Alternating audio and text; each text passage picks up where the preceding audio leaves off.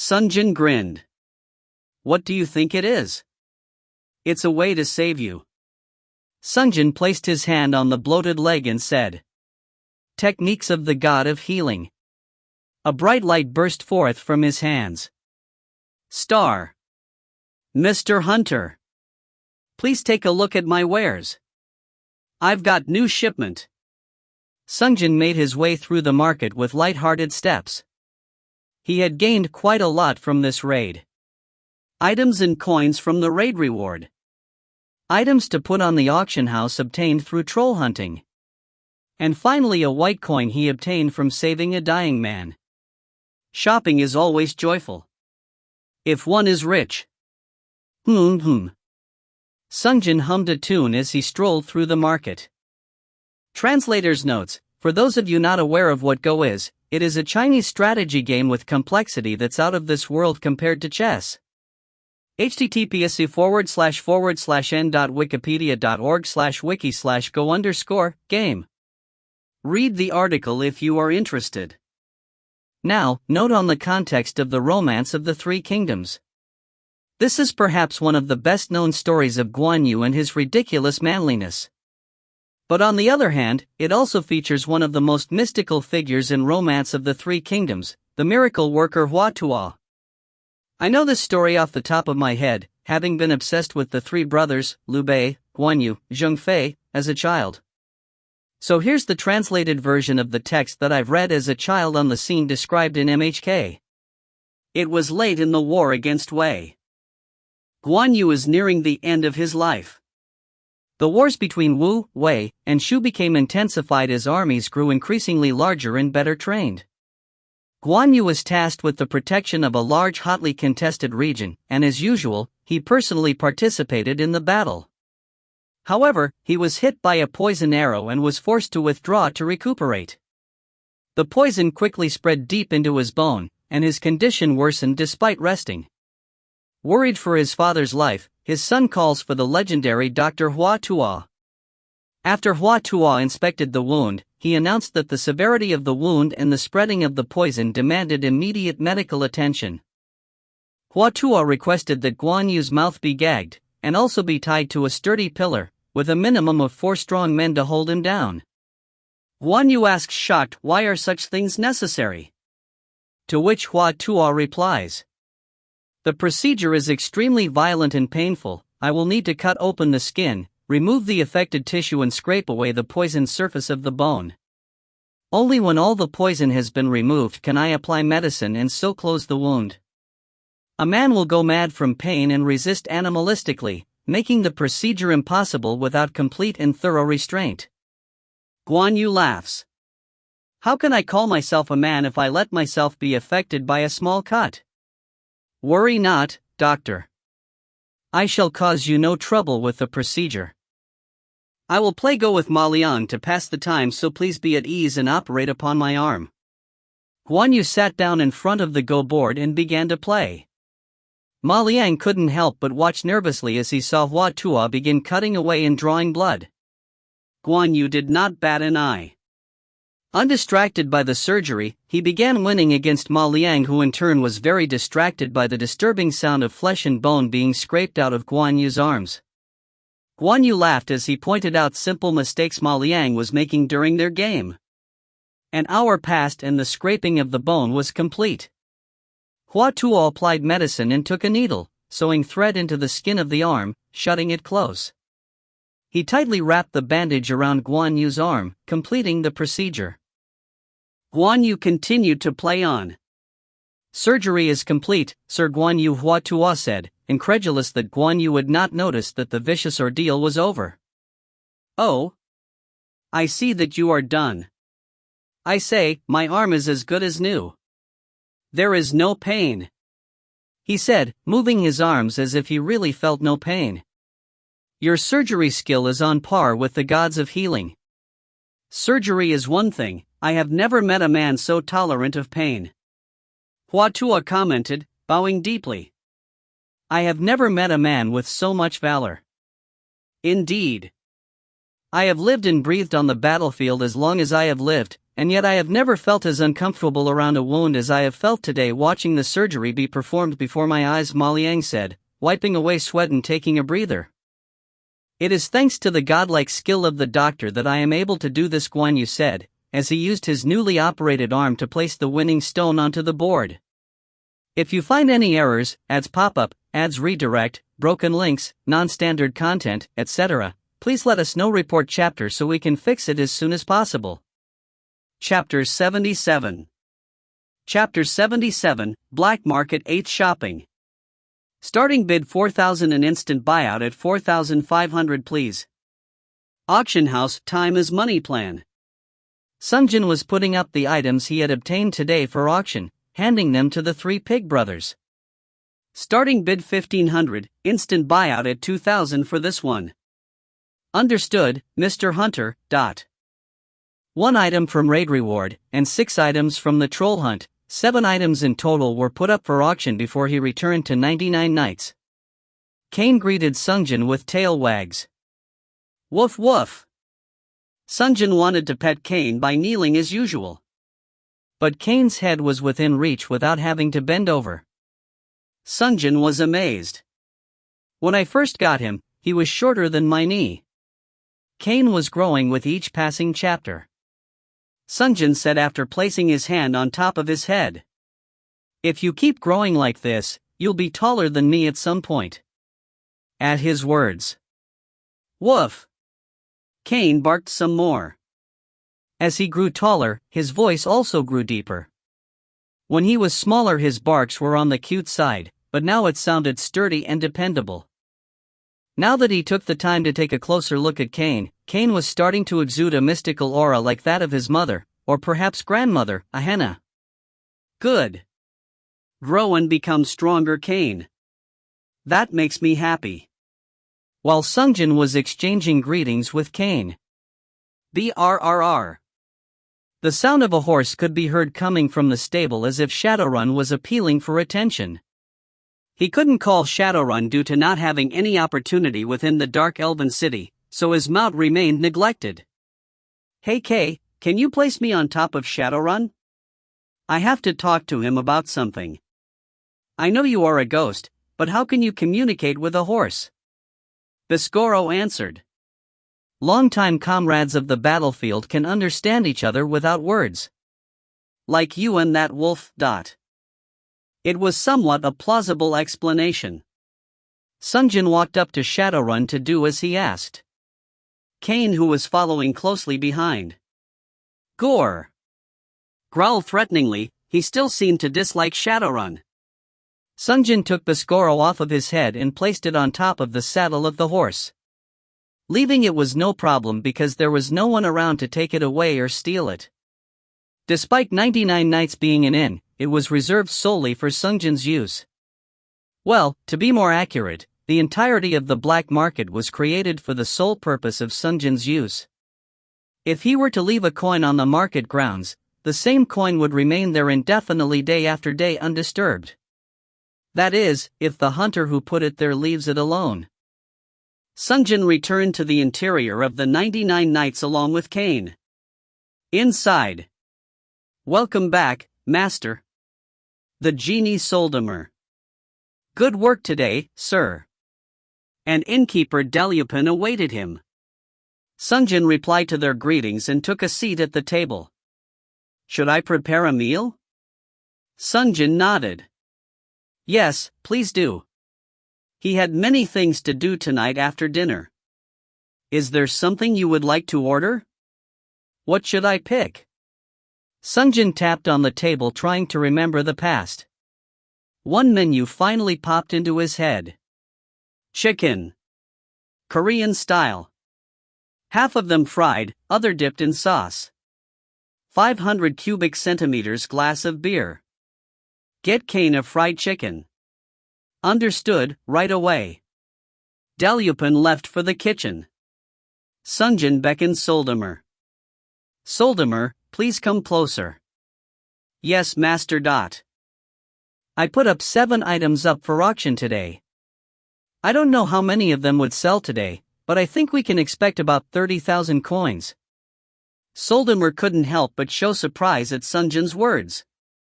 What an amazing amount of earnings! And on top of that, there's 10,000 coins from the raid reward as well, so expect about 40,000 coins to be available later today. Once we finish dinner and get the receipts, let's head back out into the market and buy a 7th class or higher spellbook from a shop. Understood, master. Not long after, Daliapin re-emerged from the kitchen with freshly fried chicken and a glass full of cold beer. Sungjin first picked up the fried chicken and took a bite. The crispy skin of the chicken gave way to the soft juicy meat hidden within. The juices which oozed out of the meat was still hot. Sungjin reached over and took a swig of his beer. Ah! Sungjin wiped away the foam from his lips and took another bite out of the chicken. Star! Bang! Sungjin put down the glass of beer. It was his 3rd cup. He had emptied the cup to the point where no foam remained. The drinks were just as good as the food served in 99 nights. He wanted to drink more, but if he took any more than now, it would affect his reason for shopping and perhaps even affect his ability to fight tomorrow. From experience, 3 glasses of beer was his safe limit. Sungjin expressed his gratitude to Daliapin. I ate really well, Daliapin. Daliapin bowed. He probably would have known without Sungjin saying anything, judging from the fact that the fried chicken was reduced to clean bones. Within the raids, Daliapin's care and cooking were one of the few sources of comfort. Sungjin exited the inn while rubbing his full stomach. The sun was setting in the distance, dyeing the sky orange. The auction house operated until sundown, afterwards the receipts for the day would arrive. Sungjin sat on the rocking chair situated on the outside of the inn and watched the sun go down while he waited for his food to digest. Once the sun finally set below the horizon. Ring ring! A delivery boy appeared out of nowhere, riding a bicycle. Upper body of a pigeon, lower body of a human, a pigeon demi-human. Daliapin came out of the inn to accept the deliveries. All of it were for Sungjin, no wonder since Sungjin was the only customer in the entire market. Daliapin thanked the delivery boy. Thank you for your work. The pigeon delivery boy completed the transfer of parcel and then ring ring!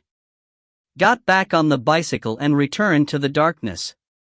Sungjin wordlessly held his hands out towards Daliapin. He handed over everything he had received. There were 6 receipts. Out of 9 total items put up for auction including 2 from before and 7 from this time, 6 out of 9 were sold today. Sungjin read through them. Receipt, 4,700 black coins.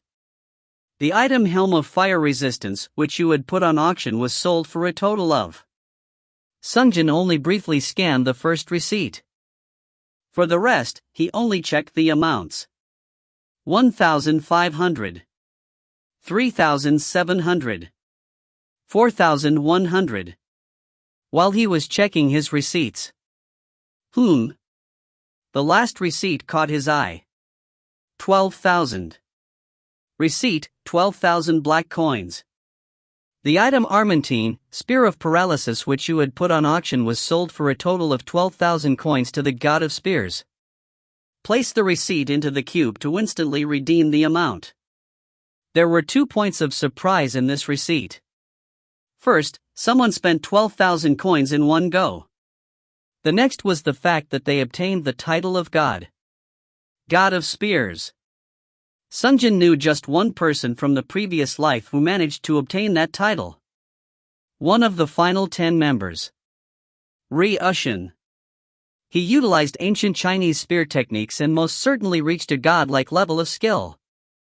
Obtaining god-tier title was difficult otherwise. I guess, he managed to survive until now as well. If his skill was anything like in the previous life, it was no surprise that he would have survived until now. Except for an extremely unlikely and excruciating situation, like if all 4 others turned against him to try and kill him, he would have had no trouble surviving. Of course, all 10 of the final members were all within that level of skill. Sungjin reminisced about him for a moment. Hey, Sungjin. Don't you think as god of spears and god of swords, we should find out once and for all who's better? His skill was undeniably great. But along with his skill came an incredibly high pride in his ability. With pride came ego and excessive competitive spirit. If anyone managed to get higher contribution point than him, he would be unable to contain himself and explode. You fucking retarded operator, how the fuck did I get so little? This side of him made him difficult to deal with. If I ignore that side, he was a good guy, maybe, we will see each other again.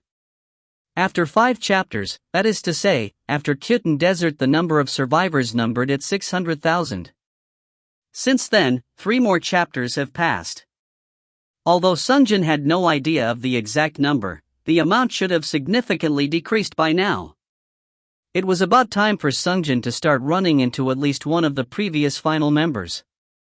Especially since Sungjin had Trollseeker Marble, which allowed him to take a look at many times more hunters per round, so chances of running into them had increased. Sungjin took a moment to think about them again. Araujo, Ryushin, Nada, Umkuba, Illich, Hildebrandt, Shunsuke, Mustafa, and Edward. Through the many hunts they shared, Sungjin had seen their personalities, even the worst parts of them, which were revealed in moments of crisis. They were all individuals of incredible skill and talent, but not all of them had a stellar character. Sungjin had divided them into groups worthy of baptism and those unworthy. The most desirable is probably Nada. And the least desirable is. Sungjin was interrupted. Attention please. Spellmaster has succeeded in completing the unique legendary Omnibus Edda, Norse mythology. All other copies will be destroyed, and the owners will be refunded by 500 coins. Sungjin stared at the cube. Spellmaster. There was only one person who could have possibly earned that title. The person he wanted least to baptize. Edward. Sungjin stood up as if he sat on lava. He didn't have time to waste, he had to get stronger. He had to get strong enough to the point where he could take on all 9 of the previous final 10 and win alone. Sungjin shoved the stack of receipts into the cube. 27,500 black coins obtained. Sungjin verified the amount and said loudly, Soldemer. Calling over his loyal genie. Sungjin had called for him in an uncharacteristic tone, and Soldemer hurriedly emerged from the inn looking a little shocked. You called? Let's go. To buy the spellbook.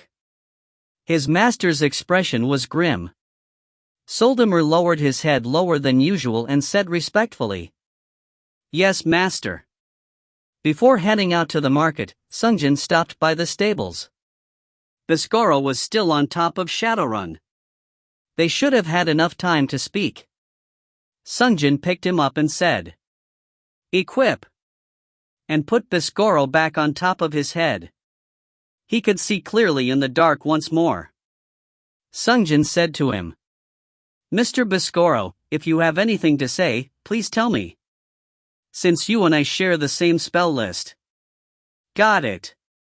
Seeing his owner prepare to head somewhere. Woof.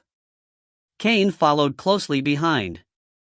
Sungjin left with Kane and Soldemer towards the darkened market. This was the first time he was heading towards the market after sundown, with the exception of heading to Darker Than Black at 4:30. If you find any errors, ads pop-up, ads redirect, broken links, non-standard content, etc., please let us know. Report chapter so we can fix it as soon as possible. Chapter 78. Chapter 78, Black Market 8th Shopping, 2. Sungjin and his 3 comrades strolled into the black market in the dark.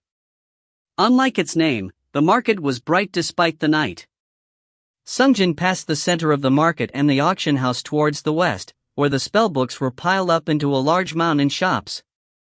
There were 5 such shops. 5 colors: blue, red, green, white and black schools of magic each had their own stands and vendors. The vendors were all half human, half dragons, only the color of their scales was different. Sungjin first walked up to the stall run by the blue-colored dragonkin. In the previous chapter of Tarakan Plateau, Sungjin had earned the title of Blue Mage. If the mana costs were the same, picking the School of Magic with the most bonus was a no-brainer. The Blue Magic shop Blue Hole is run by merchant Loch Ness Star. This shop sells various kinds of blue magic spellbooks. Once Sungjin entered the shop, the Blue Dragonkin greeted him. "Welcome. Pray, what does thee seeketh?" "I just want to look around for now." Like his color would suggest, the Blue Dragonkin had a cool and calm personality. "Do as you please." Sungjin walked up to the spellbooks. Soldemer began his explanations. Blue magic focuses on illusions and transformations. But it also covers ice and lightning magic, so it has plenty of destructive power. Sungjin checked the book covers. The names of the spells were written on the front. The ice shield he had seen before, to Ice Bolt, Blizzard Storm, Confusion, Flight, etc. A dozen or so spellbooks were on the table. "Anything you'd recommend?"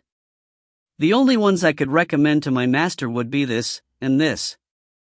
Soldemer picked out 2 volumes and handed them to Sungjin. One was Teleport, and the other was the Mana Shield. Sungjin was planning on picking them up and reading the information sheet. But even before he could, Soldemer already began explanation for his choices. Teleport is a spell that moves you to the location you can see with your eyes. It is 6th class magic. Since it moves you to where you want to be moved in the distance, it would be a great asset in reducing the amount of time necessary to move about. Location I can see? You mean I could go anywhere? So if it's like that desert or Tarakan Plateau where there are no major obstacles, I could potentially go anywhere on the map at will? Ah, of course it uses more mana the further you are trying to go. If you do not have enough mana, you'll stop somewhere along the way. I understand. Sungjin picked up the Mana Shield. He was well aware what this spell did because many mages in the late game used it. Soldemer began his explanation anyway. 7th class magic which substitutes damage taken with MP instead of HP. But I almost never get hit at all. I understand. However, in the future, since you have a sword that absorbs mana per hit, I thought that it synergizes well with you, is all. Sword that absorbs mana probably referred to Moon Spectre. He was right. Although he didn't need it anytime soon, keeping it in mind was probably a good idea.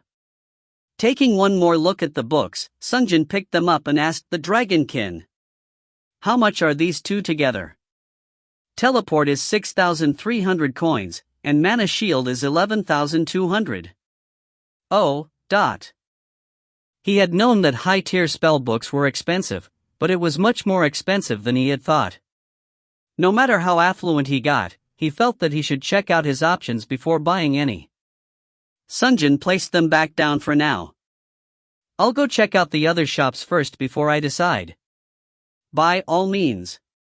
The next shop was run by a Red Dragonkin. The Red Magic shop Redburn is run by merchant Khal. This shop sells various kinds of red magic spellbooks. Hiya human. The Dragonkin must have personalities matching the color of their scales, Sungjin thought. No need to check other shops. Red magic is the best. This shop owner was quite motivated. Soldemer whispered to Sungjin. Red magic is the most destructive school of magic, focused on the offense.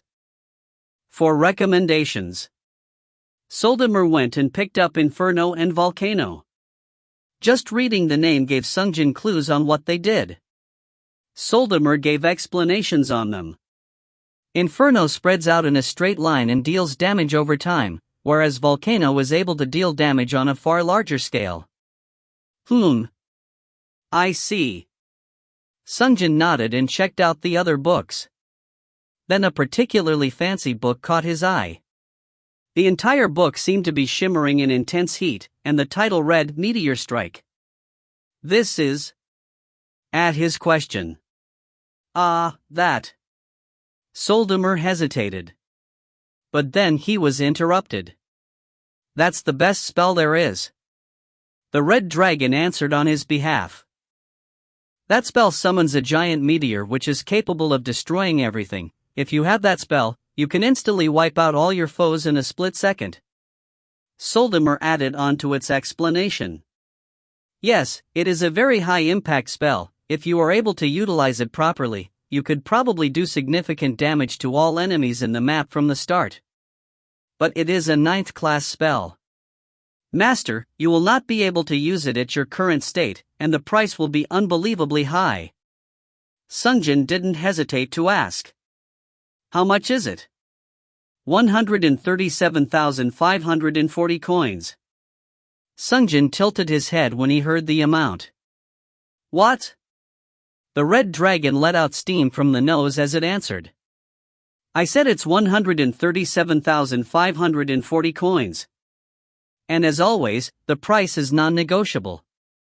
An item past 100,000 coins in cost." It was the first he's ever heard of it. Sungjin couldn't help but be surprised, so Soldimer added. "Spellbooks always increase in cost as it moves up the tier list. By 9th class magic, it is a country scale spell, so the price is something that can't help but be very high." Price being high was fine and all, but 120,000 was too over the top. Even for Sungjin, who managed to sell up to 7 items in the auction house after one raid, would need to save up coins for 3-4 raids to be able to afford it. "Okay. Next shop." "What? You're not buying?" Sungjin left behind the red dragon and entered the next shop. It was the white magic shop kept by a white dragon. The place Sungjin had originally intended to come from the start. The white magic shop White Sky is run by Merchant Marses. This shop sells various kinds of white magic spellbooks. The white dragon looked graceful. "What do you seek, hunter?" "Take your time searching." His voice was low and dignified. Sungjin first headed towards the invisibility magic. He did not have to search very far. Lifting it up, he asked, "What class is this?" After hearing that spells could go as much as hundreds of thousands of coins, he wanted to verify its price first. "It is 5th class. It wouldn't be very expensive." Sungjin kept the book and checked other spell books as well. "I do want a recovery type magic as well." Even though Sungjin wouldn't need it, he wouldn't know when it might be handy to have it around, like in the case of the previous round. And he wouldn't be able to call forth the seance of Huatua each and every time. Even if the effects weren't as impressive, having few recovery magic would be for the better. Soldimer picked one and handed it to Sungjin. It was the most famous recovery magic of all, heal. Sungjin accepted it as he asked, "What class?" 3rd class. The barrier to entry is not very high, but the effect depends on the magic power, so those without high magic power can't use it effectively. You're right." Sungjin nodded and continued to check other items. "Is there anything I can use to undo status effects?" "Take this one as well." Soldimer handed a second book to Sungjin called Purify. Purify is a spell used to heal status effects. It can remove curses, confusion, charm, and blind. "What about poisons?" "You can get that over there." Soldimer pointed towards the green-colored shop. "Okay, I need all of these. How much are these 3 together?" 7,520 coins, Sir Hunter." 7520 coins, in other words, price of a cheap legendary item. "Operator, check out." The cube moved to finalize the sale. Sungjin said to the white dragonkin, "Please send it directly to the cube." "Understood." While the operator's cube was paying and transferring items, Sungjin noticed another fancy covered spellbook. The book displayed the name Resurrection. Sungjin picked it up. Revival is possible? It was an amazing ability approaching the realm of God. Sungjin intentionally called forth the information screen this time. Spellbook, Resurrection. Ninth class white magic. Revive one deceased creature. Only usable within 3 minutes of death. Soldemer spoke from the side. Possible, yes. But in order to make use of it, you need a much higher magic power. With your current level of magic power, it won't even activate. My magic power? Whenever he used Fireball or Chain Lightning, he noticed improvements in power as his stats rose, but he never thought too deeply about the actual value of magic power he had aside from the ratio of how he invested his stat points. Sungjin asked the operator. Operator, what's my current level of magic power? 3,119, 3,587 after bonuses are applied. Sungjin turned his head to ask Soldemer. How much more do I need? Soldemer tilted his head. Truth be told, I do not know this numeric system of measuring magic power, so I do not know for sure. But from my observations of your spell power, I would estimate that it should be somewhere close to 20,000. 20,000 magic power. His highest stat was Dex, and it was only at 9,000. He would have to raise his magic power for a long time still. Ninth class magic are originally classification of spells that rival the power of God. Your magic power is rising quickly, but you can't help it that it is not immediately available. Also, Sungjin could guess what he wanted to say next. Because it's a ninth class magic. It would require an absurd amount of coins. Sungjin held the resurrection and asked the white dragon. How much is this? 141,857 coins. Cough. Sungjin let out a false cough hearing the price. It was even more expensive than Meteor Strike. Ah, understood. Sungjin headed to the green magic shop next. But on the way, he had a question. Hey, so what's the ninth class spell for blue magic? Soldemer stared at Sungjin for a moment before answering. To tell you the truth, it's the spell I was developing for the past few hundred years within my lamp. What is it? At Sungjin's insistence, he finally answered. It is time reversal magic. As you might imagine, its magic used to go back in time. But Sungjin did not listen to Soldemer all the way before entering the shop. He immediately asked the owner. Do you sell time reversal magic here? The blue dragonkin couldn't help but open his eyes wide at his question. And after searching through a pile of books, he took out a fancy and well-decorated book and handed it to Sungjin.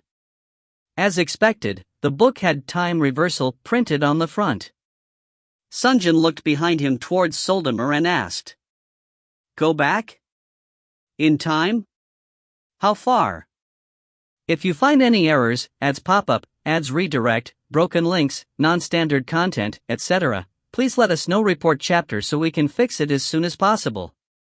Chapter 79. Chapter 79, Black Market 8 Shopping, 3. Sungjin asked, holding up the spellbook. If I use this, and go back in time, my memory remains intact? Yes, of course. If I reverse time, how many seconds can it go back? That depends on the magic power. As he listened to Soldemer, Sungjin felt. If I want to master magic as well, I'm going to need more stat points. The effectiveness of a spell is proportional to magic power. And in order to properly utilize it, he also needed a fairly high value of mind power, which affects MP. Sungjin originally wanted to continue using swordsmanship as his primary source of damage and use magic on the side as a backup support utility. But the more he found out about what magic was capable of, the more he wanted it. According to my research, magic power affects the rate in which you go back in time, and mind power affects the duration of time reversal. With Master's current level of magic and mind power, draining your entire pool would result in some fraction of a second of time reversal, but of course, such a small reversal of time would prove to be useless. Sungjin asked while holding the book up. How much is this? The blue dragonkin skipped straight to the price. 162,414. It was a monstrous sum. But considering its effects, it was a reasonable amount. In a fight against a master, being able to go back in time for even a few seconds would be a significant advantage. And, even omitting combat usefulness, he could think of a few other utility for it. Sungjin put down the book for now. I am glad that I came. Even though he was unable to afford the spells he wanted for now, these spells would be immensely useful in the future. Sungjin headed to the green magic shop next. Welcome. Is there something in particular you are looking for? The green dragonkin was soft-spoken and polite. I am looking for magic to nullify poison. Ah, we have that, here. The green dragonkin searched for and handed Sungjin a spellbook. Neutralization. It was a type of purification magic. Soldemer added an explanation from the side. The potency of the purification is affected by magic power level. The type and severity of poisons and toxins it can counteract grows with magic power. How much is this? It is 3,570 black coins. Check out. Please. Once Sungjin was done buying the spell he wanted, he asked. Do you sell 9th class magic here? Of course. As if he was prepared to hand it over at any time, the green dragonkin pulled a book out of a stack and handed the fancy well-decorated book to Sungjin. The book title read Force of Nature. It was difficult to tell what this spell does with only the name. Sungjin accepted the book and glanced over to Soldemer. He quickly understood what his master wanted and began an explanation. This magic turns the very environment into a friendly state. The explanation was a little lacking. When Sungjin made a face, the green dragonkin further gave an explanation. Force of Nature, it is a spell that makes all animals, plants, and even the unseeable amoeba in the area wish to be helpful to you. For destruction or reconstruction, whatever you wish. It was a more detailed explanation than before, but he probably needed to use it firsthand to fully understand what it does. Sungjin put down the book for now. Thank you for explaining it to me. The last place Sungjin went to visit was the black magic shop kept by a black dragonkin. The black dragonkin saw Sungjin enter the store, but he looked annoyed. Ha! If you want something, get it and get out. How unsociable. Sungjin checked a few things in the shop. It was a shop full of curse-type magic like Rise of the Undead, Age Confusion Slow. Sungjin asked Soldemer. Any recommendations? From here, something like this would be good. Soldemer handed Sungjin a spellbook of Anti-Magic Shield. It is a spell which can be prepared ahead of time to block a single incoming spell. A type of magic counter, so to speak.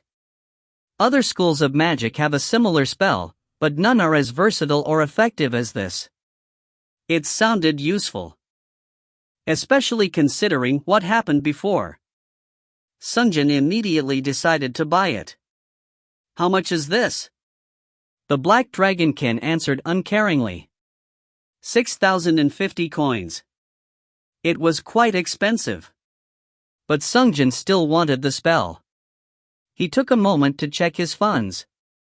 Operator, how many black coins do I have left?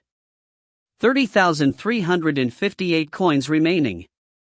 He still had a large sum remaining, but he needed to save money for spending it at Darker Than Black. Star of the Nameless is one thing. I wanted to get 1 or 2 more marbles. Sungjin began calculating in his head. Let's see. Teleport was 6,300 if I get them both. 12350 coins, then I wouldn't have enough for the star. He would have to choose between the 2 spells. Sungjin deliberated on his choice before finally making up his mind. Since I already have invisibility, I can forego the teleport for now. I want to buy this, please. He purchased the Anti-Magic Shield spellbook. He didn't need Soldimer to tell him that he would need strong magic power to stop powerful magic. After buying the spell he needed, he searched for the 9th class magic spell again and found it. The 9th class magic spell was called Summon Black Hole. Even the name was terrifying. Soldimer gave an explanation to Sungjin. It is not a well-known spell. The red magic spell Meteor Strike causes only physical damage, but Summon Black Hole, it causes damage across the dimensions, or so it is said. Okay. Sungjin couldn't really tell how it worked. Black holes were a difficult concept to grasp to begin with. Once Sungjin was done taking a tour of the magic shops, he ended his shopping. In the end, Sungjin bought 5 spells: Heal, Invisibility, Purify, Neutralize, and Anti-Magic Shield. After taking a look at the spells he purchased, Sungjin realized that they were all supportive magic befitting a magic swordsman rather than a true mage. Since he was a swordsman to begin with, it couldn't be helped. Later, once I have higher stats, I should be able to use those spells. Sungjin left the market and re-entered 99 Nights. He memorized all the spells he obtained and went to bed as early as he could. He still had business to attend to in Darker Than Black. Star. Welcome. The merchant in Darker Than Black welcomes Sungjin with wide open arms. So how goes the hunt? So. Sungjin answered indifferently as he sat down in front of the merchant. I have a question for you. Ask anything. Sungjin took out the Romance of the Three Kingdoms out of his vest and placed it on top of the table. About this. The man picked up the book and commented. This thing. It's quite fun. I've read it at least 10 times, I think. It's a great item, but there are moments when it is difficult to read it. Any solutions? Well, if you think so. The man pulled out something from his pocket. It was a luxurious-looking gold-framed monocle. Gourmet's old monocle. It reads the book on your behalf. Gourmet. It was a familiar name. Sungjin searched his memories for a moment before responding. Gourmet? The bookshop owner Gourmet? Yes. It is the monocle Gourmet used to wear. Sungjin picked it up to check the operator's information screen. Gourmet's monocle. Heroic accessory. Active skill. Substitute reading, I, reads the book on behalf of the user. Gourmet's monocle. He initially had only one bad eye, but through years of intense reading, sight in both eyes went bad. This is worth 15,000 black coins. Will you buy it? Sungjin stared at the item. He had 24,308 coins remaining. He wanted to buy this as well as the Star of the Nameless. But instead of those, just give me 2 more Troll Seeker marbles. He chose to buy more marbles instead. Judging from the previous rounds, he had plenty of time left over. Instead of buying items that he wouldn't immediately need, it made more sense to invest in increasing his income. Sungjin took out the 3 marbles from his pocket. And recharge these. Total is 23,000 coins. Check out. Now Sungjin had a total of 5 marbles. Now, I should be able to get almost 450,000 coins per raid. That was Sungjin's thoughts. Since he purchased spells he needed this time, he could buy the items after the next raid. Sungjin pulled out the white coin next. And, with this, the man was surprised each time Sungjin brought the white coin. Where did you get this one? A long story. Anyway, you said there's nothing else other than the holy water that I could be buying with just 1 coin, right? Right. Sungjin thought for a moment. Rather than save up white coins, it would be more beneficial to buy and carry a second holy water of baptism, since he was expecting to enter 6 realms per chapter. What if he ran into 2 hunters he really liked? Then give me another one. Sungjin flicked the coin over to the man with his thumb, and the man snatched it out of the air. Once he put it away into his vest, he pulled out another vial of holy water of baptism. Sungjin also placed this into the cube. He stood up from his seat. "It was good doing business with you as always." "Yeah." Sungjin wanted to leave right away. No matter how often he came here, he couldn't get used to it. But on his way out, before he reached the stairs, he suddenly thought of a question. Sungjin stopped and turned around to re-enter the shop to ask the man, "Hey, I no longer have a problem with making money thanks to the 5 marbles I have purchased, but my stat points aren't keeping up. So, is there any way to dramatically increase my stat points?" The man grinned at Sungjin's question. "I have thus said, he who seeks questions get answers, and he who seeks answers find questions. I believe you have finally gotten used to how this shop works." The man pulled out a small triangular vial about the same size as the holy water of baptism from within his vest. It was filled with black liquid. It's an elixir. The moment you drink it, it raises the total amount of unallocated stat points you have. Sungjin stared at the vial of black liquid before asking, "So, how much, Star?" In the early morning, when Sungjin arrived at the 99 Nights, he headed back to bed. But he couldn't sleep. Ninth circle spells, and the elixir. There was a lot on his mind. After spending 20 minutes rolling about the bed and staring up at the ceiling, Sungjin got up from the bed. He picked up the information sheet left behind by Dalyupin. Sungjin carried that downstairs to the lobby, but he was also not feeling very hungry. He said to Dalyupin, "1 vine of grapes, and 2 oranges please."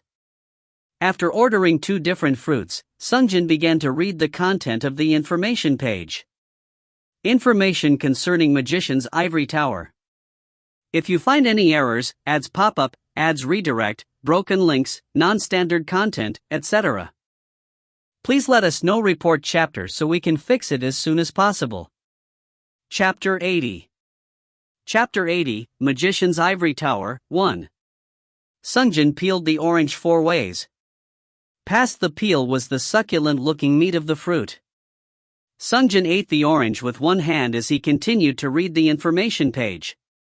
Chapter 9, Magician's Ivory Tower Raid. Objective, hunt the Mad Magician Lenin. Time limit, 1 hour 30 minutes. What caught his eye was the part where it said Chapter 9. Ah, so we're already at this point. The reason why Sungjin was acting this way was because of the 10th chapter, the Red Dragon's Lair. From that point onward, the raid format would change from 5-man teams to 10-man teams. And the raid boss Red Dragon Gal was stronger by over 2 times than previous raid bosses. Being unable to work in groups of 10 would inevitably lead to casualties. And the boss was strong enough that Sungjin had no assurance he could overcome it on his own. I need to better prepare myself for the next raid. Sungjin put down the information sheet after wrapping up his thoughts. He moved on to final preparations for the raid. Operator put 2,500 points in strength, 2,500 in dexterity, 1,000 in stamina, 1,000 in magic power and 2,009 in mind power. Sungjin initially wanted to try raising magic power by a large amount to enable the use of 9th class magic as soon as possible, but taking that route could lead to weakening his overall power. As he experienced thoroughly during the fight with the exiled Dark Elf Kallian, neglecting to raise strength and dex could lead to instant death against bosses. But if I follow that kind of logic, I should be keeping Master Hunter activated at all times. But for now, he was in no position to take away the adjudicator, since doing so would effectively cut his income by half. He once again vowed to purchase the Star of the Nameless after this raid. Sungjin took a moment to recall his memory of this raid's hidden element. Yeah, I remember where it was. Since he knew where the hidden element was, he would only need to use 1 round of Treasure Hunter active skill to find the hidden boss. From this point onward, Sungjin knew 1 or more hidden elements of each chapter. This was due to the fact that past this point in the raids, the other hunters had become aware of them and In that chapter, it was hidden there. Gossiped about where the previous raid's hidden elements were found. Completing his preparations, Sungjin peeled the last orange and ate it. But meanwhile, Rajan, egg of gold, has trembled twice. The operator gave an announcement. Oh right. He had forgotten again. Operator, give me that for a sec. The cube ejected the golden egg, and Sungjin inspected it. Regenta, golden egg. Legendary egg. Passive skill. Primordial tremor, 3, tremble 3 times in 1 day. The bird strives to leave the egg. The egg is the world. To be born, one must destroy one's world. What's this? It changed again. Sungjin thought to himself. Suddenly the egg shook. Tremble. Sungjin held onto the egg tightly to prevent himself from dropping it. And then the egg shook a second time. Tremble. And then a third. Tremble. And at the same time. Crack. The egg burst open, and he could see an eye from within. Sungjin stared at the eye beneath the eggshell. There was a slimy eagle chick blinking within. The operator gave an announcement. Congratulations! The legendary item Regenta, golden wing, obtained. Sungjin carefully placed the egg on top of the table. The eagle broke open its egg and climbed out. And finally, Sungjin realized that the creature was no eagle. It had the eagle's head, but with the lion's body. The squirrel was first to speak. It's a griffin. That was the case. Regenta was a griffin, the wings were golden in color, so a golden griffin. The squirrel gave a suitable title to the creature. The color of the wing suggests a rare breed, so I guess it is a royal griffin. It must be of a noble birth. Soldimer, who stood at the side, also commented. Oh, it is a royal griffin. This breed of griffins is born with a stronger resistance to magic than any other breeds. Kane was wordlessly staring at the baby griffin with his ears pointing straight up. With everyone watching, Sungjin picked up the baby griffin. The griffin was a little large considering it was just born. Estimating its size, it looked to be about 60 cms. Roar! It let out an adorable cry. And at the same time, a 10:1 miniature version of the golden egg appeared in Sungjin's hands. It was probably similar to Kane's wooden figurine for summoning purposes. Sungjin looked back and forth between the egg and the newborn griffin. The griffin stared at Sungjin with big round eyes. Species of birds imprint with the first being they see when they are born, considering the being to be their parents. Since the griffin had the upper body of a bird and lower body of an animal, Sungjin wasn't sure if it was considered avian or mammal. But whichever the case it was clear that Sungjin ought to raise it. Operator, how much time is left? Raid will begin 1 hour and 32 minutes from now. Sungjin took a glance at Dalyupin. Dalyupin was watching the scene from afar. Dalyupin, please take care of this child while I am away. Dalyupin gave a bow. Understood, Sir Hunter. Meanwhile. Roar! The baby griffin sat on top of Sungjin's hands and gave another adorable cry. Its cuteness level knew no bounds. Sungjin spent the remaining time playing with the baby griffin and was finally teleported away to the magician's ivory tower. Star. The town was in flames. The burnt wooden structures collapsed and choking ash filled the air. Kaya. A scream could be heard in the distance. It was the scene of hell. At the center stood a lone and pale ivory tower. The operator gave an introduction. Welcome. This is the magician's ivory tower. It is the place where the magician Lenin, the one who burnt the town, lives. Please be warned, the mad magician is not the only one who lives here. His dangerous experimental homunculus also roams the tower. As soon as the operator was done. Ha ha ha ha ha ha ha. Burn! Burn! A silhouette of a mage throwing fireball after fireball into the town from the sky could be seen. This was the mad magician Lenin. His magical attacks burnt all the remaining structures in the town. After exhausting the targets in the town, the mage flew back to the top of his tower and disappeared. Sungjin had a thought. Wait. If I could fly up there, couldn't I just go straight to the boss? Unlike the Count Dimitri's castle ruins, this raid had more freedom. If he could fly like the mad magician, it looked possible to skip to the end. Sungjin now had a total of 5 Troll Seeker marbles. In order to use all 5 of them, he needed a minimum of 50 minutes. In other words, he had to complete all the parts of the quest within 40 minutes. He had to find a shortcut. As Sungjin was watching the top of the tower, the other hunters arrived. Synchronizing other hunters. The summoned hunters had the following titles: Mountain Hoplite, Highlander, Green Magician. It was now difficult to see any ordinary titles, only the best remained alive. Greetings. Let's work together. Everyone was familiar with the raids. And among them, the Green Magician raised his hands and... Anyone found hidden pieces or bosses? He asked the group. The Hoplite and Highlander raised their hands.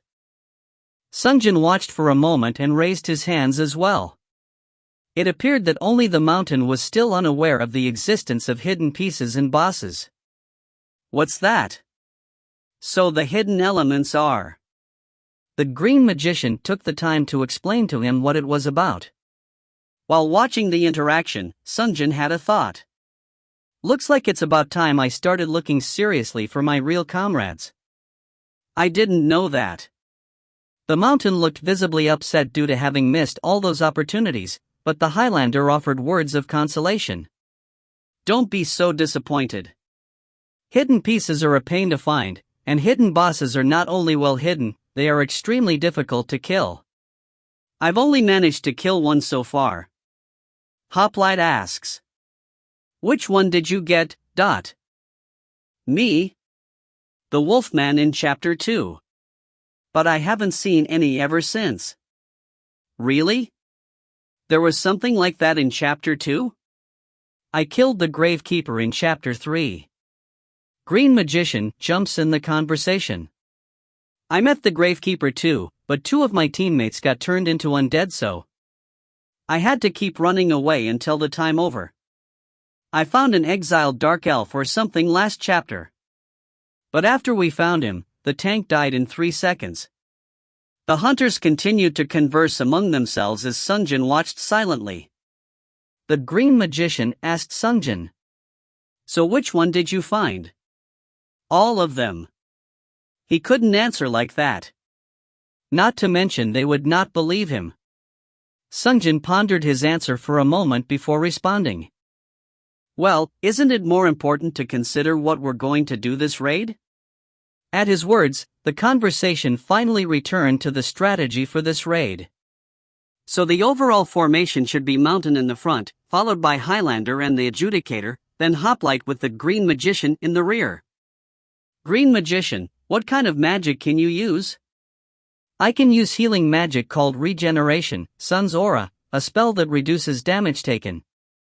While the 4 men were earnestly discussing the plans for this raid, Sungjin continued to stare off into the distance at the Magician's Tower. The top of the tower did not end in a point, but on a flat landing. The raid boss Mad Magician Lenin awaited the hunters at the top level on the 10th floor. Originally, the hunters had to fight through each of the floors to reach the boss. But it looked like it should be possible to take the magic carpet all the way up to the top floor and skip right to the end. If so, I could finish the raid by myself. Otherwise, I'd have to go along with these guys. Meanwhile, the hunters were wrapping up the talk. Okay, let's do this. Glad to be working with you. Alright, good luck everyone. This party seemed to be going in the right direction. At least on the surface. Raid will begin in 10 seconds. 9, 8, 7, 6, 5, 4, 3, 2, 1, 0. The raid began, and the door to the first floor of the tower opened up. "Let's go," Mountain declared, but Sungjin stopped them. "Wait a minute." Sungjin took out the carpet from the cube. Flight. He flew up the side of the tower alone. "Hey! Wait!" Other hunters were staring up at Sungjin. Despite feeling the hot stare on the back of his head, Sungjin continued to climb the tower alone. At the top was a beheaded corpse of a lion. "What is this?" Sungjin thought as he landed on the top floor of the tower. When he moved closer, he saw a magic circle drawn underneath the corpse. Like the name would suggest, truly the act of a mad magician. Sungjin ignored the corpse and looked around for a stairway down. The way was open. If he were to enter through there, he would likely face the boss right away. Sungjin rode the carpet back down towards the ground, and about halfway down, he addressed the rest of the hunters. "You guys cooperate and make your way up the tower as fast as you can. I'll give you guys a reward if you do." "What?" Everyone was shocked.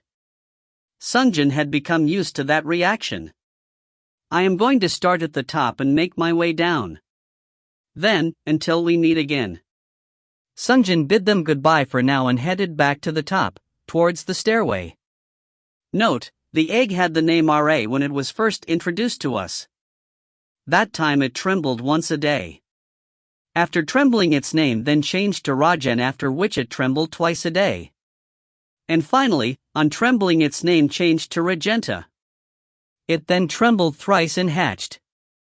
If you find any errors, ads pop up, ads redirect, broken links, non-standard content, etc., please let us know. Report chapter so we can fix it as soon as possible. Chapter 81. Chapter 81, Magician's Ivory Tower, 2. Sungjin returned to the top of the tower riding the magic carpet where the beheaded lion lay on top of the magic circle formation. Just, why? Sungjin looked around the roof. There wasn't anything else worth noting. And from the stairway, ha ha ha ha ha ha, he could hear the mad laughter of the magician Lenin. Sungjin recalled his past memories. Freeze. Burn. Die. This raid's boss was so out of his mind, he was impossible to predict. This raid was originally designed to be beaten from the ground floor up to the 10th floor where the boss awaited, but Sungjin jumped to the top and was planning on working his way down. In other words, just one floor down was the raid boss. On top of the stairs, Sungjin held the Artemio instead of the Blood Vengeance. This weapon was a specialized sword to combat mages. Not only does it reduce damage taken via spells by 20%, but it could also reflect spells. Phew! Sungjin took a deep breath before heading down the stairs. At the center of the tower was a large gaping hole spanning across floors. Above the void was the mad magician, talking to himself. Why? Why pick that child over me? I can't accept it. Damn that senile old man. Sungjin, who was sneaking his way down the stairs, noticed the magician yelling at thin air and thought, "Hey! I might be able to finish this faster than I thought." Most mages aren't able to deal with Sungjin's blade up close. If he manages to get close, he could end the fight in a few seconds. Sungjin recited an incantation. Freedom from all prying eyes, invisibility. Sungjin's body disappeared from sight. Meanwhile, the crazed magician Lenin continued to yell at nothing. Yes. Right. That has to be it. He must have thought. He must have believed I would overcome him. Yes. He was afraid of me. Because I am a genius he cannot hope to contain. Star. While he was busy talking to himself, Sungjin continued to sneak upon him. He had earned the assassin title last round. 1 or 2 shots should take him out. Yes, I am a genius, a genius. I will beat that old one. He was now about 2-3 meters from him. When he was about 2 steps away from the boss, Sungjin leapt. But, you little piece of shit, Lenin suddenly disappeared with a flash of light. Clang! Sungjin's swords found nothing but air, striking the ground and leaving marks. Lenin reappeared a distance away. The operator made an announcement. Warning! Boss! Mad Magician Lenin has appeared. Sungjin failed his assassination once again, although this was only his second attempt. Why can't I do it? He thought to himself. Lenin took out a staff from under his coat. It was a long stick with 3 heads decorating one end. A strange staff. Stranger still, because the heads were alive and moving. Woof woof. Arf. Grr. Each of the heads made noises on their own. Oh yeah, I forgot about that. What weird tastes. Sungjin frowned. Lenin said to him. I knew you were approaching me since a while ago. Cerberus warned me ahead of time, assassin. Cerberus, it seemed to be the name of the 3-headed staff. If there are 3 dog noses, noticing my scent is a foregone conclusion. Assassination was difficult to pull off. Sungjin took up a proper fighting pose and prepared his swords. If assassination does not work, all he had to do was defeat it normally. Who are you? Did the puppet king send you? Or the old man? I don't care either way. I will immolate you, freeze the corpse, and then present your severed head. He continued to speak nonsense. He was undoubtedly insane, too far gone. Sungjin had no time to listen to his mad ramblings. The crazed magician Lenin began an incantation. Blink. The boss disappeared. This was the most annoying factor about this boss, the ability to instantly teleport to any location within the tower. He heard an incantation from behind. Burn everything in your path, fireball. Sungjin hesitated for a moment before deciding to use the spell he had just learned. Spell-devouring magic field, anti-magic shield.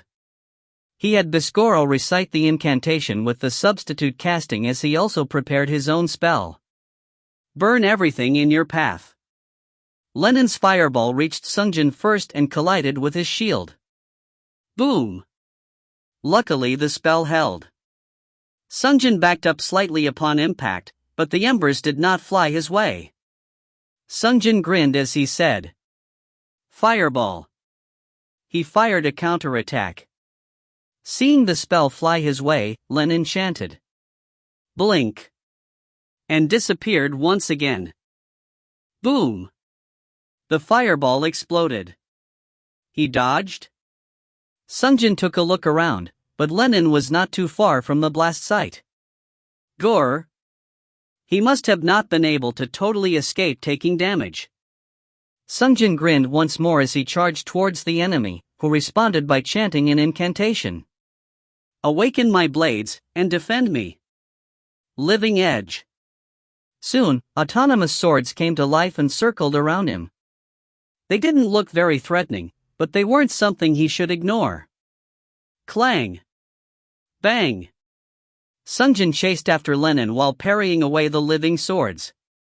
The magician retreated while waving his staff towards Sungjin away. Despite his inaccurate swings, the 3 dog heads attached to the ends. Grr. Kept on trying to bite Sungjin. Annoying.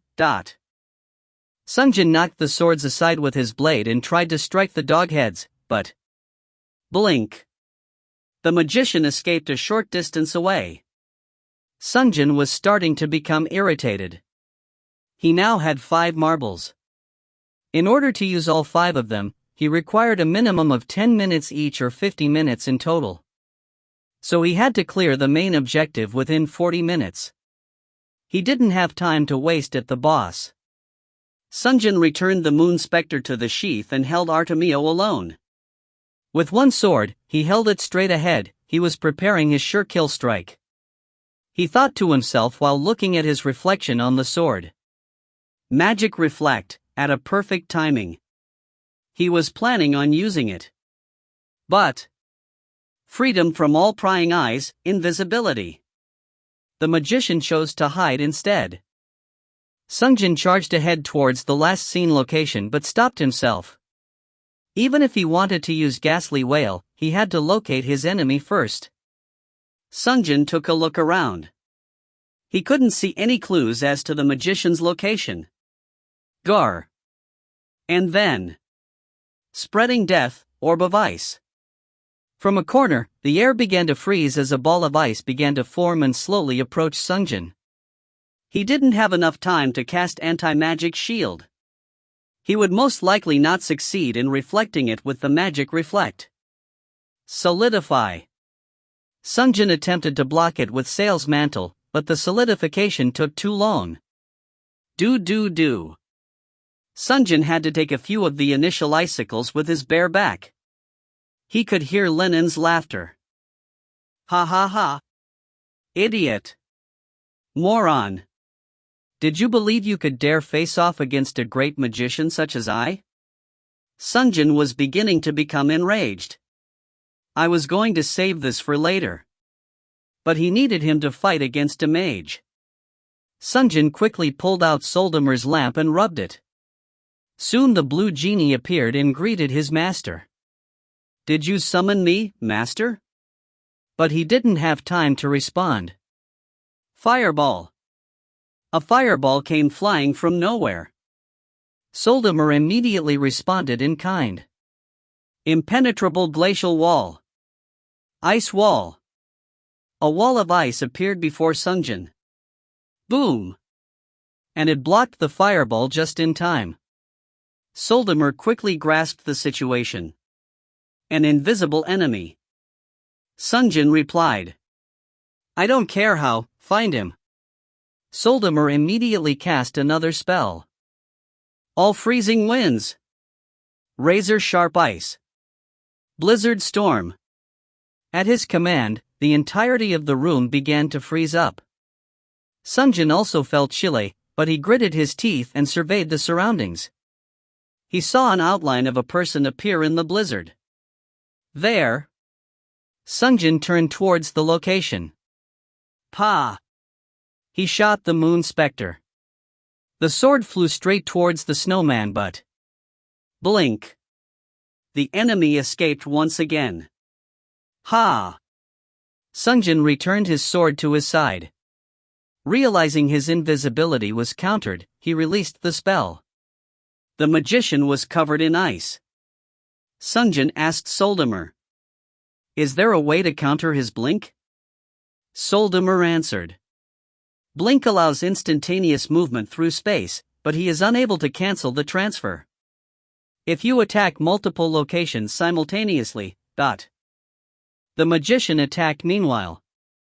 Melt the skin and rot the bones. Killing cloud. A purple fog appeared from the staff. Sungjin could tell just from the color that the fog was dangerous.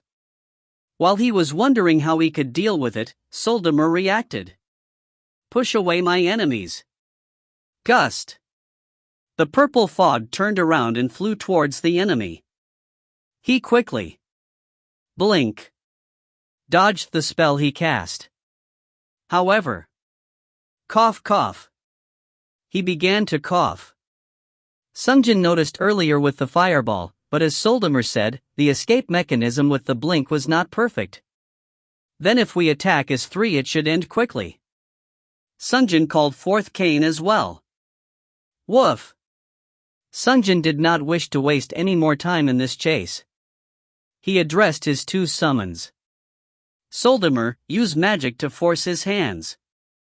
I will go around towards his left, and Kane, chase him from the right. Intentionally move to his right side. After his short command, Soldamer began casting his spell. Lance which pierces all. When Soldamer's spell came flying. Blink! Magician used his spell to escape, but Kane was waiting where he reappeared. Even he could not cast blink back to back. He swung his staff Cerberus to retaliate. Woof woof! Arf! Gore! The 3 heads of Cerberus bared their fangs towards Cain, but Cain knocked all 3 heads aside with a single swipe. Whine! The heads all cried out in pain at the same time. Lenin lost his grip on the staff and became disarmed. Cain came charging forth. Lenin became frightened and yelled, "Blink, dot!" and teleported, but it was close to where Sungjin was waiting. Got you now. Sungjin had intentionally kept his distance while Cain was fighting. Sungjin quickly swung the Moon Spectre. Ack!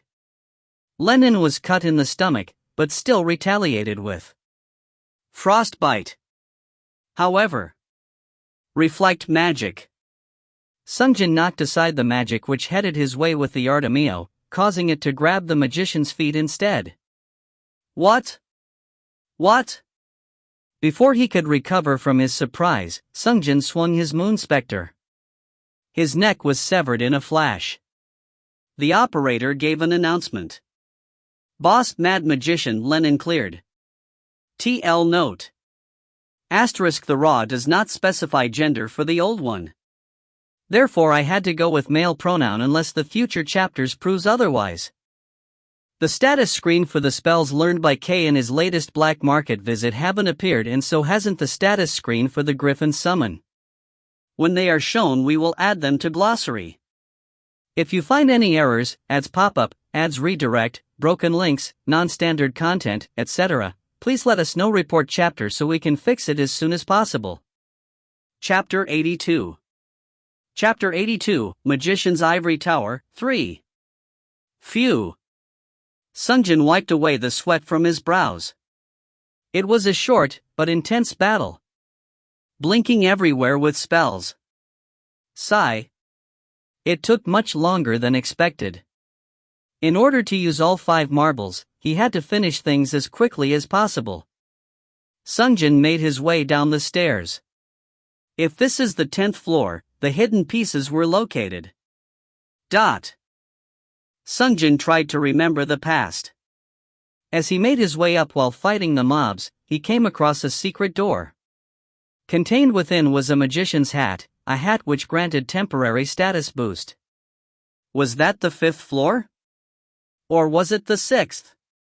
It was the place where a man-scorpion was, but he couldn't recall as to its exact location. He was too busy trying to survive first time around, where clearing the objective was a difficult challenge in of itself. He didn't have the time to sit around memorizing the location of secret items. Sungjin thought to himself. Well, I should see it as I descend. Let's go Soldimer, Cain. Sungjin climbed down the stairs with his 2 summons. The summons lasted 15 minutes thanks to the summoner passive. It was in his best interest to make his way down the levels while he still had dependable allies. And thus he arrived on the 9th floor. The 9th floor unexpectedly had a large black goat roaming the level. The goat looked innocent enough. But... bah! When the goat let out a cry, Sungjin felt sleepiness wash over him. Resistance proved futile, and his eyes closed themselves. Sungjin was about to call out Soldamer's name, who was following behind him. Soldam. He didn't manage to finish before falling asleep. Electronic touch. Soldamer used electricity to wake him, but the goat was already charging upon him. Sungjin braced his 2 swords against the goat's charge, but... pow! Cain came flying like a thunderbolt from the side, crashing into the goat's side and flinging it away. Bah! The goat cried as it was pushed away. Cain returned to Sungjin's side. Gore! Cain bared his fangs and made threatening growls. Thanks, Cain. Sungjin thanked him as he recalled the past. The goat was no ordinary goat, it could cast magic, a goat magician. Probably a creature created by the mad magician Lenin. The goat began to cry again. Bah! A magic circle appeared before the goat. A fireball was fired from the magic circle. It was much smaller than the one fired by Lenin, but it was still quite a size. Sungjin chanted a spell. Anti-magic shield. The ball of fire flew straight at Sungjin. Boom! And exploded. What kind of goat shoots fireballs? Regardless of how strange the monster was, he had to beat it quickly. Sungjin charged towards the goat again. The goat swung its head around, trying to attack Sungjin with its horns. But that was a mistake. There was no way it could hope to beat Sungjin in a melee. Sungjin didn't bother dodging its horns and used the Moon Spectre to strike the horn. Crack! The horn broke off with a loud snap. The goat's prized horns were cut off with a single strike of the sword.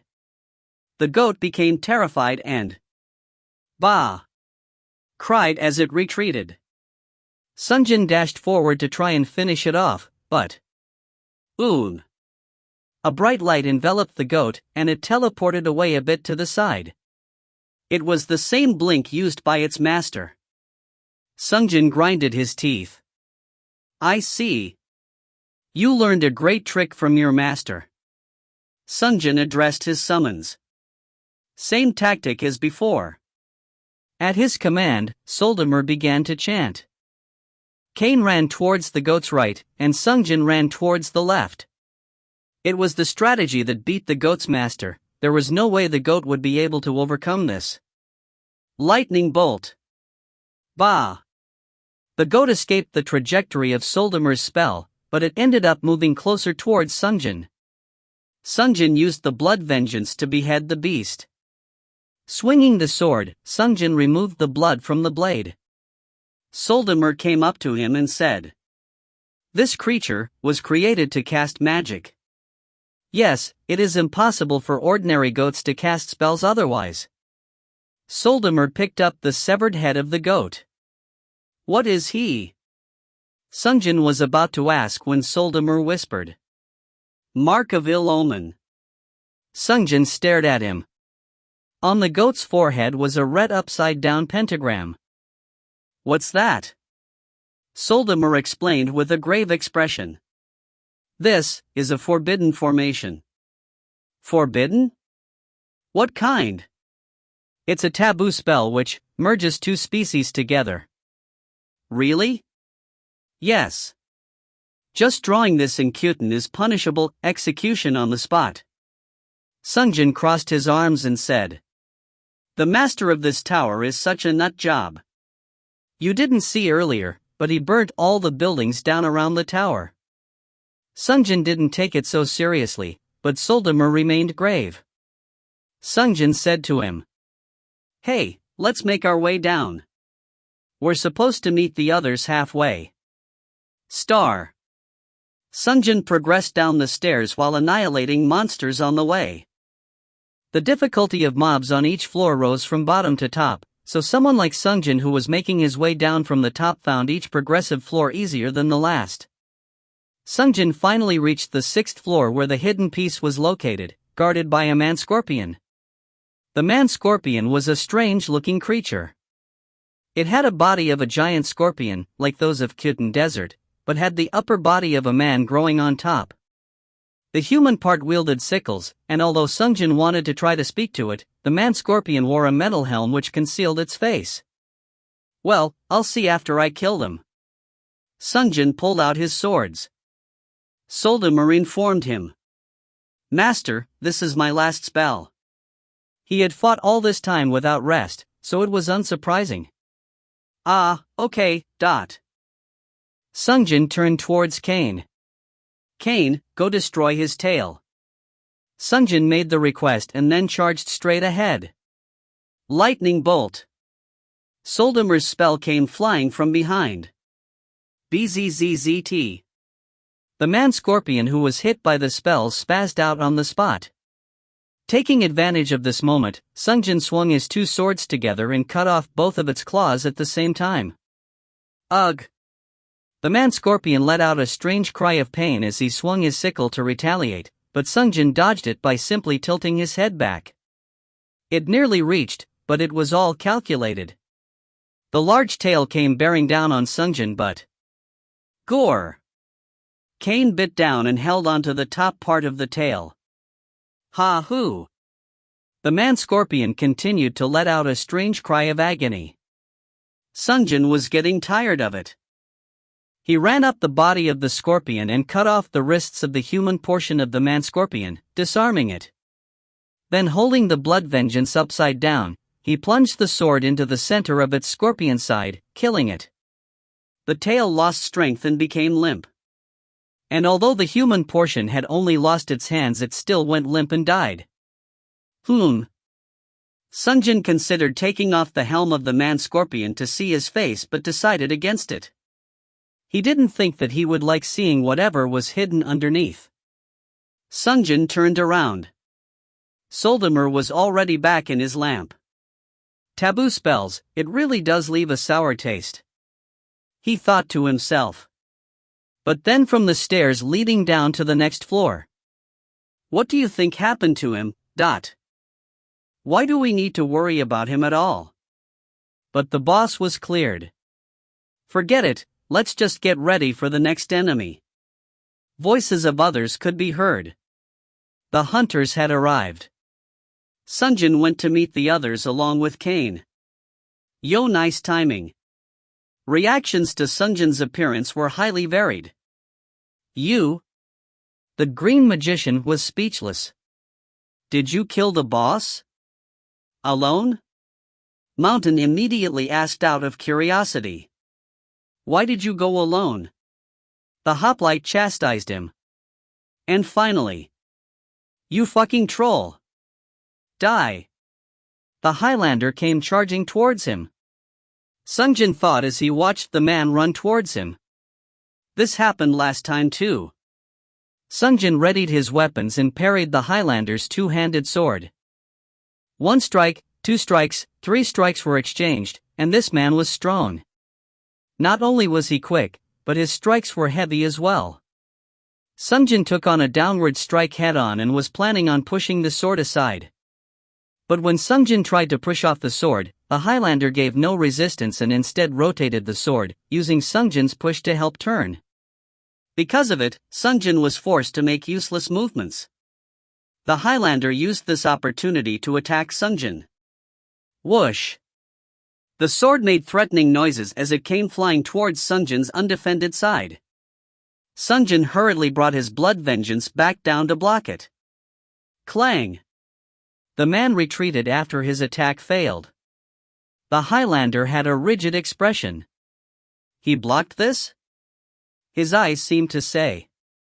But Sungjin was also surprised as well. The attack just now required his full attention to block it. If he did not have at least double the dexterity and strength, he would have fallen prey to the earlier attack. Hey, he's really good. Sungjin just stared at the man. The Highlander was a young white male.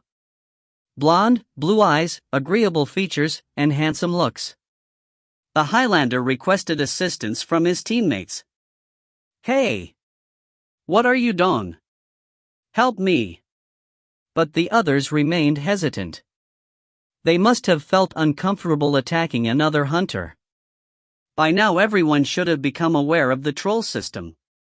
They must not want to land the first strike. Sungjin found it interesting. Curious about something, Sungjin decided to test the trite Eye of Jeremiah. Sungjin touched the earring hanging from his right ear. The earring required a conversation to activate. Sungjin faced the other hunters and said, I am not a troll. All I did was run ahead. And soon he heard everyone's voices all at once. So the announcement about killing the boss was true? But isn't that exactly the same thing as trolling?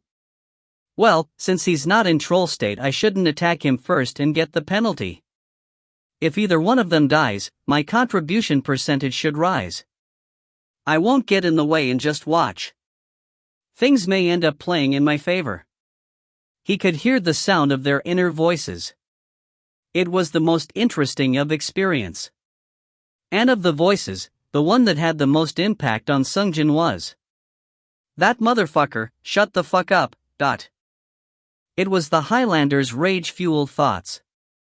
He came charging towards Sungjin once more. Clang! The Highlander's two-handed sword exchanged blows with Sungjin's two blades. "Hey, why are you doing this? You really don't know?" And whisper-like voices could be heard. "We almost died because you left the team." He didn't seem like a bad person. Sungjin wanted to explain to him. "Hey, I'm not a troll. It's just..." No excuses. The conversation did not last very long. He came charging towards Sungjin with the large sword. And his inner thoughts could be heard. "Trolls like you are enemies of mankind. You little piece of shit." Sungjin watched him charge in, but couldn't help but grin. "Hey, this guy's pretty righteous, Note, don't worry, no cliff, as it's a double release. Click the next chapter? If you find any errors, ads pop up, ads redirect, broken links, non-standard content, etc., please let us know. Report chapter so we can fix it as soon as possible. Chapter 83. Chapter 83, Magician's Ivory Tower, 4. Clang clang. The swords exchanged blows. Sungjin wanted to speak with him more. "Hey, listen to what I have to say." But the only reply he got was the swinging of the swords. And because either the conversation ended or 10 seconds passed, Trike was no longer active. The only way to interact with the Highlander was clang, clang. Through the sword. The Highlander was filled with rage. Enough to be willing entering the troll state to kill Sungjin. Actually, Sungjin could have allowed 1 or 2 attacks to land to put the Highlander in troll state, kill him, and take 2 items. But Sungjin decided not to do so. Sungjin liked him. And also, his reason. "We almost died because you left the team." He was not wrong. The difference between Sungjin and the Highlander was that the Highlander had not experienced the latter stage of the raid, their knowledge was different, and their perspective was different is all. Willing to sacrifice himself to carry out justice, kind of an idiot but a man with good intentions. Others in the same position as him were thinking, "Is he telling the truth? I hope it doesn't bring harm to me. This can play to my favor." And he was also strong. Each time Sungjin blocked a blow, he could tell that the man was unusually skilled with the blade. He was talented with extremely high stats. Let's find out more. Sungjin held the sword in a cross as he blocked, and pushed away the two-handed sword. Binding frost. Frostbite. His feet froze in place. He couldn't run away anymore. You fight with the sword, and yet you still use this kind of hex? It looks like he had no resistance to magic at all. It's just like looking at my past self. Sungjin thought as he asked. "Hey, you. What's your name? Why the fuck does that matter?" It didn't look like he was willing to share his name. He's certainly strong enough. And I like his sense of righteousness. But it wasn't like Sungjin could use the holy water of baptism on someone who didn't want to receive it. What should I do? In the short time Sungjin was considering his options, the spell lost their effectiveness and the Highlander came charging at him immediately. But I saw everything I need. Sungjin finally became serious as he used the Moon Spectre to block the attack and used the Blood Vengeance to knock the two-handed sword away. Clang. The Highlander was surprised. He had believed he held the upper hand the whole time, but not only had Sungjin parried the attack with just one hand, but was able to knock the sword out of his hand with a strange motion. The 3 behind the Highlander were also shocked. They were well aware of the Highlander's strength, having climbed the tower alongside him. And the Highlander lost so simply. Sungjin raised his sword to the Highlander's neck and asked, "I'll ask again. What's your name?" But he glared back at Sungjin and said, "Kill me." He was prepared to die. Sungjin watched him for a moment more before putting his swords away. "I am not a troll, well I am sorry I left you guys behind. I only did that because I had my reasons. Explaining his circumstance or persuading others is difficult. The Highlander quickly ran over to his sword and picked it back up. Even if the fight a moment ago could be called just and passionate, trying to recklessly charge against a foe of insurmountable difference in power is idiocy. If he takes another step, But luckily, he walked over to the other hunters after retrieving his sword. Not a bad judgment. Sungjin liked him a lot. If not now, Sungjin hoped that he could meet him later on so that he may baptize him. Sungjin left the other hunters alone and headed towards the stairway to the 5th floor, where the hidden piece was waiting. Cain wordlessly followed. Cain was becoming wiser. When he felt that the master was in danger, he would unhesitatingly sacrifice himself to save Sungjin. But even though his master was exchanging blows with strangers, he calmly sat in place. He must have realized Sungjin was fighting to test the stranger's strength. How smart. Sungjin patted Cain's head as he stepped on the first step of the stairway when he realized. Alright, this hidden piece can be used by everyone. Sungjin stopped and faced the other hunters to tell them. Hey, come here for a sec. As an expression of apology, not really, but since there is a hidden piece here, so come get it. The hunters were standing in place despite Sungjin's words. They were still being cautious of him. Well, do whatever you want. There's nothing but corpses upstairs anyway. Sungjin climbed down the stairs after he spoke. He now paid attention to the wall of the stairway. The height of the stairs in the tower was standardized between the floors. With the exception of the stairway leading from 5th floor to the 6th. There were 3 more stairs between these 2 floors compared to any other stairway in the tower. In other words, there was a larger gap between the floors here. And in that gap was a hidden room. I guess you could call it floor 5.5. Sungjin checked each of the bricks on his way down. There was something weird here for sure. But he ended up reaching the 5th floor. On the floor was a corpse of a beast with a lion's head and the body of a dog.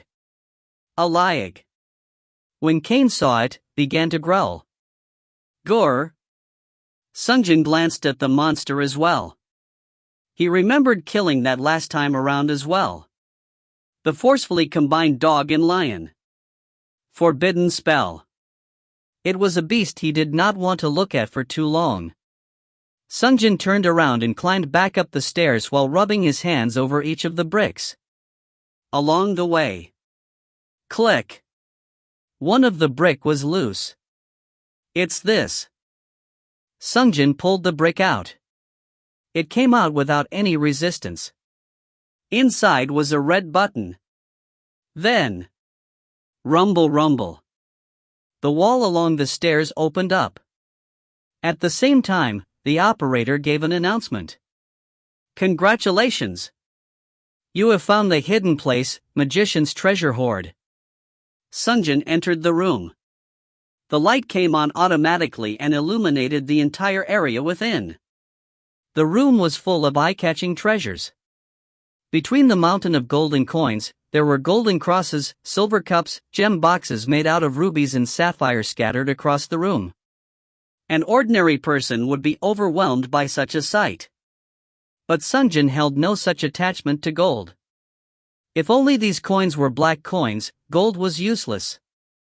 Sungjin treated these mounds of gold the same as piles of stone as he walked among the treasures. And meanwhile, what is this? He could hear voices from behind. Wait, is all of this gold? Rich. We are rich. They shouted in excitement. The others must have followed him down. Sungjin stared at them.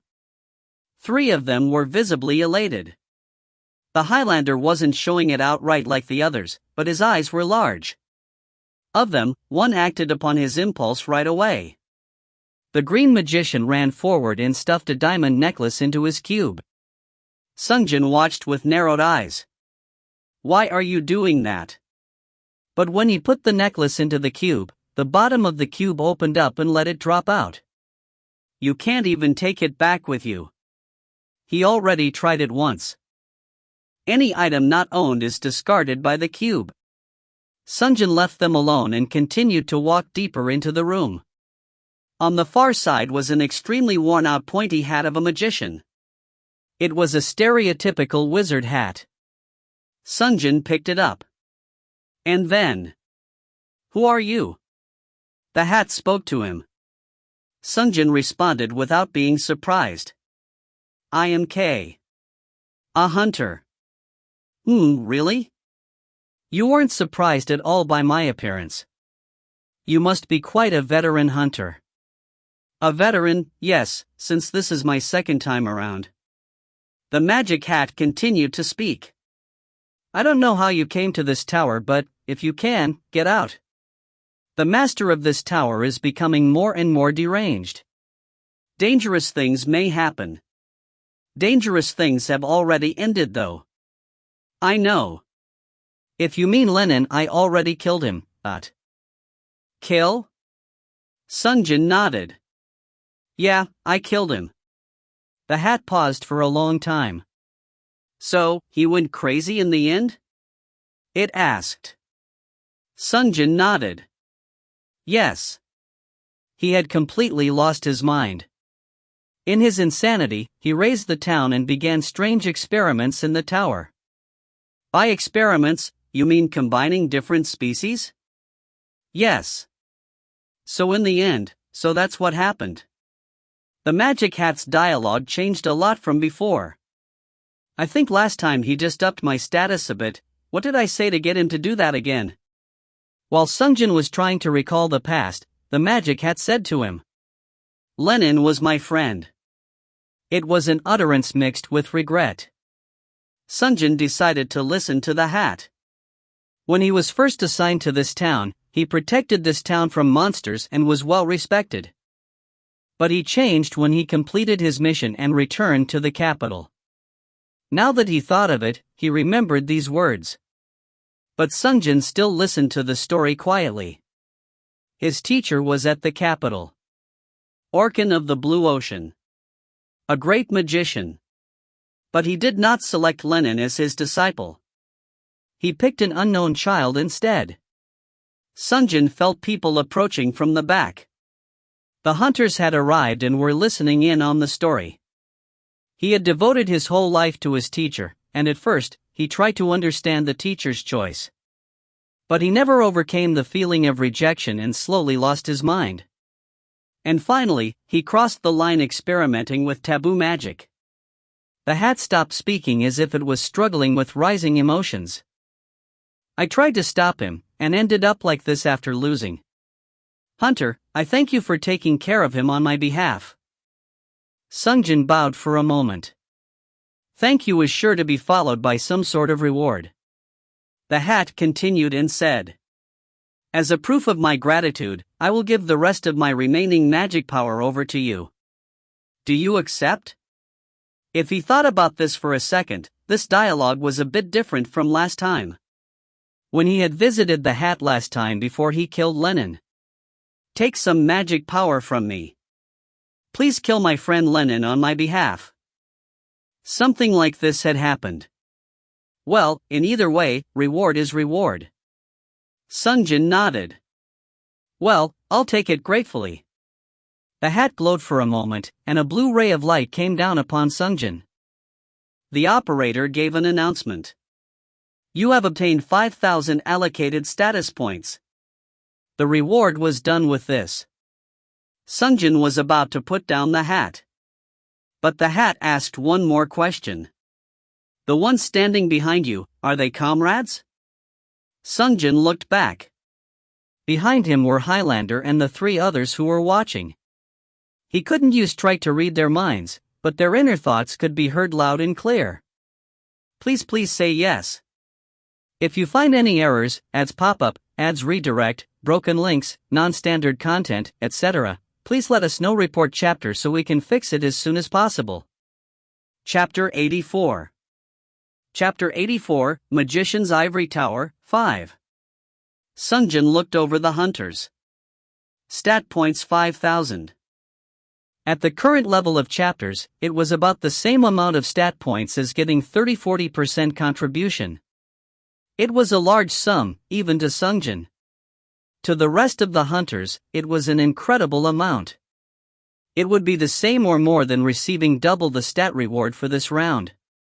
So the hunters all watched with eyes full of hope and expectations. The Highlander tried to maintain his cool, aloof disposition, but even he could not help but be interested in the free reward. When Sungjin didn't answer for a moment, the hat repeated itself. Those people, are they allies? It wasn't for sure, but it seemed like whether or not they get anything from the hat depended on Sungjin's answer. What should I do? Another moment passed. Then, Highlander's eyes met with Sungjin, and he turned away. Cute. Sungjin grinned and said to the hat. Yes, they are my allies. They worked hard to take down Lenin, so please give them strength as well. There was a sudden shift in everyone's expressions. The hat called them forward. Really? Good work, everyone. Please come forward one by one. Sungjin handed over the hat. And when he looked over to everyone, they thanked him. Thank you. The Highlander was wearing a hard-to-decipher expression. He was probably confused on whether Sungjin was good or evil. Well, think what you want. You have obtained 5,000 unallocated status points. He heard the loud announcement from behind. Sungjin left the room, leaving the others behind. He immediately allocated the points. Operator, please allocate 1,000 points to each of the stats. Applied. There is going to be plenty of fighting from this point onward. Meanwhile, Kane came forward. Grrrf. He gave a short bark. Sungjin could understand Kane's intentions by now. Ah, okay, Kane. Good work today. Go rest. Kane turned into wooden figurine on the spot. Sungjin picked it up and placed it in the cube. Since he found the hidden place, it was time to find the hidden boss. Sungjin asked the operator. Operator, use the treasure hunter active. Tell me a hint about where the hidden boss is hiding. The operator gave a verse. The final magic prepared by the magician requires a courageous lion, a wise goat, a cunning snake, and most of all, an intelligent human. When these ingredients are gathered on the formation, a supreme life form will be born. This time the hint was a little short. Lion, goat, snake, man, and a formation. There was a formation that Soldimer told Sungjin about earlier, the upside-down pentagram.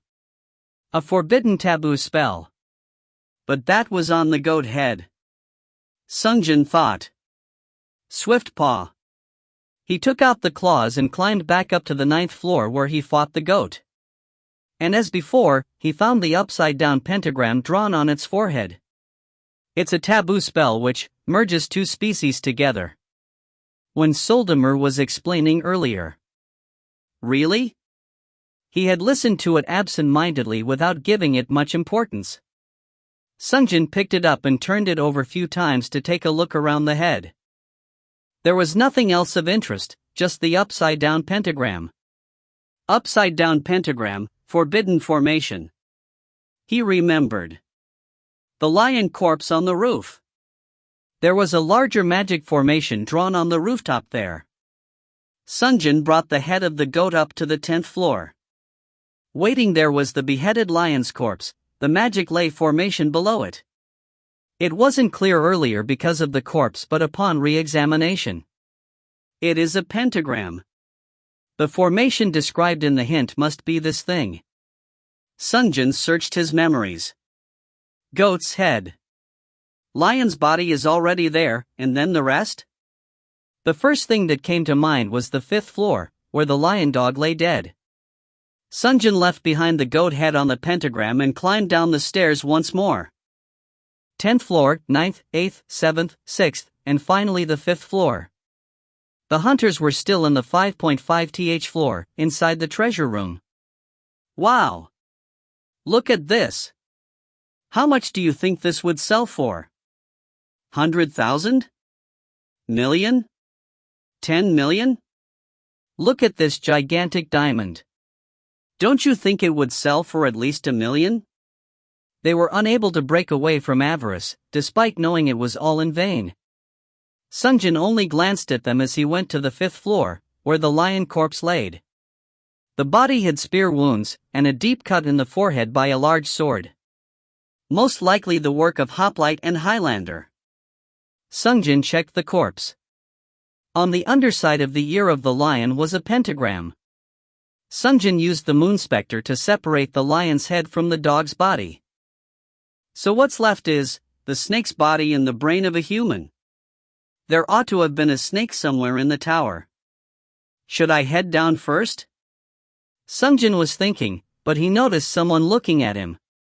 The Highlander and the other hunters were watching him. They must have noticed him pass by and came to say words of gratitude. The Green Magician began. Thank you. We were able to obtain a great deal of stat points thanks to you. Mountain added as well. Thank you. I didn't think something like a hidden place would. Sungjin disregarded their expressions of gratitude. Whatever, did you see any snakes in the tower? The Green Magician replied. 3rd floor, there is a snake monster on the 3rd floor. Really? Sungjin approached them with the newly severed head of a lion. And then he handed it off to the Highlander. He accepted it without a word of complaint. Because there was no rejection, he must have felt less cautious towards Sungjin. Sungjin looked at him straight in the eye and said, If you go and take this to the roof, you'll find a magic formation. Please take this over there. And then, if you consider that you already received 5,000 stat points beforehand, it's an easy quest, right? Then I'll leave it to you. After saying what he wanted, Sungjin headed down the stairs. Glancing back before leaving the room, he saw the others head towards the roof as he had asked them. Sungjin passed the 4th floor, reaching the 3rd floor. A large corpse lay there with the body of a turtle and the head of a snake. It was a grotesque monster. Sungjin checked the snake's body and found the pentagram as expected. Body, right? Sungjin cut off the body. Until now, he collected 3 out of 4 ingredients. Now the last one was the intelligence of a human. Sungjin recalled the man-scorpion's helm. Sungjin returned to the 6th floor where he had left the helm on, thinking he wouldn't like to see what was underneath. But once it was removed, the face was that of an ordinary teenager. Sungjin cursed Lenin in his mind as he said, He really was crazy, huh? Sungjin checked the body. But no matter where he looked, he didn't find the pentagram. Is this the wrong one? When he thought of it, there was a second human-type monster. The boss monster, Mad Magician Lenin himself. No way. Sungjin returned to the 10th floor. He picked up the corpse of Lenin and checked all around. But he did not find a single red pentagram anywhere. Was there any monster on the 1st or 2nd floor with human parts? But no matter how hard he thought, he had no recollection of any other human part in this chapter. The 1st floor should have been a skeleton mixed with a zombie, and the 2nd floor had a winged puma. There should only be those 2. Sungjin thought as he put down Lenin's body. As it fell, his tongue came out, and on it was a red pentagram. My God, his own self. He went off the far end. Sungjin left his body alone for now and only brought the snake corpse to the roof. All of the hunters waiting on the roof turned towards Sungjin at the same time. The Green Magician asked first. Did you really kill them all by yourself? They would have seen Mad Scorpion on the 6th floor up to Lenin's corpse on the 10th. Sungjin threw the corpse of the snake on top of the formation and answered. Well, they certainly didn't bite their own tongues in suicide, that's for sure.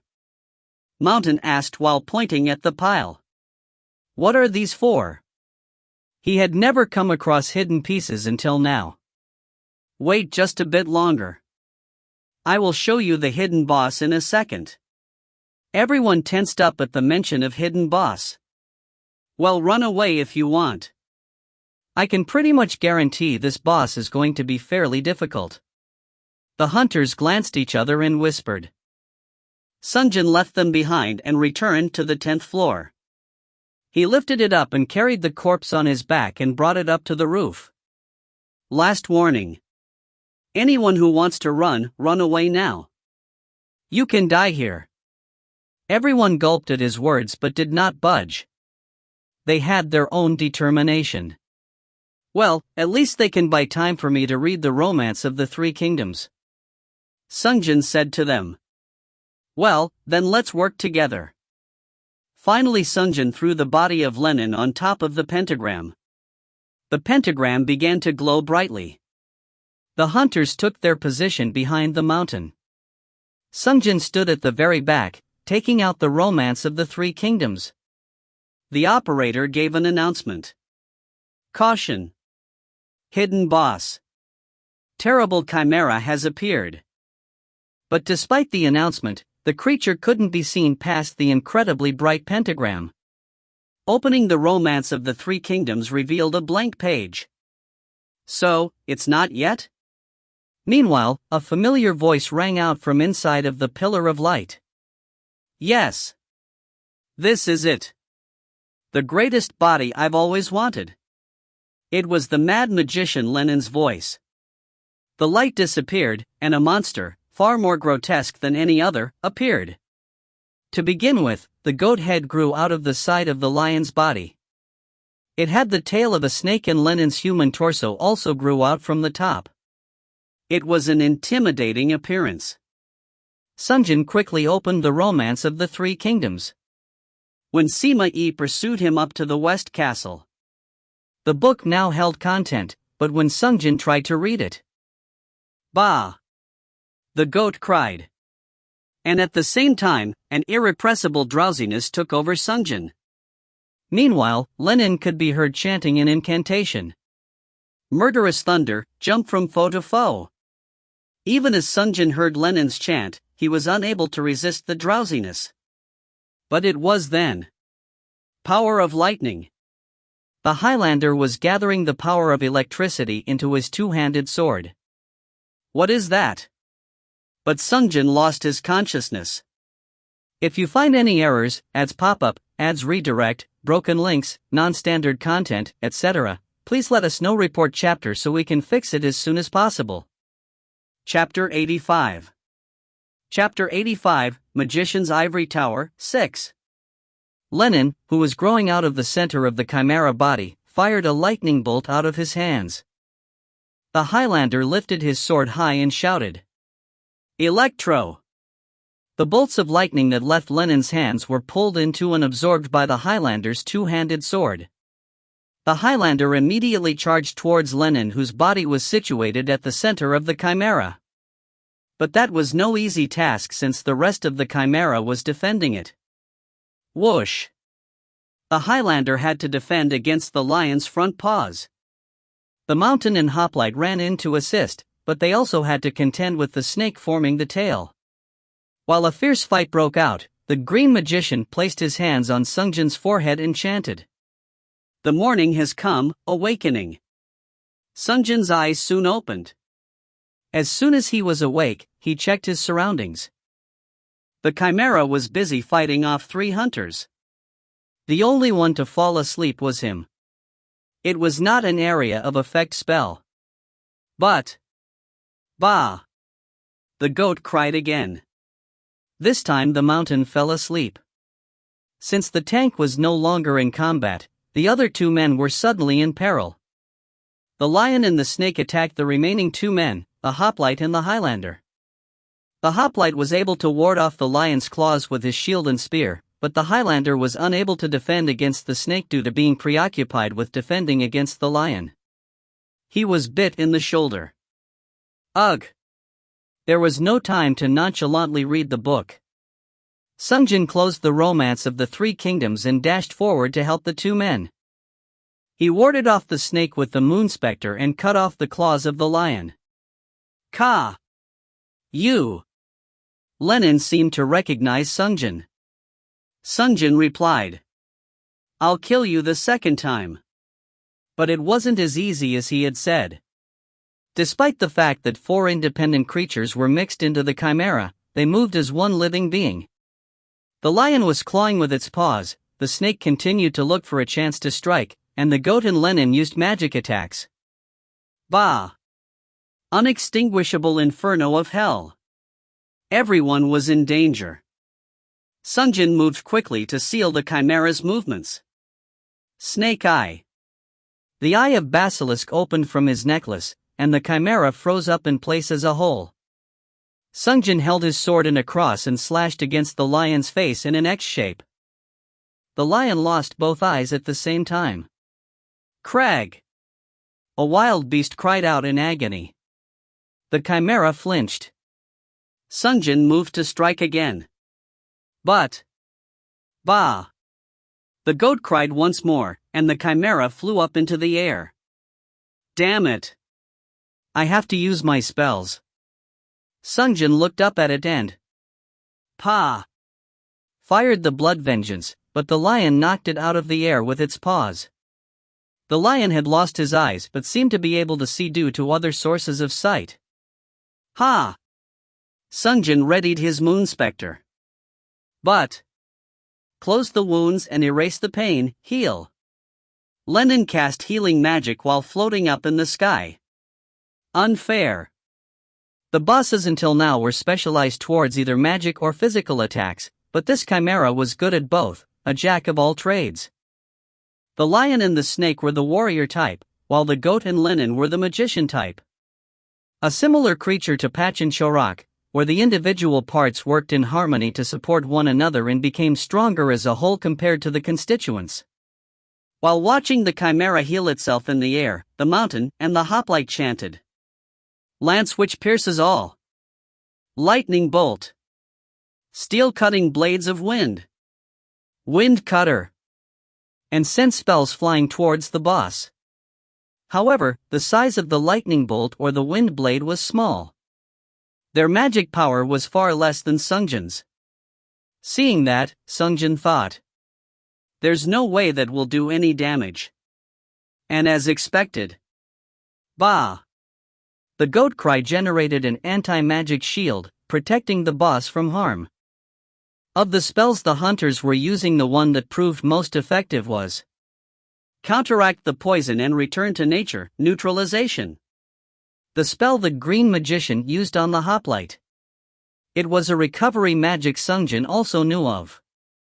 Followed by nature's power of healing, regeneration. He followed it up with healing magic. According to Soldemer's explanation, it was a little different than the white magic heal and mechanism, but it had similar effects. Thank you. The Highlander expressed his gratitude towards the green magician. Sungjin put away the blood vengeance and equipped the Artemio for the magic reflect. Aim for a well-timed counterattack. But once the chimera was done healing, it climbed higher up in the air. Sungjin thought while looking up. What is he doing? Until now, Sungjin had never seen the boss escape from the fight. But Sungjin shortly realized the enemy's intentions. The chimera climbed high into the sky and suddenly plummeted down at high speeds. The mountain, who had been readying his shield for defense, realized that it was not an attack that should be taken head-on. Dodge it. The hunters scattered chaotically. Boom! With a deafening noise, the chimera landed on the top. But the tower began to collapse due to the impact. Rumble rumble. The floor collapsed, and everyone including the chimera were forced into the 10th floor. They couldn't see due to dust and were put off balance. Crag! The fully healed lion came charging towards the hunters. The target was the hoplite, who was isolated from the rest. Before anyone could do anything to stop it, the lion ripped off his entire arm. The snake took that time to grab him and throw him off of the tower. The hoplite sailed through the air as he plummeted down. Edwin! The Highlander shouted out his real name, but his fate was sealed. "You bastard!" The mountain and Highlander charged towards the Chimera out of anger. Sungjin joined them in the charge. While the mountain suppressed the lion's paws, the Highlander stabbed the lion's arm and cut off the tongue of the snake. They were a good duo. While the two of them were facing off against the lion and the snake, Sungjin ran to the left. The target was the goat. It had an incredibly short chant of Ba and showed nearly as high magic power as Lenin. Number 1 priority for elimination. But because it died once to Sungjin's hands, as soon as it noticed Sungjin charging at it, the whole Chimera jumped back in response. At the same time, Lenin chanted a spell. "Incinerate everything in your path." It was like as if he was using substitute casting all by himself. Shortly afterwards, Ba! A ball of fire appeared at the goat's mouth. The two of them must have planned to cast the same spell at the same time. The hunters other than Sungjin were panicked by the sight and scurried off to hide behind the rubble. But Sungjin thought, "This is my chance." Gripping Artemio tightly, he ran. Reflect magic. Artemio glowed purple. At the same time, he thought to himself anti-magic shield and Biscoro chanted on his behalf. Spell-devouring magic field, anti-magic shield. Fireball. The balls of fire left Lenin's hand and the goat's mouth at the same time. Sungjin readied the Artemio and swung his sword like a batter in a baseball game. Bing! Artemio's purple blade clashed against the fireball and reflected the attack back towards the goat. Kaboom! It made a massive explosion. The embers flew all over, but Sungjin was safe since he was protected by the anti-magic shield. The Chimera, whether it was the human goat, lion or snake, was unable to immediately recover from the blast. But even this wouldn't last very long. Sungjin decided to go all in. Frenzy. The eyes of Biscoro began to glow bright red, and the sword of Sungjin moved even faster than before, speeding up as he began to cut up the Chimera. The lion's head was severed, the snake was cut down the middle, and the goat was pierced through the head with the sword. Due to his immense speed, the Chimera was unable to react and could only flinch. Only Lenin could act in response. Defy gravity. He was trying to use flight to escape into the air again, but Sungjin had already prepared by sheathing the Moon Spectre. He didn't hesitate to pull the trigger. Ghastly Wail. The wail was activated. Kaya. Because of the wail. Lenin began to scream. The incantation failed to activate. Lenin trembled in fear and put up his hands in submission. Mercy. Forgive me. Lenin was typically out of his mind, but now that he was scared it seemed as if he was back to normal. Sungjin was going to take his time to finish off Lenin, but the main body of the lion became a problem. When Sungjin moved closer to the Chimera, the lion's body automatically ran backwards to escape. The problem was that behind him was empty air, the outside of the tower. The lion ran away scared out of its wits and flung itself out of the tower. Sungjin was about to run over to the edge and chase after the Chimera, but boom! A loud crash was heard from below, and the operator gave an announcement. Congratulations! Hidden boss. Terrible Chimera is cleared. Sungjin still walked over to the edge to look down the side of the tower.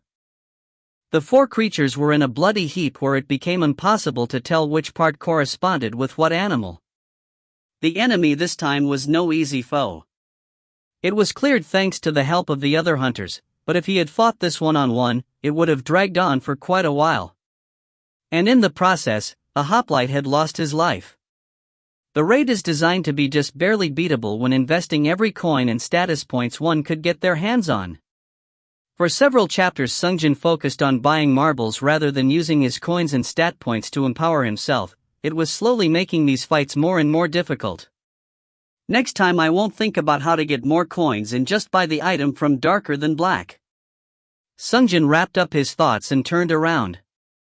He could see the Highlander, the white man who had carefully observed Sungjin's actions. He was silent. He must be mourning for the hoplite. Damn it! If only I was stronger. Sungjin couldn't help but think. Really, he is just like my past self. Sungjin had been the same. Whenever a teammate would die, he would become depressed as if it was his fault. Enough to affect the next raid. But after experiencing this dozens of times, he had become desensitized to the feeling.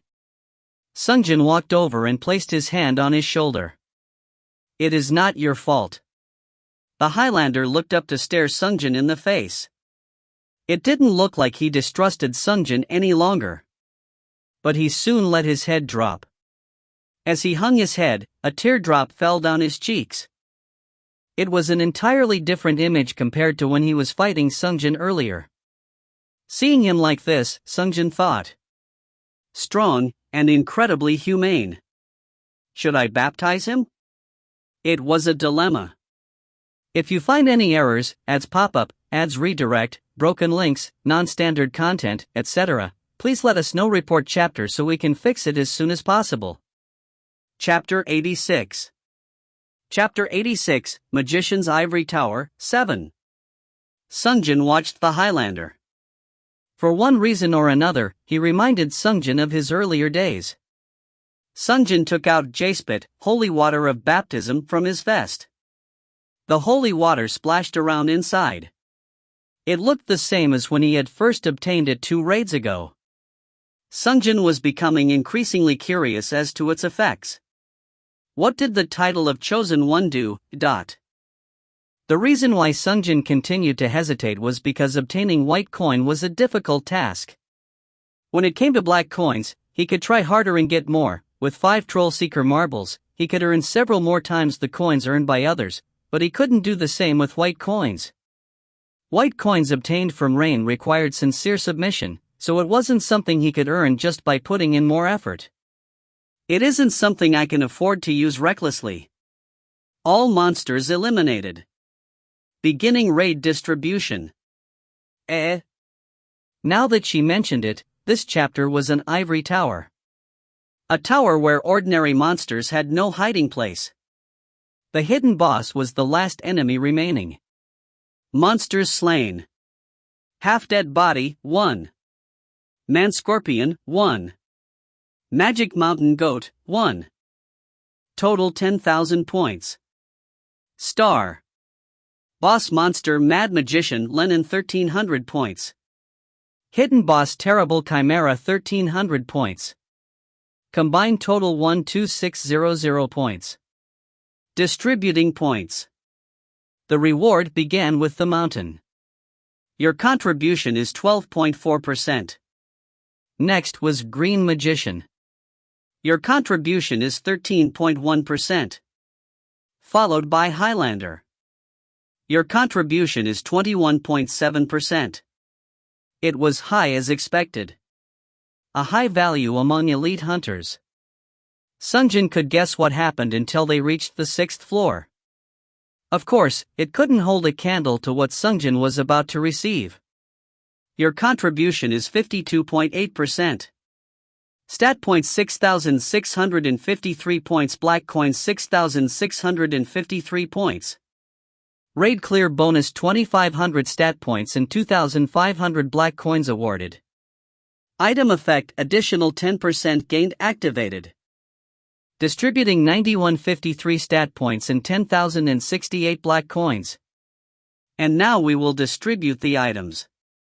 Everyone was busy accepting items from the raid reward. It was probably the most anticipated moment in the raid. Sungjin patiently awaited his turn. And soon the operator distributed Sungjin's share. Chimrao, Ring of Fused Beasts. Merca, Pulp of Evolution. Enhancement Stone. Sungjin obtained 3 items in total. If something had to be pointed out. Congratulations! Legendary item Chimrao, Ring of Fused Beasts. Legendary crafting material Merca, Pulp of Evolution. Legendary crafting material enhancement stone obtained. All three were legendary items or crafting materials. This suited Sungjin just fine since a wishy-washy heroic class item would only end up in the auction house. Sungjin picked up the items he received this round. The first was the ring. Chime Rao, Ring of the Fused Beasts. Around the round diamond centerpiece, 4 animals: lion, snake, human, goat decorated the ring. Sungjin put it away for now. Next was the item Merca, Pulp of Evolution. This item was also very strange. It was a type of fruit with a light green color similar to that of a melon. On the surface was a cloud-shaped pattern. Sungjin picked up the item and sniffed it. Ugh! The smell was too strange. It couldn't possibly inspire appetite. Where am I supposed to use this? He wouldn't be able to find out more until he checked the operator's information page. Sungjin placed this item into the cube as well. The last item was the enhancement stone. An item which enhances another item. I already got 3. I should visit the smithy soon. There were many places for him to spend black coins. Last but not the least, you will be awarded titles you've earned on this raid. Sungjin didn't have high expectations of titles anymore. Thanks to his near-perfect playthrough thus far, he had already obtained all the important titles such as Master Hunter, Elite Samurai, Adjudicator, Treasure Hunter and the like. Well, it should still be useful. But Iron Will auto-protects twice against abnormal status such as sleep, confusion, petrification, and blind. Oh. It was quite a good title this time.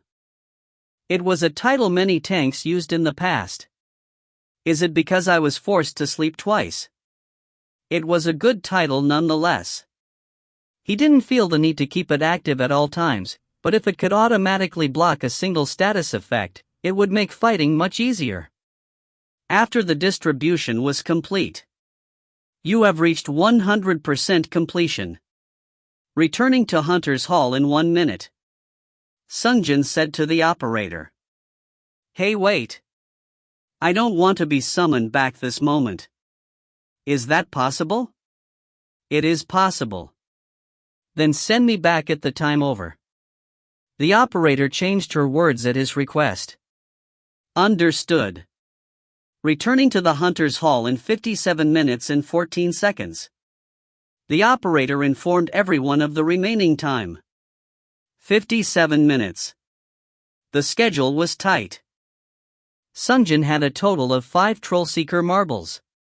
It was not a large map by any stretch, but there was no telling what could happen, so Sungjin had to hurry. But before he could transfer dimensions, he had unfinished business to take care of, the baptism of the Highlander. Despite receiving his raid reward, the Highlander remained depressed. Sungjin stared at him. What should I do?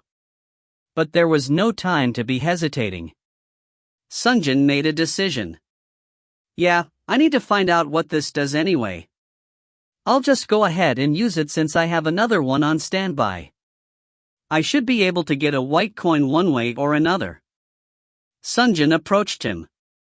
Hey, what's your name? This was the 3rd time he had asked.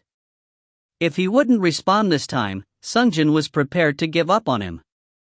No matter how skilled, Sungjin had no reason to forcefully create a relationship with a man who disliked him. But the Highlander looked up and told Sungjin his name. Franz. Franz Hosenfeld. After sharing hidden place bonus stats and overcoming the Chimera, he had no longer suspected Sungjin. Sungjin took out the holy water of baptism and said, Okay, Franz. I will baptize you. Franz gazed up at Sungjin. Oh, and I have no idea what this actually does. But go ahead and get baptized. It's probably nothing harmful. Franz tilted his head at Sungjin's words. What do you mean? He didn't have time to explain everything.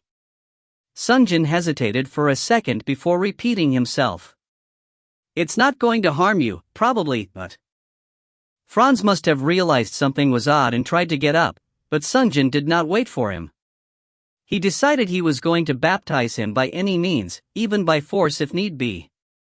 Sungjin opened the lid to the glass vial and poured the holy water over his head. Baptism. Bright light left Sungjin's body and flooded towards Franz. Franz lifted up his hands and said, "What is this?" he asked, but Sungjin had no answer. He knew nothing about this process. The remaining two hunters watched this strange sight as well. One giving, one receiving, and two watching. The four men were silently watching for about 10 seconds. Then the light began to dim and ebb. And once the light ended, a Highlander's cube made an announcement. You were chosen by someone. Title granted. Chosen 1, received 20% of the chooser's stat as bonus stat. Once a day, you may summon the chooser with his permission. What? Everyone on the spot shouted out in surprise. Sungjin was no exception. I can't believe this. You're going to get 20% of my stats as bonus? Sungjin had about double or triple the stat of others.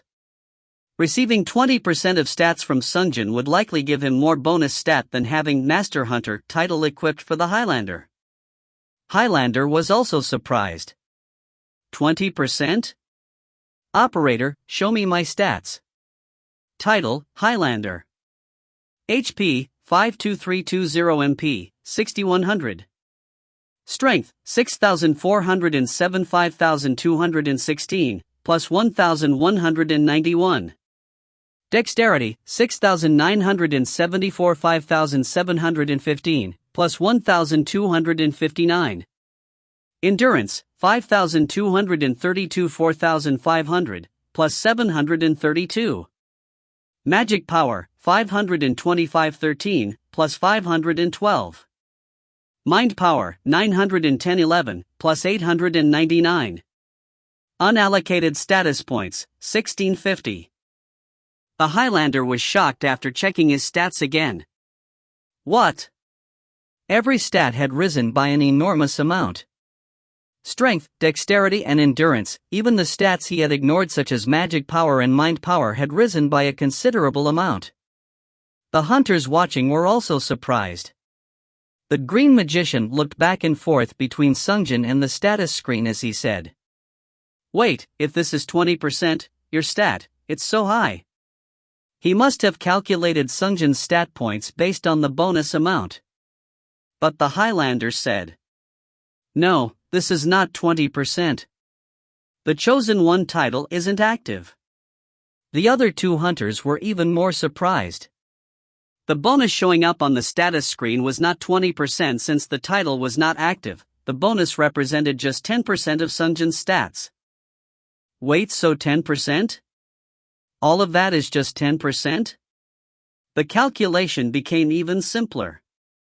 The Green Magician and the Mountain looked at him in surprise. Multiplying Highlander's bonus stats by 10 gave Sungjin's basic stats. My God! That's incredible! They couldn't help but be astonished. Sungjin had 3 times or even 4 times more stat points than others. And that was even with the Master Hunter deactivated. The Highlander looked at him with respect. So you really did go easy on me earlier. Sungjin silently nodded. The Highlander could tell with just the stats that if Sungjin had wanted, he would have died in just seconds. He didn't understand Sungjin's circumstance, but Sungjin had enough strength to be acting alone, and more. The Highlander gazed at Sungjin a bit longer before bowing his head and apologizing. "I am sorry for attacking out of nowhere." Sungjin replied, No. In fact, the reason why I decided to baptize you was because you attacked me." The Highlander lifted his head back up. What? He looked at Sungjin with puzzled looks. But Sungjin was telling the truth. If the Highlander had thought, "It's none of my business. There's no reason for me to attack if it's disadvantageous for me," Like the others, Sungjin wouldn't have wanted to baptize him. Sungjin replied, I told you earlier, even if you can't understand all of it, there's a reason for it all.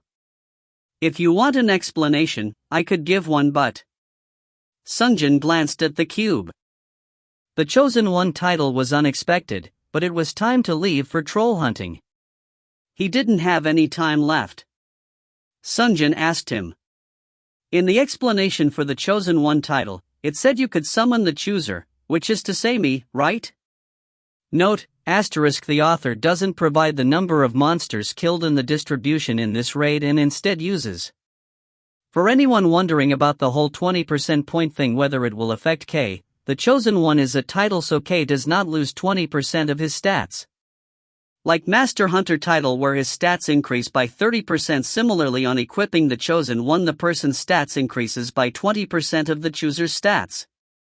If you find any errors, ads pop up, ads redirect, broken links, non-standard content, etc., please let us know. Report chapter so we can fix it as soon as possible. Chapter 87. Chapter 87, Magician's Ivory Tower, 8. Highlander Franz nodded at Sungjin's question. Yes. It most definitely said I could summon the chooser once a day. So when the raid is over, go to the black market. Once you activate the title, call for me. We can continue talking there. I'll let you know about what's going on. He tilted his head. But... couldn't you just tell me now? We have 50 minutes left. Sungjin shook his head. It is because there are only 50 minutes left. Excuse me? Sungjin frowned. Look, it will take a while for me to explain, so let's talk when we meet at the black market, okay? He still looked confused, but... okay. He nodded for now. Sungjin took out the Troll Seeker marble from his vest. This was the 10th floor where the raid boss was. In other words, the perfect place to begin the search for trolls. Sungjin immediately. Pursuit of justice. Wanted to use it, but he was interrupted by the Green Magician and the mountain. Excuse me. Adjudicator. Please choose me as well. Me too. I need stats. Please baptize me. Sungjin looked at them. What a difficult situation. He only had one bottle left. He couldn't use it on just anyone. Sungjin said to them, I am sorry, but I can't do this for everyone. They looked very disappointed. I am sorry. Sungjin was about to leave them, but once more. Please reconsider. I'll do anything. When they held on to him, he got an idea. Then, I'll make a proposal. It is a difficult proposal. What is it? Sungjin showed them the spiral pattern ring on his left ring finger, the helix ring. If you kiss this ring with a genuine and sincere submission towards me. Before he could even finish his sentence. I'll do it. Me too. They answered without hesitation. But the explanation was not over. I will baptize you when we meet again. This is what Sungjin thought. If the holy water of baptism cost 1 white coins each, there was no reason why he wouldn't baptize them if they gave Sungjin the white coin now. They don't seem to be bad people per se. But the Green Magician felt suspicion. Next time? Yes, next time. The mountain also tilted his head. When would that be? Sungjin shrugged. I don't know the answer to that. But, if you can continue to survive, we will eventually meet, don't you think? Sungjin did not tell them about the power to go between dimensions. They silently looked at each other. Then, we'll go ahead and do it for now. Me too. But there was one last hurdle to overcome. But if you kiss this ring, you'll receive a permanent 10% reduction in coins received from raid rewards. Are you sure about this? What? Excuse me? An expected reaction. No way. He's right. What are we supposed to do with 10% less coins? How are we supposed to survive the upcoming chapters? That's why I said it is a difficult proposition. But I can't help it. This baptism is not something I can do without compensation.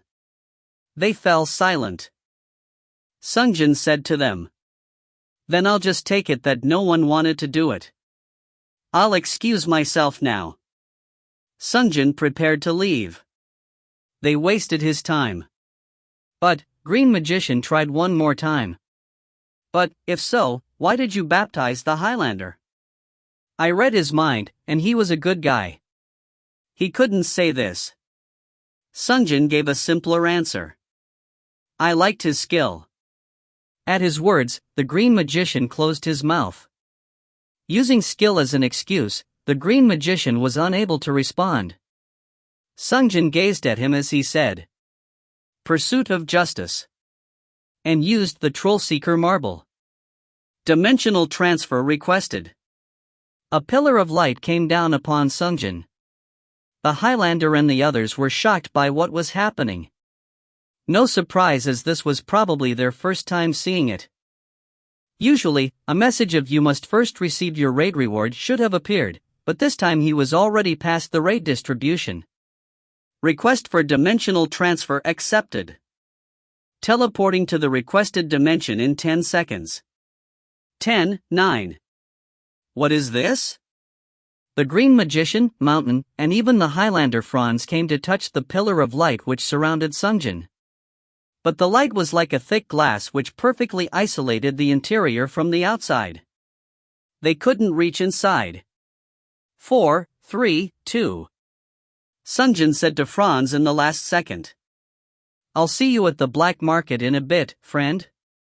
Franz nodded. Yes. Soon.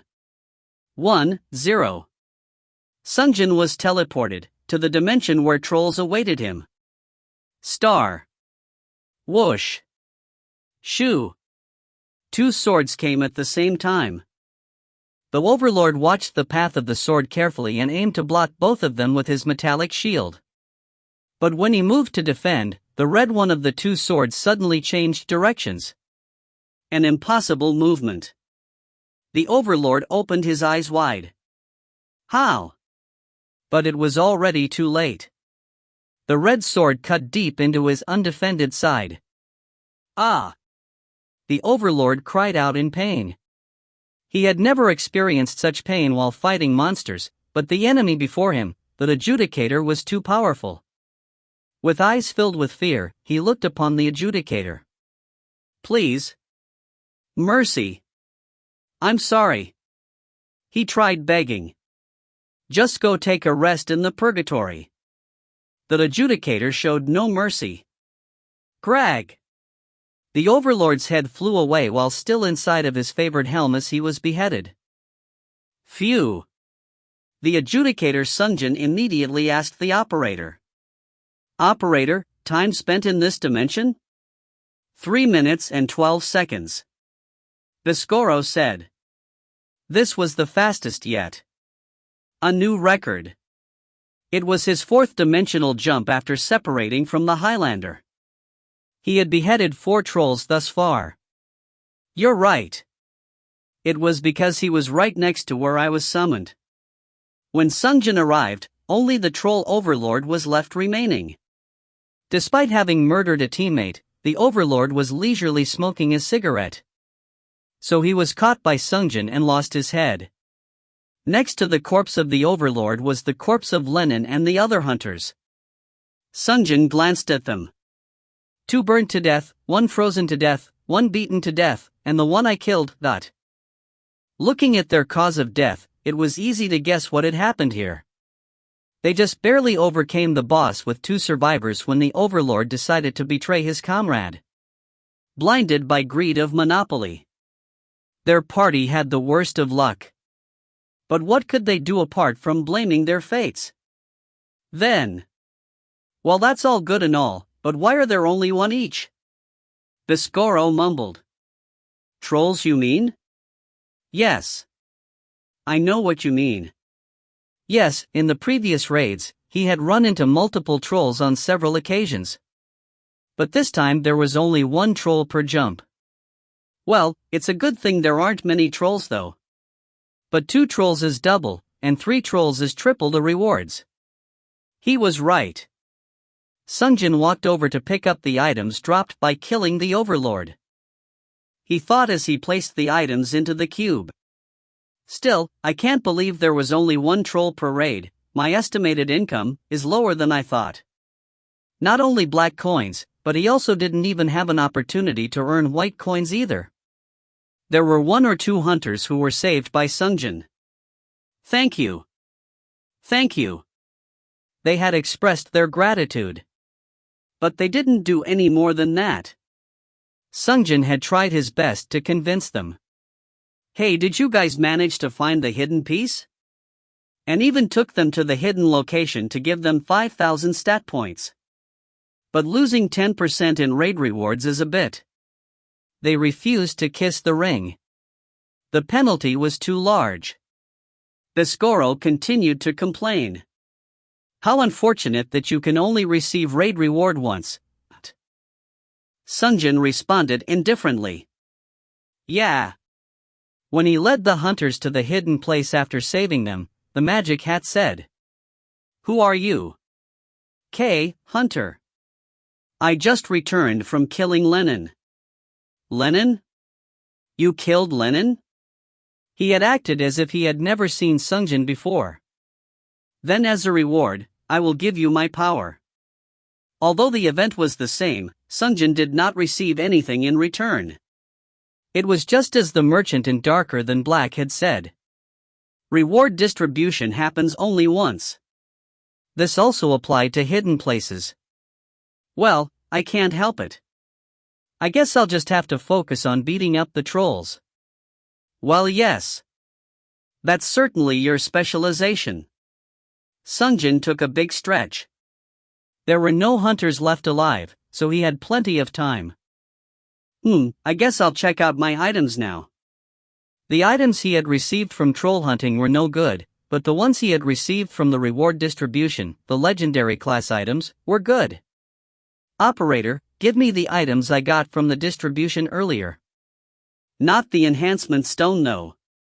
There's 2. A ring and a smelly fruit came out of the operator's cube. Sungjin picked up the ring.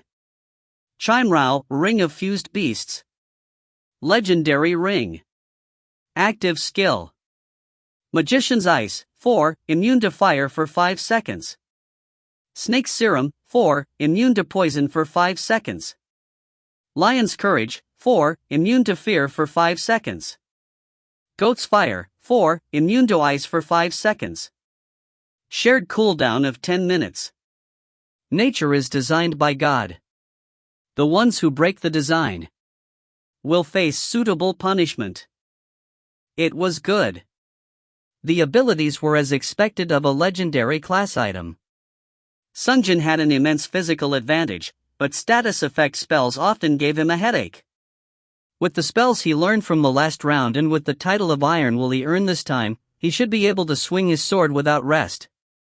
Equip. Sungjin put it on immediately. Now Sungjin's fingers were getting full of rings. Only a few more fingers to go. About time I need to start picking and choosing. Sungjin thought as he looked over to the smelly fruit lying next to him. Merca, Pulp of Evolution. Legendary Fruit. Passive. Rapid Growth, I.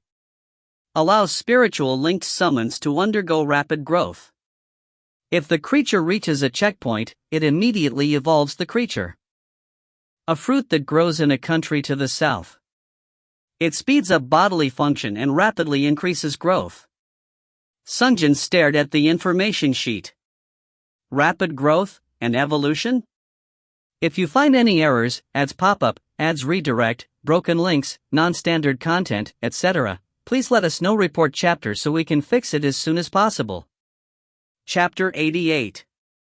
Chapter 88, Magician's Ivory Tower, 9. Evolution. Evolution A? Sungjin was staring at the fruit when Biscaro made a comment. So you can give it to the wolf, or that baby griffin? I guess so. Sungjin inspected the fruit for a bit longer before returning it to the cube. It wasn't something meant for him to eat. Operator, how long has it been since we arrived? 4 minutes 55 seconds. There was still 5 minutes remaining. Yeah? Then give me some items the trolls dropped. A pile of weapons came flooding out of the cube at his command. A total of 8. Sungjin picked them up one by one, determining their auction prices. He couldn't have possibly guessed that he would run into an old teammate in the next dimensional jump. Star.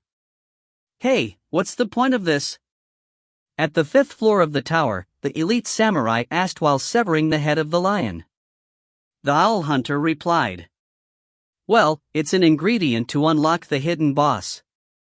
The owl hunter was holding the snake's head from the 3rd floor. Does it really work with shit like these? With severed monster heads? I thought the bosses were hidden on the map somewhere. The high-level berserker replied. Well, it's different on every map. Some are hiding in human form, other times it's camouflaged into the canyon wall. I've only seen it twice. I see. But how did that woman know how to do this? You heard earlier. Something about treasure hunter or whatever. Thanks to her we got bonus 5,000 status points after finding the hidden place. How do you get the title? I want it as well. If I knew, I would have it already. The elite samurai picked up the lion's head as he said. Okay. Now let's see how strong hidden bosses really are. The hunters each carried a head and headed upstairs. But along the way, the elite samurai asked the operator. Operator, what's my contribution? Your contribution is 14.4%. What? Only that much, dot. The owl hunter also checked his contribution. What about me? Your contribution is 13.2%. It was even lower. The owl hunter pointed at elite samurai and shouted. What? I did worse than this guy? What? Watch your mouth. How can you say that after seeing my swordsmanship? At his words, the owl hunter grinned as he replied. It is because I saw your skill that I say this. What? The samurai and owl hunter snarled at each other as if they were about to break into a fight. Don't fight. Do you want to become a troll? The 5 hunters all agreed to try hunting the hidden boss together. If one person were to flag themselves as a troll, the rest wouldn't let it slide, the troll would just die uselessly. So the 2 men stopped arguing to look around. The high-level berserker said. I checked earlier, and my contribution was on the low 10% as well. The iron wool on the top floor was the same. The 4 of us combined are only 50%. The rest are the woman's. Owl hunter said. Really? I mean, I thought that might be possible. The elite samurai also nodded. She's really strong, if it only wasn't for her strength. He licked his mouth. It was a simple expression, but the other 2 men thought the same thing. Almost no women survived to this late stage of the raids. Even from very early on, they were almost non-existent. It was the first time the men have seen a woman in a long time. And a very beautiful one at that. Once they arrived at the 9th floor. It's my turn now, dot. The last person with an empty hand, the high-level berserker, began to cut off the head of the goat. But among them, the elite samurai decided to say, Hey! Just in case, if we survive the hidden boss. The others turned to look back at him. How about we steal her contribution points? He was suggesting they engage in trolling. The others froze in place for a moment. Samurai continued to explain. Her contribution is too high, don't you think? If this continues as is, we will die later on. And, before we take her points, we could enjoy the moment. At his suggestion, the men couldn't respond. The high-level berserker paused from beheading the goat and said, "But she's strong. Even if all three of us take her on, we have no guarantee we can come out on top. And we don't know if Iron will take our side. Well, let's watch the situation and see what happens. How's that?" The owl hunter broke his silence and joined in. "Okay, I'm in." The high-level berserker lifted his axe up high and finally finished cutting off the goat's head, then replied, "I'm in as well." The three men all climbed up to the roof past the 10th floor. At the ceiling was the tank Iron Will holding the corpse of Lenin, and the one who commanded the men, the treasure hunter. The three men all stared at the treasure hunter for a moment. Slightly tall, lean build, with a long pair of legs. On top of it all, the leather armor which failed to completely conceal her ample breasts, flawless skin, and her pale blonde hair. The three men thought back to their earlier conversation. "And enjoy the moment." She pointed at the pentagram with her dagger. "Here, put it here." The men obeyed her command and placed the corpses on top of the pentagram. Soon a bright red pillar of light appeared. "Warning! Hidden boss! Terrible chimera has appeared." The three hunters glanced at each other when they heard the announcement. Star. Sungjin spoke while checking the information page. "This is good enough to receive 4,500 coins, right?" Biscoro was also inspecting the item as well. 4,800, no, I think you can even go as high as 5,000 coins. 5,000? It doesn't look that good. You don't have anything to lose from raising the price. Okay, sure, I'll try with the higher price. If it doesn't sell, I can just lower the price at that point. It's not urgent after all. Yes. Sungjin placed the item into the cube and said, "Operator, how much has time passed since I arrived at this dimension?" 9 minutes and 46 seconds. Really? Okay, it is almost time to leave. Sungjin took out the Troll Seeker marbles from his vest. Only one was still glowing. Sungjin picked it out and said out loud, "Pursuit of justice. Dimensional transfer requested." Dimensional transfer request granted. He had gotten used to dimensional transfer by now. After finishing the final dimensional transfer, Sungjin took a look around. Something was odd. There was no corpse of Lenin lying around anywhere. There were evidences of combat, scorches of fire and remnants of ice, but no boss. Why? Sungjin tilted his head. Boom! He could hear a sound coming from above. No way, they went for the hidden boss? Sungjin quickly climbed the stairs to the roof. There he saw one of the final 10 survivors from the previous life, the Black Magician. Seeing her here, Sungjin thought, but Biscoro interrupted him. It's a woman. And she has a killer body. Sungjin had no time to sit around chatting with Biscoro. Die, you witch! The elite samurai and high-level berserker were ganging up on her. She might die. Biscoro warned Sungjin. Probably not. Sungjin shook his head. Nada chanted a spell. What is real is fake and what is fake is real. Illusion. Her body split into 5. Elite Samurai and the high-level berserker both cut down 1 illusion each, but there was something they were not understanding. Her skill with the dagger was unparalleled. During the fight. Ah! The samurai screamed out in pain. Several of his fingers from the hand he held the sword fell to the floor. Oh! Strong women are my favorite. Biscoro said unnecessarily. Here. This one is real. Samurai yelled. The berserker stopped facing off against an illusion and turned to run towards the real Nada. This time Sungjin ran in as well. He didn't take action to protect Nada. It was to make sure he could protect the trolls from Nada. If she kills the trolls, the number of items he could gain decreases. Nada dodged the sword and axe acrobatically and waited for a chance to counterattack, when Sungjin suddenly intervened. All three combatants were shocked at the sudden intruder. "Oh, excuse me," Sungjin said as he pulled out his sword. Ghastly wail. Kaya-waya.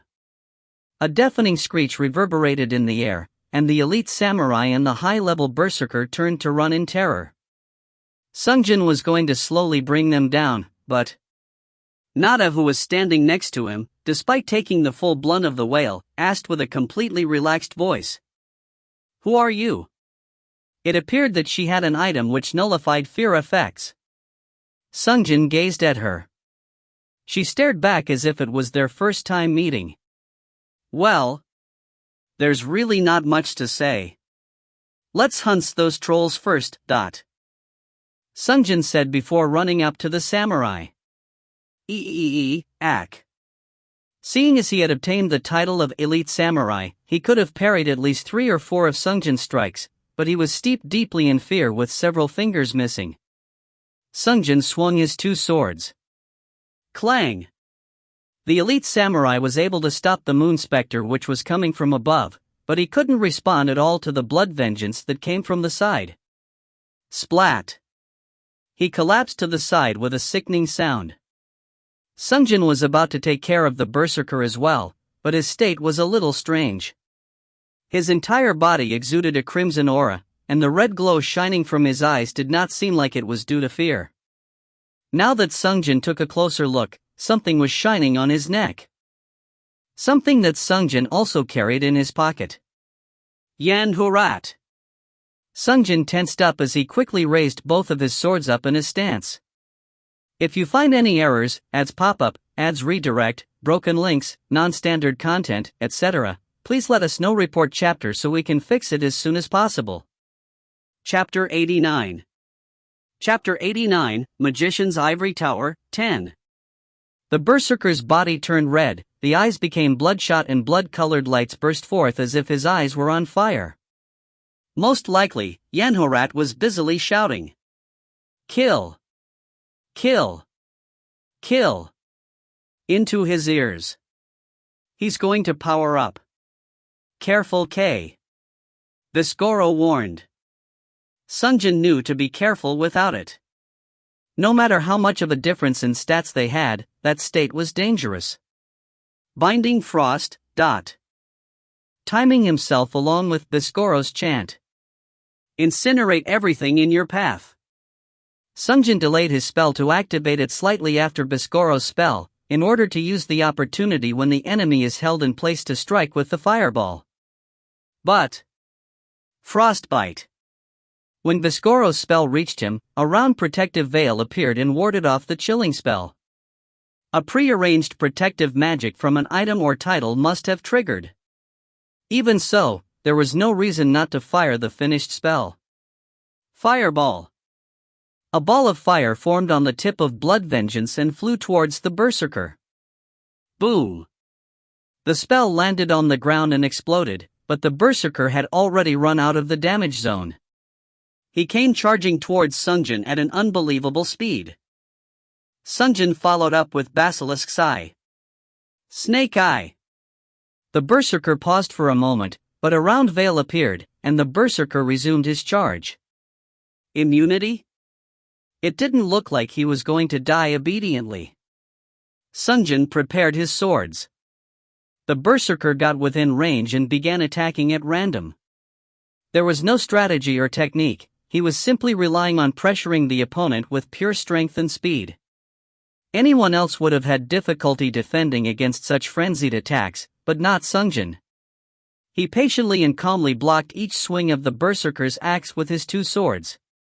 Clang clang clang ching ching ching.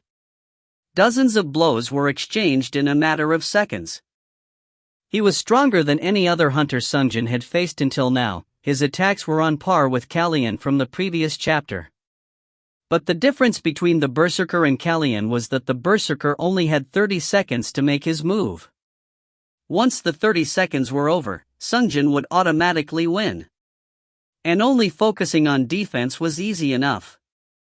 The only reason why Kallian's fight was difficult because he had to find the timing to counterattack. Clang clang clang. Just defending was enough to win.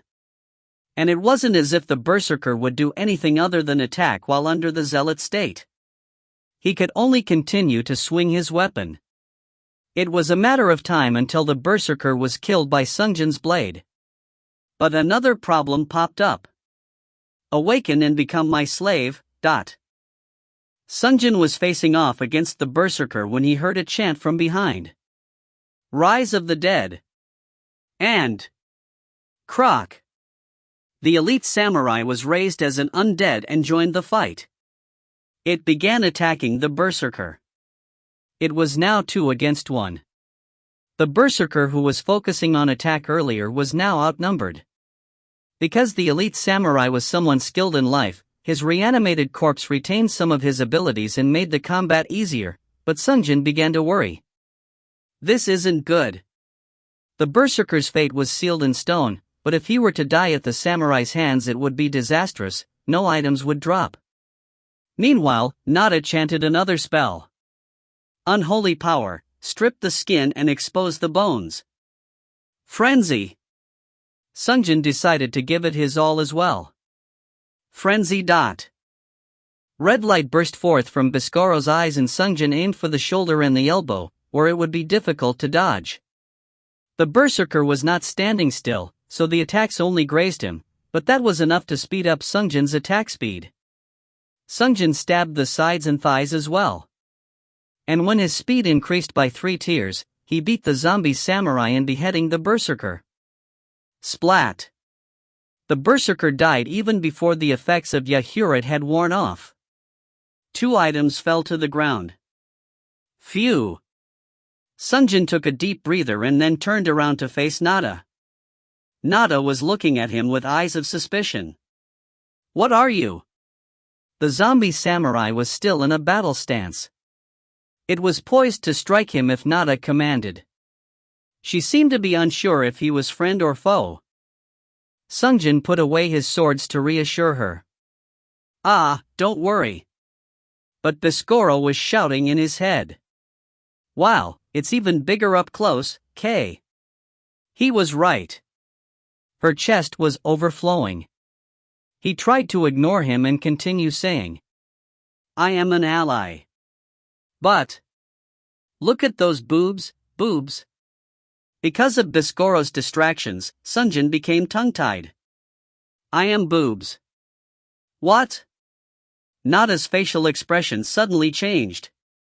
She picked up her dagger and was just about to come charging towards him. Ahahahahahaha. Biscaro began laughing hysterically. Damn it! I am boobs. Boobs. Sungjin threw off his helm. I am an ally. I am not your enemy. But she was already completely on guard against him. The elite samurai zombie looked like it was about to come charging towards him at any minute. In order to let her feel safe, Sungjin raised his hands up and took several steps back.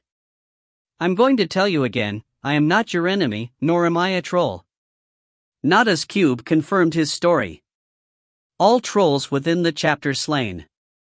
Resuming reward distribution. Your contribution is 100%. 12,600 stat points and 12,600 black coins. She monopolized the raid due to her party being wiped out. She had obtained even more points than Sungjin. And Sungjin stayed still while she was receiving her reward. Congratulations! Chimrao, Ring of Fused Beasts. Merca, Pulp of Evolution. Cerberus, Gatekeeper of Hell. Enhancement Stone. She received one more item than him. Cerberus, Lenin's Staff. Last but not the least, you will be awarded titles you've earned on this raid. Despite nearing the end of reward distribution, Nada did not lower her guard against him. Sungjin was forced to consider the worst-case scenario, having to fight her. Seeing her with the treasure hunter title, she must have had fought with several hidden bosses and collected several hidden pieces. She would probably be weaker than him, but not by much. Even so, he did not wish to fight her. Sungjin liked her quite a lot, not as a member of the opposite sex, but as a fellow human being. A dagger and black magic user did not inspire an image of a kind human being, but these difficulties only made her stronger. And when interacting with her, she would say, "I'll depend on you, Sungjin. I've got your back, Sungjin. Careful, Sungjin."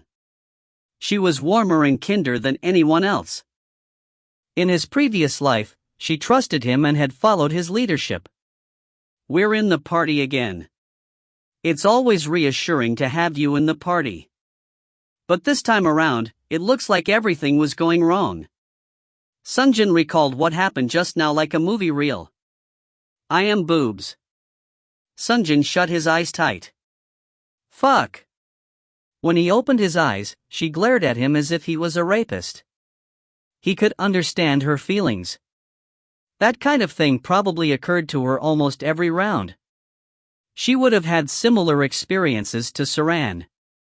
High-level black magician, increase power of black magic by 30%. Returning to Hunter's Hall in 3 minutes 32 seconds. 3 minutes 32 seconds. This was the last troll hunt. The original time over of 1 hour 30 minutes for the chapter must have been coming to a close. Hearing the operator, Sungjin said one more time to her, "I am not an enemy." And she replied, "Then what are you?" Sungjin hesitated, but he decided to tell her the truth. He couldn't afford to lie to his future comrade. "I am." Sungjin glanced up and pointed at his title floating above his head. "An adjudicator. I specialize in hunting trolls." At his words, Nada gave an unexpected answer. "I know. Adjudicator, I have that title as well." Now that she said it, it was almost obvious that she would have it. The chances of her running into trolls are much higher than him. Taking that into consideration, he should have expected it. Sungjin checked behind him. The corpse of the owl hunter held a bow, and a similar bow lay on the ground close by. She was also trying to hunt trolls for items. "Well, before that, how did you get here?" "You weren't here when the raid started." Sungjin had to think for a moment. Do I tell her about darker than black? But telling her about that was a little weird. Sungjin felt that if he were to tell her this, it may cause a change that could become difficult for him to control. So Sungjin decided to give a short answer for now. "I have an item that allows me to travel between dimensions. It allows me to intervene in other parties. Thankfully." "Where did you get that?" She didn't ask that. She only said, "If you're done, go ahead and leave." She seemed to view Sungjin as a subject of fear. Probably due to seeing him fight the berserker earlier. She did not fear having to fight 3 other hunters in a 3v1, but she was on edge after seeing him fight the berserker. Sungjin said to her, "I can't leave immediately. And I also have no desire to fight you." "How can I know that?" "You are not a troll. What do I gain from killing you?" But there is one thing he could gain even without killing her. As he said with his own mouth earlier. Boobs. Nada did not relax her guard against him. Sungjin frowned. It didn't seem like the situation could be resolved with just a conversation. Sungjin said to her, "Whether or not you trust me, I'll just go and collect my items. But if you attack me meanwhile, I'll have to respond." Sungjin slowly began to move. Nada was carefully observing Sungjin. She looked like she was about to come attacking him. But she would also not choose to attack Sungjin unless he was a troll. She was also afraid of becoming a troll herself. especially against an opponent who professed to be a troll hunting specialist with the title of adjudicator active. Sungjin picked up the elite samurai and high-level berserkers dropped items and placed them into his cube. He couldn't help but think, I want to baptize her. She was the most dependable and trustworthy companion of the last 10 survivors.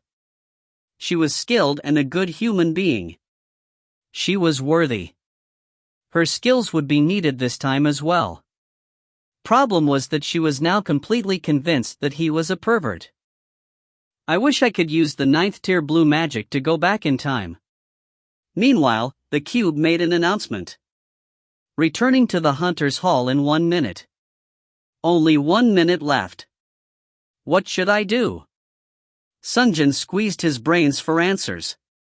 If you find any errors, ads pop up, ads redirect, broken links, non-standard content, etc., please let us know. Report chapter so we can fix it as soon as possible. Chapter 90. Chapter 90, Black Market Night Shopping, 1. What should I do? Sungjin remembered about the eye of Jeremiah on his ear. If he could read her mind, he could possibly find a solution. Sungjin decided to start a conversation. What's your name? He touched the earring. Why do you need my name? He could now hear her thoughts. 1 minute until black market. I'll just have to be careful for another minute, then nothing will happen. But I still haven't got the chance to grab the item. After hearing her thoughts, Sungjin glanced behind her at the bow the owl hunter had dropped. It must have troubled her. What's the point of hunting trolls if you can't even pick up their items afterwards? Each item she took from the trolls must have been worth more to her than Sungjin, who picked up multiple items from across different dimensions. Sungjin pointed at the bow next to the owl hunter and said, Hey, go ahead and grab your item. It's a shame if you can't even collect the item you got from troll hunting, right? I don't think this guy is a troll per se. It looked like she had lowered her guard a bit. She slowly moved backwards while watching Sungjin. Sungjin continued to stand still to make sure she can feel safer. And like that, she placed the bow into her cube without taking her eyes off of him. Once it was away, Sungjin moved forward, but she still held out her dagger towards him. He said boobs earlier. There's no way I can put down my guard. Seeing how fast he pulled out his sword earlier, he could put me in danger in a split second. Reading her thoughts, Sungjin put all of his swords away in the cube. I have zero intentions to fight. I just want to talk. He put them away? What is he planning to do in case I attack?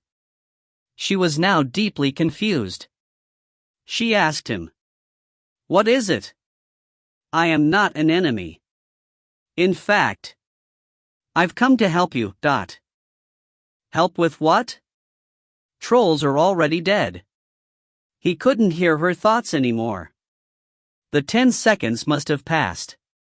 Sungjin pulled out the holy water of baptism from his vest and said, This is an item which increases your stats by a large margin. I'll use this on you. Why? How do I know it is not a poison? It's not a poison. I'm telling you, it's beneficial. If it is really that good, hand it over. I'll use it on myself. Sungjin slapped his forehead. There was no time to convince her. But he didn't want to lose this opportunity. It was then that the zombie samurai collapsed. Sungjin didn't do anything, and it just died on its own. It meant she was out of mana. Sungjin considered his options. Then he made up his mind. He couldn't afford to let her go. She already proved her worth and skill and as a person. Sungjin prepared himself. Phew. He let out a long sigh and then charged towards her. Her eyes grew wide as she brandished her dagger against him. She was fast. She must have had high stats despite also investing in mana on the side. But that was only in comparison to other hunters. Perhaps she could have put up a fight against Sungjin with black magic, but without mana, there was nothing she could do. Sungjin twisted his body and dodged all of her strikes, and then he grabbed her wrist. Once her hands were caught, she tried to kick him in the groin, but he moved to the side and dodged her. Because of Sungjin moving to the side and her missing her kick, she lost balance and began to fall. Sungjin quickly raised his hands and grabbed her behind, holding her up. Her sizable breasts jiggled in front of his eyes. The situation was turning strange again. Nada began to swear. "You son of a bitch." It was too late to straighten out this situation. Sungjin pushed her down to the floor and saddled on top of her to prevent her from moving. "Fuck her." Nada continued to shower him with insults, but she couldn't do anything. Sungjin opened the bottle of holy water with one hand and sprayed her with it. "Baptize." Bright light emerged and enveloped her. At the same time, the operator gave an announcement. "You were chosen by someone. Title granted." Baptism was a success for now. Sungjin quickly got up and pulled her back up to her feet. "I am sorry, I had no choice." But Nada's expression towards Sungjin was far more wrathful than it had ever been. "Get out of my sight, you piece of shit." Sungjin decided to ignore everything and focus on the key points. Title. Check the title. If she would just check the title, she would understand what had happened. Chosen 1 received 20% of the choosers. Before the explanation could finish. Returning to the Hunter's Hall in 10 seconds. The countdown began. The chapter was about to be finished. 9, 8, 7. Along with the cube's countdown, Sungjin said to her, "Please check your title and status screen." 6, 5, 4. But she was glaring at him as if looking at a rapist. "And please call for me, at the black market. 3, 2, 1. Or if you're ever in danger. 0. Along with Sungjin's words, the two disappeared from sight. Star. Sungjin was summoned to a room with what appeared to be an infinite number of columns called the Hunter's Hall. The room was full of people, but no one spoke. Most of them appeared exhausted. Meanwhile, the operator began to speak. "Welcome. Everyone present here has overcome 9 chapters thus far. Out of 7,310,067,613 participants in the first raid. The number of surviving hunters is 183,655. Everyone present represents the top 0.0025% of humanity. And have proven with your own hands, your strength, and your worth." Sungjin looked around. There were still plenty of people around him, but it wasn't like last time where the crowd of people extended without end. It was now possible to see the edge of where the crowd ended. "Please continue to grow stronger and stronger. And clear the final raid." The operator disappeared from the pillars. Instead, the image of staff members of Sungjin's orphanages appeared, principal, teachers, friends, etc. It was time to see the people stuck within the purgatory. Sungjin never felt strongly about the people within the purgatory, so he looked around him. By now, almost no one cried at the sight. If anything, they looked more determined than ever. They have seen it often enough to get used to it. The remaining people were all strong enough to be able to move on. Once again. If someone manages to clear the final raid, everyone in purgatory will be revived. Among the silence, someone yelled out loud with annoyance. "So why were we called here?" The operator gave an explanation as if responding to him. "From this point onward, the raid will be carried out in not 5-man, but 10-man member format. The map and monsters will become more difficult to reflect this increase in membership." 10-man teams? Twice as many people? People began to whisper. But, starting with next raid, please take extra precaution to preserve your life. Teleporting to black market in 10 seconds. Even 5-man teams were not trustable. Right, What are we supposed to do now? You tell us that now? Shouts of anger filled the hall, but indifferent to their complaints. 2, 1, 0. Everyone was soon teleported away from the spot. Star dot. Once back at the black market, Sungjin plopped down at the first drop. Ha! What would you like to drink, sir? Xiao-Ran asked Sungjin politely, but Sungjin replied half-heartedly. Ah, cold water. Water. Ah, okay. She left to get him a glass of water. Sungjin drank it and then remembered Nada's words. Get away from me, you piece of shit. Sungjin massaged his forehead. In the past. So you survived. I look forward to working with you. Leave the back to me. She was so friendly with him. This time, things went as wrong as it could possibly go. But if she checks her title, she should understand my intentions, right? In truth, Sungjin was also somewhat interested in her due to her outrageous appearance. But a chance for a good first impression was forever lost. Sungjin took out Biscoro from the cube. He headbutted the skull before putting it on. You perverted old man. What? You were the one who said it out loud. It was because you kept on saying weird things. Hey, why are you like this? As if I'm the only one in the wrong? You were staring at her too. At that. I told you before, but I can see what you can see, those enormous breasts. There's a difference between thinking it and saying it out loud. The only difference is that I am more honest with myself. You said it out loud because you were focused on it as well, don't you think? Sungjin couldn't say anything to respond. It was the truth that his eyes were glued there as well. Biscoro continued. So did you baptize her? Did you spray that sticky fluid all over her? Sungjin took off the helmet before he finished.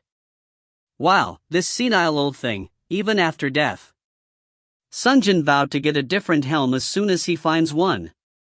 Although it would be difficult to find one that could replace substitute casting and frenzy. Sungjin returned Biscoro back into the cube. He drank the rest of the cold water and... Thank you for the water. He left the shop. He had baptized Franz and Nada. He wasn't sure about Nada, but Franz would definitely call him. There was much he needed to do before the meeting with Franz.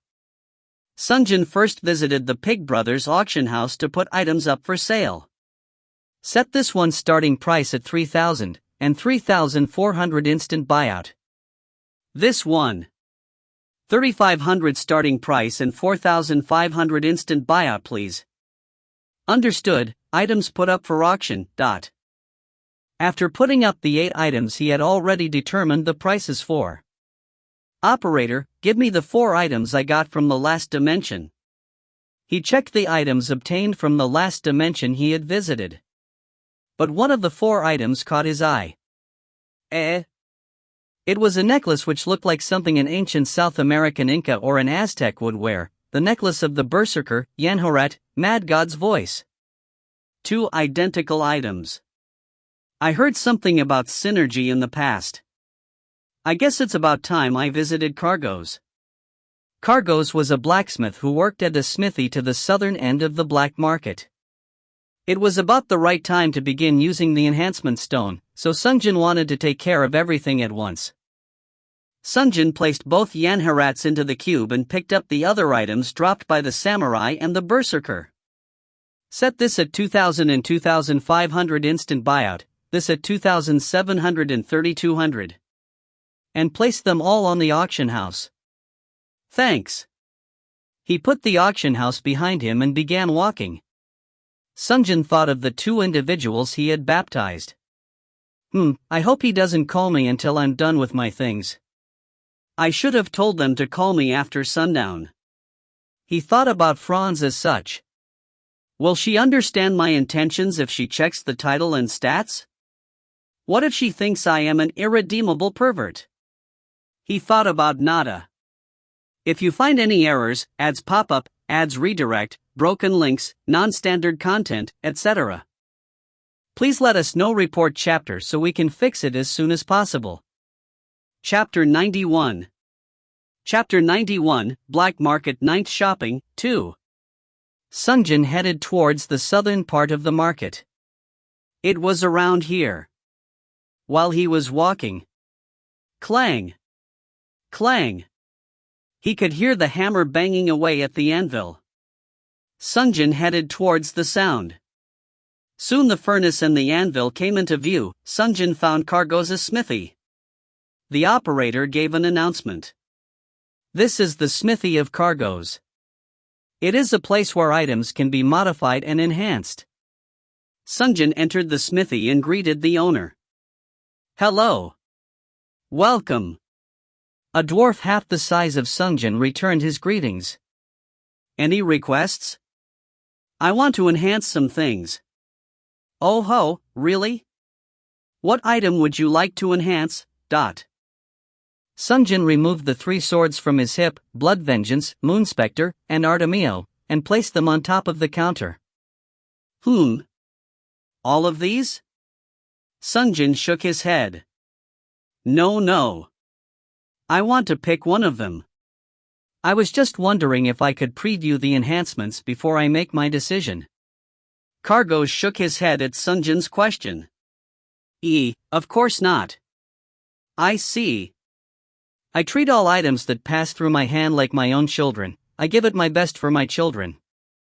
But just because I am their father does not mean I can predict how my children will end up as adults.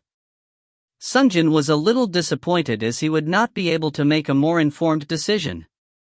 Okay, in that case. Sungjin picked up Blood Vengeance and put the sword back on his hip. He then picked up Artemio and put it away as well. The last one remaining was the Moonspectre, which he handed over as he said, "Please enhance this item." The reason why he chose Moonspectre was simple. Sungjin already knew Blood Vengeance's enhancement effect. The enhanced Blood Vengeance would get an incredibly strong skill, but it wasn't something he needed anytime soon. He hasn't used Artemio for very long, so it was lower on his list of priorities. Although if he was to consider its role as the ultimate anti-mage weapon, it seemed like it could also prove to be quite useful. You sure? Okay, let's see. Cargos received the Moonspectre from Sungjin and inspected it. The Moonspectre's appearance couldn't be more worn out. He had found it buried within an ancient columbarium. The paint had long since peeled off, and the pommel was terribly damaged. But Cargos inspected the sword without minding its state, and then he pulled out the blade from the scabbard. Ooh! He exclaimed once he saw the sharp edge of the blade. This is a legendary class weapon. He recognized the weapon in a single glance. Yes. Do you have enhancement stones? Legendary items require 3 stones. I brought 3.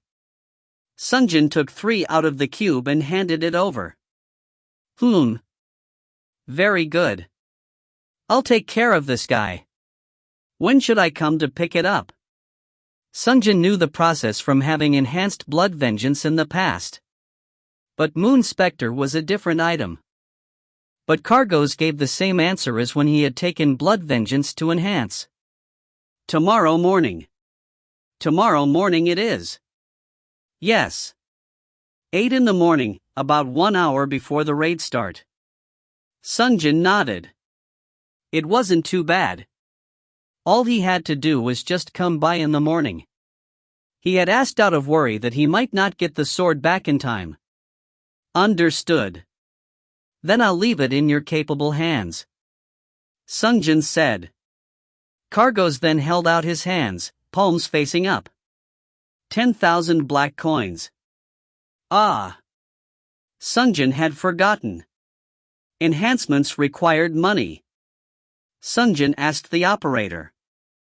Operator, how many coins do I have right now? 12,146. Sungjin quickly did the math in his head. I still have 3 unsold items left over from last time. I put up 7 new items today, a total of 10. Depending on competition and number sold, Sungjin expected anywhere from 30-50-000 coins. 20,000 for Star of the Nameless, 15,000 for Gourmet's glasses. 35,000. Sungjin felt he could afford to spend 10,000 coins here. No items were as urgent as improving his item. The only thing that bothered him was being unable to buy the elixir, but it was something that could be solved with money later. It was more important to buy items for the moment.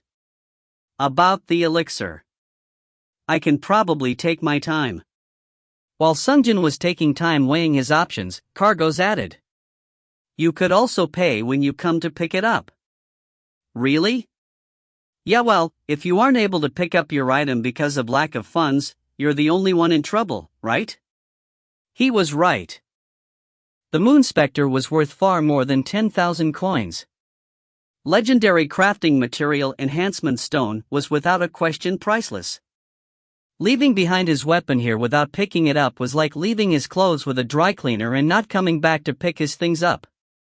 Sungjin nodded. Then I'll just pay when I return to pick up the sword. This was better for Sungjin. He would be able to plan his budget better after he got his receipts from the auction. Cargos nodded. Okay. Sungjin decided to ask. And I heard from before. Yeah? I heard that if you have two of the same item, you could get something called synergy or something. Yeah. That's possible. If you have two items, you can combine them. Combine? Yeah. You can mix identical items and multiply the effects. The rating rises by 1 level. And then, how is it related to enhancement stones? Combining items have the same effect as using the enhancement stone. But instead of enhancement stone, you are using 2 items. And the number needed? The number is the same as with enhancement stone. To raise the rating from heroic to legendary, you need another identical item or 1 enhancement stone. To go from legendary to unique legendary, you need 3 identical items or 3 enhancement stones. Understand? Sungjin turned towards the operator's cube. Operator, give me Yanhurat. Both of them. 2 Yanhurats came out of the cube. Sungjin handed it over to Cargos. They are heroic class items. Cargos inspected the Yanhurats and glanced towards Sungjin and said, This is quite a dangerous item. Great effects, but terrible consequence. Sungjin nodded. I know. But if you add these 2 items, it improves not only the effect but also the side effect. Will you be okay with this? Sungjin bit his lip. Yes, it is not an item I would ever use other than dire circumstances. Yes, Sungjin never relied on the strength of Yanhurat unless it was absolutely necessary, like when he was not yet strong enough in Chapter 2 against Ahena, or when he met the crazy strong boss Kallian in Chapter 8. If he was going to keep it around as his last resort, then it was better to have maximized risk-reward. Okay, then I could combine them immediately. Except it will cost 3,000 coins. And the fee is non-negotiable. It was a small price to pay for the return on investment. Sungjin said. Okay, please do it now. Cargos took the Yanhurats into the smithy and placed them into a box and asked Sungjin. Hey, do you know this box? It's quite a famous one. Sungjin shook his head. It was an item he had never seen before. He had only ever enchanted items here in the past. He had never combined items. Really? I guess some people don't know. Cargos shook the box twice. From the box. Jiang. A burst of light shot out accompanied by a loud noise. Cargos calmly opened the box and handed the Yanhurat to Sungjin. The operator's cube gave an announcement. Congratulations! Legendary item Yanhurat, Mad God's Whisper obtained. Sungjin lifted up the new item to inspect it. Yanhurat, Mad God's Whisper. Legendary necklace. Passive skill. Indomitable, 2. Immune to all types of restraints and debuffs. 10-second duration. Active skill. Zealot, V. Increase damage and speed by 500% for 30 seconds. Reduce HP to 1/5 after the effect ends. Necklace with the sealed power of the mad god Yanhurat. His faint whisper can be heard from the necklace. Whoa! Sungjin carefully looked over the necklace. It was unbelievably more powerful. The effect jumped up from 3x to 5x the speed and power. 5 times more powerful than now. It would be near impossible for any other hunter to even follow his movements with their eyes. But in return, the penalty would reduce his HP to 1/5. Having only 1/5 HP remaining would be dangerous even for Sungjin.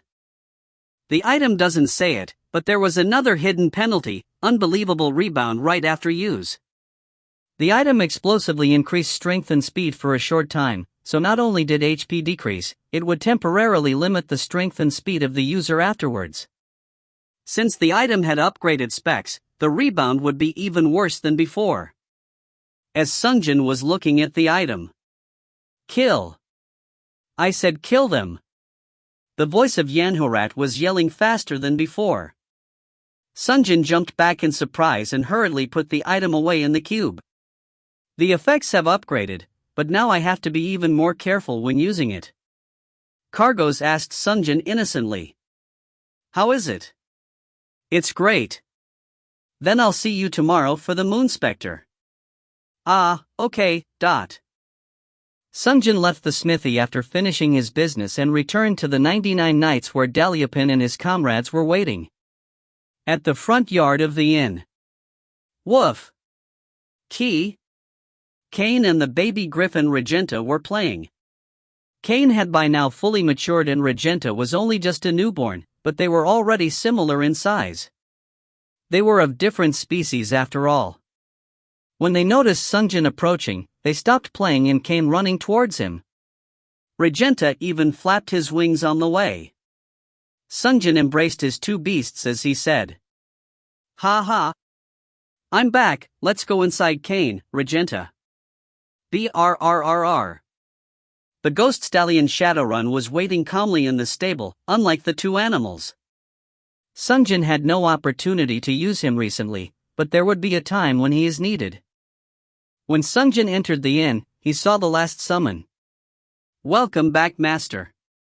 I am glad to see you are well. Magician Soldamer greeted him in. I'm glad to see you as well. Sungjin sat down at the nearest table. Daliapin came forward to ask. Welcome back.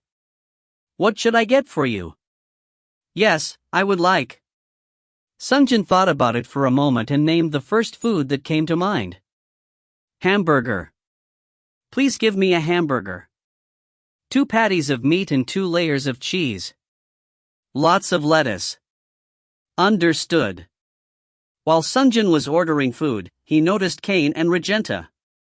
Have those 2 eaten? Ah, you typically eat with them, so I haven't fed them yet. Ah, thank you very much. Please also serve them food when you finish the burgers. Understood. It is said that eating together improves trust between people. It was no different for animals. Once the dinner was ordered, Sungjin folded his arms and leaned back on the chair. Kane and Regenta were playfully nudging each other. Then he remembered something. Sungjin said to the cube. Operator. Was it the fruit of evolution? Give it to me. Note, the unique and unique legendary means there can only be one of its kind like we have seen in the case of the book Romance of the Three Kingdoms. But we think it might not be correct when it comes to weapons. The author has used the same term for the higher grade of weapons as seen in the chap. We are asking the author regarding the term and will update accordingly. If you find any errors, ads pop up, ads redirect, broken links, non-standard content, etc., please let us know. Report chapter so we can fix it as soon as possible. Chapter 92. Chapter 92, Black Market Night Shopping, 3. Sungjin held Merca, Pulp of Evolution, without much thought. But as soon as the item emerged from the cube, Kr. Aru? Kane and Regenta stopped rolling around and fell silent. They were staring at the fruit in Sungjin's hands. What's going on? Sungjin was tilting his head. Soldemer swallowed audibly as he said, "What an enticing fruit." Enticing? Sungjin moved the fruit closer to take another whiff of the fruit. Black. It still smelled strange. But all three of the summons had their eyes glued on the fruit as if it was the most delicious-smelling food in the world. Soldemer tried to appear calm, but he couldn't look away, and Kane was uncharacteristically panting with his tongue out. Regenta was trying to climb on top of Sungjin's knees. Ka-ah. Go away, Regenta, I'm not giving it to you. Sungjin pushed Regenta away. But from the door. Hi. Even Shadowrun had come. Sungjin put the item away for now. Regenta flew up and pecked the cube few times with its beak. Of course, the cube remained unscathed. Just what? Soldemer answered Sungjin's question. I believe that it is a fruit that contains a large amount of mana. To tell you the truth, I felt a strong compulsion to eat that fruit as soon as I noticed it. Really? Yes. I have never partaken in alcohol or smoking, but I'd imagine that it was similar to an alcoholic man getting a whiff of a drink. He must be onto something about the fruit containing large amounts of mana, judging by how Kane and Regenta were still staring at the cube. Thankfully. Sir Hunter, your dinner is served. Delupin arrived with a large burger and plates of raw meat. Kane and Regenta turned their attention to their own dinners. Sungjin picked up the burger Delupin had brought him and thought, this item. I should only give it to a summon when none of the others can witness it. He took a big bite out of the hamburger. Crunch. The sound of the crispy lettuce crunching in his mouth was followed by the soft bread, the succulent meat, and the thick flavor of the cheese coming together in his mouth. Sungjin let out a satisfied moan as he began eating his burger. While he was busy eating his meal, the operator suddenly gave an announcement. The Chosen One requested your teleportation. At the same time, the image of Franz appeared above the cube. Will you accept the request? 10:9. Sungjin stopped eating his burger and stared at the image. 7:6:5. Franz looked nervous, with his arms crossed and tapped his feet. 4:3:2. It looked like the time would run out if Sungjin just stared at the image. Sungjin said to the cube. Okay. I accept. Teleport request accepted. As soon as the words had left his mouth, Sungjin vanished from the spot and reappeared in the black market. Seeing Sungjin appear next to him, Franz couldn't help but exclaim, "Oh!" in surprise. It works. Why, yeah. Sungjin took a look around. This was close to the auction house at the center of the black market. It looked the same as his market, but it appeared that he had really teleported elsewhere. Franz asked Sungjin, "How is this possible?" Sungjin was about to answer when he felt a pang of hunger. The hamburger he bit into was gone. Sungjin asked Franz, "Have you eaten dinner yet?" "No, not yet." "Then, let's first eat then talk." "Sounds good to me." The two men entered into the entertainment district of the black market. Star. Welcome. This is Yaochan's Thum Thum, a shop selling many different kinds of steamed buns. What would you like to eat, Mr. Hunters? A bulky bear demi-human approached them. Being called Hunters felt awkward, as he had always shopped alone. But the shop owner didn't seem to find it strange that there were two hunters present. As if Sungjin's presence was expected. Sungjin ordered first. Mandu soup, please. And shrimp gyoza. Franz ordered as well. Ah, well, what he ordered. Once the order was made, the men fell silent. It wasn't like they had become best of friends after just one raid. They were slightly awkward. What should I say? Sungjin was unsure how to proceed. But. Oh yeah, you asked earlier, how is this possible? Ah, yes. So basically.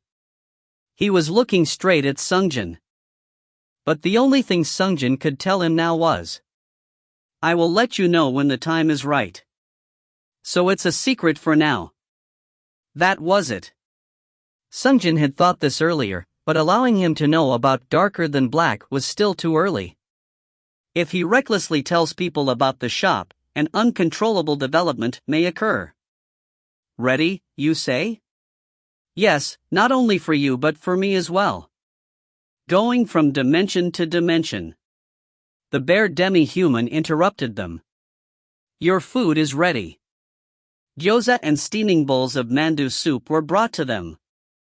Sungjin picked up the chopstick and said, Is quite a dangerous thing. It was not a lie. To begin with, trolls were those who aimed to monopolize points by murdering their own teammates. They broke an unspoken rule to take more points, so they were naturally stronger than most others. And because they had no inhibitions about attacking others, those with a similar level of skill were put at a large disadvantage. Of course, it was different for a troll hunting specialist like Sungjin. So I will keep it a secret for now. When the time is right, I will let you know. Thankfully, Franz did not pry further. Okay, understood. Then please let me know when the time comes. Sungjin nodded and continued to eat the mandu with his fork. Sungjin thought. 10 out of 10 reaction. If he had demanded to know at this point, Sungjin would have regretted baptizing him. Oh, by the way, what is your name, Sir Adjudicator? I can't continue to call you Adjudicator, now can I? Sungjin looked at him and said. K. He told him his cover name. There was no reason to let anyone know his real name. He was becoming used to the new name anyhow. Ah, I see. K. I don't know how this happened, but thank you for choosing me. Sungjin replied. Well, there are lots of reasons why I chose you, but first, about that buff, you can probably tell that I am quite strong. Yes, I understand better than anyone how strong you are. And the stronger I become, the more power up you get. Franz nodded. What I want from you is cooperation. To work together in overcoming the final raid together. Cooperation, you understand, right? Of course. But, isn't the raid designed for us to work together already? Yes. But along the way, there are plenty of people who have stopped wanting to cooperate with others. You mean trolls? Yes. Have you come across them? Yes. Twice. Once at the cemetery. Once at the plateau. I took too much contribution, so they became jealous of me. As Sungjin thought, Franz had already met trolls. But the fact that Franz was sitting here eating soup with Sungjin meant that the one who died was not himself. Do you have the Adjudicator title? No, what does the title do? The title allows you to claim 2 items when you kill a troll. Oh. I would love to have a title like that. Those bastards. Franz stopped eating to grip his fork tightly. This side of Franz reminded Sungjin of the time Franz came charging towards him. Oh yeah, he was this kind of guy. The title of Adjudicator fits him better than I. Sungjin thought. Anyway, there are always trolls. Even when only a few people remain, they will still exist. Sungjin was about to say are there and corrected himself since he couldn't reveal that he had experienced things before. So, my goal is to eliminate trolls and gather people like you who are, well, so to speak, cooperative and good individuals to finish the raid together. That's a great plan. Franz looked at Sungjin with sparkling eyes. Yes. As you might have noticed from your chosen one title, my stats, you can have as much as 20% of it as bonus. In other words, the stronger I become, the stronger you become. You understand, right? Yes. Franz nodded. I will continue to become stronger. Which is to say you will become stronger as well. So when there are not very many remaining, in the end, I hope to find you there. That is no problem. If I can't even survive with this kind of buff, it means that I have no right to be there in the first place. If there is something you can't overcome yourself, you can call upon my help once a day. I can help take care of business on your behalf. I don't think I'll need to do that though. But in case of hidden bosses or trolls. Franz became serious at Sungjin's words. If I come across a troll, I will kill them myself. Sungjin grinned. Okay. Good. I'll rely on you. No, I'll definitely be the one to rely on you. And so the two men shook hands over the bowls of mandu soup. Afterwards, the men exchanged small talks. So Franz, are you German? No, I am Austrian. Which is closely related to the German people. What about you, Kay? I am Korean. Star. Once the dinner was over, Sungjin said to him. From now on, if you don't have anything else to do, call for me at 6 p.m. It'd be nice to share dinner with someone else, right? That sounds great. And I have one more tip. There is a ring merchant close to the weapon shop. Go and buy a ring of the rich and equip it. Ring of the rich? Yeah. Most people aren't aware of it, but it is an extremely cost-efficient item. Make sure you buy it. Understood. Sungjin said to him at last. Okay then. Until next time. Be careful of the next raid. Okay. Sungjin was about to return to his own dimension when he remembered something. Oh yeah. Yes? There's something I have to do before I go. Sungjin said to the operator. Operator, please give me Kane's wooden figurine, Soldemer's lamp, Regenta's egg, and Shadowrun's medallion. Items poured out of the cube. Sungjin stared at them and then picked up Kane's wooden figurine.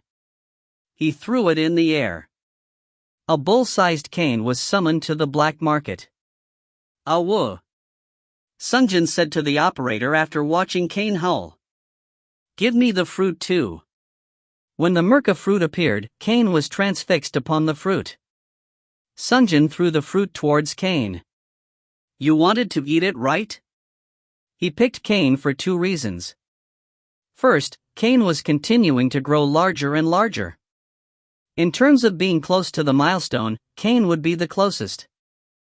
Second, Kane was his oldest summon that Sungjin was most comfortable utilizing in combat. If anyone deserved to be empowered, it was Kane. Kane devoured the fruit in one bite. His entire body was enveloped in bright light, and then he grew rapidly. Sungjin was forced to turn his eyes away due to the blinding light, but the operator was the one to tell him the result. Congratulations! Legendary item Grand Kin, Master of the Forest obtained. If you find any errors, ads pop-up, ads redirect, broken links, non-standard content, etc., please let us know. Report chapter so we can fix it as soon as possible. Chapter 93. Chapter 93, Black Market Night Shopping, 4. After the blinding rays of light subsided, Sungjin and Franz stared at the gigantic figure of Kane standing before them. He was about double the previous size. His eyes were level with Sungjin now. The suddenly taller Kane took a look at himself and then awoo! Let out a long howl. He sounded quite pleased. Just then, Sungjin noticed that the figurine had changed as well. The figurine was larger and slightly glossy. It was looking more like Cain now. Sungjin held the item up for inspection. Grand Kin, Master of the Forest. Legendary Summon. Special Ability, Spiritual Link, Grand Kin. Spiritual Link, Grand Kin, Loyal Familiar, Summon Grand Kin. If summon is killed, or if 10 minutes pass from the time of summoning, it disappears. Grand Kin who inherited the forest from his mother. According to legend, he can communicate with other creatures of the forest and command the spirits. Whoa! Sungjin was staring at the screen. Franz was also standing wide-mouthed. This, from Chapter 2. He must have mistaken Cain for a henna. Although, the current form of Cain looked just like her. Gore! Cain walked towards Franz. Perhaps due to his size, Franz unconsciously took a step back. Wayo! Cain tilted his head and turned to look at Sungjin. He began to resemble a human. Master, who is he? How can you be in the black market together with him? He seemed to ask with his gaze. Sungjin pet his head and said, He's my comrade. Just like you are mine. Comrade. Cain seemed amazed and turned to resume staring at Franz. Sniff sniff. He smelled the air as if trying to memorize the scent. Sungjin said to Franz, He is my friend Cain. As you can see, he is a wolf, but he is the most dependable ally. I see. Now that the comrade was mentioned, he thought of something. Oh yeah, about that. Please tell me. Sungjin scratched his head and said, What do you think of taking 10% penalty from raid reward in coins? 10%. Is this about the Ring of the Rich? Didn't you say that it would give me additional 10% instead? Sungjin stopped as if he was hit in the head. Now that he thought of it, buying Ring of the Rich would eliminate the 10% penalty. In that case, follow me. While on the way to the jeweler, Sungjin told Franz about the penalty. Of course, not everything was revealed. This is a secret, but, in order for me to choose someone, it needs the sacrifice of another. A permanent 10% reduction in coin reward, that kind of sacrifice. Really? What I want is for you to also partake in that sacrifice. If you can handle that burden, it will allow me to select another chosen as a comrade. Oh. While they were exchanging words, they arrived at the jeweler. Sungjin asked as soon as he entered the shop. Meridian, Heart of Gold, Ring of the Rich please. All right. The cat shop owner retrieved a simple blue sapphire ring from the back. Sungjin said to Franz, I'll buy this for you. It's only 500 coins. But Meridian took away the ring and said, Wait. This isn't 500 coins. Sungjin was shocked. That was a long time ago. It's 5,000 coins now. What? Sungjin exclaimed. Meridian explained. This item gets more expensive as time passes. It's such a popular item that the price fluctuates. She was right. He had received between 500 and 1,000 coins in bonus last round. So if this only cost 500 coins, he would see a return on his investment the very next round. Anyone who is aware of this ring's existence would save up to buy it ASAP. But 5,000 coins is too expensive. Sungjin was beginning to get angry. Meridian replied in a calm voice. It's still on the cheap side. Further on the raid, this becomes even more expensive. I can't give you any discount. You know already, right? The rules of this place? There was no such thing as barter. Ugh. Franz stepped forward. Okay, I'll buy this myself. It's supposed to be my item anyway. But I am just trying to use it to reduce your penalty. You already gave me an incredible amount of stat points. If I could pay just 5,000 black coins to buy this much stats, I would buy it 100 more times. And I do have some coins left anyhow. Before Sungjin could reply, please give me that. He immediately bought the ring from Meridian. And then, now, on to the next. He faced Sungjin. Sungjin stared at him for a moment before presenting the helix ring. Star. When Sungjin returned to the 99 Nights, Delupin was cleaning away Sungjin's uneaten burger. Ah. You disappeared and didn't return for a while, so I was cleaning up now. Sungjin said to him. Don't worry and clean up. I ate somewhere else. And Kane was behind him. Gore. He was unable to enter the inn and was stuck outside. You'll probably have to feed him double the amount. Delupin saw Kane's figure and replied. Ah, you're probably right. He nodded. Regenta stared at Kane's enlarged body and Ka-ah. He hid himself behind a chair. It would be difficult for them to roll and fool around like before.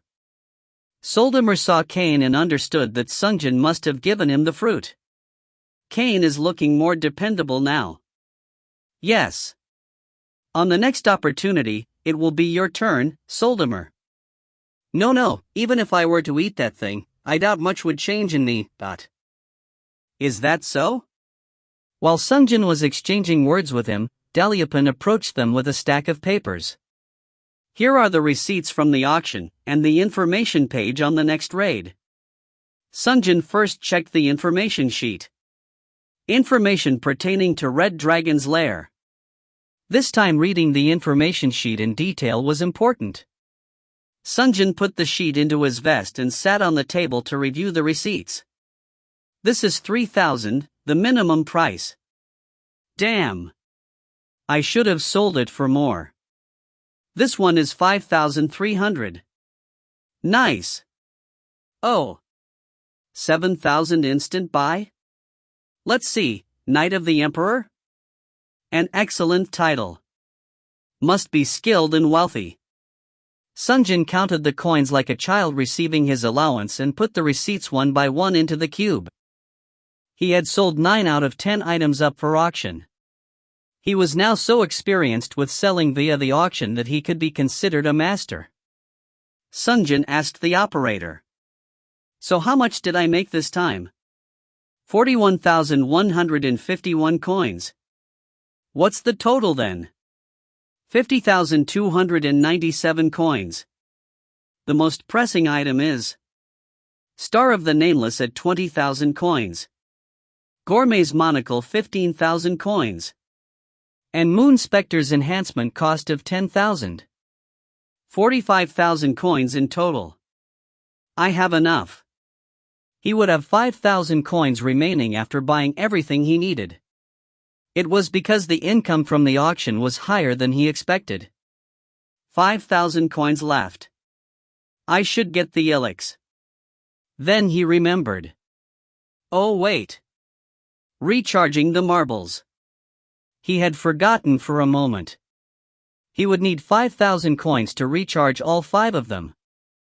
His remaining funds were 297 black coins.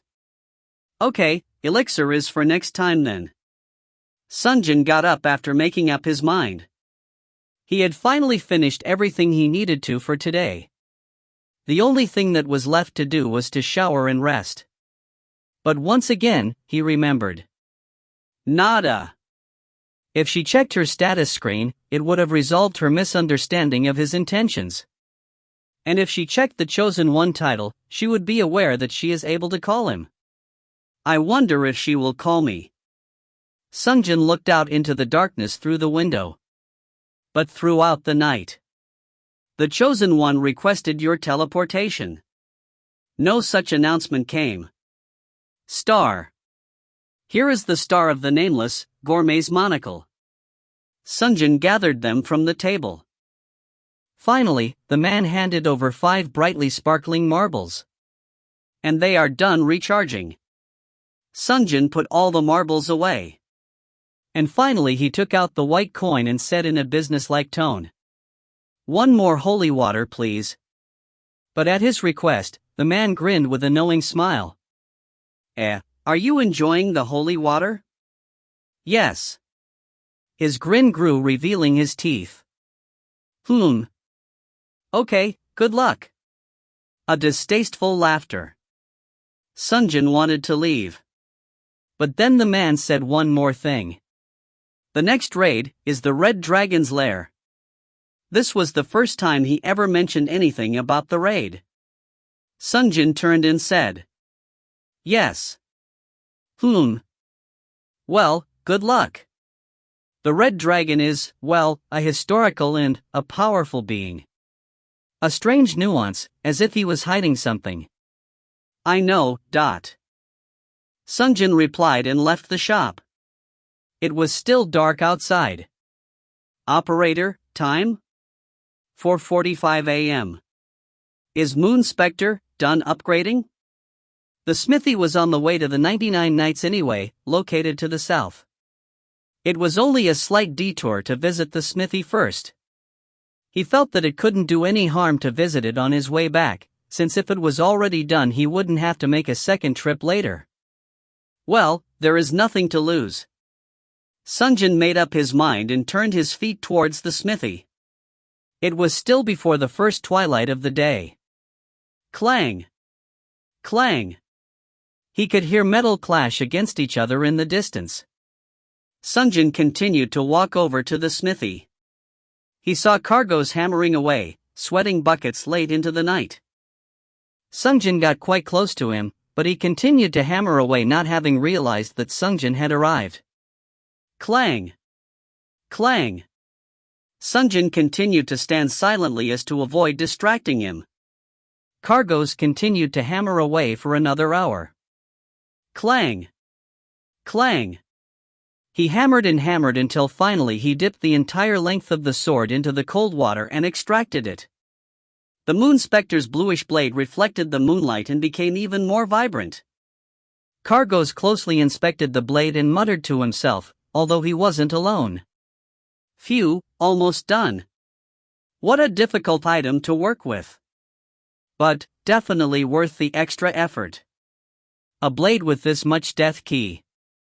And at that moment, Sungjin, who had been watching for over an hour, finally interrupted him. "Thank you for your hard work, Cargoes." "Oh my goodness." Cargoes flinched as if he had seen a ghost. "You surprised me. How long were you standing there for?" "Since just a moment ago." Cargoes calmed his rapidly beating heart. "Well, anyway, the sword is finished." This was most definitely a possessed sword, a ghost blade. Sungjin was surprised to hear that. "Oh, you were able to tell?" "It is a sword with the power of a spirit." "Of course I can tell." "And?" His voice trailed off. He then said, "Well, see for yourself." He handed over the newly upgraded Moon Spectre to Sungjin. Editor's note: so do y'all want an April Fool's from us tomorrow? Honestly, I have no idea what to do, and spending time to mess with a chapter to fool y'all might just earn me the ire of many, which also doesn't seem like a great idea. Thinking of not doing it.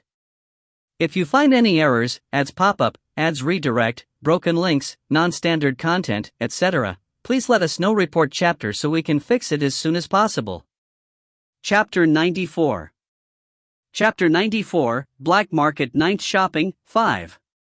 Sungjin checked the updated and upgraded Moon Spectre's status screen.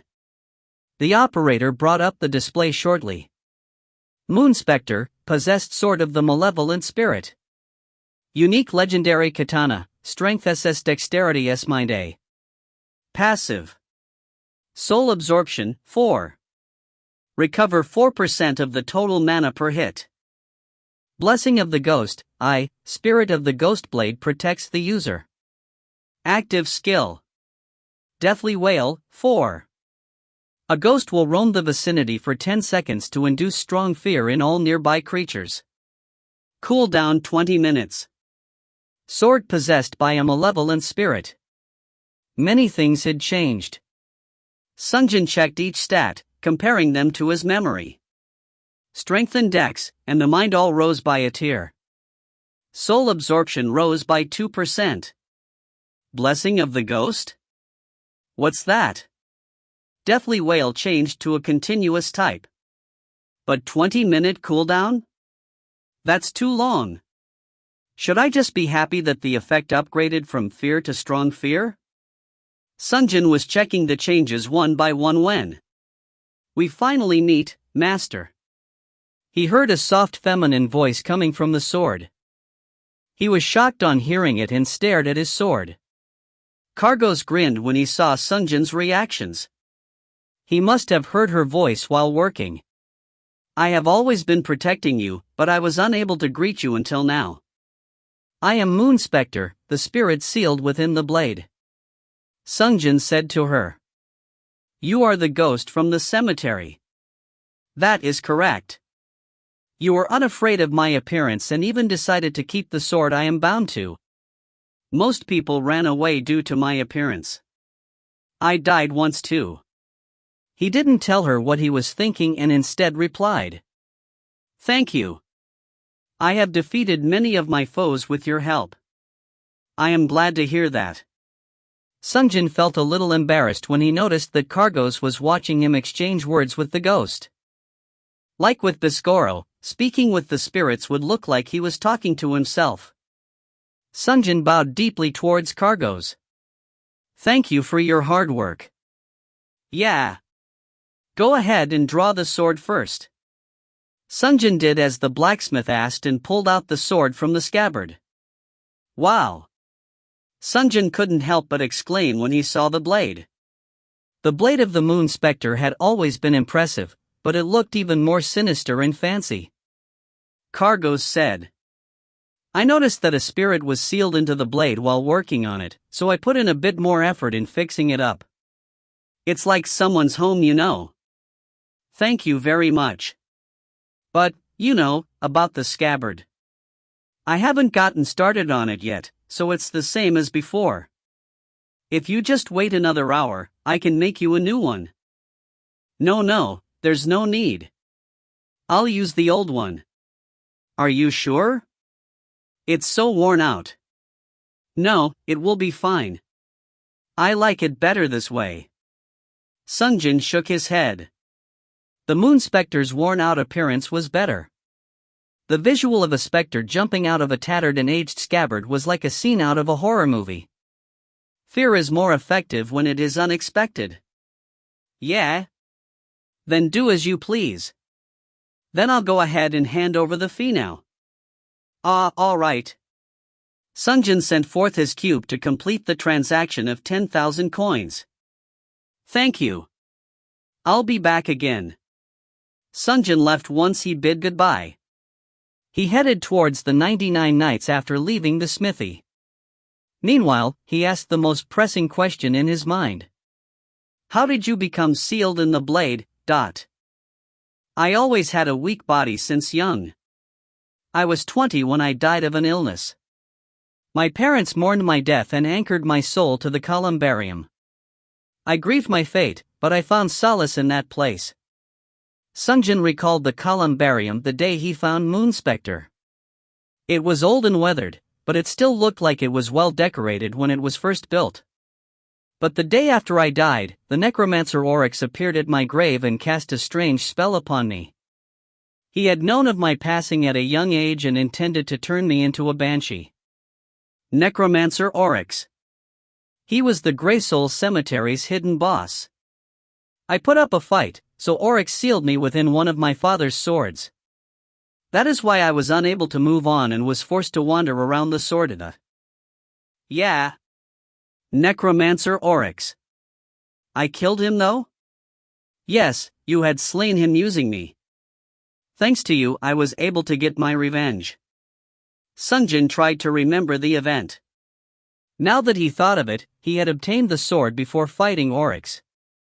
He had no idea he was carrying out her revenge for her at the time.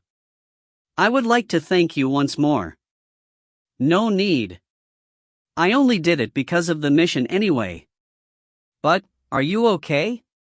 Continuing to fight while trapped in that sword? Yes, it is fine. At first, I was afraid, but I am used to it now. It's fun watching everyone run away terrified of me. Don't you want to move on? No. Things are fine as they are now. I'll move on when the time is right. Her words made him feel strange, hearing from a 20-year-old virgin lady that she had grown accustomed to the bloody battle. Oh yeah, what does the blessing of the ghost passive do? How does it activate? After I became a ghost, my perception had vastly improved. Well, not really perception, more like sixth sense.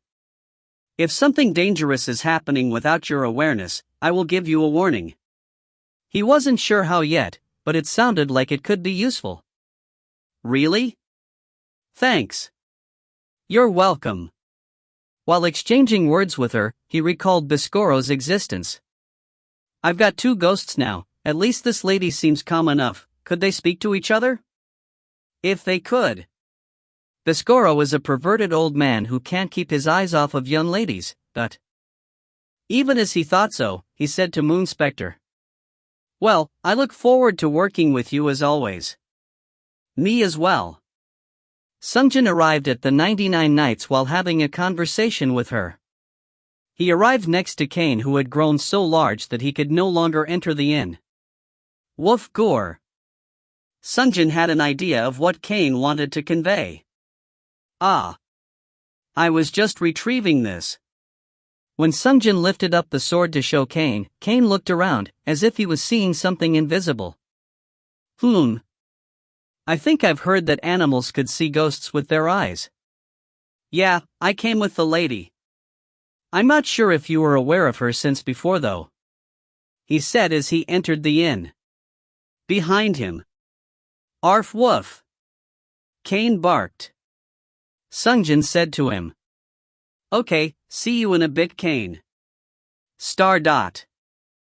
Gourmet's monocle, used with Romance of the Three Kingdoms. Star of the Nameless. Star of the Nameless would come in handy throughout the chapter. Use Master Hunter to start, switch to Treasure Hunter for the hidden pieces, and finally Adjudicator for troll hunting. Operator equipped the Master Hunter title. Applied. Sungjin had activated the Master Hunter title for the first time in a while. Afterwards, he allocated his points. 2,000 to Strength, 2,000 to Dexterity, 1,000 to Endurance, 1,000 to Magic Power, and 3853 to Mind Power. Applied. How do my stats look now? Title, Master Hunter. HP, 108100 MP, 127990. Strength, 18086, 13912, plus 4174. Dexterity, 18971, 14593, plus 4378. Endurance, 10810, 8315, plus 2495. Magic Power, 7955, 6119, plus 1836. Mind Power, 12799, 9845, plus 2954. Unallocated points, 0. The main goal of stat allocation was the continual growth of strength, dexterity, and endurance, followed by mind power and magic power. If magic power rose by too much, then he would only be able to cast spells once or twice. He had the help of Moon Spectre and the Lich's Finger to assist in regaining mana, but he needed high mind power to use multiple spells per fight. More so if he wanted to chain spells together with Biscoro. Now that Sungjin was looking at his stats, he thought, I should start allocating points as soon as I get them, so that it could benefit the people who receive buffs from me. The Chosen One receives 20% of his basic stat points.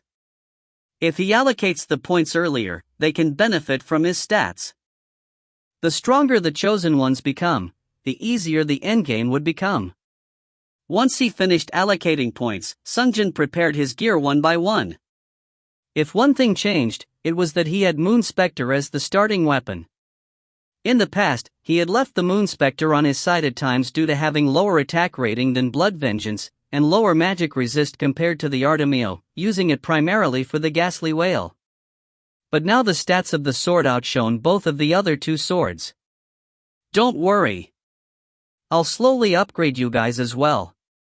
Once he was done double-checking his things, he took out Biscoro and equipped it. Finally, Biscoro said to him, "I missed you, although it has only been a day." Sungjin shook his head. "No thanks." "But, what's this feeling, Dot?" Sungjin felt a premonition. No way, can he sense Moonspector? But... Ah, hello Mr. Biscoro. I can hear the two of you speak. Moonspector was the first to speak. Ooh. I see that the Moonspector lady is now able to communicate as well. Congratulations, congratulations. Thank you. The worst-case scenario came to pass. Sungjin cringed thinking that Biscoro was going to make sexually harassive statements towards Moonspector with him stuck in the middle. Sungjin, worrying for the future, preemptively said, "I forbid you from speaking to each other. It can't be helped if you are conversing with me, but speaking with each other without me present is absolutely not okay." Okay. Understood, Master. The two ghosts agreed for now. Sungjin decided to put the final nail in the coffin. Especially you Biscoro Grandpa, if you break this rule I will sell you off at the auction house. Okay. Anyway, what about that boo? I mean the glamorous lady, did she not contact you afterwards? Sungjin remembered about Nada. The day had passed and the morning came, but she still had not contacted him. Yes. Sungjin answered, feeling downhearted. He came back down to the first floor of the 99 Nights. Daliapin, vanilla latte, and 1 slice of cheesecake. Understood, Mr. Hunter. Once the breakfast was ordered, he began to read the information regarding the Red Dragon's lair in great detail. The next raid was the 10-man raid. No matter how strong Sungjin had become, this was no longer a format of raid he could complete alone. Sungjin read the note while munching away at the cake. And when the time came, he was teleported to the Red Dragon's lair. Editor, poor Biscoro getting CB'd by Sungjin XD glossary will soon be updated for the items and there will be character names as well. If you find any errors, ads pop up, ads redirect, broken links, non-standard content, etc., please let us know. Report chapter so we can fix it as soon as possible. Chapter 95. Chapter 95, Red Dragon's Lair. Black clouds blocked out the sun. Ash fell like rain from the sky, and scalding gas shot out of the cracks in the earth. Lava flowed down the path, melting all in its way. Sungjin arrived in the middle of the cave. A round obsidian above helped keep the temperature down. The operator began an explanation. Welcome. This is the Angkor volcano. It is the place where the fire dragon Kal Gal made his lair. Please be warned. The red dragon Kal Gal just reached full maturity and is infamous for his brutality. The level of difficulty for this raid was really high. If the 10 hunters aren't able to cooperate effectively, then it was purgatory time for everyone. Sungjin stopped to try and recall the events from the past. It's been a while. I thought I was going to die here for sure. During the previous raid, the tank had died and Sungjin was forced to take vanguard, but he was blown away by a single strike from the dragon's paws, leaving him in a half-dead state. By the time he regained consciousness, only 3 of the original 10 were still alive. Now I should be able to pull the same weight as 5 people, so the clear shouldn't be impossible, but I should still be cautious. Just then a terrible thought crossed his mind. But, does this map have a hidden boss too? It was difficult to imagine that there would be a boss on this map who was even more powerful than the Red Dragon Kal Gal. In fact, the raid title was Red Dragon's Lair. Having a creature or being more powerful than a dragon coexisting in the lair seemed illogical. Well, it is possible. since not all chapters have hidden pieces. He could just check later with the treasure hunter skill since he now had Star of the Nameless.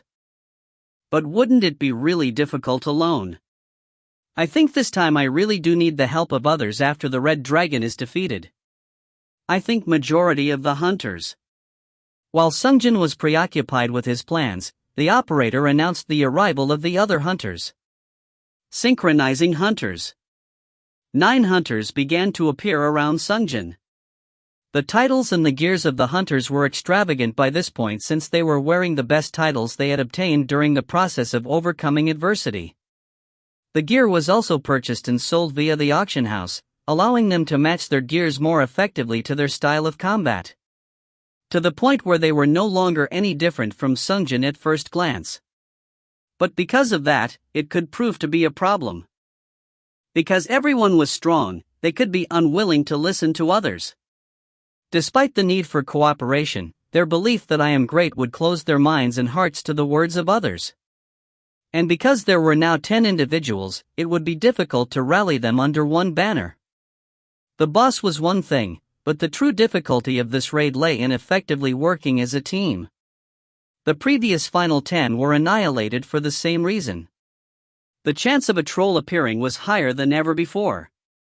Sungjin prepared to use Jeremiah's eye. I'll preemptively check for anyone having strange thoughts. Meanwhile, someone said, "Everyone has seen the information sheet, right? Let's split up according to roles and discuss our strategy." The 10 hunters split up by roles and began to discuss among themselves. The tanks are us two for this round. We could take turns aggroing the Red Dragon. Is anyone here able to cast recovery magic? Sungjin was able to use healing magic, but he stayed quiet. If he were to cast spells, he would be able to do it better than anyone else, but pigeonholing him to a healer role was a waste of his abilities. Not to mention he didn't look anything like a healer while carrying 3 swords. Melee DPS, please gather here. The barbarian wielding a giant halberd was gathering people. Sungjin went to join them. A total of 4 hunters were gathered. The barbarian addressed the group. You should be aware from the information sheet that the dragon is able to use claws and breath attack from the front, and his tail from the back. We should split up and attack the dragon from the sides. Since being clumped up into one group is a bad idea, splitting up into teams of 2 will probably be better. How do we decide on the grouping? Well, everyone present should have roughly the same level of skill, so wouldn't it be okay no matter how we split up? Let's just group up the way we are standing right now. The barbarian used his giant halberd to divide Sungjin and himself away from the other 2. So Sungjin was put into the right flank attack group along with the barbarian. In truth, there was a large difference in skill level, the other groups were making plans as well.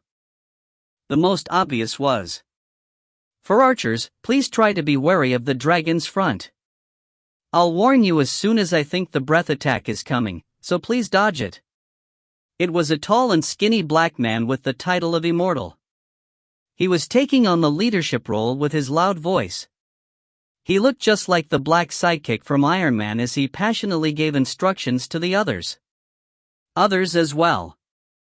I will shout out warnings, so pay attention to my signals. Sungjin watched him with interest. This gathering of hunters was now considered the cream of the crop. Being able to assume the role of the leader in such an environment meant that he was gifted as a leader. Magicians, please come here for a moment. What are your school of magics? I use red and black magic. I use green and white magic. It's great that your classes don't overlap. After discussing with the magicians, he addressed the 4 melee DPS. How did you divide the left and right flank attackers? Barbarian indicated Sungjin and himself and said, "We are the right flank," and pointed towards the other 2. They are the left. The Immortal glanced over the 4 men. Then his gaze fell on Sungjin and he froze. He stared at Sungjin for 3 seconds. Sungjin also stared back. Have we met before? He had difficulty remembering faces of foreigners. He tried to compare faces of other black men he met with the immortal's face. But he couldn't quite grasp it. It was someone he had never met before. But then he said, "Master Hunter." "Master Hunter K?" Sungjin was shocked. How did he know my name? K was his alias, but very few people were told thus far. The immortal came forward to shake his hand enthusiastically. He looked even more like the black movie star from Iron Man. What's going on? There's no way I can't recall anyone that looks like this. While he was thinking so, the man continued to say, "I wanted to meet you at least once, Master Hunter K." Sungjin asked him, "How did you know my name?" "I have heard of you. A man on a completely different level from anyone else. Someone skilled enough to clear a chapter alone." His words brought the attention of the other 8 hunters onto him. "Master Hunter K, that is you, right?" Sungjin didn't respond. He was not in a position where he could deny it. But he decided to ask once more. "How did come to know my name?" "A man you saved told me."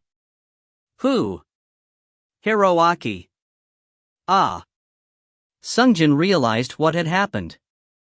The one spreading rumors about him was the elite samurai he had met in the 3rd chapter.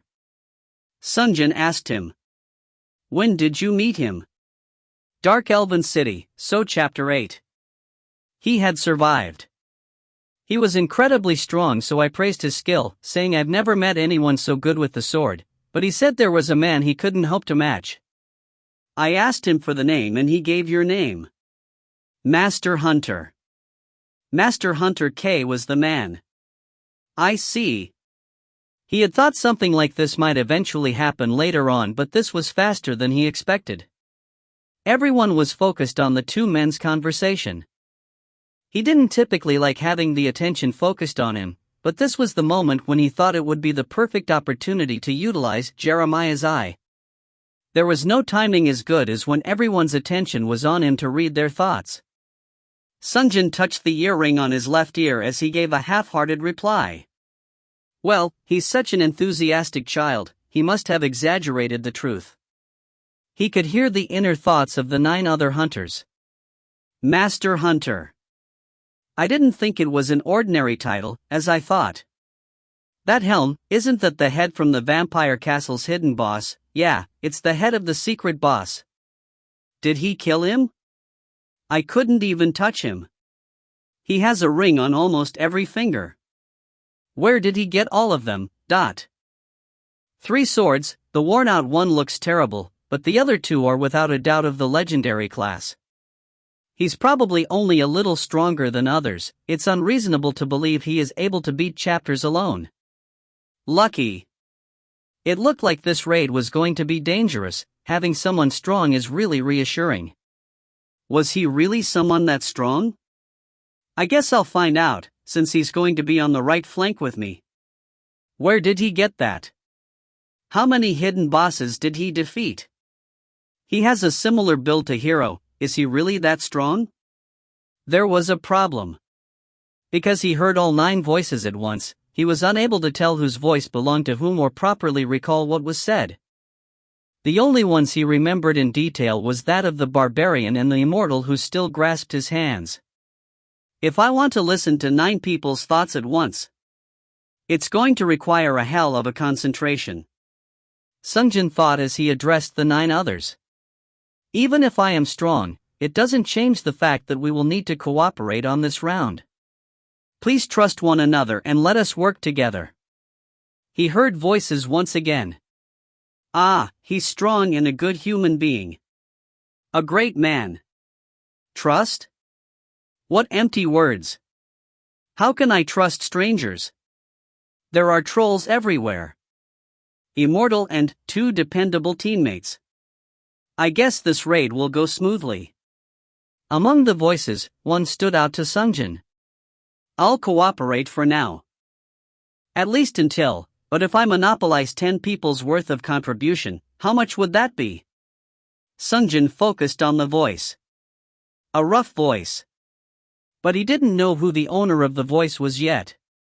The only two voices he knew for sure was the immortal and the barbarian. Sungjin continued to speak. If we work together, we will be able to finish this raid without a single casualty. Oof. I don't know how this raid is going to go, but if only 2 or 3 remain, I'll make my move then. He was a troll without a doubt. He was looking for an opportunity to strike. Sungjin paid a close attention to his voice. Killing the dragon is one thing, if I wait for a chance while avoiding harm, an opportunity will. That was as far as he heard. The Jeremiah's I must have run out of time. The immortal said.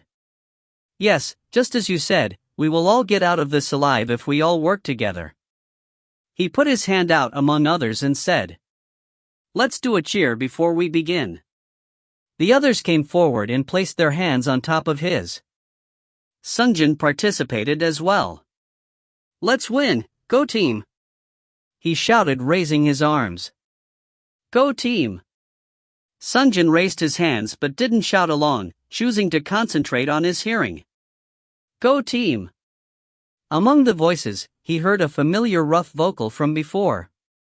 If you find any errors, ads pop up, ads redirect, broken links, non-standard content, etc., please let us know. Report chapter so we can fix it as soon as possible. Chapter 96.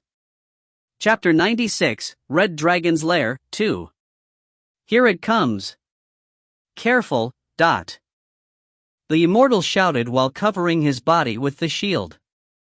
A magma golem came charging towards them from the distance while letting out immense heat, stomping loudly. The hunters tensed up at its sight. This magma golem was designed to be fought in a group of 10, it was much stronger than normal mobs of most other raids. To compare it to other chapters, it was nearly as strong as the main raid bosses of the other chapters, or perhaps just a little bit weaker. Taking it lightly for being a normal mob could lead to instant death. And if anyone were to die, it would make the later fight against the red dragon more difficult. Whoosh! The golem swung both of its arms made of lava. The 2 tanks of the team, Immortal and Iron Wall, each stopped an arm but were pushed back with every strike, even being sent flying a short distance. Meanwhile, the other 8 hunters launched their attacks, clubbing and stabbing.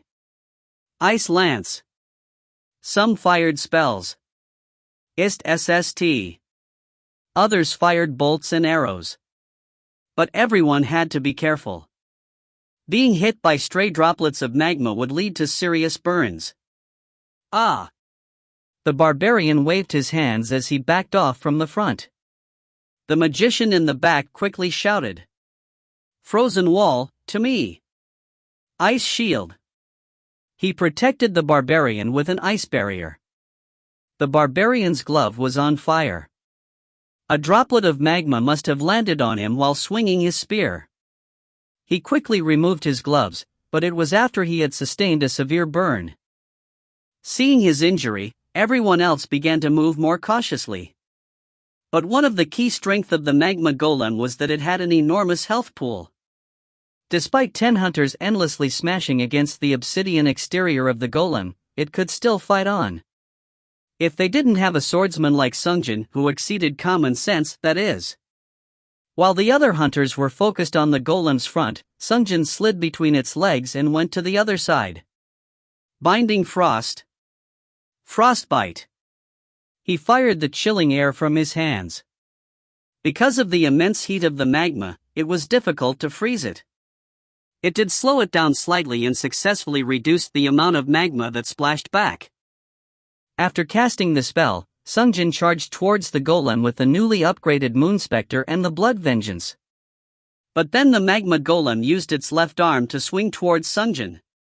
A magma golem does not have front or the back, such logic only worked with humans who had limited joints.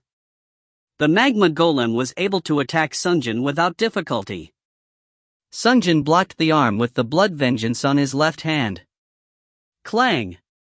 And used the Moon Spectre on his right to cut the arm. Then, boom! The arm of the golem which withstood the attack of others sliced off without much difficulty and fell to the ground. The other hunters exclaimed at the sight.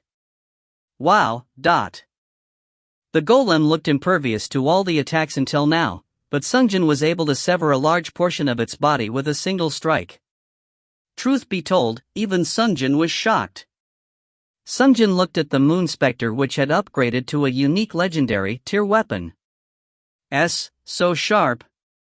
Last time he faced the magma golem, he had used the blood vengeance. But in that time, he had to cut the same spot again and again until he could deal a bit of damage. As I thought, just one tier makes so much difference. Sungjin thought as he began to cut apart the magma golem. Meanwhile, the other hunters became emboldened and joined in the attack. Soon the magma golem collapsed on the spot. Phew! Everyone let out a sigh of relief. Let's take a quick break before we move on.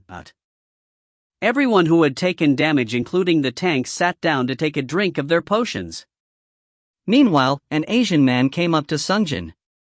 His title was Blue Magician. It was the same title Sungjin owned from the earlier fight. I noticed you used the spell Frostbite. You also have high magic power. Excuse me, but how much is your magic power right now? Sungjin didn't really want to answer, but he decided to make a half-hearted reply anyway. Well, about 5,000? That should be about right. He couldn't afford to act like a loner in this raid. Oh, amazing. You have strong physical stats but a high magic power as well. Sungjin focused on his voice rather than his words. This man had an unmasculine, soft and high-pitched voice. It was very different from the low and raspy voice of the troll. Yeah, well. Sungjin replied absent-mindedly as he checked the other hunters. Everyone was silently recuperating, no one spoke. I need to find out who the hidden troll is, so I can make preparations ahead of time. Sungjin wanted to leave the Blue Magician behind and have a conversation with the others. The first person he spoke to was the Royal Ranger, an archer. He was a red-headed Caucasian, but his skin was clammy and unshaven, giving him an ill look. Do not judge a book by its cover, he knew, but his appearance bothered him regardless.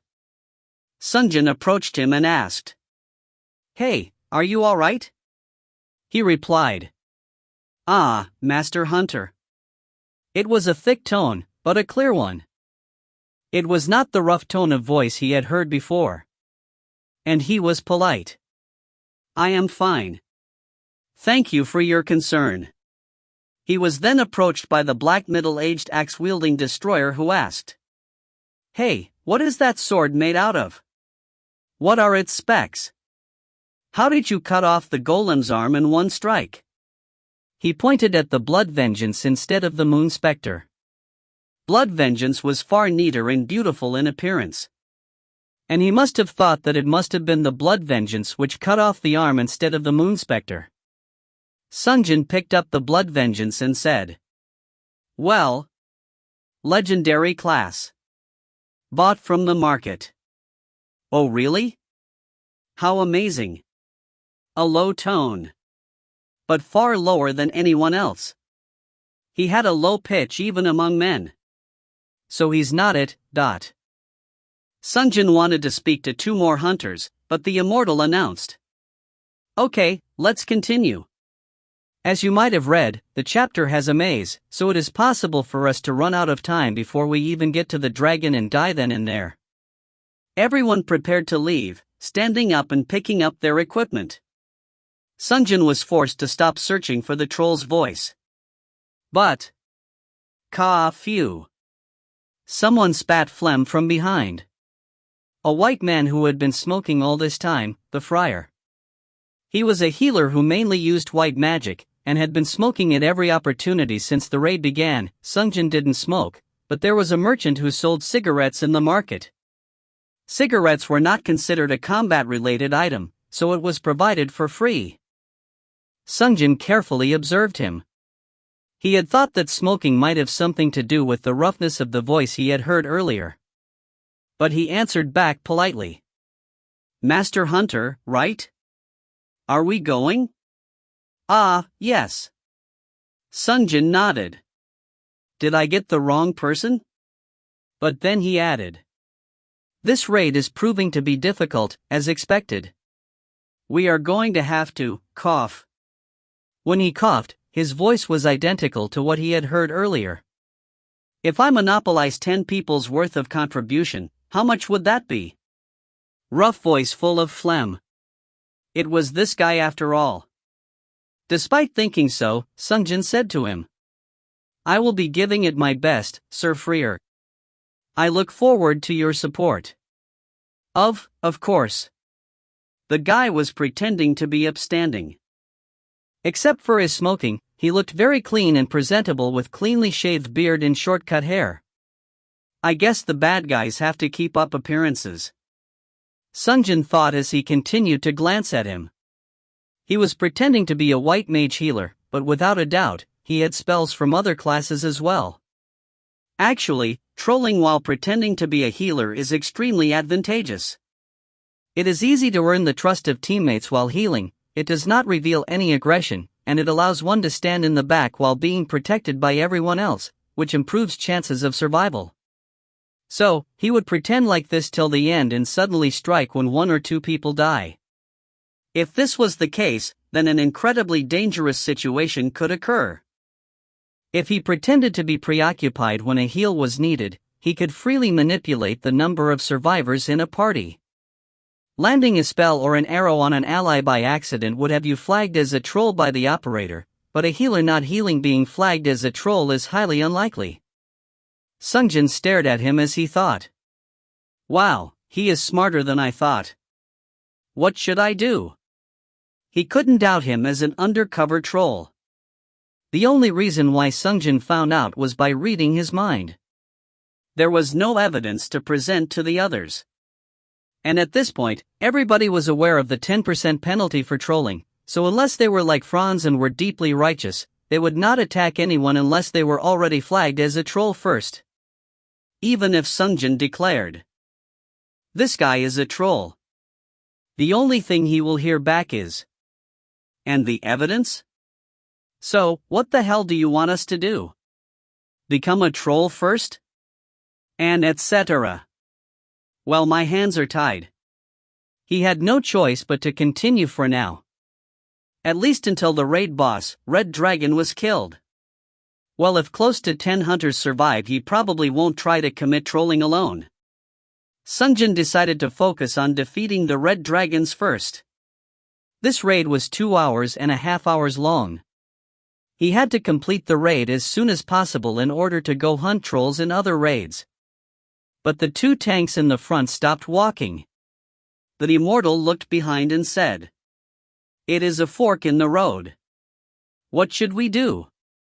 Sungjin tilted his head to look ahead. The pass split into 2. The only thing visible inside of the dark caves was the red-hot lava lazily running downhill. Sungjin stared at the lava as he thought. Where was the boss again? The dragon's lair was a maze leading from cavern to cavern, and within a large cavity in one of those caverns lay the sleeping red dragon called Gal. The problem was that Sungjin didn't really remember the path. The first time he had come here, Sungjin had been too preoccupied with survival to worry about remembering exactly what path they had taken. And he had never thought that he would ever return to the dragon's lair again. Goodness, if we get lost here, I won't have time to go hunting for trolls. But then the barbarian stepped forward and said, "Our priority is killing the red dragon first, right? Since we can increase our contribution points after the fact." Of course. That's right. I have the guide title. The title can guide us to the boss. Oh yeah, that's right. There was definitely something like that. Henrik from the cemetery had obtained the same title. The barbarian glanced at everyone present and said, "Then I will use it right away. Operator, I will use the guide's special effect. Please show us the way to the boss." The cave to the right became blue. The barbarian pointed towards that cave and said, It must be that way. The hunters headed towards the direction he pointed out. Sungjin followed suit. It sure is nice to have more people sometimes, but if you find any errors, ads pop up, ads redirect, broken links, non-standard content, etc., please let us know. Report chapter so we can fix it as soon as possible. Chapter 97. Chapter 97, Red Dragon's Lair, 3. Croc. Flames were shot out from the hellhound's maw. The hunters split up to get out of the way and regrouped once the flames had passed. The immortal standing in front attacked the beast's head with his blunt weapon. Whine. The hunters rushed forward to attack the hound as well, and it was soon defeated. The hunters readied themselves to continue to fight. There were 2 additional hellhounds. But the hounds further ahead already had their heads separated from their bodies. Master Hunter K. Sungjin swung his swords to remove the blood from the blades as he said, "I suppose there are no more enemies in this area." The immortal looked back to the others and asked, "Anyone in need of a break?" No one spoke up. "Let us continue then." There was another fork in the road further ahead. The barbarian stepped forward once more. The operator's cube indicated the left path. But the blue color was much more intense than the first time. This time it is to the left. Since the color is becoming more intense, we must be getting close. I see. Let's not get careless, everyone. Okay, let's go. The immortal once again rallied the party and led the way. Sungjin walked with the others, standing close to the center of the formation. The hunters walked down the path until they reached an area where the lava fell like a waterfall and gathered into a pool. It was like a hell's version of an onsen, where finding a devil enjoying a lava bath wouldn't feel out of place. And seeing this area triggered a faint memory. I've seen this before, we must be close. Then the immortal suddenly stopped. A person? A silhouette of a person could be seen in the distance. While the hunters were hesitating, Sungjin remembered and shouted, "No! That's..." But a spell came flying their way already. Eternal flames of hell. Inferno. The fire split into several strands and came flying towards the hunters. The hunters were able to get out of the way and dodge the spell due to having been fired from a distance, but this is what the enemy was hoping for. He then. Burning flames, protect me. Fire shield. He covered his entire body with fire and leapt up over 10 meters into the air while gripping his spear, towards the backline of the hunters' formation. While the hunters were staring up at him with open mouths, the enemy targeted the blue magician standing in the back. Once the blue magician realized that he was the target, he quickly chanted, "Ice shield." He tried to protect himself with magic, but the dragon demi-human easily broke through the barrier with his spear and stabbed the mage through his shoulder. Ah! Bastard! The nearby hunters swung their weapon towards the enemy, but the spirit fires orbiting the demi-human targeted the attackers. What? The hunters all backed off. Meanwhile, the dragon demi-human aimed for the mage's neck as he swung his weapon. The one to block the attack was none other than Sungjin. Before the demi-human could stab. Pa! Sungjin fired the blood vengeance out of his hands and had it strike the tip of the spear. When his attack was interrupted, the ranged hunters fired arrows and bolts towards the enemy.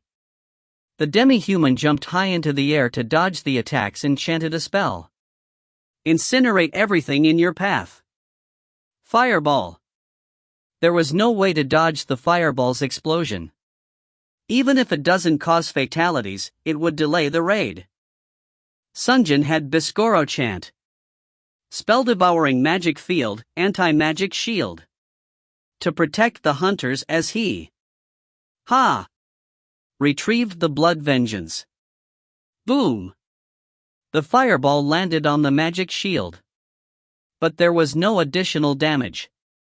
Once Sungjin verified the situation, he readied his two swords and charged towards the dragon demi-human. The dragon demi-human was a master of both spells and spears. Clang clack. The enemy spun his spear rapidly to face off against Sungjin's swords. But what he couldn't predict was that neither of Sungjin's swords was ordinary. Sungjin's swords were able to cut off the thick arm of the magma golem like a hot knife through butter. The spear was shortened with each touch of his blade. The enemy panicked due to losing his ability to melee and prepared to run, but Sungjin was not someone who would him escape. Snake eye. The basilisk's eye on the necklace opened. The dragon demi-human briefly paused and Sungjin used the moon spectre to behead him. Whoa! The hunters standing behind Sungjin stared at him. Most of them had their jaws hanging open. Few even gave an applause. Sungjin felt bashful with so much attention and gestured as he suggested. Then let us continue. The immortal closed his mouth and nodded. Sure. The hunters began to move once more. Meanwhile, the others kept on glancing towards Sungjin. He was the center of attention again. The friar was also staring at him. Sungjin remembered about his earring trait and thought. The cooldown was 10 minutes, right? I think about 10 minutes have passed by now. Sungjin intentionally started a conversation with friar. Hey, hand me a cigarette. Ah, sure. The friar handed over a cigarette without complaint. Sungjin put it in his mouth and asked. Lighter too. The friar lit a match and brought it to Sungjin's cigarette as he asked. Do you smoke as well? Sungjin touched his earring as he answered. Yeah, well I quit though. Sungjin pretended to smoke as he peeked into the other's thoughts. He could hear the friar's voice first. This guy. He's too strong. He even has anti-magic shield, even though the enemy's fireball was incredibly large. I don't think my spells would work on him. He could hear other people's thoughts as well. Master Hunter K, the rumors were true. Hero was right, he's twice, no even stronger than that. That man is incredibly powerful. But the most important thoughts to hear was that of the friar. Sungjin focused his attention on the roughest voice. I don't think it's possible to pull off any stunts as long as he lives. Or, maybe if he was to troll, yeah, how else would he have gotten that strong? Should I quietly propose an alliance? Sungjin discarded his cigarette as he listened to the voice. Alliance. I could use that. The path suddenly grew spacious. It was originally too narrow for more than 3 or 4 hunters to walk side by side, but now it was wide enough for 7 hunters to walk together. In other words, they were almost at the cavity the dragon lived in. Soon the width of the path increased once more. Sungjin suddenly recalled. That's right, to the left here. The immortal who was walking ahead turned left and gasp. He made a sound and stopped. What is it? The hunters stepped forward out of curiosity and froze up likewise. Sungjin leaned over to peek at the boss like the others. Just as I remembered, gigantic. There was a colossal cavity ahead. And within slept the coiled red dragon. The head itself was double the height of 2 adult men. The body was roughly the size of a 5-6 floor tall building. The claws on its hands were longer than most swords, and the fangs were longer than most spears. Its tail was easily over 10 meters long. It was the second time, but the dragon was an intimidating enemy to face. The hunters all froze in place like dolls. Even they who had overcome trials and tribulations would feel a primal fear against such a creature. The immortal who acted as the party leader said to the hunters, well then. Let's prepare for the battle first. He said and walked back towards the team. The hunters restocked the potions on their belts and checked their mana levels as they made their final preparations against the boss. The preparation was completed in a sincere atmosphere. Seeing the dragon had forced them to think this might be my last fight. Sungjin was also preparing himself. How should he fight the boss? What should I use? There were many things at Sungjin's disposal, but considering the cooldown times, the ones he could use only once per raid were as follows: Romance of the Three Kingdoms Seance, Soldamer, and upgraded Kane's Summon. I should try to save them for later, but the problem was the hidden boss. He didn't know if there was a hidden boss on the map, but the thought that there was a hidden boss stronger than the Red Dragon made it necessary for Sungjin to hold on to his best tools. It was difficult to imagine just how much stronger the hidden boss could possibly be if the raid boss was already at the level of an adult Red Dragon. But if he went too far in trying to preserve his strength, it could make it difficult to defeat the Red Dragon as well. His actions could potentially bring harm to others. If so, it would make facing the hidden boss even more difficult.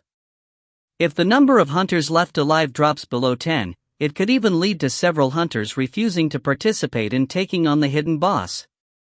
It was true in the past, when even one person was lost in 5-man teams, the party would completely give up attempting the hidden bosses, since it was highly probable that the party would get wiped out. Avoid using it as much as possible, but do not hesitate if I think the hunters are about to die. I don't think there is a problem with completion itself, but if even one person were to die, I probably won't even be able to propose taking on the hidden boss. Sungjin placed Soldamer's lamp, Gourmet's monocle, and Kane's figurine on his belt. And finally, he took off the basilisk's eye and hung the Yanhorat around his neck. I really don't think this guy is something I should be using, but he couldn't be too careful. Of course, being forced to use it would indicate that the party had been effectively wiped out. Sungjin looked down at his belt and thought, if need be, I'll use one or two. No, even if I have to use all three, I'll keep all the hunters alive. Only then will I be able to propose fighting the hidden boss. He put away the Blood Vengeance and equipped the Artemio instead. The dragon used powerful spells. Once he was done preparing, Sungjin glanced at the friar. He was busily smoking away, looking grim. I guess the backstabber is feeling nervous. Even for a healer who was protected by the rest of the team, it wasn't like a dragon's breath had eyes and was aimed towards a specific person. He would have to give it his best this time around. Anyone could tell that the Red Dragon was not an opponent they could hope to defeat by doing the bare minimum. And the friar was afraid of Sungjin. As long as Sungjin breathed, he would be afraid to commit to troll activities. I'll just assume he's with us for now. Sungjin finished getting ready. The immortal asked with a shaken voice. Everyone ready? They all gave a stiff nod. He led the way, and the hunters followed behind. A sudden turn to the left. The hunters stiffened up at the sight of the great Red Dragon, but they couldn't back out now. Turning around would only lower morale. The immortal said, "Let's do it." The hunters had grim expressions on their faces as they began to charge towards the dragon. The sleeping dragon's nose twitched, and the Red Dragon muttered, Smell of meat." His eyes opened up suddenly. Human meat. How appetizing. The operator gave an announcement. Warning! Boss monster. Red Dragon Call Gal has appeared. Glossary page of Master Hunter K has been updated with items, equipments, and summons. Plus I've added a section which lists the names of the chosen ones and the chapter they were baptized in, and a section of the potential future teammates introduced in earlier chapters. Some spells and Regenta info isn't there yet as their status screen hasn't appeared yet in the story despite the introduction. They will be updated as more info comes along in future chapters. If you find any errors, ads pop up, ads redirect, broken links, non-standard content, etc., please let us know. Report chapter so we can fix it as soon as possible. Chapter 98. Chapter 98, Red Dragon's Lair, 4. The awakened Call Gal slowly sat up. Once it opened its wings, it was roughly twice as large as when it was lying down. The hunters were thoroughly intimidated by the sight, but they couldn't slow down their pace. There was no way out now. If they didn't kill it, they would die. The immortal who stood at the vanguard lifted up his hammer and shouted, "God's blessing, dot." A bright light enveloped the man. "Fireflies, how fun!" Call Gal showed interest in the light for now. Meanwhile, the hunters split up into groups as they had planned earlier. The two tanks stood directly in front of the dragon, and the melee DPS ran to the either side with Sungjin and the barbarian to the right. The archers and the mages stayed behind in the back. The battle had begun for real. Call Gal used his right hands to strike the tanks who were in the front. Whoosh! The immortal who was closer to the attack than the iron wall turned to block it. He then intentionally dashed forward to dodge the sharp claws. But he couldn't dodge the log-like arms. He had his shield at the ready, but the moment he was hit, the light of protection dissipated and he flew away. Unbelievable power. The iron wall ran forward and swung his axe towards the dragon's stomach. Still, he was unable to hurt the dragon through its scales, which were harder than steel. TSS. His axe did no more than leaving a few scratch marks on the surface of the scales. Annoying little flies, how ticklish. Call Gal used his left hand to swat the iron wall down to the ground.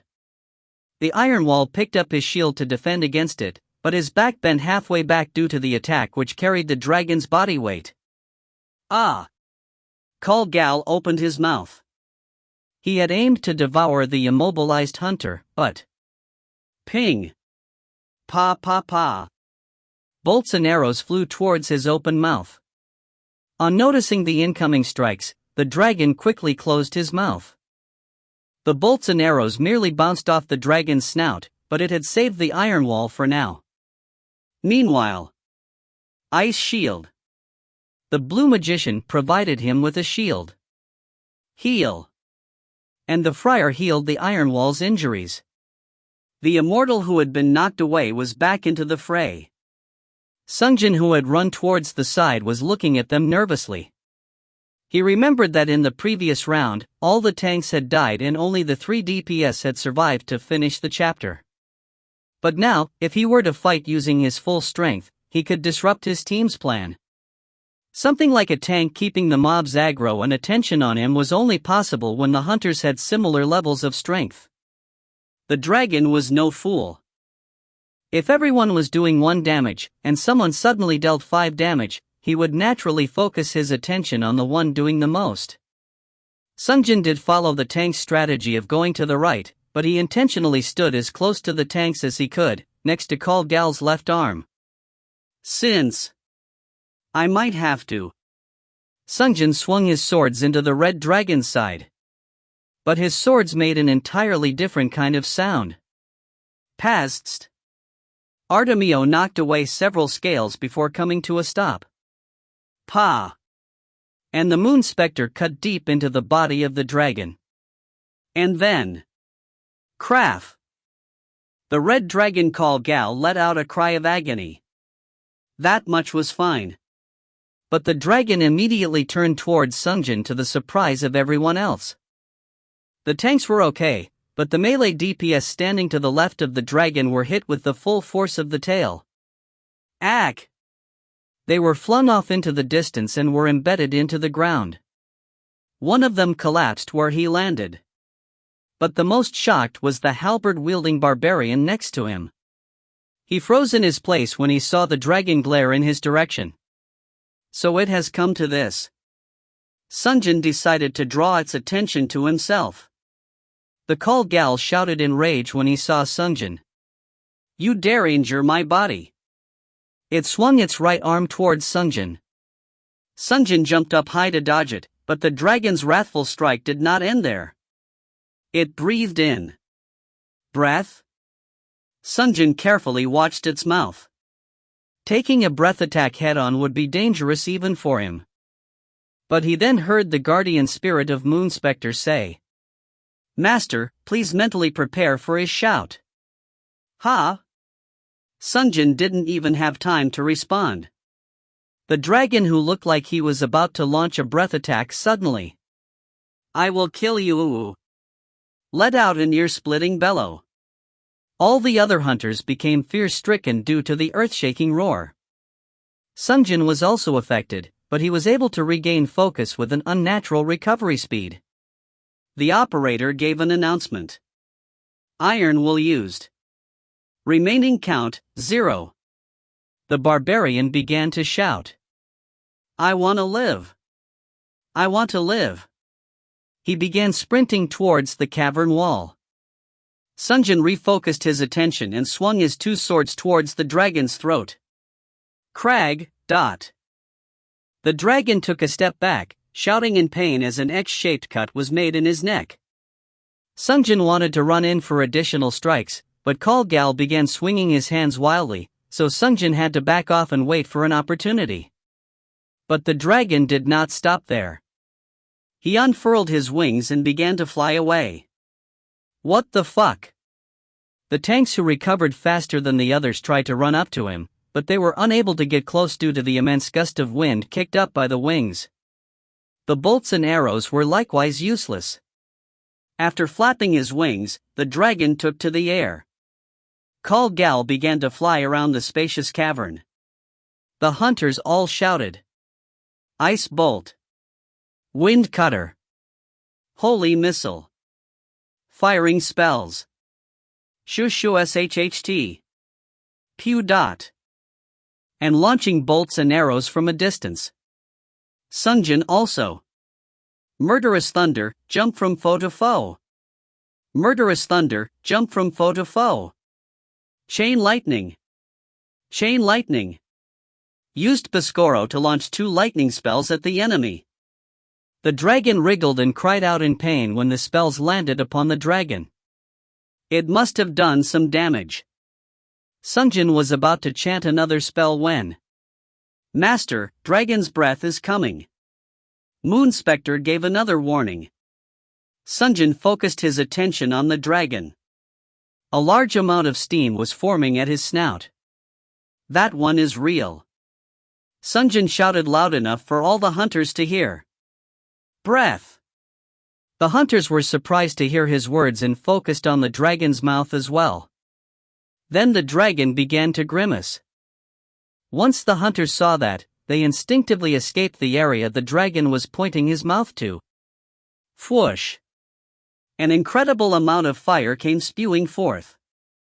Kalgal's breath divided the field into 2 halves.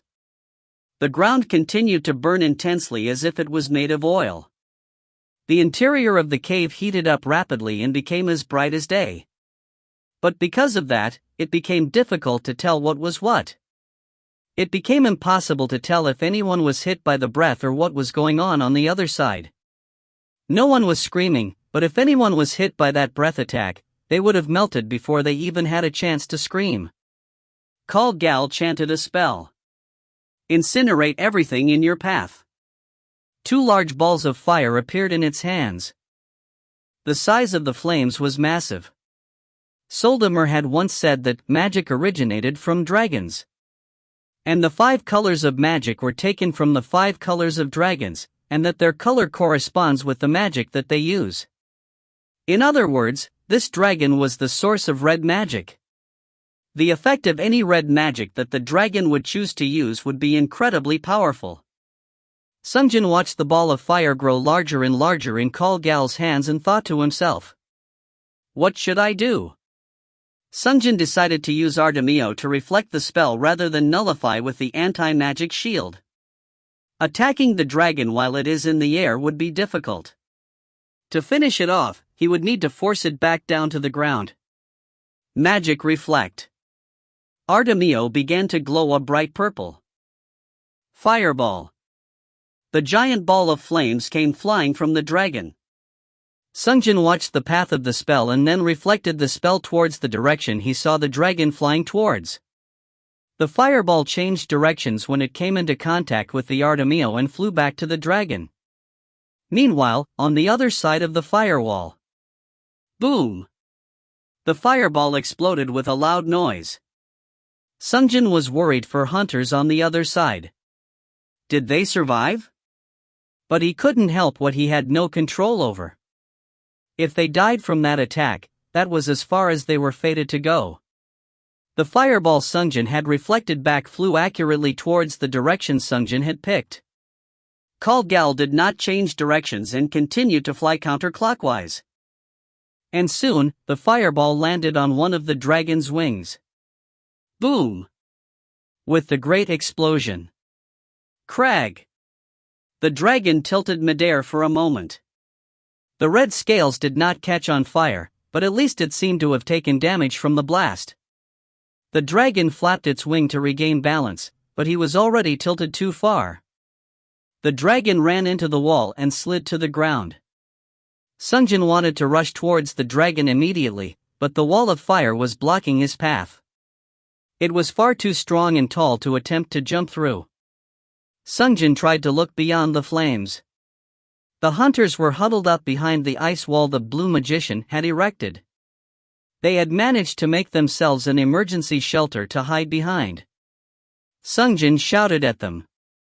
"It's our chance. Focus your attacks on it." The hunters rushed out from behind the wall and ran towards Kalgal. The dragon stood up from the wall and asked for assistance. "Your master is in danger. Help me." At his command. Gur woof woof. The sound of barking dogs could be heard from behind the dragon. This guy, after pretending to be strong. Sungjin remembered this part of the dragon as well. When the dragon felt endangered, it would request assistance from nearby monsters. Sungjin checked the hunters on the other side of the fire. The tank iron wall, as well as the other hunters, were unable to snap out of it and focus on the fight. If this continued, the hunters would start dying one by one. Not to mention that right now was the best opportunity to finish off the dragon. "I guess I can't help it." Sungjin threw the figure of Cain into the air. "Come out, Cain." A wolf taller than a man appeared. Cain saw the red dragon and Gar bared his teeth, but Sungjin pointed towards the mob of spear-clad dragon demi-humans and hellhounds and said, "Cain, take that side." "Arf." Cain answered with a short bark, followed by a long howl. "Oh whoa." Suddenly, smoke appeared around Cain and wolves materialized with poof sounds. It was a familiar sight of dire and gray wolves. Is this the effect of growth? Sungjin watched for a moment before telling Cain. "I'll leave it to you then." "Ah whoa." Cain replied before leading his pack towards the monsters. Sungjin looked towards the dragon. The firewall created by the breath attack was starting to get low. Sungjin watched it for a bit more before he jumped in and ran across the fire, towards the injured red dragon. Since Master Hunter K has a prologue chapter and a chapter 000, hence this chapter 98 marks the 100th release.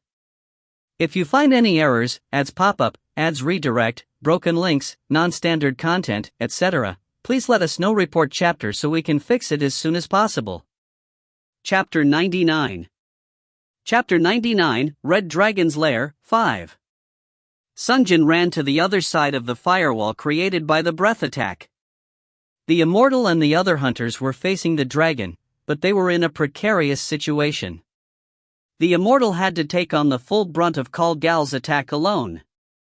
He was having trouble even while working together with another tank, so it goes without saying that it wasn't so smooth sailing for him. Even a half-assed swing of Kalgal pushed the immortal back by more than a meter. Gah! Sungjin was afraid that the immortal might die, so he cast a spell from afar. Close the wounds and erase the pain, heal. Sungjin cast the heal on the immortal as he hurried forward. Once Sungjin was standing next to the immortal, Kalgal shouted in anger. "I will devour whole." Kalgal's large claws came flying towards him. Although they were named claws, they were the same lengths as spears. Sungjin tumbled backwards to dodge out of the way and then hopped into the air. Boulders were gouged out where the claws passed through the ground. No matter how high Sungjin's HP was, one or two direct hits would most likely prove fatal. Sungjin put his life on the line and carefully observed the dragon. It was then, when the dragon swung its arm again, that Sungjin noticed liquid falling from its neck region. Blood. Even as he dodged to the side, he carefully observed his opponent. It was the place he had slashed the dragon with his two swords in an X shape. It was difficult to see due to its red scales, but the scales were missing where Sungjin had struck the dragon earlier. It seemed to be slowly bleeding from there. That's it! Sungjin shouted out loud. Everyone! Concentrate your attack on his neck. You can see an X mark if you focus, At his instructions, the bolts and arrows, and the spells became focused on that point. Even hunters from beyond the firewall launched attacks towards the neck. Kal Gal became frustrated when the attacks began to be focused on his neck. He was a creature with a long neck and short arms. He tried to cover his wound with his wings, but it was not a good solution due to one of the wings being wounded from the magical blast earlier. The dragon attacked out of annoyance at having to defend a weakness, but Sungjin nimbly dodged every attack. The dragon became enraged and shouted, "Damn it! Where are my minions? I command you to help me." He looked over to the exit, but his minions were already halfway annihilated by Cain and his pack. Goodness, Kal Gal, who had been arrogant until now, finally realized that he was outnumbered and began to scream loudly. It can't be. He began flapping his wings wildly like a chicken, running amok in the cavern. The hunters who had organized themselves into formation while attacking had to scatter to dodge its attack, since being stepped on or being swept away by the tail would be lethal. But the battle continued smoothly. The hunters who were scattered quickly reformed back into groups after the dragon passed, resuming the pre-arranged formation and continuing to launch attacks. Kal Gal continued to take on damage to its back and wings from them. Sungjin thought, everything is going smoothly. And he charged towards the dragon. But it was then. Master, brace for terrorizing roar. But Moon Spectre gave a warning. The dragon wasn't running for the exit, it had been hiding its face as it prepared to unleash a shout attack. Sungjin quickly called out, "Careful! He's going to shout." He warned the other hunters. What should I do? If it was just a simple shout, it would be easy to withstand the impact, but there was a subtle magical element to it. The moment the sound of the shout hit the ears, it would cause anyone to lose their mind and show their backs to the enemy. And the number one priority target of the dragon was none other than himself. If he was out of his mind with terror, the dragon would use anything and everything in its disposal to try and kill him. I was protected by the Iron Wolf passive earlier, but I don't have anything like that left. But he then recalled something important. Sungjin checked the rings on his fingers. He could see the shape of the Chimrao, ring of fused beasts. There were figures of 4 animals shaped into the ring. Man, snake, goat, and lion. Lion gave immunity to fear, right? Sungjin held the ring as he watched the dragon's mouth. Sungjin was aiming to use the active skill as soon as the dragon cast the shout attack to launch his counter. But it was then. The immortal walked up to Sungjin and said, "I'll protect you from the shout. Please prepare to counterattack, Master Hunter." What? He didn't have time to respond. The dragon who had been facing the wall suddenly turned as if he had finished his preparations. His snout was flared as if he was about to shout. But the immortal took out a bell and said, "Bell of silence. Ring." The ring gave off a tranquil sound. And Sungjin felt a strange sensation, the feeling of stuffy ears one would get after climbing back down from a mountain. Kal Gal opened his mouth and shouted, "I will kill you all. You damn mortals." But Sungjin was unable to hear anything. The immortal tried to say something to him, but he couldn't hear him either. It seemed as though the item he used would create a field of sound nullification. So Sungjin was unable to hear anything from the gigantic dragon who had shouted his lungs out. The other 8 hunters, Cain and the other wolves standing a distance away, and even the hellhounds could be seen running away as fast as their legs could carry them. Once Sungjin understood the situation, he quickly gathered himself and ran away as fast as he could. Ah! Screaming at the top of his lungs. Star! The immortal was surprised. Careful! He's going to shout. Once he had heard the warning from the master hunter, he had acted to protect, since Sungjin was as strong as everyone else combined, and came running towards him. He used the bell of silence to protect him from all sounds. The plan had worked. Once the bell rang, he could not hear a sound despite watching the dragon mouthing some words. But the master hunter still turned to run away, screaming. The immortal was stunned. What happened? He had used the bell of silence, usually used on spellcasters to prevent their incantations from completing, several times until now. The effects were create a small field of sound nullifications. But now it seemed that it had no effect. No, the item had worked. He himself had been protected by the item from the effects of the shout. He stared blankly at Sungjin, who had been running away. Cut-hee-hee. Yes, run you little runt. He watched Call Gal chase straight after the master hunter. I don't know what's going on, but... The immortal ran forward to protect him from Call Gal, but Call Gal paid no attention to him. The dragon must have realized that killing Master Hunter was the top priority. So the immortal was forced to yell, Master Hunter. But then he realized that the Master Hunter's state was strange. He had switched out one of the swords, from a purple glowing scimitar to a katana with a red aura. The immortal realized that he must have something planned. Die, you little bug. Call Gal must have not noticed the switch. He only focused on trying to catch Master Hunter, who was still screaming. Ah! But Master Hunter, who had been running away, suddenly turned and hopped on top of Call Gal's paws, and jumped towards the dragon. The place he was aiming for was the X mark he had made earlier. Star. Sungjin stabbed both Blood Vengeance and Moonspector into the dragon's neck. Thanks to the X mark he had made earlier, his wound had become like an archery target for him. Ka! Call Gal, who was stabbed in an open wound, let out a cry like never before as he backed off. Sungjin, who had successfully tricked the dragon with his acting, moved to finish him off. But the dragon wildly flapped his wings as he began to run away once more from him, much like a giant chicken. It was difficult to follow up and attack the dragon while he was running amok. Sungjin chased the dragon and continued to slice and stab at it at its tail and wings, but this would never amount to a fatal injury. I just need one more chance. The dragon was bleeding profusely from its neck.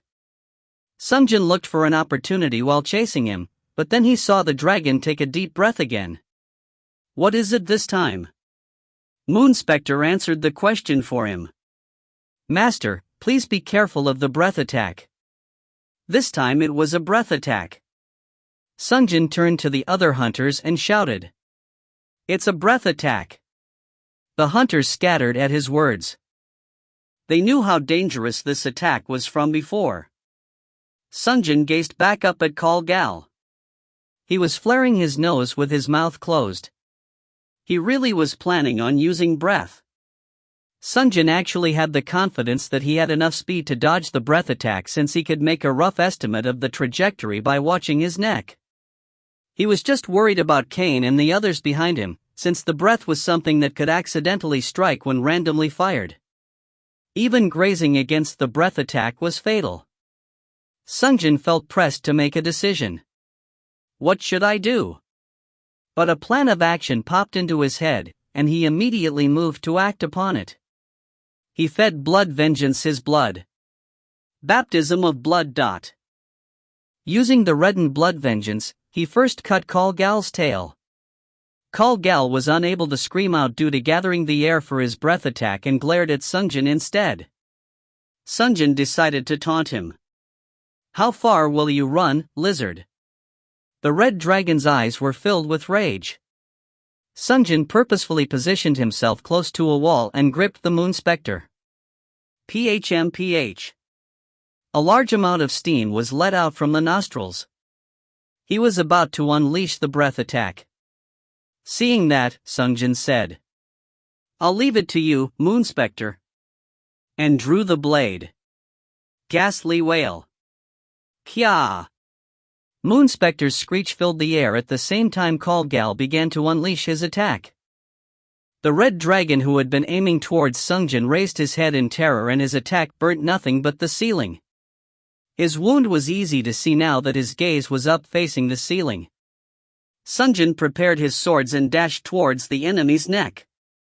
But it was then. Kalgal's eyes returned to normal, and he lowered his gaze towards Sungjin once more. "Master, that creature has strong resistance to fear." Cliffhanger. Well, don't worry, cause the next chapter will release in about 2 hours from now. I know most of you have been waiting and wondering why there was a delay in chapter release. The reason is Gamja, the translator of this novel, has been very ill this past week. He hasn't been able to work on the chapters since Tuesday. He just got a bit better on Friday, and so we were able to translate and edit in the weekend to finally post this today. We were also able to do another chapter and are releasing it today itself as noted above. Update, it's out. Our schedule should resume again. Sorry about the delay. If there's any delay, we always put out an announcement in our Discord server. So do join it to keep yourself up to date and also participate in our little community there. We are currently recruiting Korean translators. So if you are interested in giving it a spin, mail us at email protected. If you find any errors, ads pop up, ads redirect, broken links, non-standard content, etc., please let us know. Report chapter so we can fix it as soon as possible.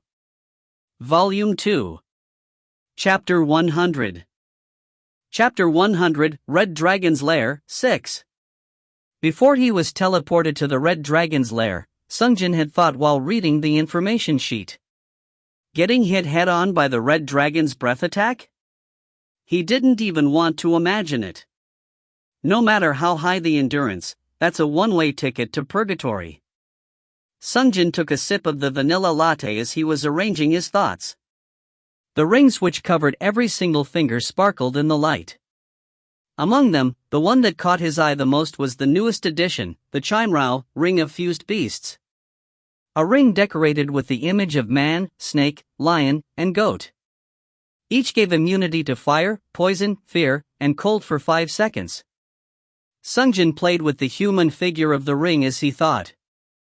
If I use this, I can survive 5 seconds in the breath. But he shook his head. No. I shouldn't even consider that as a possibility. With or without the items, being touched by that. This happened this morning. Star. Kalgal regained his bearings and readjusted the breath attack back towards Sungjin. Sungjin ran alongside the wall, but the enraged Kalgal continued to breathe out flames after him. Sungjin waited until the attack stopped since there was a physical limit to how long the breath attack can be sustained. But along the way, Kalgal swung his arm down, and boom! Blocked Sungjin's path. It was a resolute attack, one where the dragon prepared to sacrifice his own arm to take Sungjin out. Sungjin had no place to run. A hopeless situation, Sungjin decided to try the option he had come up with in the morning. Magician's Frost. With his command, the Chimrao Ring of Fused Beasts emitted a blue light. And above Sungjin came Kalgal's immense breath of flames. The blinding light forced his eyes close as he was pushed against the wall due to the pressure, but he did not feel any heat. The immunity to fire had begun. Sungjin started to count 5 seconds from that position. 5. Moonspector was worried. Master! Master! She shouted at him. 4. Beskoro, who had kept quiet all this time, also urgently shouted. What are you doing, K? If you die, I die too. 3. Once 3 seconds had passed, Sungjin regretted his decision. Who cares if 1 or 2 hunters die? I shouldn't have put my back against the wall. If the breath would last longer than 2 seconds, then this would be the end of his second life. 2. But once he had counted 4 seconds, he no longer felt any pressure. 1. Sungjin opened his eyes as he counted the last second. The usually arrogant Call Gal was staring at him with a hint of despair. He had been firing the breath attack from before when Sungjin had used Ghastly Wail. The attack had barely ended within the Magician's Frost's 5-second immunity. He smelled something burning, so he looked to the side to see the dragon's arm burnt black to a crisp. He had sacrificed his own body as a last desperate measure. He had no more fight left in him. He's done for.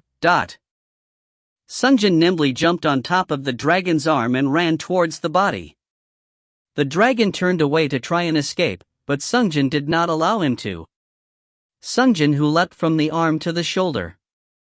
Baptism of Blood. Activated the Blood Vengeance's ability and pierced the X-shaped wound on the chest of the dragon. Ka-ah! Call Gal screamed. But this was not the end. Sungjin used the Blood Vengeance as an anchor and rapidly slashed against his neck. Meanwhile, the other hunters began to beat, stab, and shoot the dragon from afar. Call Gal let out a cry of agony and struggled desperately, but to no avail. This can't. Call Gal lasted only a few more seconds before he collapsed, bleeding out from the first wound he had received. Sungjin, who had spent every last bit of his strength to swing and stab Call Gal, dropped alongside him when Call Gal finally fell. He listened to the operator while laying on the ground. Congratulations, Boss Monster. Red Dragon Call Gal has been defeated. The announcement couldn't be more welcome. Woof! Kane came running up to Sungjin. He must have been worried for his master's well-being. He licked Sungjin's face, which was covered in blood. On becoming slobbered, Sungjin said to Kane, "Ah, Kane, I'm fine. Meanwhile, the other 9 hunters came running towards Sungjin as well. When Sungjin finally sat up, the hunters bowed towards him one by one and said, "It was absolutely amazing, Master Hunter. We survived thanks to you. If it's you, maybe. I can't help but respect you." Sungjin stood up and looked towards the friar. He also looked astonished as the rest. He had guessed that Sungjin was strong, but Sungjin had proven to be far more powerful than he had ever imagined. Sungjin straightened himself as he said, "Good work, everyone. Let's take a break before we continue." Inside of Call Gal's cavern, the hunters replenished their lost HP and checked their equipment. No one had taken significant damage. All thanks to Sungjin's extraordinary contribution to the fight. The hunters exchanged words with each other about Sungjin's bloody battle with the dragon. If it weren't for Master Hunter, not all of us would be here right now. Maximum 8? 7? The rumors were true. He might have been able to come all this way alone, but Sungjin felt bashful from the praises and sat a distance away from the others, speaking to Kane. "So, where did your comrades come from? That forest? Woof. I see, good work. Thanks to you taking a load off our backs, it was easier to take on the boss. Good work, Kane." As Sungjin said that, he walked up to the chewed-up corpse of a hellhound. He had been using MP throughout the fight and Baptism of Blood had drained some of his HP as well. Lich's Beacon. Sungjin used the Lich's finger to replenish his MP. Close the wounds and erase the pain, heal. He used his own spell to heal himself. The operator gave an announcement.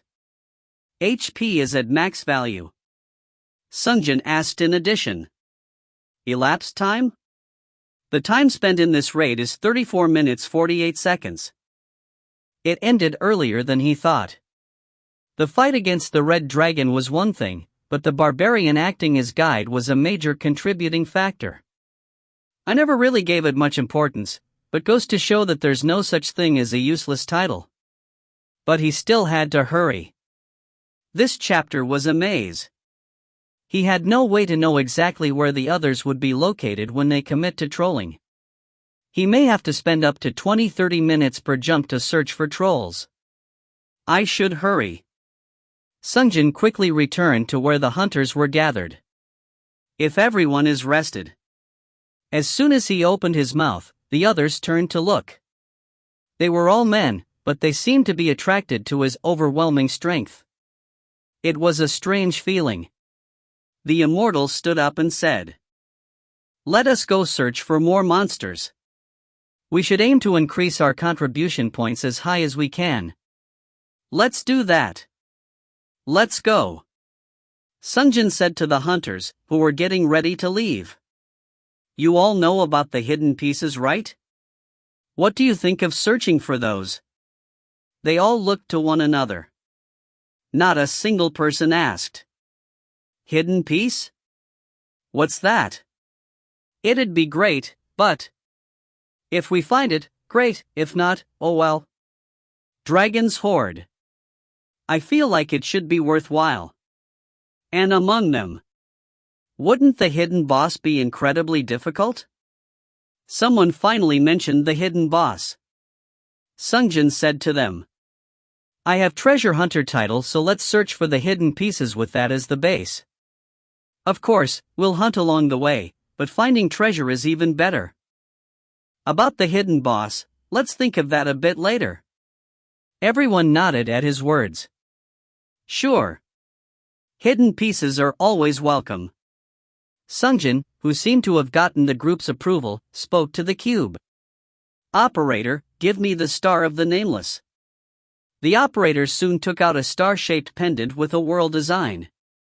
Sungjin said to the star, "Rename." It was the first time Sungjin had used such a command. The operator asked, "Which title would you like to rename to?" "Treasure Hunter." "You have been renamed." Sungjin looked up to check his title, but he didn't need to. The other 9 hunters were staring at his title with their mouths open. "Wait, you can change titles in the middle of the raid? What an amazing item." No one asked, "How did you get it?" Everyone just assumed he's special and let it slide. Sungjin gathered the hunters and said, "The treasure hunter ability gives us hints about where the hidden pieces are located. I will use the ability in a sec, but I will need the wisdom of everyone here to help me." Their eyes sparkled at his words. They didn't know the effects of Master Hunter title, but they had understood through intuition that treasure hunter ability was extremely good. "Please listen to the hint from my cube, and let me know if you think you understood the clue." Everyone nodded at his words. "I feel like I've become a teacher or something." Sungjin asked the operator. "Operator, I'll use the treasure hunter active. If there is a hidden piece on the map, please give me a clue." The operator gave a verse at his request. "Red dragon of avarice, call Gal. Slain many, in the hundreds of years of its life. Taking their treasure, hoarding them in his lair. The path is red, a place only he could go. Rolling over mounds of treasures to cool his heated wings. Is his most cherished pastime?" Sungjin carefully listened. The important parts seemed to be as follows. Red path, only he could go, covered wings. Red path? But everything here is either black or red. Only he could go, couldn't anyone go where that dragon can fit? Covered wings. I think this is the key. Sungjin nodded. Okay, I see. So let's find out where the hidden boss is. I don't know if we can beat it or not, but we should be aware of where it is located first so we know how to avoid it, right? Everyone nodded at his suggestion. Yeah, good idea. At least we won't run into him while walking down, but... Sungjin let out a fake cough and asked the second question. Cough. Operator, where is the hidden boss located? She who hears, she who came. She has learned of the child's unruliness and awoken from a long slumber to visit. Be warned that above the proof of wickedness lies, also, her wrath. It was short, but it was something quite different. Sungjin, as well as the rest of the hunters, became mute. What the hell is it talking about? Everyone's expression seemed to say. Sungjin stroked his chin and then asked once more. Hey operator, can you tell me the hint again? If you find any errors, ads pop-up, ads redirect, broken links, non-standard content, etc., please let us know. Report chapter so we can fix it as soon as possible. Chapter 101. Chapter 101, Red Dragon's Lair, 7. Note, last chapter in the hidden piece clue line a slight change has been made. The line to roll over mounds of treasures with covered wings has been changed to rolling over mounds of treasures to cool his heated wings. The reason being there was a spelling error in this sentence which led us to translate it as covered wings instead of to cool his heated wings. When we read this chapter while translating, we checked back and realized the error. Change has been made in the last chapter as well. The hunters fell silent after the second hint. The first one had been confusing enough, but the second one was even more obscure. But the pale-faced Royal Ranger raised his hand and said, "Excuse me." Sungjin pointed at him like an instructor at school. "Yes, please speak your mind." The ranger glanced around before opening his mouth. "I don't know about the hidden boss, but I think I understand where the hidden piece might be located. First hint is the red path. I believe this indicates that we should follow the lava flow, since there's nothing red here except lava." Everyone nodded. Second, a place only he could go. I think this also indicates something that has to do with lava. Because of its size, it's ridiculous to think we can't go anywhere that the dragon can go otherwise. If you have to move through lava to get to it, it would be difficult indeed to get through it unless you were the dragon. A likely explanation. Finally, cooling the heated wings. I think this is the key.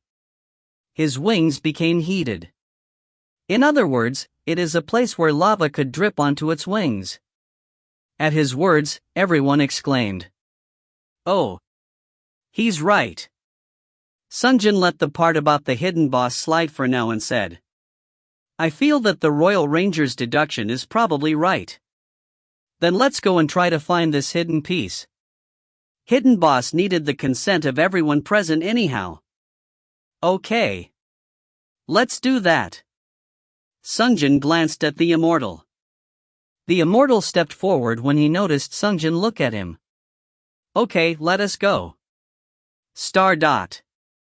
The hunters followed the slow-flowing lava while cleaning up the mobs. Half of them were killed by the master hunter and his giant wolf, but there were no complaints. The monsters were difficult enough to kill with 9 of them working together. Although an outrageous percentage of contribution point was flowing towards the master hunter, the hunters did not raise a word in complaint. They must have thought to themselves, "He is just that kind of guy." After a long search through the tunnels, they arrived at a large open space which was slightly smaller than the dragon's main chamber. The most eye-catching feature of this open space was the slow-moving lava fall. It was quite a distance away, but even from this point, it looked intensely hot and uninviting. But when Sungjin was looking at it, he recalled the Royal Ranger's words. Red path, only he could pass, and heated wings. And this open space was quite suspicious. It was a very wide open space, yet not a single monster could be found nearby. Sungjin moved closer to the lava fall. As he moved closer, he felt the unbearable heat against his face. Sungjin ignored the heat the best he could and approached the lava fall. The size of the fall could possibly just barely accommodate a dragon. No, perhaps it was slightly smaller. It is said that a dragon is capable of transforming into human form.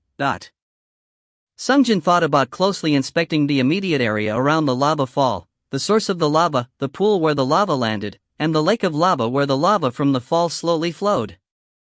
But then he noticed strange fragments close to one of the walls. They were slightly different from one another, but they were similar enough. Once the hunters realized Sungjin had found something, they started gathering behind him one by one. "What's that?" Sungjin stared at it intensely. And soon, he came to understand the source of the fragments. "Those are footprints," someone asked. "Footprints?" Sungjin explained to them. "Yes, footprints. They look like broken fragments, but its debris is left from stepping on lava and then stepping back off of it. Those are footprints that were left behind as the lava cooled." The others were impressed by Sungjin's swift understanding of the situation. "Oh, you must be right. That means..." The others followed the fragments with their eyes. The footprints led to the lava, like a red path. Just as the hint said, it was most definitely the red path they were looking for. The hunters continued to follow the footprints further on. The red path, as expected, ended up inside the lava fall. There? Upon closer inspection, the footprints could be seen going up the side of the lava fall, and suddenly stopping halfway up. Behind the lava fall, there must be a hollow space. It looks like something only a dragon can enter for sure, but I can see why a dragon's wings might have gotten heated. But how can we go there? That was the main problem. First, flight must be a possibility. It would be impossible to even approach the lava fall without a way to fly. Second, they had to deal with the immensely hot lava falling from above. Being touched by the lava would melt the body before they could reach the treasure trove. Sungjin looked down upon the ring of Chimrao. If he used it, it could make him immune to the lava. If I can enter there within 5 seconds. But this method had its own problem as well. First was the flying carpet. It had minimal magical protection on it as a raid reward item. But if it was damaged, he would be unable to use it for the rest of the chapter. And coming back out of the lava fall would become an issue. He could possibly just wait for the cooldown on the ring of Chimrao to refresh, but if the carpet were to fail mid-flight, he could fall into the lake of lava and perish there. Dying like that after finally defeating the dragon was definitely undesirable. What should I do? Sungjin stood before the lava fall and considered his options while the rest of the hunters were silently standing still. No one could think of anything to do. But watching from afar would solve nothing. Sungjin decided to just take out the carpet and check the lava fall from above. He then moved to the side of the lava fall to take a look inside and spotted a hollow space beyond the lava. This must be the right spot. But the space between the lava and the opening was too small, just wide enough for someone to fit their arms through. The wide carpet, as well its rider Sungjin, would not be able to fit through there. And I can't go in sideways either. Sungjin decided to check from above. Beyond the fall, the lava was slowly flowing downward. Sungjin flew above the flowing river. Even though it was called a fall, the flow of the lava was not rapid due to its viscosity. Sungjin watched the flow for a moment. Now that he thought of it, he recalled his fights against the magma golem earlier. Frostbite. The golems hit by the spell would rapidly cool and slow down. What if? Sungjin raised his hands towards the fall and chanted a spell along with Bisgoro. Binding Frost. Frostbite. Binding Frost. Frostbite. 2 blasts of spells were fired from Sungjin's head and hands. And slowly, little by little, the fall hardened. Once the spell came to an end, the lava had completely hardened up. The flow of lava followed the newly formed edge, and the width of the lava fall had decreased. Sungjin directed the magic carpet to return to the side of the fall. The gap, which was previously only large enough to fit a human hand, was now large enough for a man to pass through. It's a success, you smart bastard. Bisgoro shouted in glee. But it was still dangerous. Sungjin rode the magic carpet back down to the rest of the hunters and asked the blue magician. "Hey, you! You know how to use frostbite, right?" He had asked Sungjin earlier how high his magic power was. He must have known how to gauge the strength of Sungjin's spell because he also knew the spell. As Sungjin expected. "Yes, I know how to use it, Master Hunter. Please get on." Sungjin made space on the carpet. The carpet was only large enough to carry 2 adults. Once Sungjin had the blue magician on the carpet, he took him back up to the lava fall. The hardened lava was still there, but it wouldn't last very long and would eventually melt again. Sungjin told the blue magician, "We are going to use magic to harden the lava here, which will further reduce the width of the fall. You understand, right?" "Yes, I watched you do it." "Okay." Once Sungjin was done speaking to him, he cast the spell together with him. Binding Frost.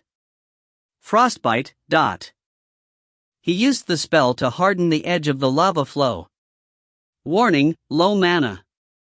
Sungjin, who had cast his spell until he was drained out of mana, thought, "This should be enough," and returned to the side of the lava fall. The width of the cascading lava had shrunk even further. The empty space hidden behind the lava was now fully visible. It was now large enough to freely fly into the hole. Sungjin looked back at the others. "I think we can pass through here now. Anyone who can fly." Even before he finished his sentence, the other 8 hunters. Power to defy gravity, levitation. Used magic to float into the sky. To me, ate a ram. Summoned a giant eagle. Skywalking. Or used active items to step into the air. 1 or 2 hunters were unable to fly, but they were helped by the others around them and approached the lava fall.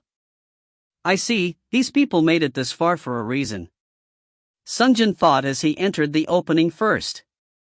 Inside of the opening was a much larger, wide-open space. It was a space nearly as large as the dragon's main chamber. This chamber contained an unimaginable quantity of gold and treasures. He had seen a similar view in the magician's ivory tower, but this was on a completely different scale altogether. If the ivory tower's room was something of a treasure room, this was akin to a mountain of treasure. The blue magician's mouth dropped. My goodness.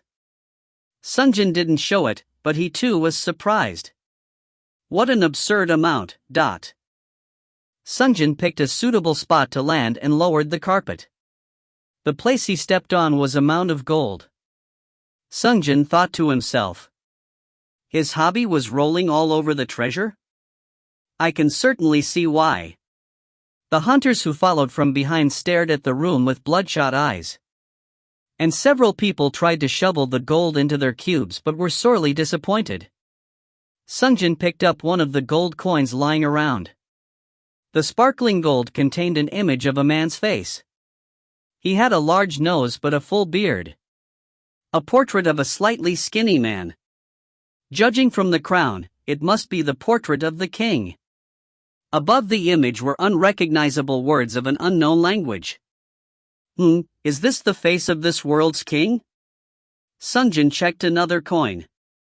But this time, there was a different portrait. The man had worn a similar crown, but unlike the previous image, he had curly hair, a flat nose, and a roundish face. Oh. Sungjin tried checking several other coins in curiosity. Just from the ones he noticed the differences of, he could see that there were at least 10 different individuals.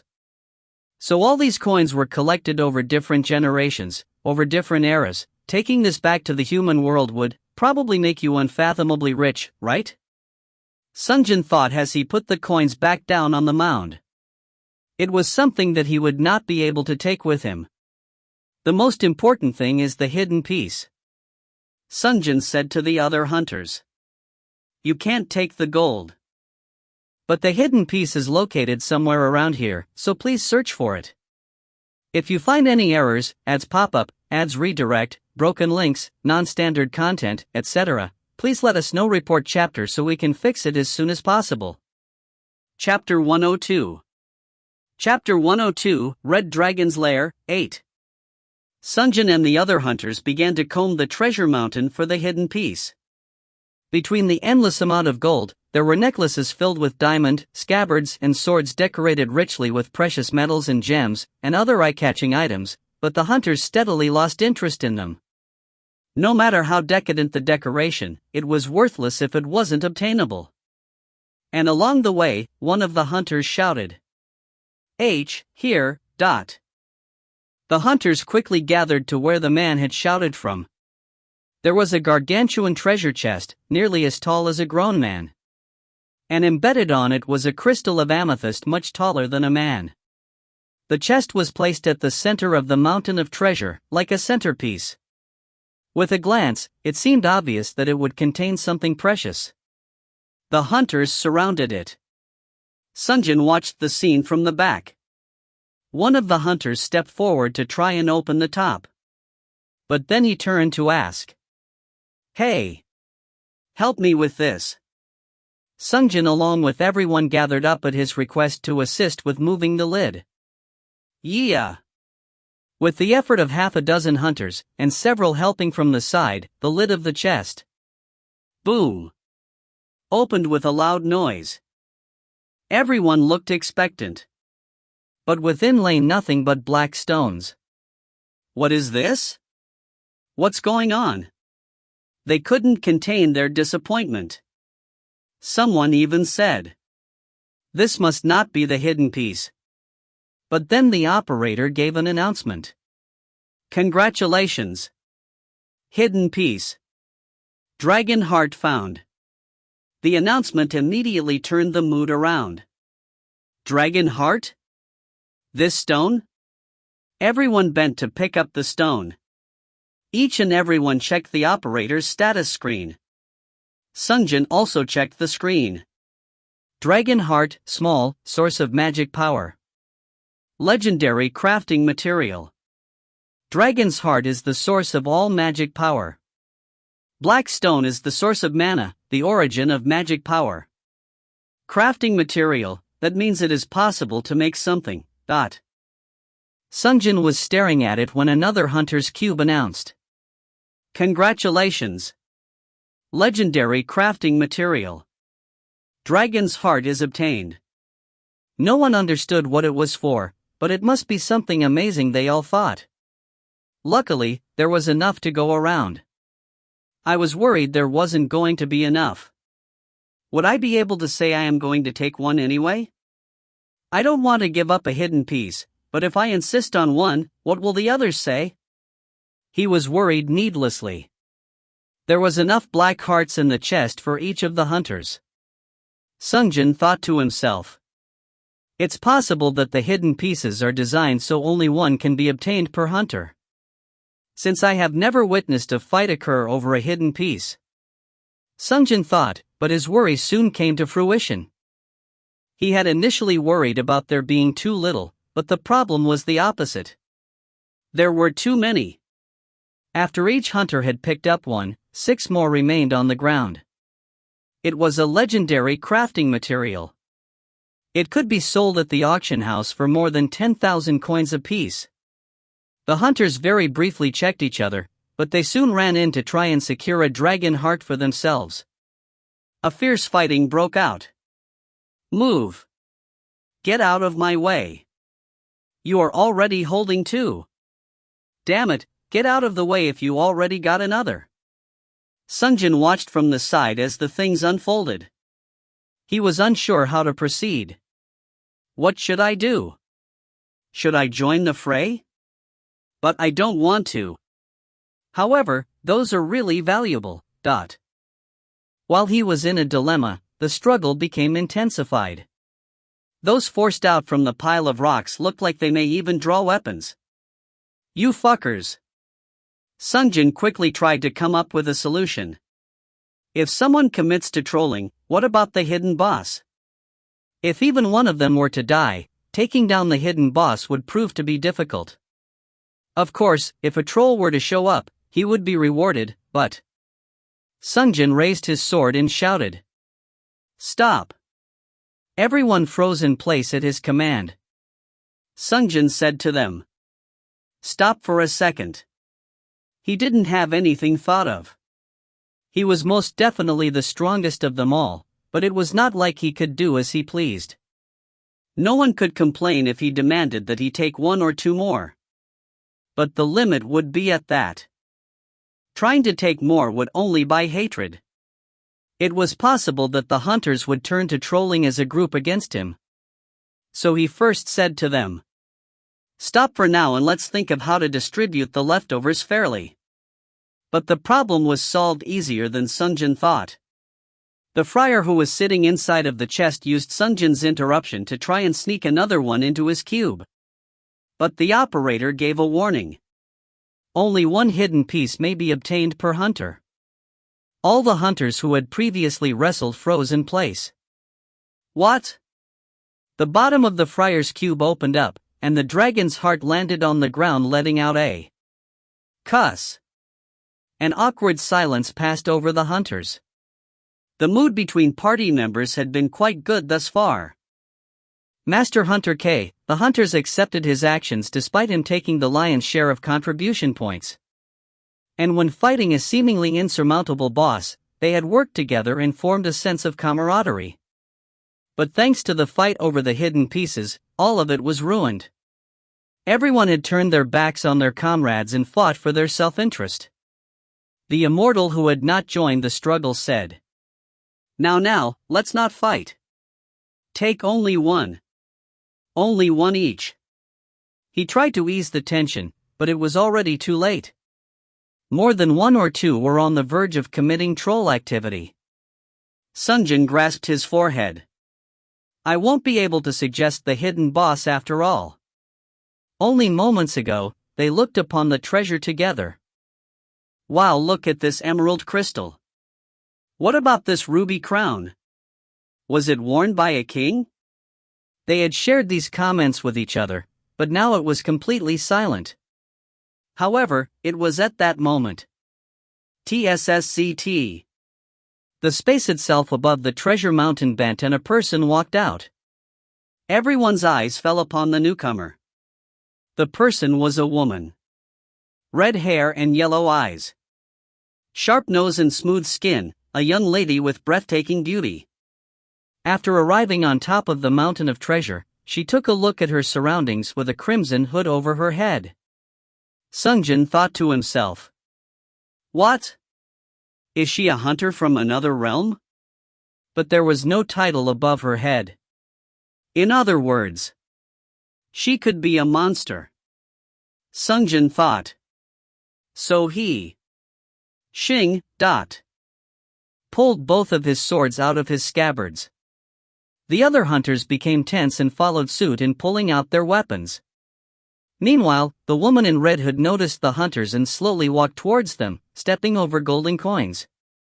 Sungjin was watching her in silence, but the immortal was the first to ask. What are you? Who are you?" She threw a glance his way.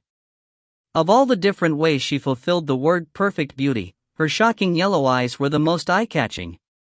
Sungjin stared at her eyes as well. But the iris of her eyes was in a slit like that of a cat. Sungjin felt a déjà vu when he looked into those eyes. What is it? I feel like I've seen it before. Was it the basilisk's eye? He had thought. But the answer was closer than he thought. Just before. Smell of meat. Human meat. Eyes which looked down upon them. Sungjin realized. She has the same eyes as Call Gal. While Sungjin was figuring things out, she reduced the distance between her and the hunter slowly. I said, "Who are you?" The immortal asked once more, but she did not respond as she continued to make her way forward. The hunters began to move away in intimidation. Someone even slipped on the coins and fell. Meanwhile, she approached the chest and picked up one of the hearts, whispering. So the rumors were true. The hunters watched her. She placed the dragon heart back into the chest and bent over to return the other dragon hearts into the chest. Until this point, the hunters watched without much thought. But after returning all 6 remaining hearts into the chest, she closed the lid shut with just one slender arm. The lid which took tremendous effort from half a dozen hunters. No one at this point believed her to be an ordinary human. Only a monster in human form. But then she spoke for the first time to them. "Yo, humans. Are you the ones who killed Call Gal?" No one replied. By calling them humans, she had indirectly confirmed that she was not one. She asked again. "I'll repeat. Are you the ones who killed Call Gal?" She glared at the hunters as she asked. Her gaze looked strong enough to kill a weak-hearted man. One of the hunters replied meekly. "Yes." The one who replied was the barbarian. He was also surprised that he replied, and closed his mouth with his hands in shock. It seemed like the strength of her intimidating gaze was enough to compel a truthful answer. The hunters became tense. They were afraid of her reaction. But she then responded with, "Oh really?" She then placed one hand on the chest and said, "Move." And the chest disappeared in an instant. The other hunters thought, "Is it an active skill?" But Sungjin looked at her and asked, "Excuse me, are you a dragon like Call Gal?" She turned to look at him. Her eyes were exactly the same as the dragon's. "Yes, Call Gal is the son I bore." All the hunters tensed up even further. "Just now. Are you the ones that murdered my son?" "Yes, we have murdered him." They had essentially exchanged this conversation just now. And with none other than the mother of the red dragon Call Gal. But the conversation continued to flow in a completely unexpected direction. Well, he was a problem child. He killed his brethren, just to take possession of their hearts. The woman's brows slightly twitched into a frown as she spoke. Sungjin recalled the hint from earlier, about the hidden boss. Be warned that above the proof of wickedness lies, also, her wrath. The proof of wickedness most likely referred to the hidden piece, the items each of the hunters had collected, the dragon hearts. But she didn't seem to mind it much at all. She only said one more thing to the hunters. "Good job. I had come to kill him, but you saved me the trouble." Sungjin thought as he looked upon her. Call Gal's mother is the hidden boss? We have to face a much older dragon. Currently, we are recruiting Korean translators. So if you do know Korean and want to give it a shot, please email us at email protected. Do support us if you enjoy our work and do join us on Discord. If you find any errors, ads pop up, ads redirect, broken links, non-standard content, etc., please let us know. Report chapter so we can fix it as soon as possible. Chapter 103. Chapter 103, Red Dragon's Lair, 9. Sungjin swallowed in reflex. The Skoro said to him, "Hey, K. It's common sense that a dragon grows stronger as they age. Several times over. Let's skip this one. The one you killed earlier is a really young one, you know? But her." Sungjin recalled the opening introductory message the operator gave as he arrived. Please be warned. The red dragon Call Gal just reached full maturity and is infamous for his brutality. Call Gal just reached full maturity. And this was his mother. Even if their age difference was unknown, it was without a doubt she was much more powerful than her son. Sungjin glanced at the other hunters for a moment. The hunters were almost unable to breathe due to intimidation. It was impossible to ask them to fight. They were all probably thinking, "Please let us go in peace." The Skoro commented, "Look, they're freaking out as well." Meanwhile, Call Gal's mother ignored them as she took a look around the mountain of treasure. She picked up a necklace from the mound and said, "My, it's an item from that kingdom. A kingdom's heirloom is considered quite precious, and he managed to steal it." No wonder they blamed me. She was unconcerned with the hunters. She walked around the mountain of treasure and said, "I'll have to check them slowly at home." She whispered as she placed her hand on the mountain. "Move." The entire mountain of treasure began to glow. And soon, treasures which had been giving off irresistible glow disappeared all at once, including the gold coins upon which the hunters stood. Oof! All the hunters fell on their behind. They were left in the air with the treasure gone. Now the only ones left in this giant space was the hunters and the woman. She turned her gaze upon them. Yes, brave adventurers who have slain a dragon. If you got everything you came for, get out. It is a rule to destroy lairs of dead dragons. I will give you 30 minutes. I will blow up this volcano in 30 minutes. So get out of this lair, and run as far as you can from here. Someone asked the operator. Operator, how much time remaining in the raid? 1 hour and 58 minutes. The timing didn't match. If she exploded the volcano, everyone would die. There was nowhere to run. If they left the volcano, the operator would tell them, "This area is forbidden for hunters." 30 minutes won't work. Someone whispered. Ooh. She arrived between the hunters and grabbed a cube. What? All the hunters were shocked to see what she had done. The operator's cube never took a hit from any monsters. It would dodge incoming arrows, or fly higher if there was a fire.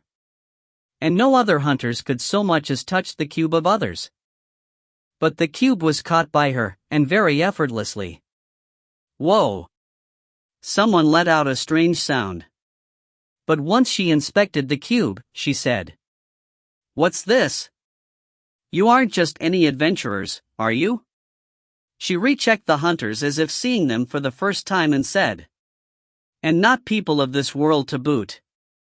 Those who are fated to cross dimensions. So that's why you were sent to kill Call Gal. How sad.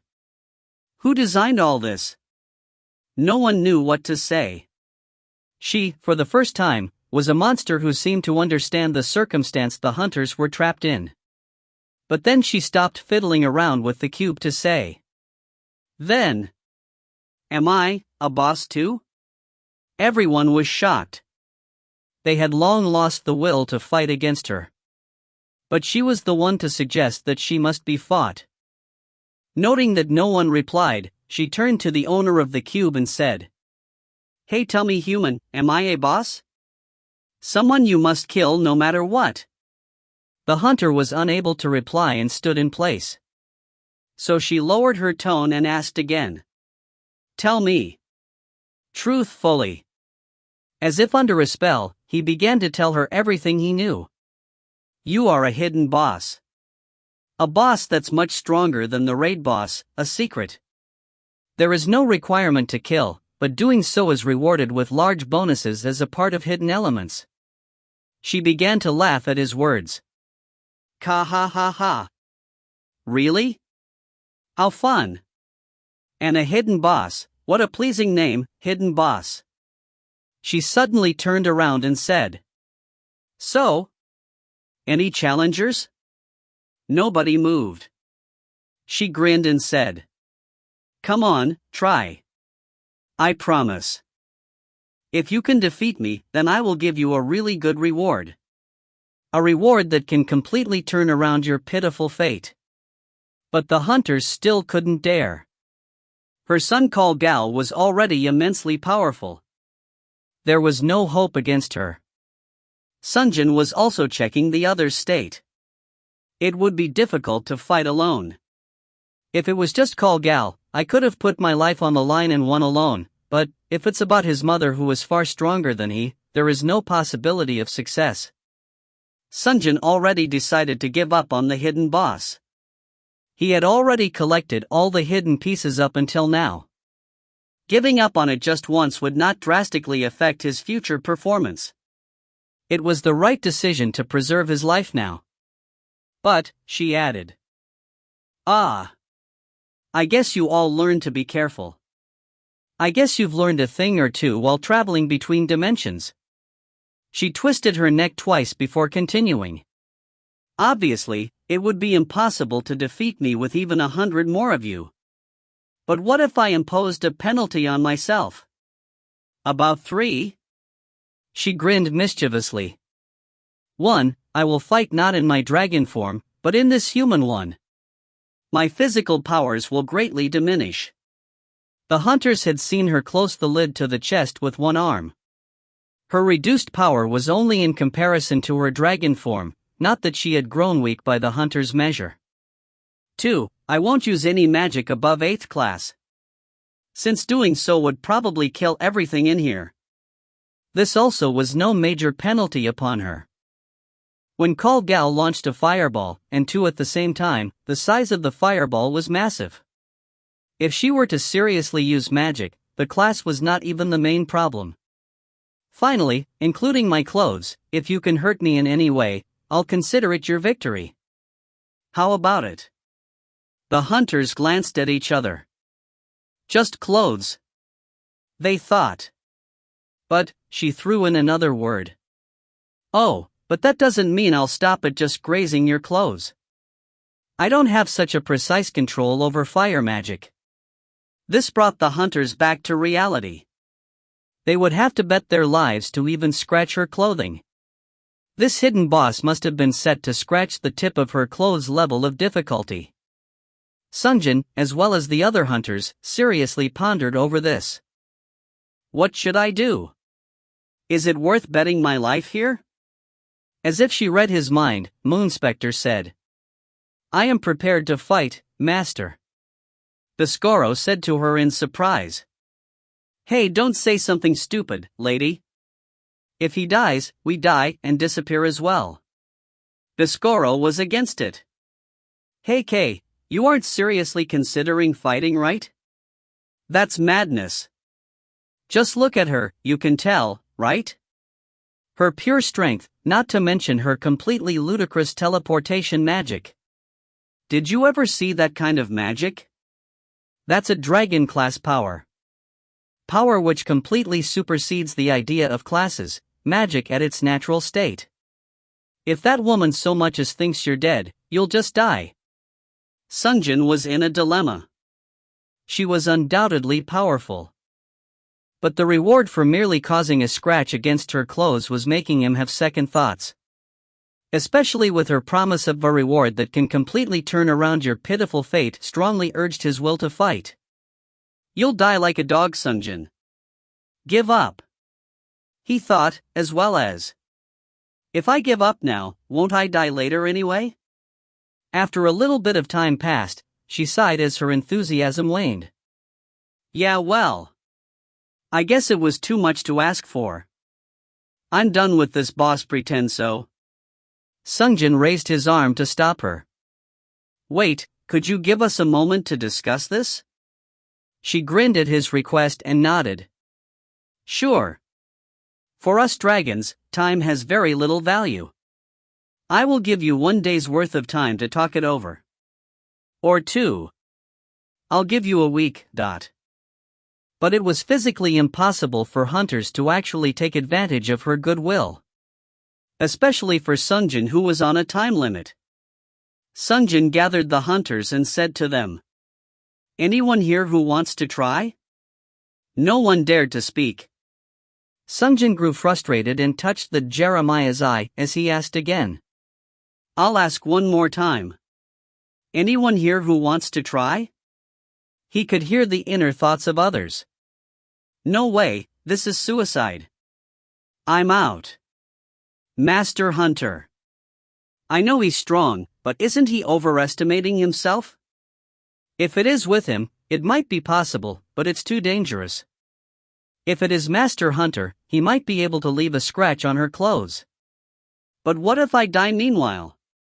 What's the point then? I feel like even if all 10 of us were to cooperate, a few of us would die. This is too dangerous of a gamble. It was mostly negative. Not a single one of them seemed interested in trying to figure out if the challenge was even feasible. Sungjin, who took turn looking at the dragon of unknown age, and the hunters thought, "What should I do? It's too tempting to just give up now." He considered his options. If it is him, he might help a little. Sungjin took out Soldemer's lamp from his vest. He had been saving Soldemer to face the hidden boss anyway. If they were to give up now, there was nowhere else where Sungjin needed him. Sungjin stepped away from the others and rubbed the lamp. The genie was about to greet Sungjin as normal, but, "Have you called for me, Mas, eh?" He couldn't finish his words as his eyes grew wide. He saw the woman across from Sungjin and asked, "Master, that creature." He must have noticed she was no human in a glance. "She's a hidden boss. Just like you were once." He'd scared. "What?" "You can probably tell, but..." "A dragon. Red dragon." "Yes." "How is she in your eyes? How strong is she?" "Unimaginably strong. Strong enough to have no match in this town, no, this entire planet." "Really? You can tell that just by her appearance?" "No, that would not be possible to judge with just her appearance. In fact, doesn't she appear to be a human woman of about 30 years of age?" He was right. She had a rigid expression, but in some ways she even looked as young as 20s. Although that was up to the interpretation of the beholder. "Thanks to an immortal contract, I am able to measure the level of mana. From what I can see of the mana of that creature, she is about 10,000 years, perhaps even older, dragon." 10,000 years. She would have had to begun her life long before written history to have lived to the current day. So Sungjin asked him, "So, do you think we have a chance?" "A chance?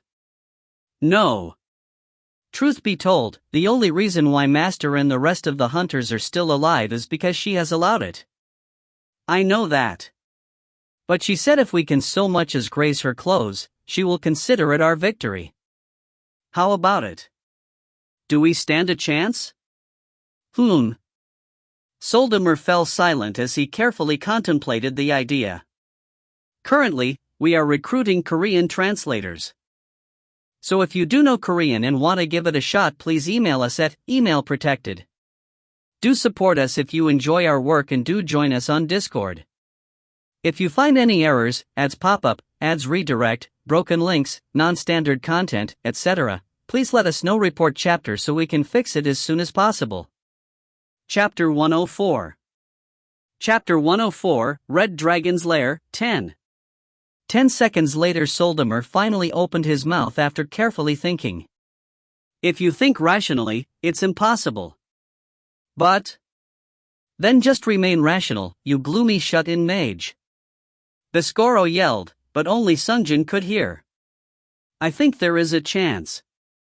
In ancient text of every country and every age, it is well known that a dragon is powerful, but an arrogant creature.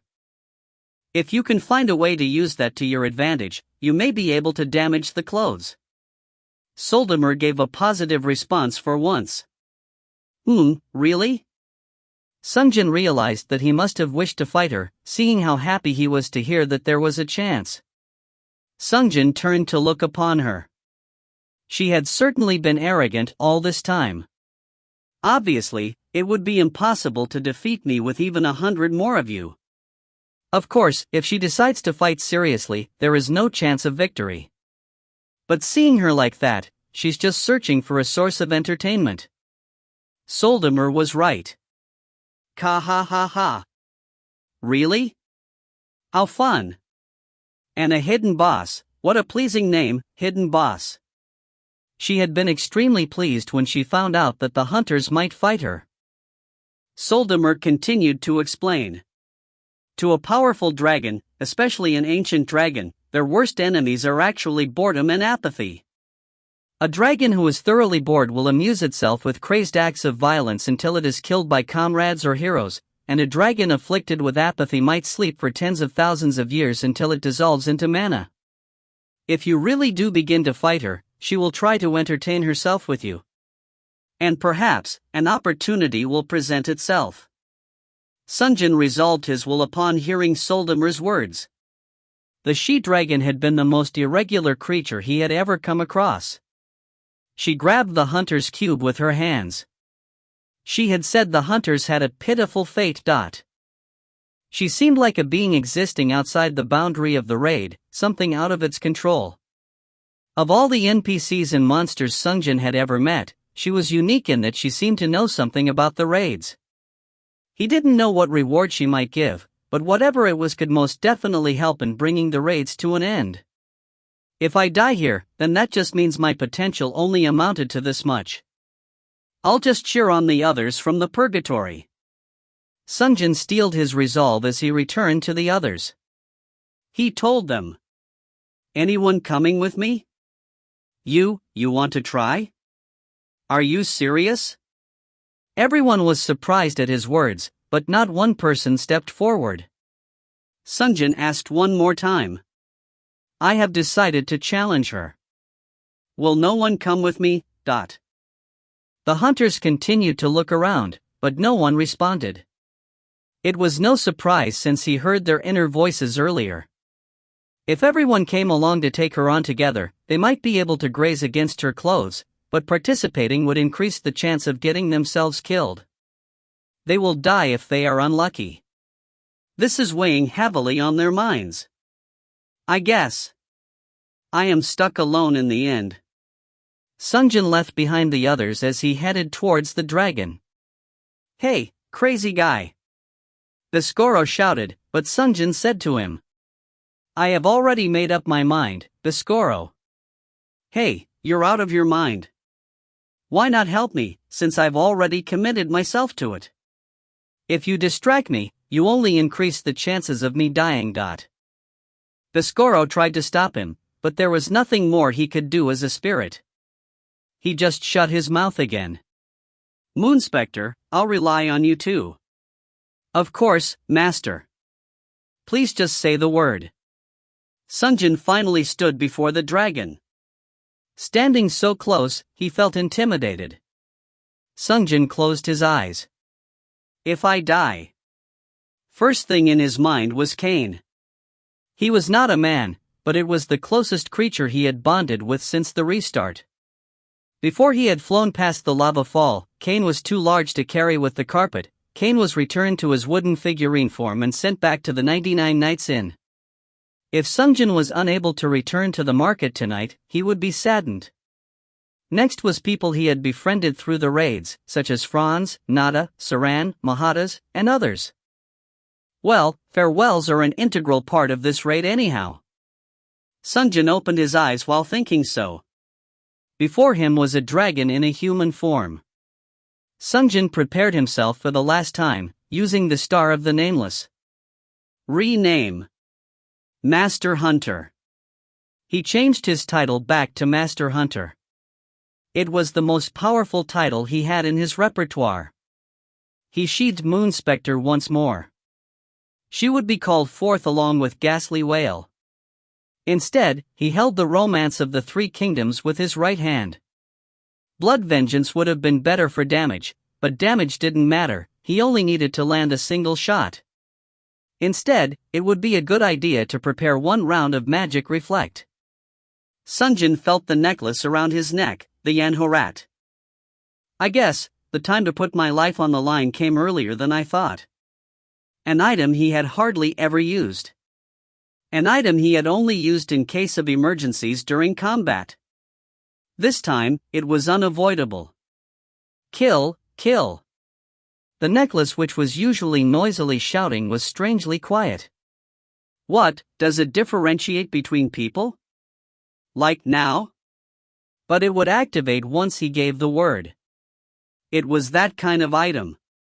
Sungjin finally said to his loyal comrade, Soldamer. Soldamer, I'll need your help. Yes, Master. If I die, please tell Cain I'm sorry. But he replied with, I am connected to you with a contract. If you die, I cannot maintain my form. Really? Soldamer replied stoically. Yes. Then let's fight for our lives. Yes, master. Sungjin finally stepped up before the dragon. She looked at him and asked, "So, are you prepared to fight me?" Sungjin answered her, "Yes." She glanced at the hunters behind Sungjin. "So, how many of you will fight me at the same time?" Sungjin gave her an answer. "Just I." She was shocked to hear his answer. "What?" Sungjin repeated himself assertively. "I am going to challenge you alone." She narrowed her eyes into slits when she heard him. "Oh really? Challenging me alone without any assistance from your comrades? I can't even tell if you're brave or foolish. What a puzzling human." Her voice trailed off as she spoke, but soon continued. "But no matter. Having the courage to overcome the fear of death is the noblest state for a living being." She faced the hunters behind Sungjin and said to them, "Stay out of our fight." At her words, the 9 hunters disappeared suddenly. You could die just because she said so. While thinking that Biscoro was probably right, she interrupted his thoughts with a question. "But will you be okay? You're almost completely out of mana." Sungjin was shocked when he heard her. That's right. He was busy preparing his equipment and had forgotten to think about his mana. He had spent nearly all of it at the entrance of the lava fall earlier. Low mana. He had heard the operator warn him, but he had let it slip out of his mind because he was too busy searching for hidden pieces. Please give me a second. I'll go refill my mana." But she gestured. "No, I'll do it. And with just her utterance, Sungjin's body gave off a blue burst of light. He felt his energy being replenished. Sungjin asked the operator. "Operator, my mana?" "At maximum. Filling up the mana of an enemy." She was entirely disinterested in winning or losing. She was only looking forward to how Sungjin might amuse her. "But thanks to that, I have a chance." She extended her hands out of her robes and said, "Come, mortal." At the same time, the operator gave an announcement. "Warning! Hidden boss. Kalgal's mother Arian has appeared." Sungjin immediately shouted. Substitute reading. Gourmet's monocle sparkled once and flew into the air along with the Romance of the Three Kingdoms, beginning to read it automatically out loud. Cao Cao's great army pursued deep into the night and reached the fields of Changban. It was a familiar passage. It was the same passage as his first seance, Zhang Fei Ida. Romance of the Three Kingdoms always selected the best passage for the situation. With this, I will be able to seal all her spells for a short duration of time. But she was already firing spells his way. Eternal Flames of Hell. Inferno. The size of her inferno was colossal. It was strong enough to potentially cover the entire cavern in flames. Soldamer quickly cast a shield using a spell. Anti-magic shield. But Soldamer's spell broke the moment the flames reached it. Seeing that, Biscoro and Sungjin both cast 2 additional shields at the same time. Anti-magic shield. Anti-magic shield. But her flames burst through those as well and continued to fly towards Sungjin. Sungjin watched the flames carefully and dodged by tumbling away. Despite flying past 3 layers of anti-magic shield, her inferno was still massive. Sungjin turned to look at the Romance of the Three Kingdoms. Hurry! But Gourmet's monocle was still reading the book. But he stared down at the army while blocking the bridge. Meanwhile, she flew up into the air and fired another spell. Incinerate everything in your path. Fireball. It was a fireball in name only. From Sungjin's perspective, seeing from below, it looked more like a meteor. Soldamer yelled. Master! For him to yell, he must have judged that there was nothing he could do. It was something he could not manage with only his magic. Sungjin activated Artemio here. Reflect magic. Artemio began to glow with a purple light. But Sungjin couldn't help but feel skeptical. Can something like that be reflected? It was under 7th class. It met the requirement for the ability to work, but Sungjin was still unsure if it would work properly. But he didn't have any room to ponder on the subject. Being hit by that head-on would mean instant death. Sungjin used Artemio to strike against the fireball. Luckily, the meteor-like ball of fire flew backwards, back towards the dragon. Oh, you survived 2 of my spells, how fun. But she put her hand forth and absorbed the enormous ball of fire. It looked like just about anything was possible for an ancient dragon. There was no damage, but he had earned plenty of time. I am Zhang Ida. Gourmet's monocle successfully completed the substitute reading. Seance of Zhang Fei Ida activated. Passive skill, enhance attack, 3, swift, 3, applied. New powers flowed into Sungjin's body. Sungjin immediately ran towards the dragon. But she was more interested in the book than him.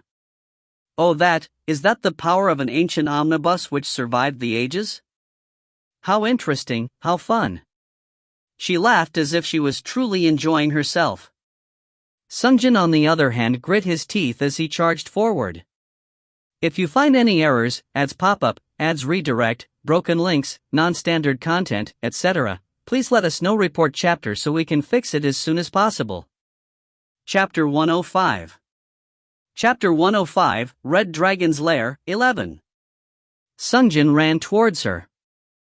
She began to mutter something when she noticed him, but he immediately called out. Shout of Changban.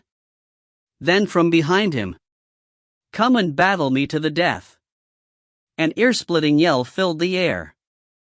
It was just for a moment, but she paused during her incantation. Sungjin used this chance to get within melee range of her. When he prepared to strike her with Artemio and Moonspector, she took out a thin and short stick. The stick was only as long as Sungjin's forearm. But once she grabbed the center of the stick, shing! The short stick became a slender staff.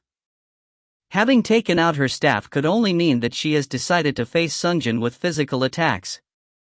It meant Shout of Changban was effective. It all depends on swordsmanship now.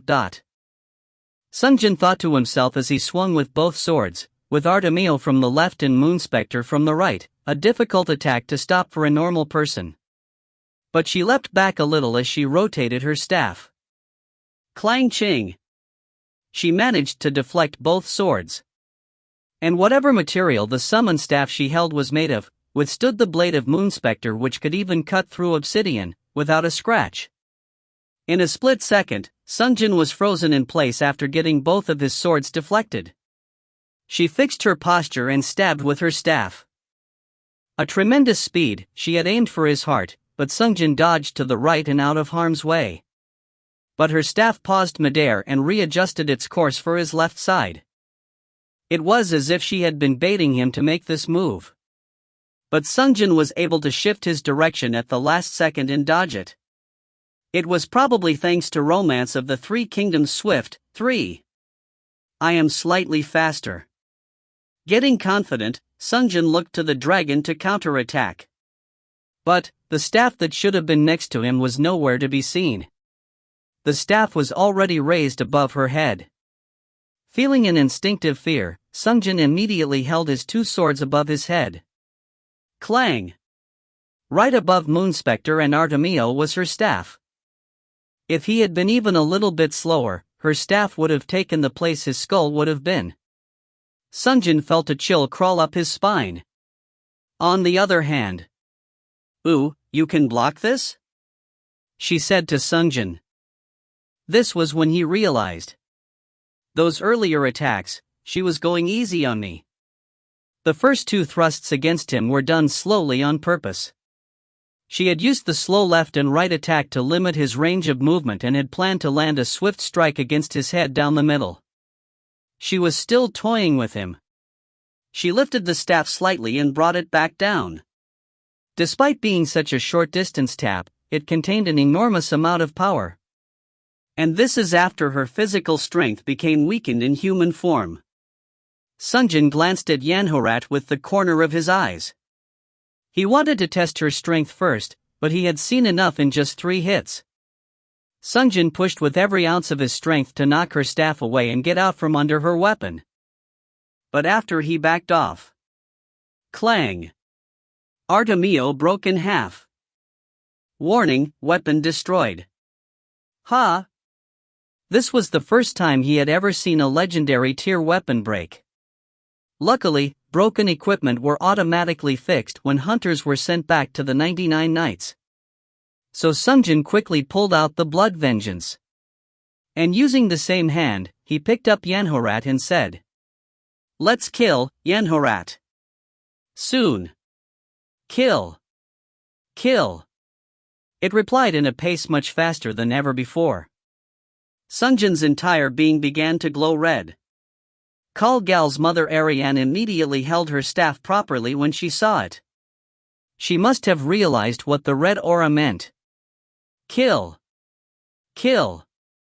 Kill. Kill. Listening to its whisper, Sungjin charged towards her like a bullet. This was Sungjin's fastest possible state, boosted even further by the romance of the 3 kingdoms buffs. Sungjin swung his blade faster than his own eyes could see. She wielded her staff with graceful motions to block Sungjin's attacks. Sungjin attacked as if he went mad. Clank, clang. The air was filled with nothing but continuous strikes of swords upon the staff. She was busy defending herself from his attacks. Kill. Kill. Kill. Kill. Kill. Kill. Kill. Kill. Kill. Kill. Sungjin was in a state where he couldn't think properly due to Yanhorat's crazed shouts, but he still thought to himself, one of these should hit. But no matter how much time passed, she had not allowed Sungjin's 2 swords to even come close to the sleeve of her shirt. If those under the zealot state are unable to kill their opponents, they will end up getting killed instead. More importantly, Romance of the 3 Kingdoms seance was ending sooner than the Yanhorat zealot. Once Shang Fei's seance ends, his speed would drop. At the same time, she would regain the ability to cast spells again. Then Sungjin was as good as dead. Sungjin squeezed every drop of strength in his body to try and swing harder and faster. Thanks to Camram, which allowed Sungjin to swing his swords independently of each other, he used more and more intricate attack patterns. But amazingly, she rotated her staff with elegant movements, blocking his irregular attacks. She no longer smiled, indicating that she was being pushed to her limits, but she still managed to hold on. 10 seconds until the end of seance. 10. The operator began a countdown. He only had 10 seconds remaining. But this was when Biscoro shouted, "Sungjin, use Frenzy." Frenzy. An active skill which increases speed by 10% for each hit landed. But there was no point in using it. If he couldn't reach his enemy, what was the point? The first time he touches her, he'd win. There was no point to using Frenzy. Sungjin continued to swing his sword while ignoring Biscoro's advice. But 9, 8. The time continued to pass. But then Biscoro said one more thing. Activate Frenzy and cut yourself. Sungjin, despite zealot, heard him. What? He had doubts, but 7, 6. There was no time for hesitation. He would die in 6 seconds. Frenzy. 5, 4. Sungjin activated Frenzy and flipped his sword around and cut his side. He cut twice using both swords. 4 strikes within 1 second. Ugh! It hurt. There was no time to cut himself carefully with his swords. 3. Ariane paused and gave Sungjin a look. What? Giving up? She had thought perhaps Sungjin had fallen into despair and was trying to suicide. And it made her sorely disappointed. The toy broke. She thought. And it created an opening against her. Sungjin attacked her with the swords drenched in his own blood. With a speed incomparable with before. 2, 1, 0. In the last remaining 3 seconds, Sungjin launched dozens of attacks. And then, seance has ended. Finally, the effective romance of the three kingdoms had come to an end. And as soon as it came to an end, Ariane, who had been blocking Sungjin's attacks, suddenly said, "Stop." Sungjin, who had been swinging his sword with the intent to kill, suddenly froze in place. He couldn't move. Is this dragon's voice? It required no incantation. Her words were simply obeyed. An ability reaching the realm of godhood. No matter how Sungjin looked at it, she was taking it easy on him. Once his master was in danger, Soldamer, who was reduced to watching the fight while sweating, since his magic was also sealed, quickly flew over and tried to protect his master. Sonic wave. But you stop too. Soldamer was stopped by her command as well. She addressed them while they were both stuck in place. "Ha, you were amazing. Really a dot." Sungjin examined her hooded outfit while he was stuck. He was checking for any rip since the hood had been the primary target of his final rush. But not a single thread had been harmed of her clothes. It's over. But the operator gave a congratulatory message. Congratulations. Hidden boss. Call Gal's mother. Ariane's bet is a success. Sungjin was shocked. But she doesn't look hurt anywhere. Just then from her left cheek, a line of blood had appeared. One of his strikes had landed. Ariane used a finger to wipe her cheek. The cut disappeared without a trace. Ariane licked her finger. Then with a complicated look, she said to Sungjin, "Ha, it was fun after all, but I didn't think you could actually hurt. I was going to kill you after having my fill of the fun." Seeing her say that, Sungjin couldn't help but feel that she may have had a cruel heart akin to that of her son. But a promise is a promise. She relaxed her expressions and said, "Move. You did well." Sungjin was able to move again. "Kill, kill, kill." Yanhorat was still shouting despite the fight being over. But she said, "Ah, calm down first." And immediately the voice was cut off. Sungjin returned to normal. And shortly after, extreme fatigue hit him. It was for only a few seconds, but he had fought past his physical limit. Sungjin planted Moon Spectre and Blood Vengeance into the ground to support himself as he leaned on them. She spoke to him meanwhile. "How extraordinary. Even if you had help from this and that, the fact that a human can pull that off, it was incredible." She was truly congratulating him from the bottom of her heart. Now that the fight was over, it would be in his best interest to befriend her. Sungjin said to her, "I have learned much from you. Speed is one thing. I have never seen anyone so skilled with a staff." She responded without any expression on her face. "Well, I have lived over 100 times longer than you. But you were different. It was unbelievable." Sungjin bowed at her compliment. And replied, "You said earlier that we were in a pitiable fate. I don't know how much you know about our circumstance, but I want to end it. This fate of ours. And I want to stop fighting. Please help me." She grinned at Sungjin's word and said, "Such old cliché lines. Hero is victorious, and the dragon rewards him with treasures." But Sungjin became nervous at her words. But she soon added, "Okay, well, the hidden boss lost. I'll have to spit out a reward. Something really good, right?" Sungjin couldn't help but nod. If you find any errors, ads pop up, ads redirect, broken links, non-standard content, etc., please let us know. Report chapter so we can fix it as soon as possible.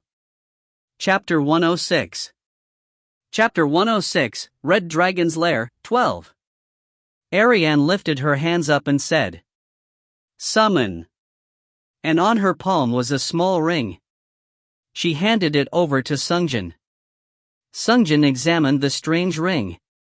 The ring was transparent, and a mysterious blue material floated within.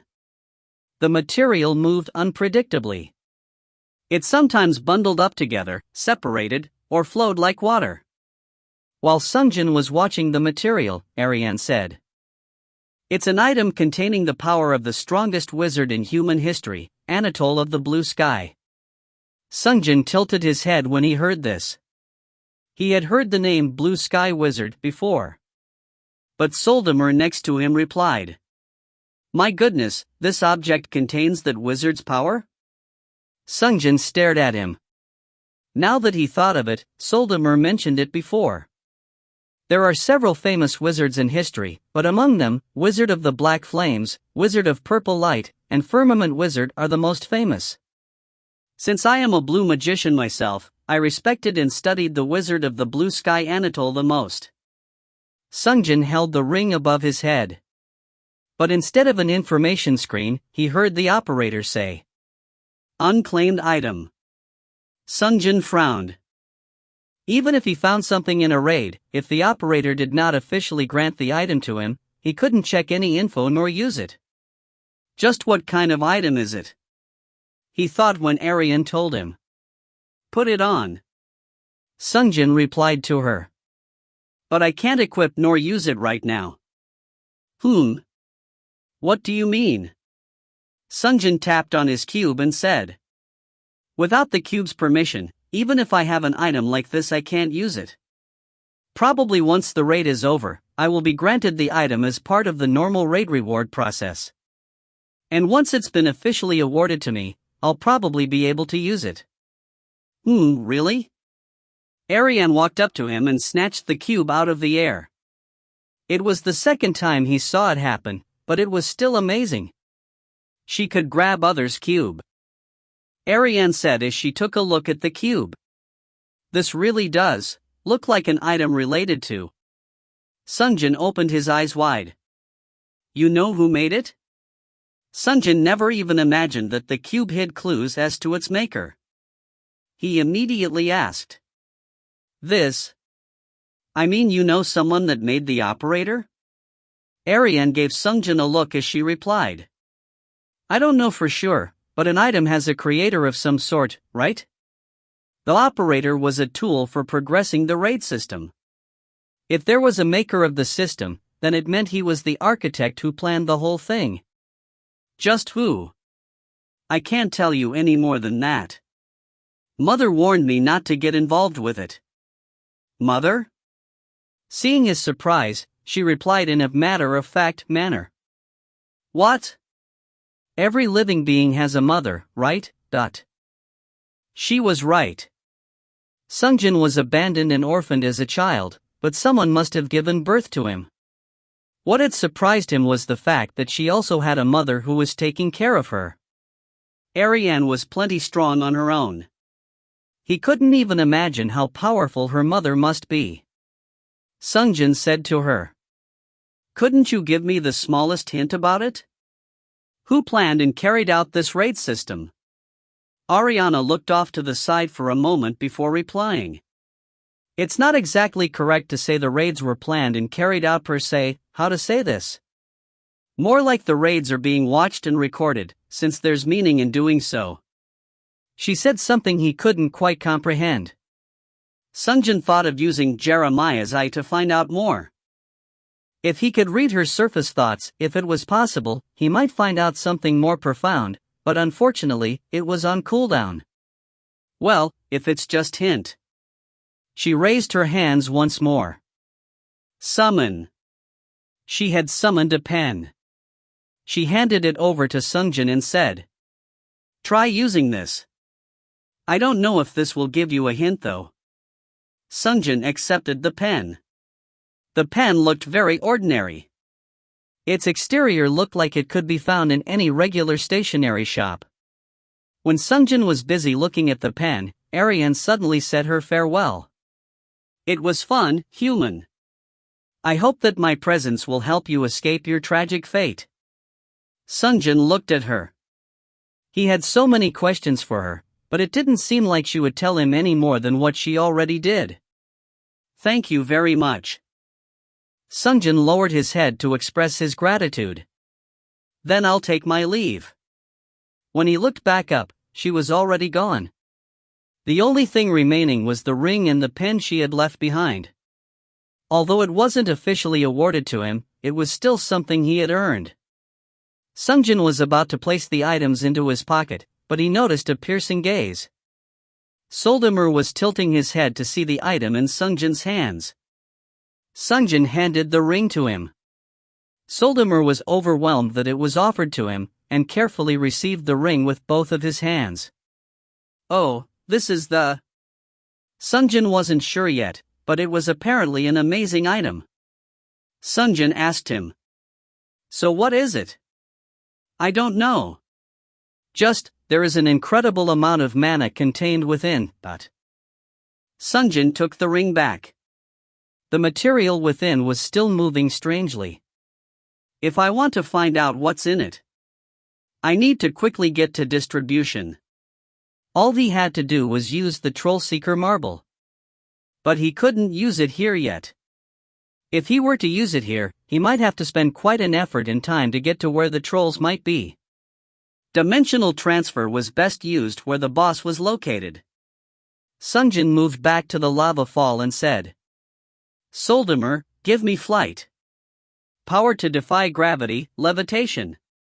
Sungjin left the cave with the treasure with Soldemir. Once they were out of the spacious cavern, he could see the hunters in the distance. The hunters were shocked to see Sungjin again. Alive. Did you succeed? Sungjin moved between them and said. Isn't it obvious? Oh. Amazing. But he had no time to be listening to their praises. Sungjin said to them. I am going to leave here. The rest of you work. He was about to finish his words when he noticed the friar. A potential troll. Originally, he was planning to trick him with let's troll together, and kill him after, but it would take too long. Sungjin just said to the hunters. Work together and hunt rest of the mobs. What? You're leaving? Several hunters asked, but he didn't have time to answer their questions. Sungjin shook his hand and said, Well, I can't explain everything but Mr. Immortal and Mr. Friar, may I see the two of you real quick please? Sungjin called them over. The hunters were curious about what Sungjin was up to, but they didn't dare interrupt what he was doing. They were already seeing Master Hunter Sungjin as a monster stronger than a dragon. The Immortal and Friar came forward as instructed. Sungjin faced them and said, For Mr. Immortal, please rally the other hunters and hunt down rest of the mobs. If you utilize your leadership, you will be able to manage it with the 9 of you. The Immortal had been cooperative with Sungjin from start to finish. Yes, Master Hunter. Okay, go back for now. Sungjin sent the Immortal back to the group and was left alone with the Friar. The Friar couldn't possibly know what Sungjin wanted to say. He probably thought Sungjin just wanted to say, Since you are a healer, please take care of the others. Like Sungjin had done with the Immortal. But Sungjin suddenly said, I know what you're planning. Excuse me? Disregarding the Friar's surprise, Sungjin just continued to speak. I don't know if you are going to do it in the future or not, but I'll give you just one warning. If you do it in the future, I will be coming after you to kill you. Sungjin had avoided using the word, but his words made the Friar freeze up. Sungjin had correctly read his mind. You understand, right? Sungjin patted his shoulder twice and walked over to the others. Then I hope we see each other again, friends. Sungjin left behind the hunters and walked back to the cavern with Kal Gal's corpse. After taking out the Troll Seeker marble, he said, "Pursuit of justice." Pillar of bright light came down upon Sungjin from above. Dimensional transfer requested. The distribution began. Monsters slain. Hellhound, 48. Magma Golem, 4. Red Dragon Demi-Human, 2. Total 32,000 points. Boss monster slain, Red Dragon Kal Gal, 2,000 points. Hidden boss, Kal Gal's mother Ariane, 2,000 points. Final point count, 36,000. Distributing points. Your contribution is 58%. 20880 stat points, 20880 black coins awarded. Raid clear bonus 3,000 stat points and 3,000 black coins awarded. Item effect additional 10% gained activated. Distributing 23880 stat points and 26,268 black coins. Because it was a 10-man raid, despite his percentage being the worst he's ever seen, the reward was several times higher than in other raids. And now we will distribute the items. Sungjin solemnly awaited the items to appear. Red Run, Red Dragon Scale Armor. AIO, Ring of Great Sage. Mu, Brush of Reply. Merca, Pulp of Evolution. Enhancement Stone X3. An incredible number of items burst forth. Not only had he been rewarded with the items Ariane had handed over, but he also received Scale Armor, Pulp of Evolution, and 3 Enhancement Stones. Congratulations, Legendary Item Red Run. Everything he received was of legendary class. Sungjin put everything away except for the Scale Armor, ring, and the brush. Meanwhile, the operator granted him a title. Last but not the least, you will be awarded titles you've earned on this raid. Dragon Slayer, attacking a dragon deals 4 times the normal damage. Ooh. Dragon Slayer was an attractive name. And the passive deal 4 times the damage, although it wasn't immediately useful. If he ever had to fight a dragon, it would prove even more useful than Master Hunter title. Since I have Star of the Nameless, there might be a day I might use it. Sungjin decided to keep it in mind. Distribution has ended. Request for dimensional transfer has been granted. You will be teleported in 10 seconds. 10, 9. Sungjin said to Soldamer. Soldamer, let's meet back at the inn. Yes, master. Soldamer bid his farewell, and soon after, Sungjin was teleported to the new dimension. Star dot. Sungjin took a look around. Kal Gal's corpse was visible on the other side, with his tongue hanging out. It must have been a relatively successful party. Sungjin had killed Kal Gal and even cleared the hidden boss, but not much time had actually passed. The fact that Kal Gal was taken down so quickly meant that this party had been full of strong members. I don't think they could have gotten far. Sungjin decided to run towards the cavern where the hidden piece was located. Since if there were any trolls, they would have gone in that direction. But even as he ran, he checked the items he had obtained from the raid by raising them above his head. Normally he would have slowly checked them after killing the trolls, but this time he couldn't hold himself back out of curiosity. Just what does it do? If you find any errors, ads pop up, ads redirect, broken links, non-standard content, etc., please let us know. Report chapter so we can fix it as soon as possible. Chapter 107. Chapter 107, Red Dragon's Lair, 13.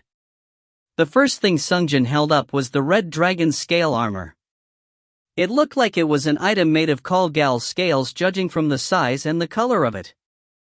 Sungjin held it in the air as he ran. The operator's information screen soon popped up. Red Run, Red Dragon's Scale Armor. Legendary Breastplate. Protection 43%. Passive skill. Dragon Scales, Red, reduce damage from fire by 20%. Dragon's Rage, I, each hit taken increases stack of Dragon's Rage by 1. Maximum 25 stacks. Active skill. Dragon's Breath, red, consume all stacks of Dragon's Rage to fire Dragon's Breath. Armor created from Kulgal's scales. Although the scale is much smaller, it could recreate Dragon's Breath. The information screen shook up and down as he ran, but he could understand its core features. Ooh. Sungjin immediately. Equip.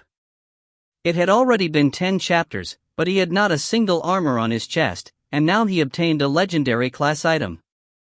I can now use Dragon's Breath, but how does it work? He didn't know its effects, but he would eventually come to know what it could do. Next was the most important ring. Red Dragon Arian had said it can alter your fate, and Soldemar was deeply impressed with the ring that he held up. AIO, Ring of the Great Sage. Unique legendary ring. Passive skill. Great Sage, blue, allows casting of every blue magic spells. Active skill. Empower magic, V, increase magic power by 5 times for 30 seconds. Usable once a day. Ring containing Anatol's power. He had created items like this ring from a very young age. The most immediately noticeable feature was the fact that it was a unique legendary tier item, an item only one person in the entire world was allowed to use. Seeing how a veteran mage such as Soldemar had accepted it with both hands with respect gave proof of what a precious treasure it was. The price on it would be astronomical. Sungjin continued to read the information sheet. There were 2 very eye-catching details. Allows casting of every blue magic spells. And increase magic power by 5 times for 30 seconds. These two, if these two can be combined. Sungjin recalled the time he had visited the Dragon Demi-Human's spell shop. Then, he could think of a few interesting scenarios but in the distance. Binding Frost. Frostbite. He could hear someone casting a spell. Sungjin quickly. Equip. Put the ring on one of his fingers, and put the pen away in his pocket. He ran towards the source of the voice. Now that he thought of it, he still had the title of Master Hunter hanging over his head. Sungjin took out the Star of the Nameless. He had changed his title to Fight Arian. Roughly 10 minutes should have passed by now. He then said, rename. To use the item to change his name to Adjudicator and headed into the fight. Star. Ironwool Tanabat was happy until just a moment ago. In the first 10-man raid, he was nervous facing the gigantic dragon, but thanks to his powerful allies, he was able to survive after killing the beast. Of course, he had been scratched on his chest and received a severe burn on his head due to the breath attack. But after dozens of minutes of intense fighting, the battle had ended without a loss of life. Thank you, Buddha. He gathered his hands and prayed. Then he walked up to the team's most skilled combatant, the Divine Archer, to thank him. Thank you, Divine Archer. If it weren't for you, I would have died. The Divine Archer was a Mideastern Asian on the smaller side, swift and agile, and was incredibly accurate with the bow. He had blinded the dragon with his arrows. He also used some strange magic to prevent the dragon's reinforcements, hellhounds and dragon demi-humans, from joining the fray. If it weren't for him, 1 or 2 hunters would have died. Despite Tanabat's expression of gratitude, he remained humble. It's no big deal. It was all thanks to you, Ironwall sir, for doing a good job. He answered. Humility despite strength, polite demeanor despite rough appearance, large nose, thick beard, Tanabat thought highly of him. I hope we can meet again. The raid continued to progress after the boss was slain. Of course, for the purpose of increasing the amount of contribution points. If they were lucky, they would be able to obtain the hidden piece. But meanwhile, there was a problem. Someone decided to ask. Operator, what's my contribution level? One by one, people checked their contribution and noticed it was very low, around 8 to 10%. The reason was obvious, it was because the Divine Archer had taken the lion's share. Tanabat also had a small percentage of less than 10, but he didn't mind it. He had accepted it as the fair share proportional to his skill. So he couldn't predict that several unhappy hunters would collude to troll. While the group was hunting the hellhound together, he noticed that the arrows from the divine archer had stopped, so he turned to check. Behind, 4 hunters were attacking the divine archer at the same time. What's going on? Tanabat tried to get them to stop, but it was pointless. 4 hunters were hellbent on trolling. It wasn't clear when they talked it out, but they were working together against the divine archer. 4 trolls were flagged simultaneously. Tanabat proactively jumped into the fray to protect the divine archer. So it became 4 versus 2. The enemy was still twice their number. But because the tank and archer synergized well, they were able to put up a good fight. The problem was that 3 of the other hunters who were watching joined on the side of the trolls. Then the red mage who had been firing spells beside the divine archer had joined on the side of Tanabat, but it was still 7-3. Tanabat fought fiercely, but the red mage was eventually killed. One of the enemies finally got shot down and killed by an arrow, but it was still 6-2. Tanabat was in danger of being killed for choosing to protect a talented individual from jealous and greedy hunters. That is, until moments ago. 6 trolls at once, I've hit jackpot. Someone suddenly appeared in the middle of the fight. An adjudicator wielding a sword in each hand appeared, surprising everyone present. Is it a monster? Or a hidden boss?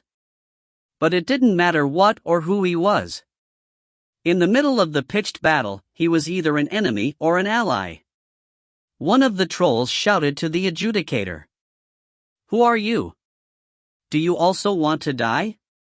The adjudicator began to swing his sword without reply when confronted. And once the fighting began, Tanabat couldn't help but become even more surprised. He was unbelievably skilled. Divine archer who could land every arrow was amazing, but his skill was on a completely different level. He had begun to fight with 6 trolls alone. The divine archer supported him as well with support fire. Thus, 3 out of 6 trolls were killed within seconds. The trolls who saw that mercy began to run away. They ran back towards the Kalgal's main cavern. Adjudicator chased after them without a word. But the divine archer was even faster than him. Pew pew.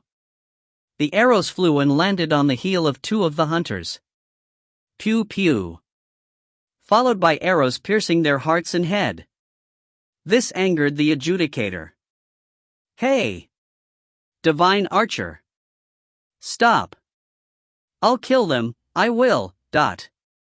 Tanabat couldn't quite understand him, only that he expressed the desire to kill them with his own hands. And the divine archer was surprised. He put his bow down. The adjudicator turned towards the last troll and frostbite froze him in place and cut off his head. Of the 10 hunters, only Tanabat and the divine archer remained alive. Tanabat couldn't help but feel tense when the adjudicator walked towards them. He didn't know who it was, but it was possible that the adjudicator was hostile against everyone. He turned to the divine archer and said, Hey! Shouldn't we make a run for it? But the divine archer shook his head. No, that man, he's not a bad man. Tanabat didn't know with what evidence he said that, but Tanabat couldn't relax. Not many, not even villains, could indiscriminately swing their swords at someone they just met. But the adjudicator very unhesitatingly and skillfully pulled it off. So Tanabat found it difficult to trust him. He held 2 blood-dripping swords and wore a flaming skull over his head.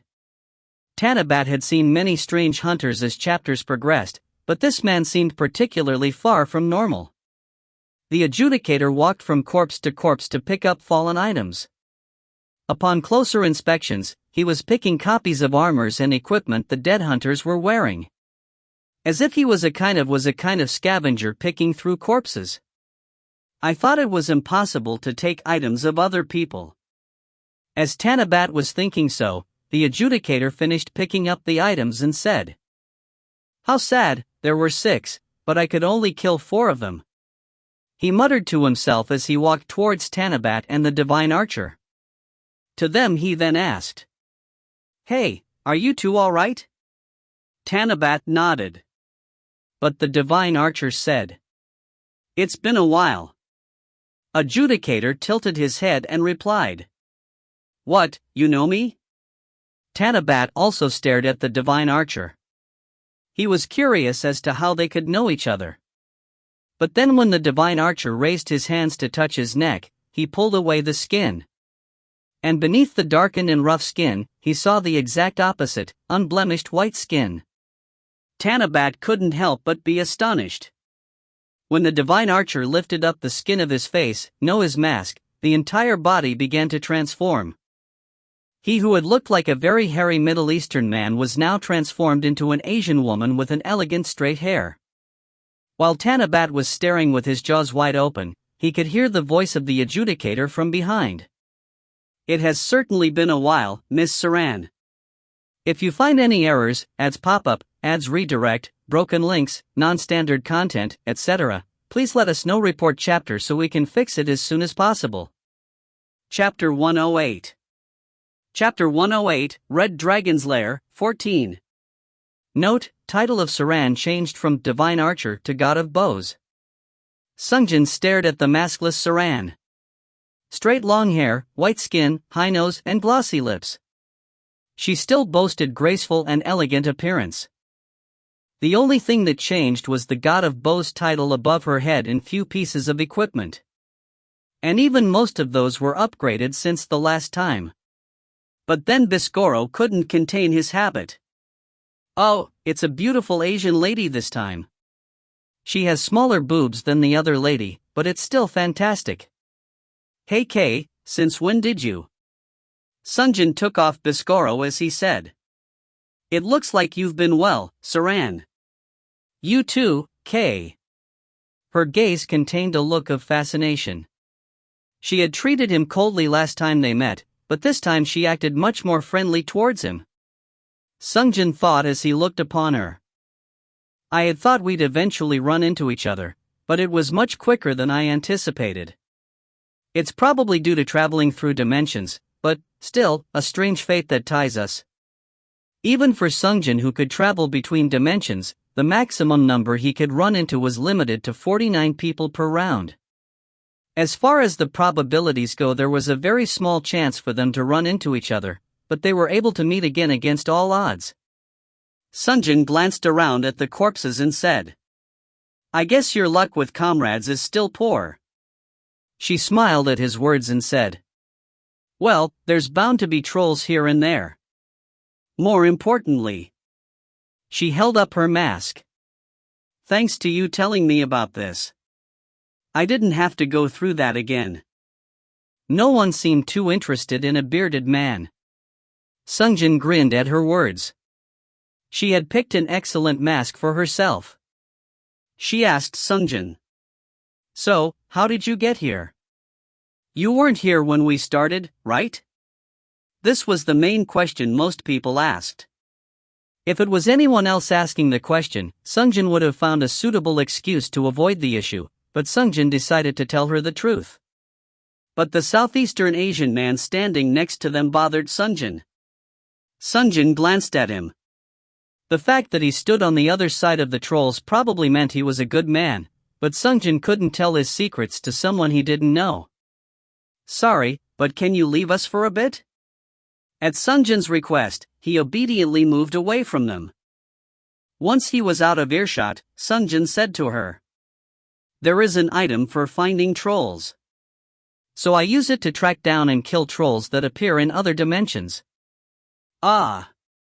Sungjin pointed to the title above his head. "I got adjudicator title from that round. I am putting it to good use." "Ah, is that why you were shouting that you wanted to kill them?" "Yes. If it was anyone else, I wouldn't have stopped firing arrows. Because I have it too, adjudicator." Now that he saw, there were items fallen around corpses finished off by arrows. She must have obtained the title of adjudicator meanwhile. But then I heard a familiar voice. So I stopped. Ah, I see. Then you were. Thank you. Sungjin expressed his gratitude. She also had adjudicator but had yielded the trolls for Sungjin's sake. No, I am the one feeling grateful. Dealing with 6 at once would have been difficult for me. I am glad if you think that way. You have saved me twice already. I don't know how to repay you. Her voice trailed off as she spoke. Sungjin pulled out the holy water of baptism from his pockets. Luckily, he had one more thanks to obtaining a white coin from Franz. There's no need for repaying. Please just let me do this. She tilted her head. Excuse me? Sungjin shook the bottle slightly as he held it up. The holy water splashed about within the glass bottle. This is an item which grants 10% of my stats as a buff. Also, it allows us to meet again. When you need me. She replied back to him. We can meet if I need you? Yes. What do you? Saran looked deeply confused, which was expected. The ability of this holy water was something outside the boundary of common sense of the raid system. This is... Sungjin was about to explain but stopped himself. It would be easier to just see it, so Sungjin decided to skip the explanation and move straight to the baptism. She would likely accept it without any clarification. Please hold still. At his request, she calmly stood still. Sungjin opened the glass bottle and poured the liquid over her. Baptize. Light burst forth from her figure. It was already the 3rd time he had seen it, but it was still an unfamiliar sight to behold. Few seconds later, the light faded away, and the operator gave an announcement. You were chosen by someone. Title granted. Chosen 1, receive 20% of the chooser's stat as bonus stat. Once a day, you may summon the chooser with his permission. She was astonished at the operator's explanations. Bonus is 20%? Yes, please check it. Operator, my status please. She opened her status screen and checked her stats. And was astonished again. I didn't even equip it yet, so this is 10% of your stats? Yes, well, yes. She looked back and forth between the screen and Sungjin's face. It looked like she had difficulty believing her eyes. Sungjin scratched the back of his head as he said. Well, you can probably guess, but it's a good title.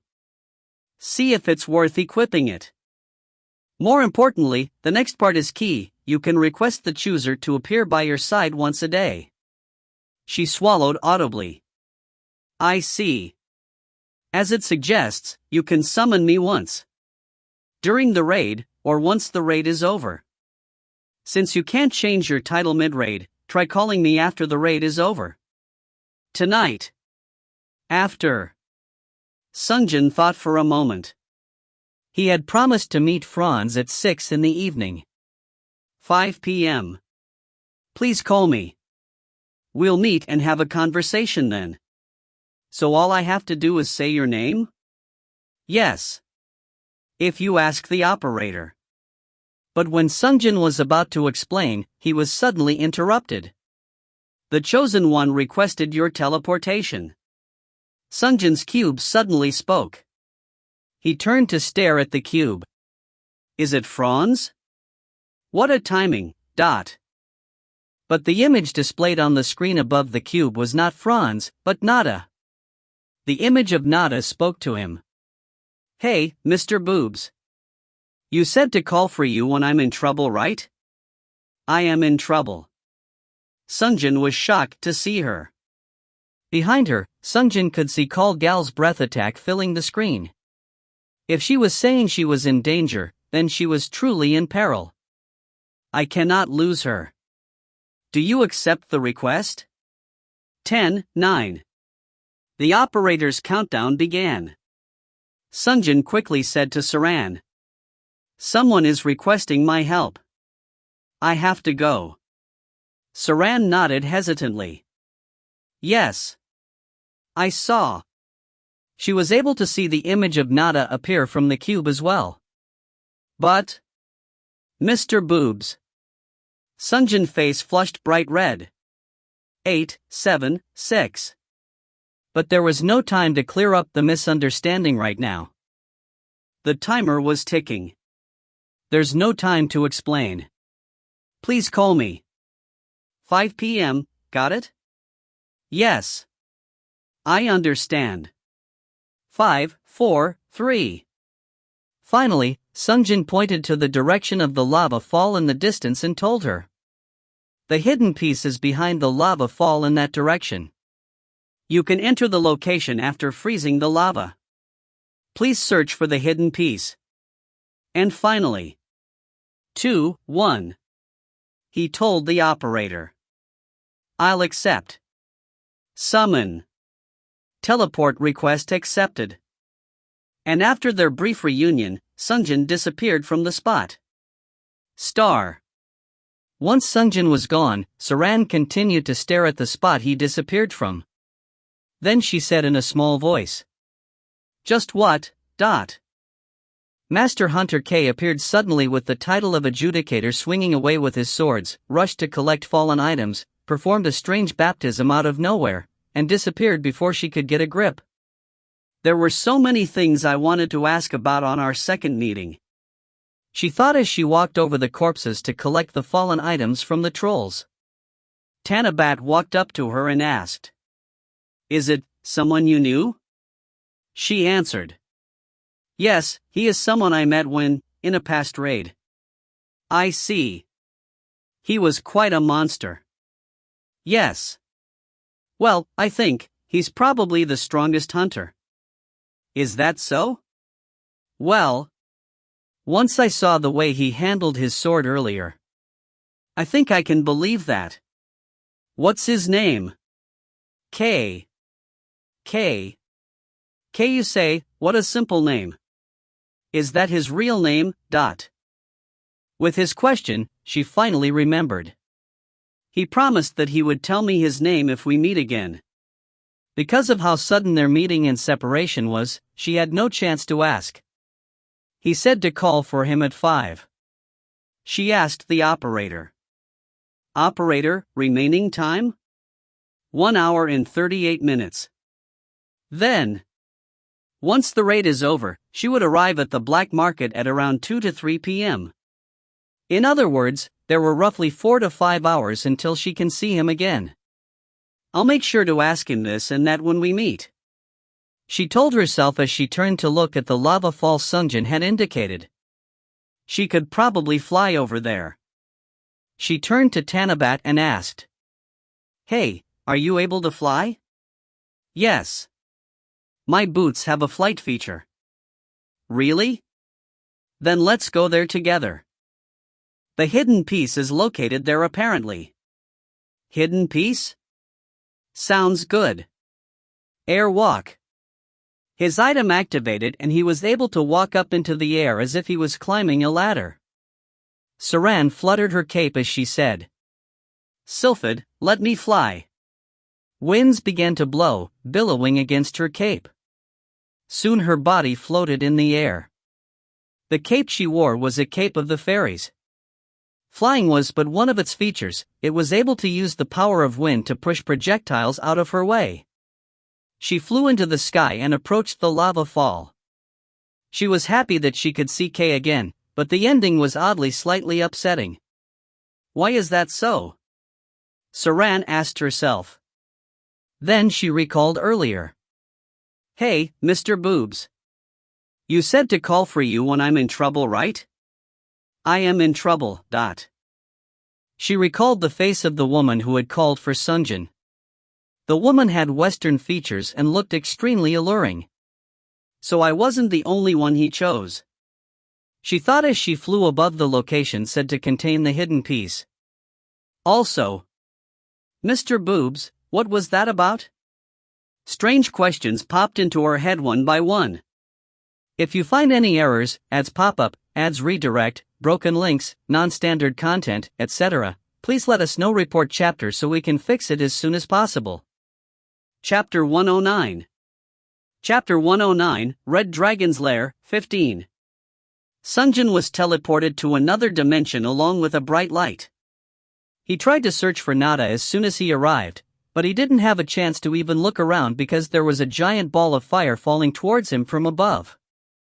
He didn't have many tools at his disposal. It was too late to chant something, and Artemio was broken. Sungjin was forced to resort to his last line of defense, throwing his frozen mantle over himself and shouting, "Solidify!" Soon from close by. Boom!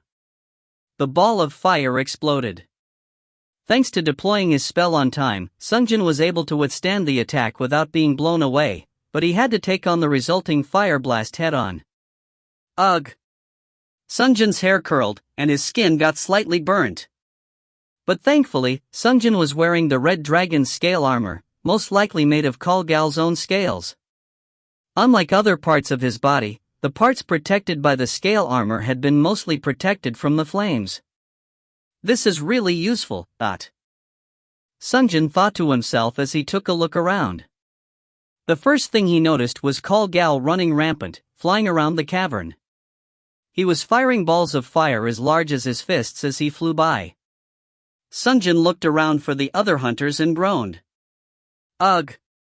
He saw several corpses ripped in half or turned into cinders. Only 5 hunters were still alive. As she had said, they were in trouble. Sungjin checked Kalgal again. Kalgal was slowly coming back down to the ground. But Sungjin couldn't see any major wound on his body. The party had been unable to deal any meaningful damage upon him despite the sacrifice of half of their members. Wow! I need to focus, this time it's really dangerous. Sungjin thought as he prepared to fight Kalgal once more.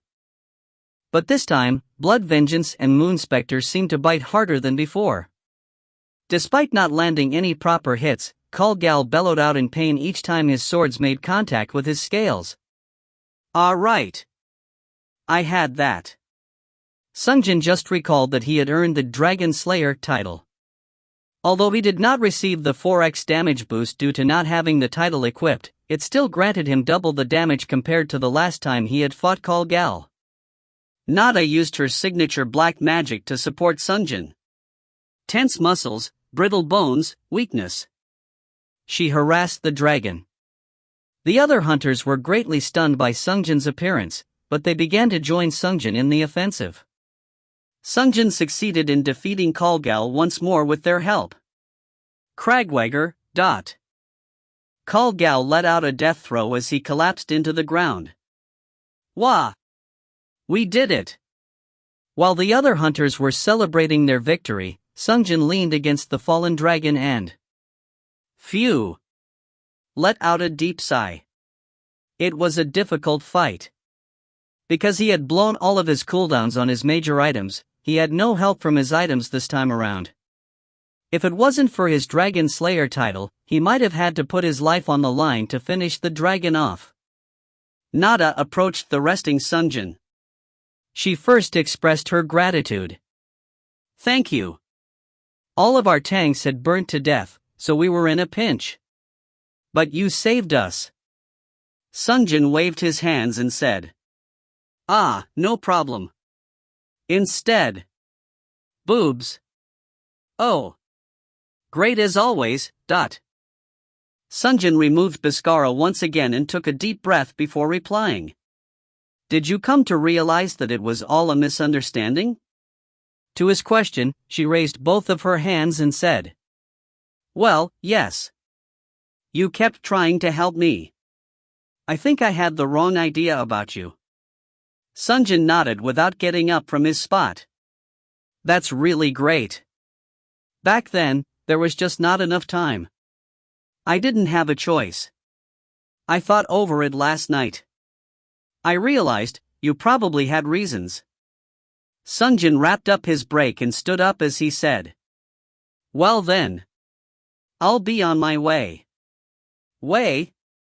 Where to? I have to visit other dimensions too. Nada replied to his words. Other dimensions? Right now? Sungjin had total of 5 Troll Seeker marbles. But he had spent far too long in this one. Most of the trolling will occur right after the defeat of Call Gal within his main chamber, so he could reduce the time it took to find trolls in each jump by simply starting off in the chamber, but there was no guarantee with the rate system. If the trolling occurred in the middle of the maze, he might have to invest a great deal of time combing the map for them. Well, I want to give you a better explanation, but I don't have time this time around either. But, since you can request my summon once a day, you can wait until the next time you are in danger. If not. Sungjin took a pause to think. He had appointments at 5 and 6 p.m. 7 p.m. If you want, please call me at 7 p.m. 7. Got it. Sungjin faced the other 4 hunters and said, if it's just 5, hunting might prove to be a bit dangerous. She lifted up her staff at his comment. It was the mad magician Lenin's staff of Cerberus. Normal mobs will be fine with just the 5 of us. Since I'm here. Sungjin looked upon her. Then since the hidden piece is behind the lava fall that way, please collect it first. The hidden treasure is among the dragon's treasures. Sungjin was reminded of something as he spoke. Ah. And do not challenge the hidden boss if you can. Well, most people won't even want to try anyway, but... Understood. Once he was done with the conversation, he used the Troll Seeker marble once more. It was a sudden and unexpected reunion, but he was glad that the misunderstanding was somehow resolved. Sungjin had now obtained 3 trustworthy and dependable allies. Sungjin used the Troll Seeker marble to hunt trolls in other realms. Because the raid was composed of 10 hunters, the scale of the battle was quite large, or overwhelmingly one-sided. The second teleportation led to a place where the hunters were battling 3 on 3. Sungjin, who arrived on the scene, was able to kill 2 of the 3 hunters and collect their items. The third place he arrived had 2 survivors dueling to monopolize the points. The men had mutually attacked each other, and both had entered troll states. They were fighting with their lives on the line, but the winner, in the end, was Sungjin from another dimension. When Sungjin separated the 2 fighters, they saw him as an enemy. Due to the appearance of an unexpected enemy, the hunters had agreed to a temporary truce, but they were no match for Sungjin. Sungjin killed them both and collected their items. The 4th dimension only had 1 troll left. He didn't know what happened in this realm, but he killed the lone troll and took his item. Sungjin asked the operator from the 4th raid. Operator, time remaining? 28 minutes and 32 seconds remaining. Sungjin spent 2 hours endlessly running, killing, and teleporting. Phew, so busy. Sungjin was exhausted. But, still he made his way to the red dragon's corpse to use the final marble. This is the last one, and then it's finally over. Finally, he said. Pursuit of justice. A pillar of light appeared and enveloped Sungjin. Once Sungjin was teleported, he tried to look for the other hunters again. But instead, he was facing Call Gal, who was sleeping on his hands. Sungjin did a double take and took a step back. He wasn't close enough to wake the dragon yet, and the dragon continued to sleep. Sungjin thought to himself. What is going on? How is this possible? Wait, did the trolls act before they even took on the boss? This was not an impossible event. Trolls like Friar. If he dies, I act. If he lives, I do nothing. Carefully planned out their trolling, whereas others were closer to. You pissed me off. Die. They didn't think of gains or losses and simply acted out on emotional impulse. Of course, if this happens before the boss fight, it becomes nothing short of suicide. I thought something like this could happen on a rare occasion, but it was still shocking to experience it for real. Then just where are they? The surviving hunters? Sungjin cautiously walked back towards the entrance of the cavern, taking care not to awaken Kalgal, and began his search. But he didn't have to travel far. The remaining hunters were huddled together right at the bend before the cavern. Sungjin quickly counted them. 1, 2, 3, 4. 4 hunters remained. They had given up even attempting to raid and sat in place. Sungjin approached them. What are you guys doing? Why are you sitting here? They were shocked to see Sungjin. What? Adjudicator? You weren't here at the start. Sungjin didn't answer but threw his own question. Don't worry about me, but what happened? What are you all doing here? The 4 hunters wordlessly stared at the ground. Finally, one of the hunters let out a withering sigh. Sungjin could see the despair on their faces. Even Sungjin had felt intimidated when facing the dragon with all 10 members of his party intact. But the remaining members of this party were just 4, not even half the original number of hunters. They felt hopeless, he knew without a doubt. They would die if they challenged the dragon, or if they simply waited out the timer, their end would be the same. Sungjin asked them. A troll appeared here, right? And that's why the number shrank so much? So where are they? One of the hunters replied. Troll? Yeah, there was one. He died by our hands. He gestured with his chin. There was a corpse of another hunter in the distance. While Sungjin was being summoned, the other hunters must have finished him off. Sungjin asked him. So why did he end up trolling? Once again, the hunters became mute at his question. Sungjin became impatient and swung his sword in the air before saying, Answer me. If you give me a good answer, I will save you all. 2 of the 4 hunters looked up to stare at Sungjin. What do you mean? I don't know who you are, but do you think you can kill that dragon? Sungjin stared at them before deciding to lie.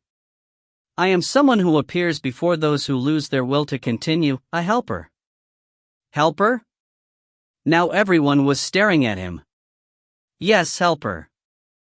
You all were thinking that it was over for you guys, right?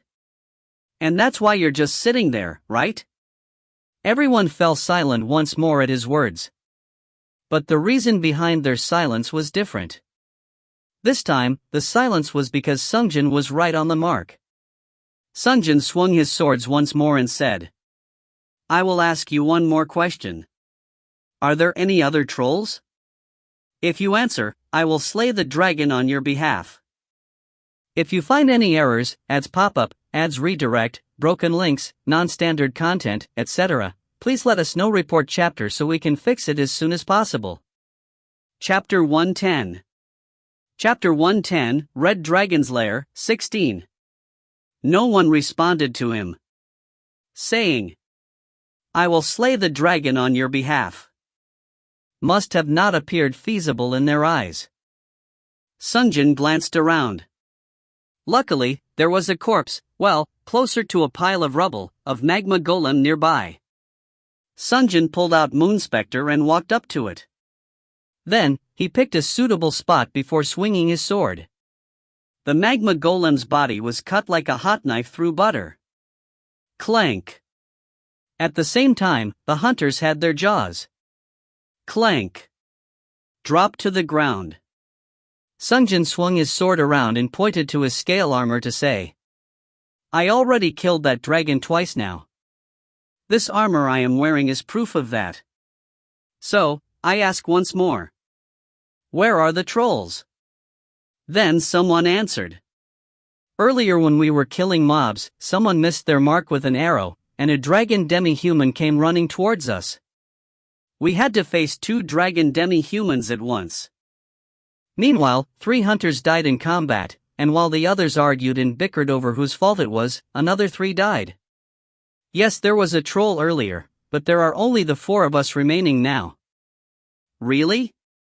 Sungjin frowned. He had come with the aim of hunting trolls, but there was no troll to be had. Well, I expected this to happen at some point. Ha!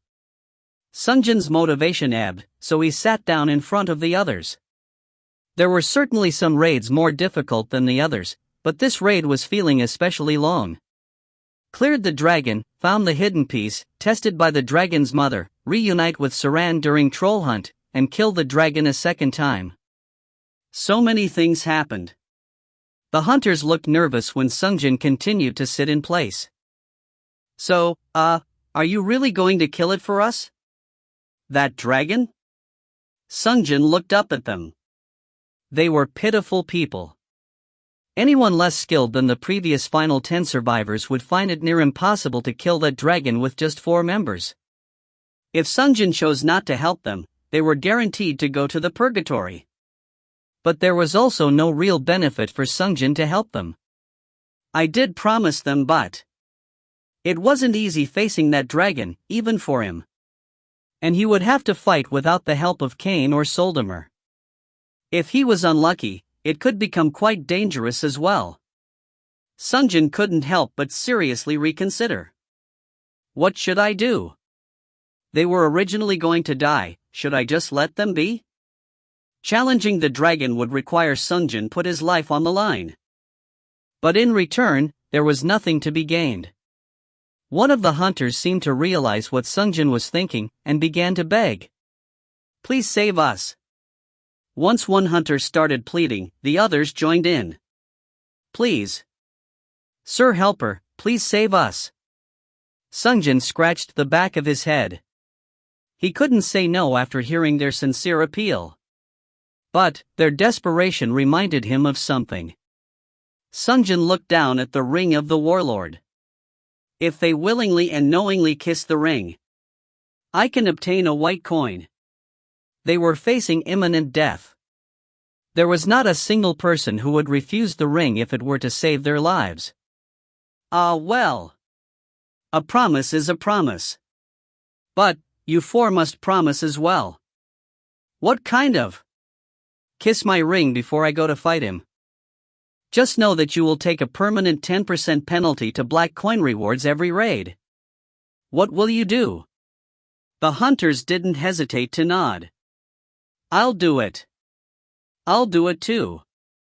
They came up one by one to kiss Sungjin's ring. You will take 10% penalty to all future raid coin rewards. The operator warned them, but they didn't heed her words. Losing 10% later was supremely preferable to dying now. Thanks to the hunters, Sungjin obtained 4 additional white coins. Perfect. This might actually be a better outcome than if I had killed 4 trolls instead. Sungjin thought as he prepared to clear the dragon one more time. He first allocated the 23,880 stat points he had obtained earlier. He had told himself that he would immediately apply the points as soon as he gets them to boost the bonus Nada and Franz received from Chosen One title, but he had forgotten about it due to running into Saran. Operator, apply 5,000 to strength, 5,000 to dexterity, 5,000 to endurance, 5,000 to magic power, and 3,880 points to mind power. Applied. And then Sungjin took out the Star of the Nameless. Rename to Dragon Slayer. Applied. Master Hunter title was great, but against dragons, this title was superior due to the X4 damage bonus. Sungjin took out his 2 swords and took a deep breath. And then he was reminded of another item, AIO, Ring of the Great Sage. Sungjin held it up. Empower magic, should I try it out now? The Empower magic increased his magic power by 5 times for 30 seconds. Sungjin had promised to try it after discussing with Soldimer, but trying it out now didn't seem like a bad idea. But if the mana consumption jumps up by 5 times, the expenditure is going to be immense. Sungjin asked the operator. Operator, what does my stat look like now? Soon Sungjin's status screen opened up. Title, Dragon Slayer. HP, 153120 MP, 157840. Strength, 21,749 18,912, plus 2,837. Dexterity, 22,532 19,593, plus 2,939. Endurance, 15312 13315, plus 1997. Magic Power, 12787 11119, plus 1668. Mind Power, 15784 13725, plus 2059. Unallocated points, 0. When the hunters saw the status screen, their jaws dropped once more. They seemed even more surprised than when they had seen him slice apart the magma golem's body. Sungjin didn't mind them as he quickly did math in his head. 5 times the current magic power. Then the magic power would surpass 60,000.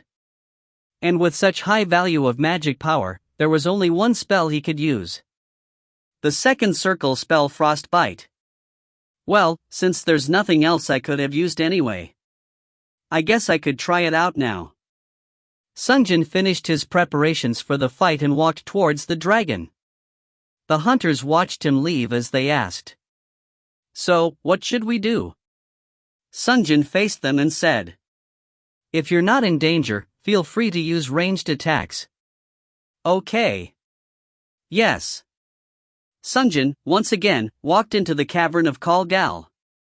The dragon of this dimension was still sleeping. He prepared his swords.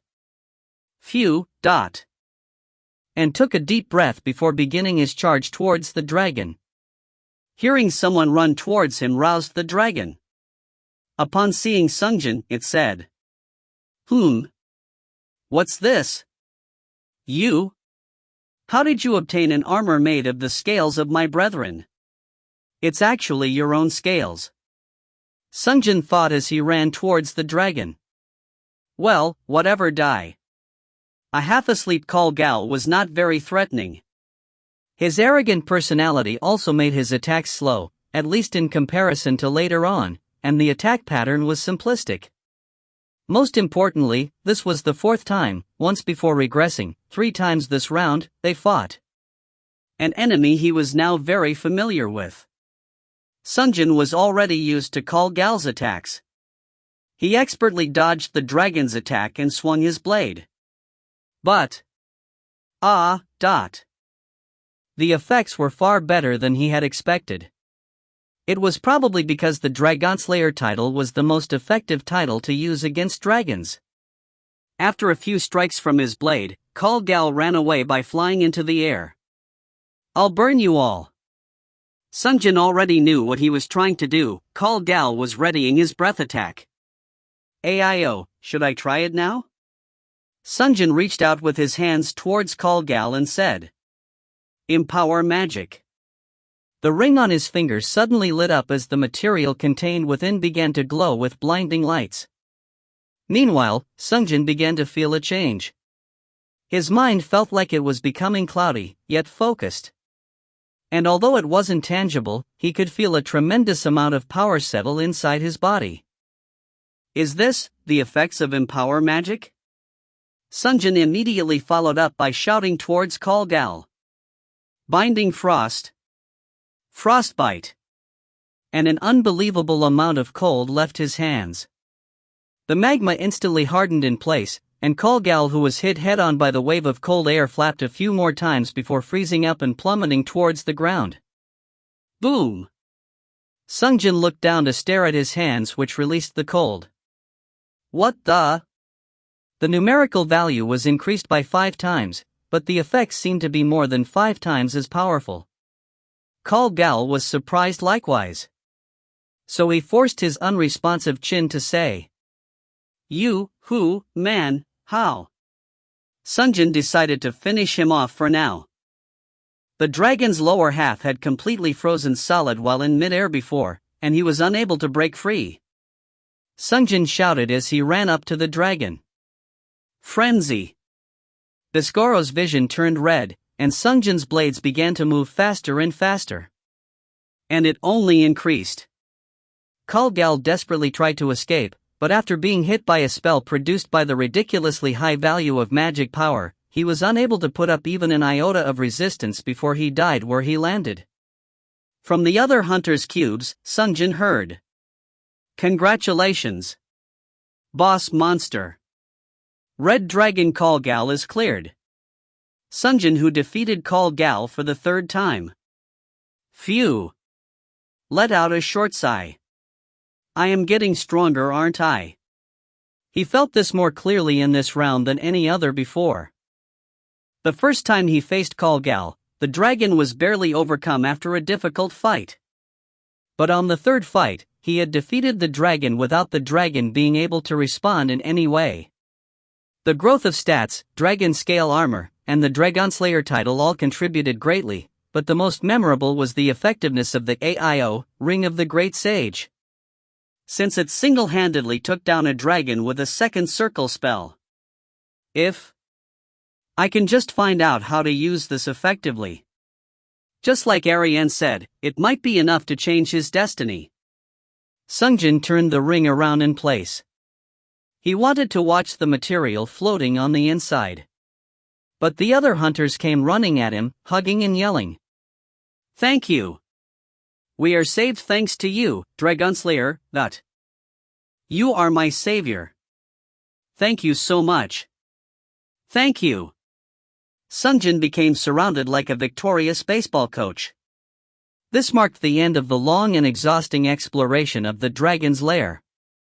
If you find any errors, ads pop up, ads redirect, broken links, non-standard content, etc., please let us know. Report chapter so we can fix it as soon as possible.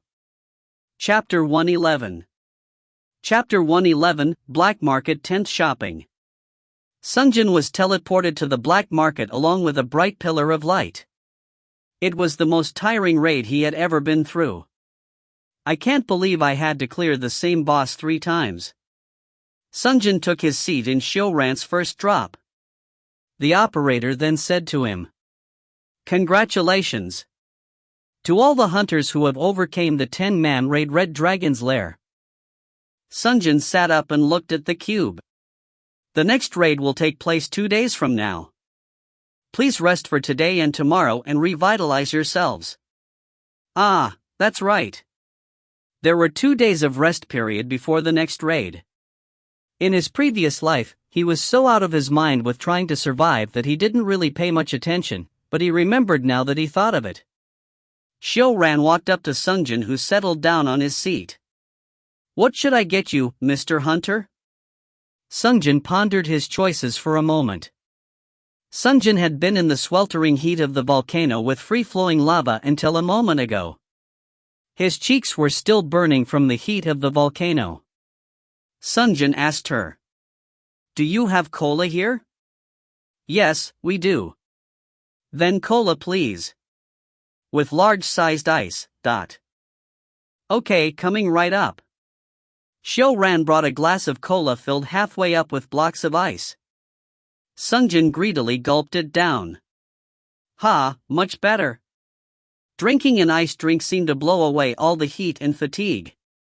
Sungjin kept the drink next to him as he began to inspect the items he had earned this round. "Operator, give me all the items that I earned this round, except the Fruit of Evolution and the Enhancement Stones." The operator soon dumped the items into a large pile. Sungjin glanced over the items and realized. Oh yeah, there were few more things. He still had the dragon heart and pen of reply. He couldn't check the heart due to running into Ariane, and the pen as he was busy saving Saran from trolls and missed the chance.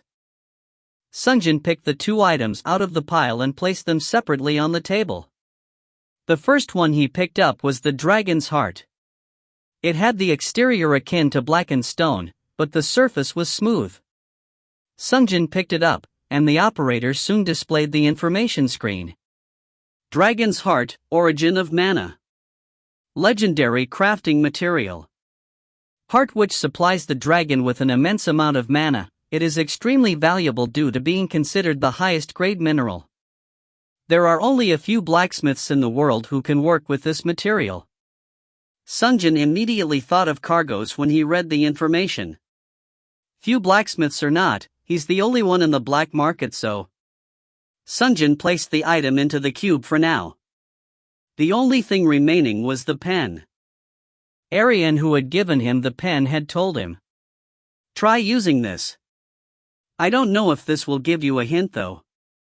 Followed by, "It was fun, human. I hope that my presence will help you escape your tragic fate." Sungjin picked up the pen as he mumbled, "Just how is this supposed to help?" He couldn't really understand it. Unlike AIO, Ring of the Great Sage, it didn't look like it could be of use in combat. Sungjin lifted up the pen. Mu, pen of reply. Normal pen. Writing spell, I, writes the stored message.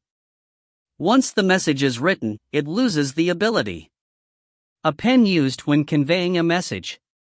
That is difficult to say out loud. What the hell, it's normal grade. Sungjin was slightly disappointed.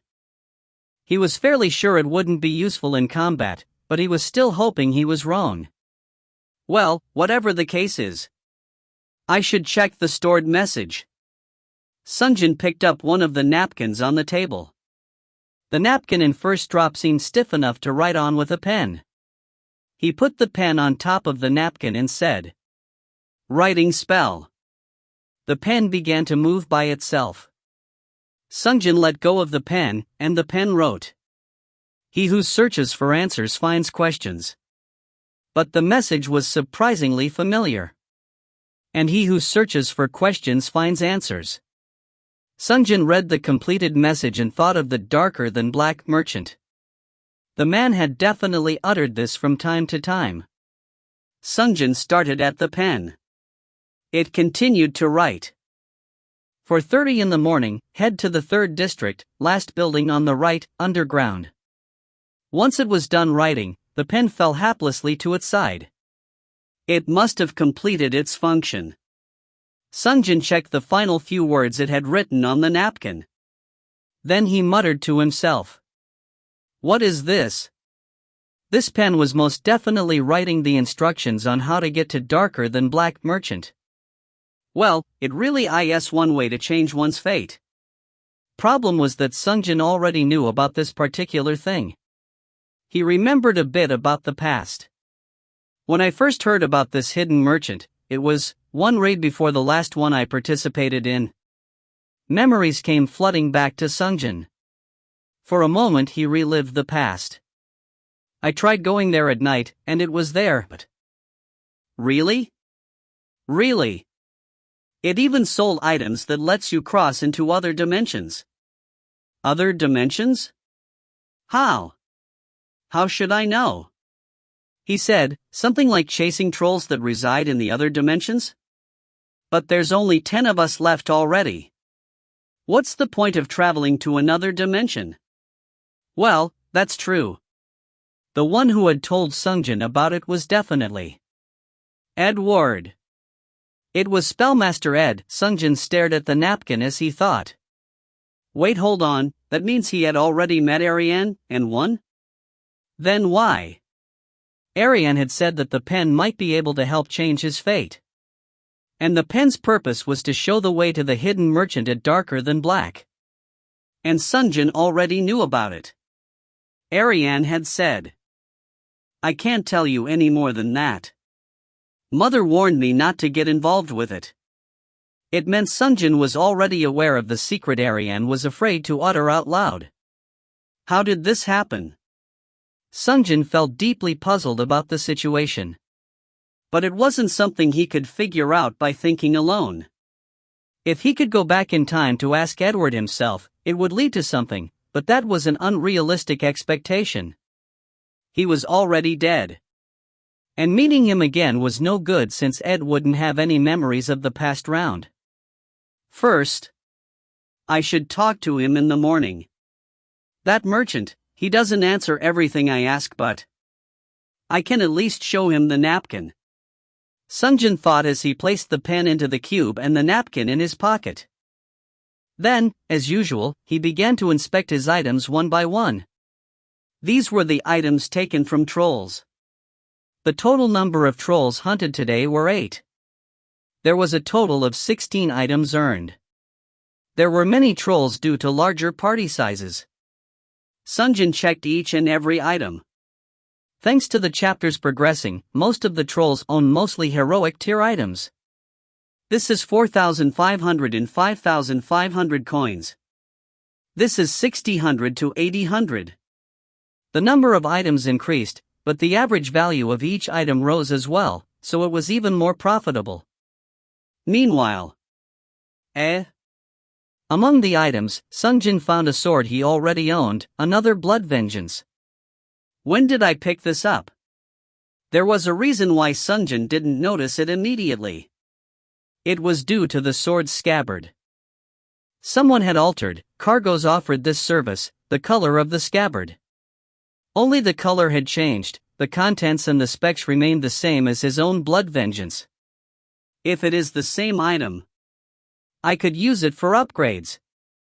Sungjin thought to himself and so didn't assign a price for the item. He didn't know if items could be mixed with enchantment stones in upgrades.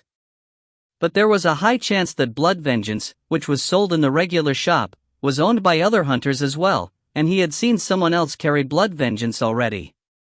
Sungjin put a memo about every item other than blood vengeance and placed them into the cube. He had done this often enough to the point that he was able to generally gauge the worth of an item by just glancing over it. Once he was done pricing all the items he headed towards the auction house. When he arrived, he simply handed over the list he had written and said, "Please price them as listed." He handed over the items en masse. "Understood, dear hunter." They bowed deeply towards him. In truth, Sungjin was a major player, since he is the only one able to place more than 10 items up for auction per round, in the auction house. Once he was done taking care of business, Sungjin decided to drop by Cargos' smithy before he headed towards 99 Nights. He wanted to ask about crafting using Dragon's Heart and to use up his enhancement stones. But he remembered something. Now that I think of it. Sungjin returned to the auction house to ask the pigmen. "Hey, are there any blood vengeance put up for auction? It's a legendary class sword. No two identical items could be purchased in the black market with the exception of consumables. But if it was used by another hunter, he could buy it and use it for upgrade purposes." But the pigman checked the listing and shook his head. "There are none, Mr. Hunter." "Ah. I see. Should I send a message to you in case one is put up later?" "That'd be good," Sungjin said absent-mindedly. But then he thought. What if I used Franz Nada and Saran? Enhancement stones were a very difficult item to obtain. It was not sold anywhere in the market. But on the other hand, blood vengeance could be, at least once, purchased by anyone with more than 9,800 coins. Since he already had one from earlier, if he could obtain just 2 more, he would be able to upgrade it right away. Trading with Chosen One would definitely work. So there's that method. Sungjin made a fist and hit his open palm on the other hand. Then he would be able to use his 3 enhancement stones from this round on Artemio. That will work, Sungjin thought as he made his way towards Cargos' smithy. Cargos was sitting on a chair smoking through a pipe. He saw Sungjin and said, "Yo, looking healthy, dual-wielding swordsman hunter. So, how was the upgraded Moon Spectre?" Sungjin replied, "It was beyond my wildest imagination." Moon Spectre whispered to him, "Please let him know I am extremely thankful to him for returning my voice to me." Sungjin then said, "Moon Spectre is thankful as well." Cargos looked slightly bashful as he said, "Yeah, well, it was something you commissioned for anyway." Sungjin smiled and said, "Anyway, I have work I would like for you to do." "Oh? What is it?" Sungjin took the dragon heart out of the cube as he said, "You know what this is, right? Cargos?" But Sungjin didn't need any reply. The moment Sungjin had pulled the heart out of the cube, Cargos's eyes grew wide in surprise. If you find any errors, ads pop up, ads redirect, broken links, non-standard content, etc., please let us know. Report chapter so we can fix it as soon as possible. Chapter 112. Chapter 112, Black Market 10th Shopping, 2. Cargos asked Sungjin with huge eyes. Isn't this the dragon's heart? He could recognize the heart with a single glance. Sungjin answered. Yes, this is dragon's heart. Cargos was unable to take his eyes off the heart as he asked. Where did you get this? Sungjin answered in a matter-of-fact tone. From the dragon's lair. The raid this time was Red Dragon's lair, didn't you know? But Cargos shrugged as if this was the first he's heard the news. Really? I didn't know. Sungjin tilted his head. I thought all the merchants knew where each of the raids took place. That's because everyone else gossips. And you? I only speak to my hammer and anvil. Somehow it seemed fitting. Ah, I see. Well, anyway, are you able to craft anything with this? Craft, yeah, it's possible if I give it my all. But what kind of form would you like? Sungjin tilted his head again. Form? Yes, form. Like weapons, armors, or accessories. You can pick any kind of weapon. Armor could be made according to which piece you want. He picked up the heart, which was slightly larger than a man's fist, as he said. With this much, it's too little to make a breastplate or armored pants, but I should be able to make most forms of weapons. Sungjin thought that the best option for now was a defensive item. He decided to ask. What kind of armor would work best? I think a shield or a helm would work best. Sungjin repeated what he heard.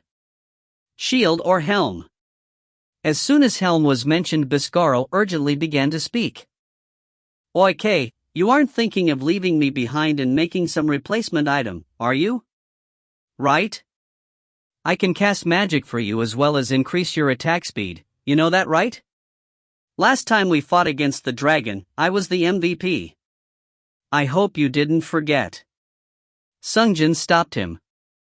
Okay. If you stay quiet, I'll make something else. Cargos raised his eyebrows at Sungjin's words, which probably sounded like Sungjin was talking to himself. Sungjin raised both his hands and said. Ah, it's nothing. Sungjin considered other pieces of armors. Shield was no good since he had to hold his weapons on each hands. Sungjin asked Cargos. Aren't gauntlets or boots fine as well? Cargos shook his head. No, the dragon's heart can only give its full effect as a single unbroken item. If you break it into half, the power drops to a quarter or below. What about an accessory? Well, you might be able to wear it around like a belt buckle for accessory, but wouldn't that be too unsightly? If you have something this size hanging from the front of your pants? He was right. If something like that was swinging about as he swung his swords, it would be distracting. What about shaving off a bit of it? Cargos shouted loudly as if Sungjin had said something incredibly offensive. Most definitely not. Sungjin stared back in surprise.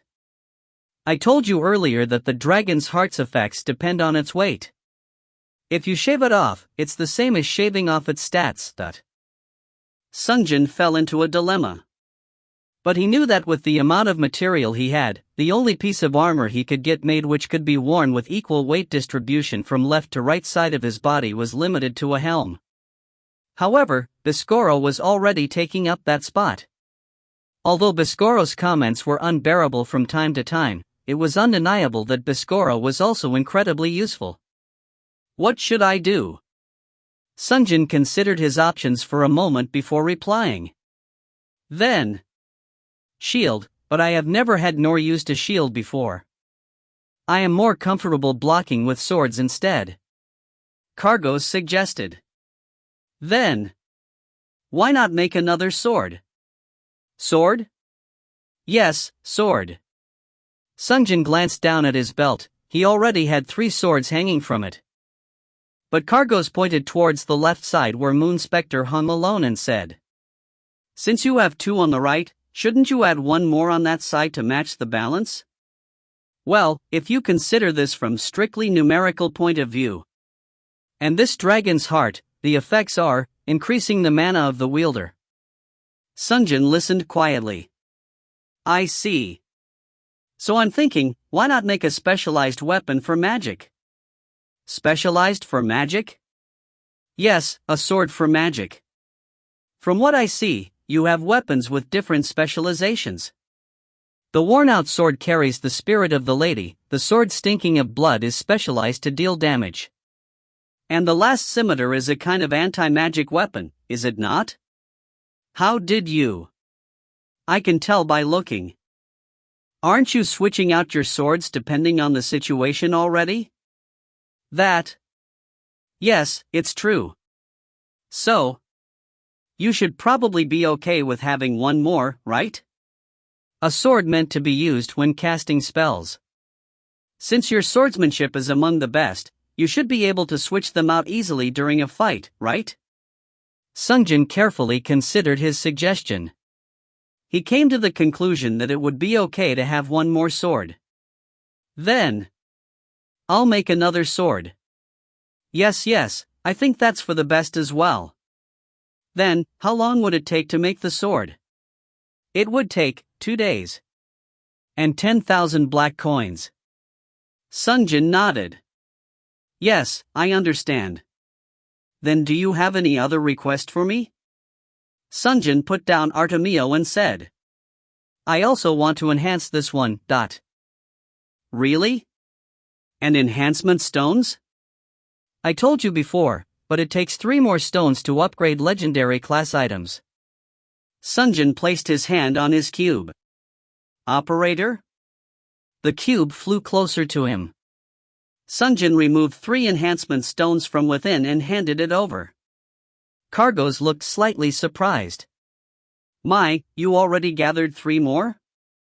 A dragon's hoard contains a large amount of treasure, you know. Ooh. I see.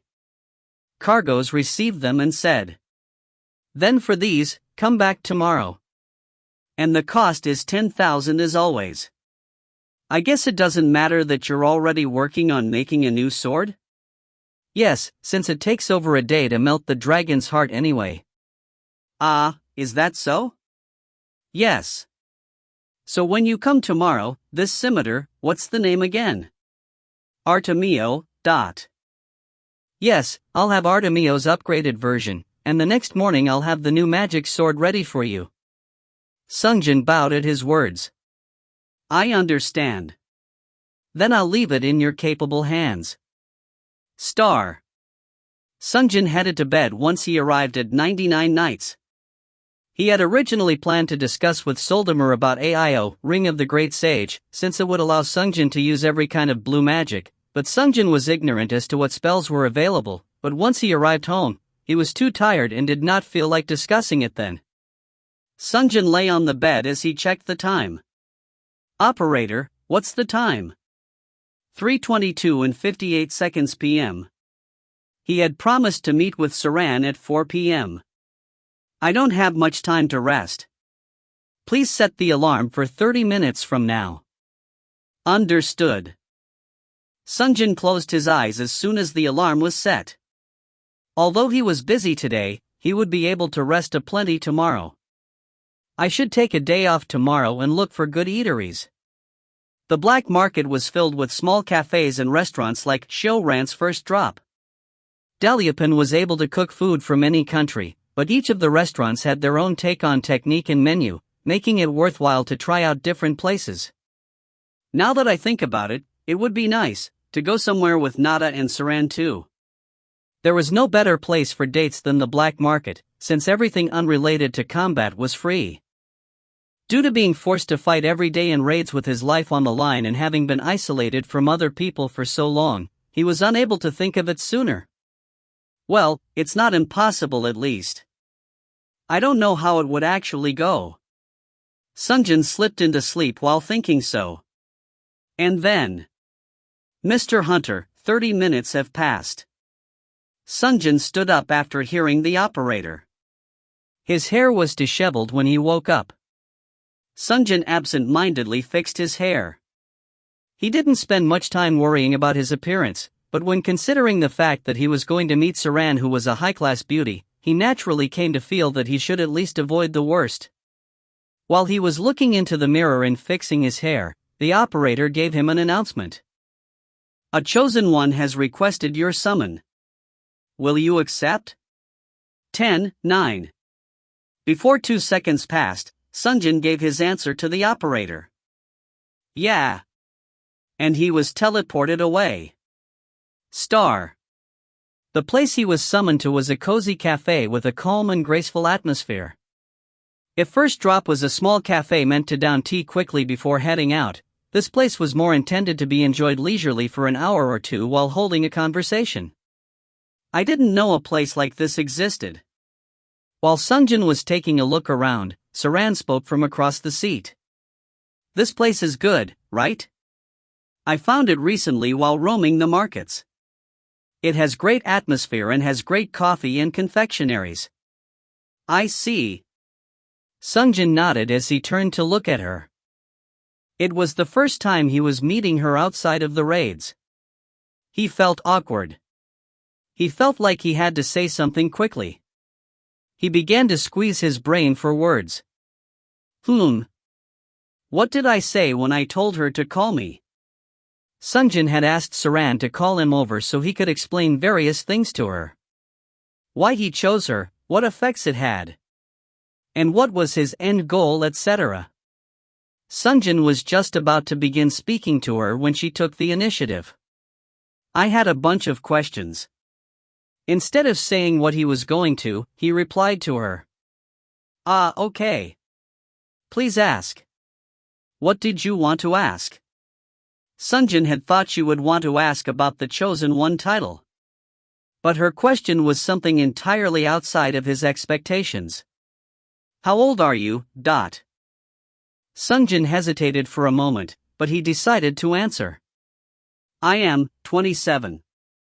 Oh really? Then I am 1 year younger since I am 26. Is that so? Saran was a world-famous sports star, but Sungjin had never paid much attention to the celebrities. So he had no idea what her age was. Yes, so. Can I call you Appa? From now on? Sungjin nodded. Yes, please, by all means, star.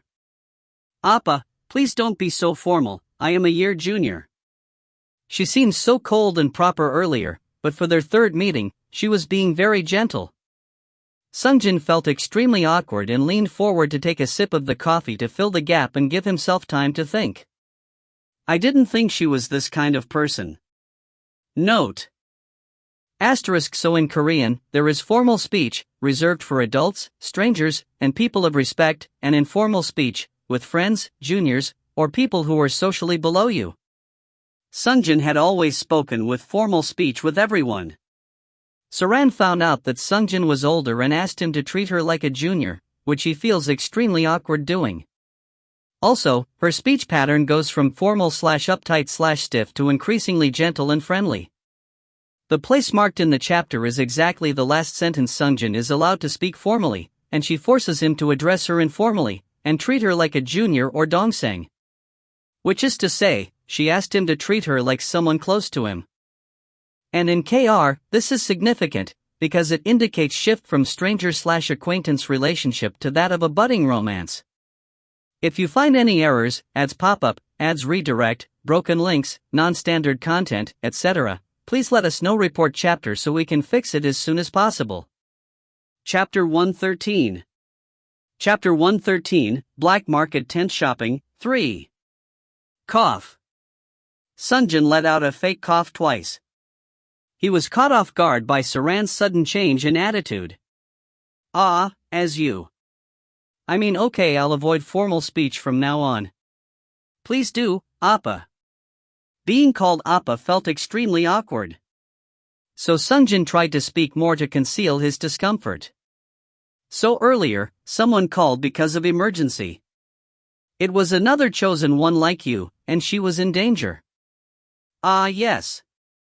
I saw that too. But Saran had a dark expression as she spoke. Sungjin recalled the situation earlier. Hey, Mr. Boobs. You said to call for you when I'm in trouble, right? I am in trouble. He put his hand on his forehead. Oh, right. No matter how he thought of it, the situation did not paint a good picture for him. Sungjin quickly changed the subject. So well. How was it? How did it go for you since the time we split up at the canyon? I gathered the book like you said, Appa. All 3 volumes, and combined them. She took a book out of her pocket. The cover read 1001 Nights. Just as I thought, she was the one who made it. He had thought of this possibility. She continued to explain. After I got the second part, I gathered more coins. I saved up 5,000 coins pretty quickly, but I waited a bit more before buying.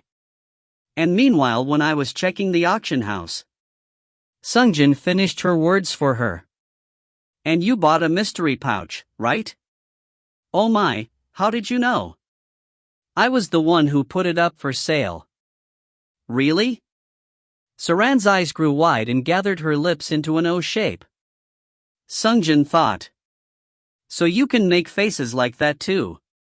She had a poker face the entire time Sungjin had seen her before, but now she was acting just like a normal mid-20s lady.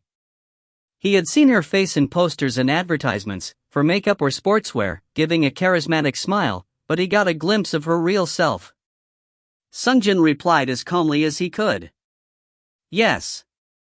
You can tell by the title of the person who put it up for sale. Wasn't it Master Hunter? No. I bought it from Treasure Hunter. Sungjin retraced his steps in his memory. He had enough spec and had been using Treasure Hunter title around that time. Ah. Yeah, Treasure Hunter is still me. I sometimes switch up my titles. Ah. So you got a first or third part from there? Yes. I was really nervous, but I was lucky enough to overcome the 1/3 chance of getting the same part. I received the first part from the pouch, so I bought the third part from the goat merchant to complete the book. Yeah? How is the effect? Good. It's usually strong enough to beat most bosses with ease. And, if we felt confident, we'd attempt hidden bosses. Really? What bosses were you able to defeat? Dark Elf Village and the Magician's Ivory Tower, those two. Now that he saw, she was wearing the Chimrao ring of fused beasts on her finger. Seeing her wear the same ring made it feel like they were wearing a couple's ring. I see. Sungjin nodded. And this raid, I somehow ran into trolls. But once we got to the location with the hidden piece. Hidden piece. What did you do with the dragon's heart? Ah, that. I decided to make a quiver. The old blacksmith man said it'd imbue mana into my arrows. Sungjin continued to exchange words with Saran about the raids. It was awkward at first, but he felt his relationship with Saran had grown deeper. Meanwhile, she then asked. Now that I think of it. Appa told me then. What did I say? That if we meet again, you'll tell me your real name. Sungjin nodded. Oh yeah, that's true. So? What is it, your name? Sungjin breathed in, and for the first time since he regressed back in time, he told someone his real name. Sungjin. Sungjin? Yes. Last name? That's. Sungjin pursed his lips. When he looked at the wide-eyed Saran, he suddenly remembered why he even bothered to use an alias and hide his identity. About that. I'll tell you once the raids are over. Why? The reason why he decided to use an alias was simple: using his real name would only make them closer. And watching someone close die made the pain so much worse. In his previous raid run, Sungjin had told his name to everyone he was friendly with. But most of them. Sungjin, this is it for me. Save yourself. Save me. Sungjin. Sungjin, run. Had died while screaming out his name. So this is why he didn't want to tell anyone his real name at all. There was something strange about names. Knowing and calling each other by names had a strange power that brought people closer. On the other hand, using an alias would keep a certain distance from others. So Sungjin had been avoiding saying his name to others. Until now. Sungjin looked into Saran's eyes and said, "Well." Sungjin thought, "I don't want to watch you die while screaming out my name." But couldn't say it and instead said, "I have a circumstance." Circumstance? You'll find out as you continue through the raids. Sungjin didn't think very deeply as he said this, but Saran picked up on something and said, "It's weird though. Appa always speaks as if you've done all of this before." Sungjin's eyes grew wide. "Me? Yes. Even at the time we first met, and even now." Sungjin flinched slightly, but before regression, I was the final remaining hunter and have been given a second chance. He couldn't tell her that. He tried his best not to let his feelings show.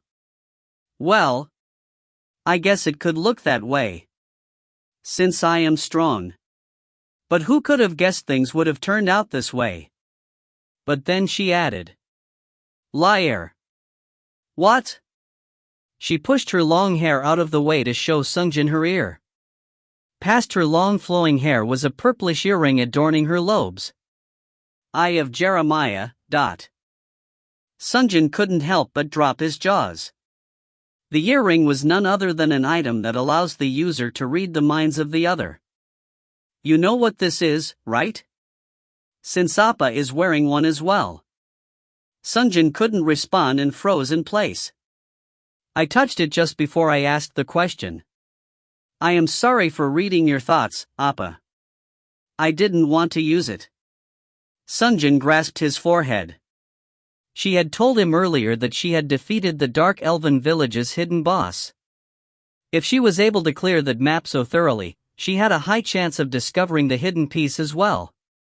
But think of it. Being strong is one thing. You ran forward and killed the boss as soon as the raid started, then knew that a hidden boss was hiding somewhere on the map. It was all too suspicious. And then you even knew about the existence of the mask, the book. And now dimensional travel? You knew far too much for someone going through it the first time. So how far did you read my mind? Until the part where you said you were the final survivor and was given a second chance. If she had heard until there, she already knew the most important parts. Sungjin's regression was discovered. She continued to speak while Sungjin kept his hands on his forehead. "But, I mean, you didn't need to keep it a secret. It's not a demerit to say you were the final survivor. You came back and are still doing your best to finish this raid, Appa." Sungjin thought of what she said. Certainly, she was not wrong if the person he was telling his secret was someone he could trust with his life. She brought her pointer finger to her lips and said, "Then that means, in the last raid, I died once already." Sungjin just gave up and told her, "Yes. You would have died. I don't know how far you got, but even I died. As the last human to lose." "I see." She nodded twice. She remained calm despite hearing the truth. Knowing that she had died once, or the fact that this raid was being repeated for the second time, did not seem to shock her. "Then, I guess I don't need to keep it a secret." The biggest reason why Sungjin had kept the regression a secret was first and foremost because he had thought no one would believe him. Second, he thought everyone would think that he was strange.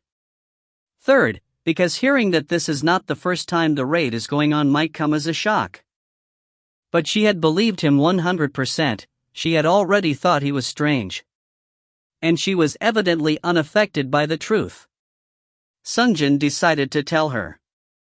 Well, please keep it a secret from others. You're fine, but it could come as a shock to others. Okay, Appa.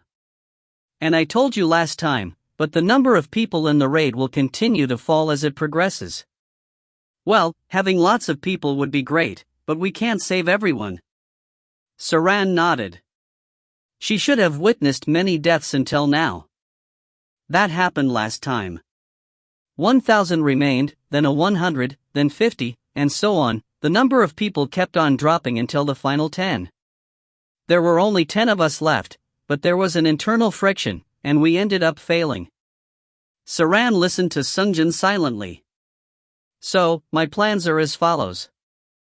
Find strong and trustworthy teammates to form the final 10 and break through the last raid.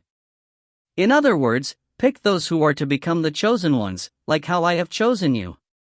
Listening to Sungjin, Saran pointed to the title above her head. Well, this title is amazing for sure. Thanks to Appa's stats being so high, with this, I don't think I'll have to worry about dying for a long time. As long as I am not extremely unlucky. If you are unlucky, you can just call me. Ah, right. I see. Yes. And as you saw, there are 2 more chosen ones other than you. I would like for all of us to meet if possible, but... Sungjin thought of darker than black for a moment. There he might find a solution to his problem. I'll try to find that out on my end. Anyway, I'll be continuing to looking for people to pick, people who are strong and dependable so that we can finish the raid together. Saran suddenly said. I see. I think that's a wonderful idea, Appa. Sungjin took a sip of coffee and said. I mean, well, this was the best that I could come up with. I see. Is there anything I could be helping you with? First, become strong. The stronger you are, the stronger our team will be. Okay, and? What Sungjin just said was something very obvious, as even her survival depended on it. Sungjin tried to think deeper. Something she could help him with. Then, Biscoro, who had been silent all this time, finally spoke up. What do you say, Kay? Ask her to summon you at night. You need a way to de-stress after the raid, ... Sungjin immediately took him off. Sungjin had forgotten about him due to his long silence. He must have been waiting for this kind of timing. Ha! I let my guard down. Sungjin let out a sigh and told her. Something you could help me. Now that he thought of it, he recalled that he wanted others to purchase blood vengeance on his behalf. Last Edge. I have something to take care of there. Let's move first. Okay, Appa. Saran followed suit and stood up. Sungjin walked into the black market with Saran. Then Sungjin remembered. Oh yeah, Saran. By the way. Saran looked up towards Sungjin. If you ever see someone by the name Adrian or Ed, even if you have to resort to shooting him in the back and become a troll for a round, please kill him. He's blonde and uses magic. His title is probably Spell Master. Spell Master Ed. But why? Sungjin's face became rigid as he said. That guy fired magic on his allies back at the last second. If you find any errors, ads pop up, ads redirect, broken links, non-standard content, etc., please let us know. Report chapter so we can fix it as soon as possible. Chapter 114. Chapter 114, Black Market Tent Shopping, 4. Sungjin walked with Saran together towards the last edge. Saran continued to ask Sungjin about various things along the way. He fired spells on his own teammates in the past? Yes. Why? You might already know from experience, but people don't tend to make rational decisions here. Many aren't able to prioritize the good of the group and instead covet momentary and immediate benefits for themselves. Or worse, put their pride above logic or reason and kill out of spite, even if they know it might lead to their own death. So Appa was swept up in his betrayal and died? Saran pursed her lips and fell into deep thought. I didn't think I'd ever be able to tell this to someone. Sungjin thought as he continued to walk down the road. Meanwhile, Saran asked again. What is this Ed person like? How was he? He was a good man. Saran was surprised to hear Sungjin's answer. Excuse me? Sungjin repeated himself. He was a really great guy. Seriously. Gentle, smart, thorough, there was nothing bad to be said about him. That is, before that raid began. Really? Yes. But why did that kind of person do such a thing? I guess you can't judge a book by its cover. I don't understand, at all. Sungjin felt the same. He wanted to ask Ed why he chose to do what he did, but Ed was killed by the mobs after casting his spell. Even if they met, he would not remember what he had done. Sungjin would never know why Ed decided to troll at that moment. How were the rest of the final 10 members? They were really strong. I was the best with the sword among them, but that doesn't mean I was special in any way. Everyone was good at their own respective specializations. Really? Yes, the fact that I was the final one to die was simply due to luck. When Spellmaster Ed fired his magic, I was slightly away from the group. So Ed was caught by monsters and died, and I was the final hunter to put up resistance before I was also killed. The two had arrived at the last edge meanwhile. Kenneth greeted the two hunters. Welcome, hunters. Sungjin turned to look at the far end of the shop. The spot that was empty in his own dimension was taken up by a blood vengeance here. As I thought, it's there. Sungjin told Kenneth. Could you please get me the blood vengeance over there? Kenneth obeyed and brought him the sword. This is the legendary item Blood Vengeance. Price is 9,800 black coins. But then Kenneth added. But a guest hunter is unable to purchase anything from this shop. Ah, I know, Sungjin turned to Saran to say. Serena *, can you buy it for me? And then sell it to me for 9,800 coins. Okay, Appa. Saran did as Sungjin asked and stepped forward. Please complete the transaction. She bought the sword with her own coins. Sungjin said to her. But please don't equip it even as a joke. If you equip it, it becomes bound to you. Okay. Saran immediately initiated a trade with Sungjin. Blood Vengeance for 9,800 black coins. Sungjin took the sword after the trade was complete and placed it into his cube. This makes it the 3RD. Since he had promised to meet with Franz later, he could just obtain his fourth from him and combine the sword then. Sungjin said to Saran. Thanks.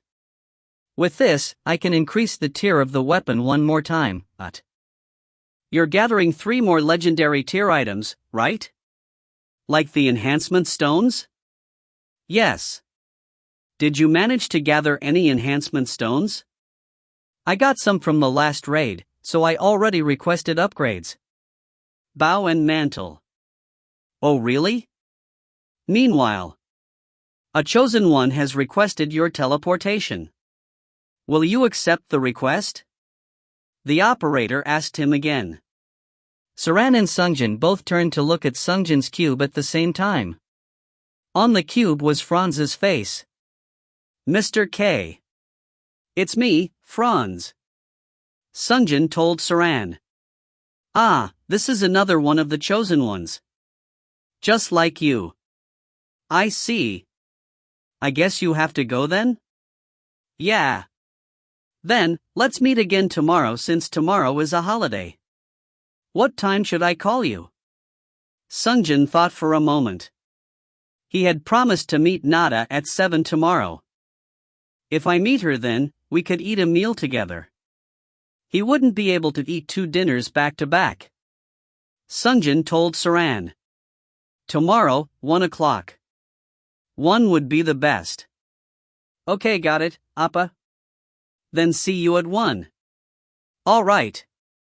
Sungjin then teleported to another dimension.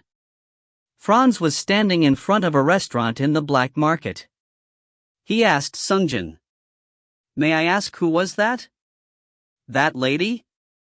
He must have meant Saran. Sungjin replied. Ah, she's another one of the chosen ones.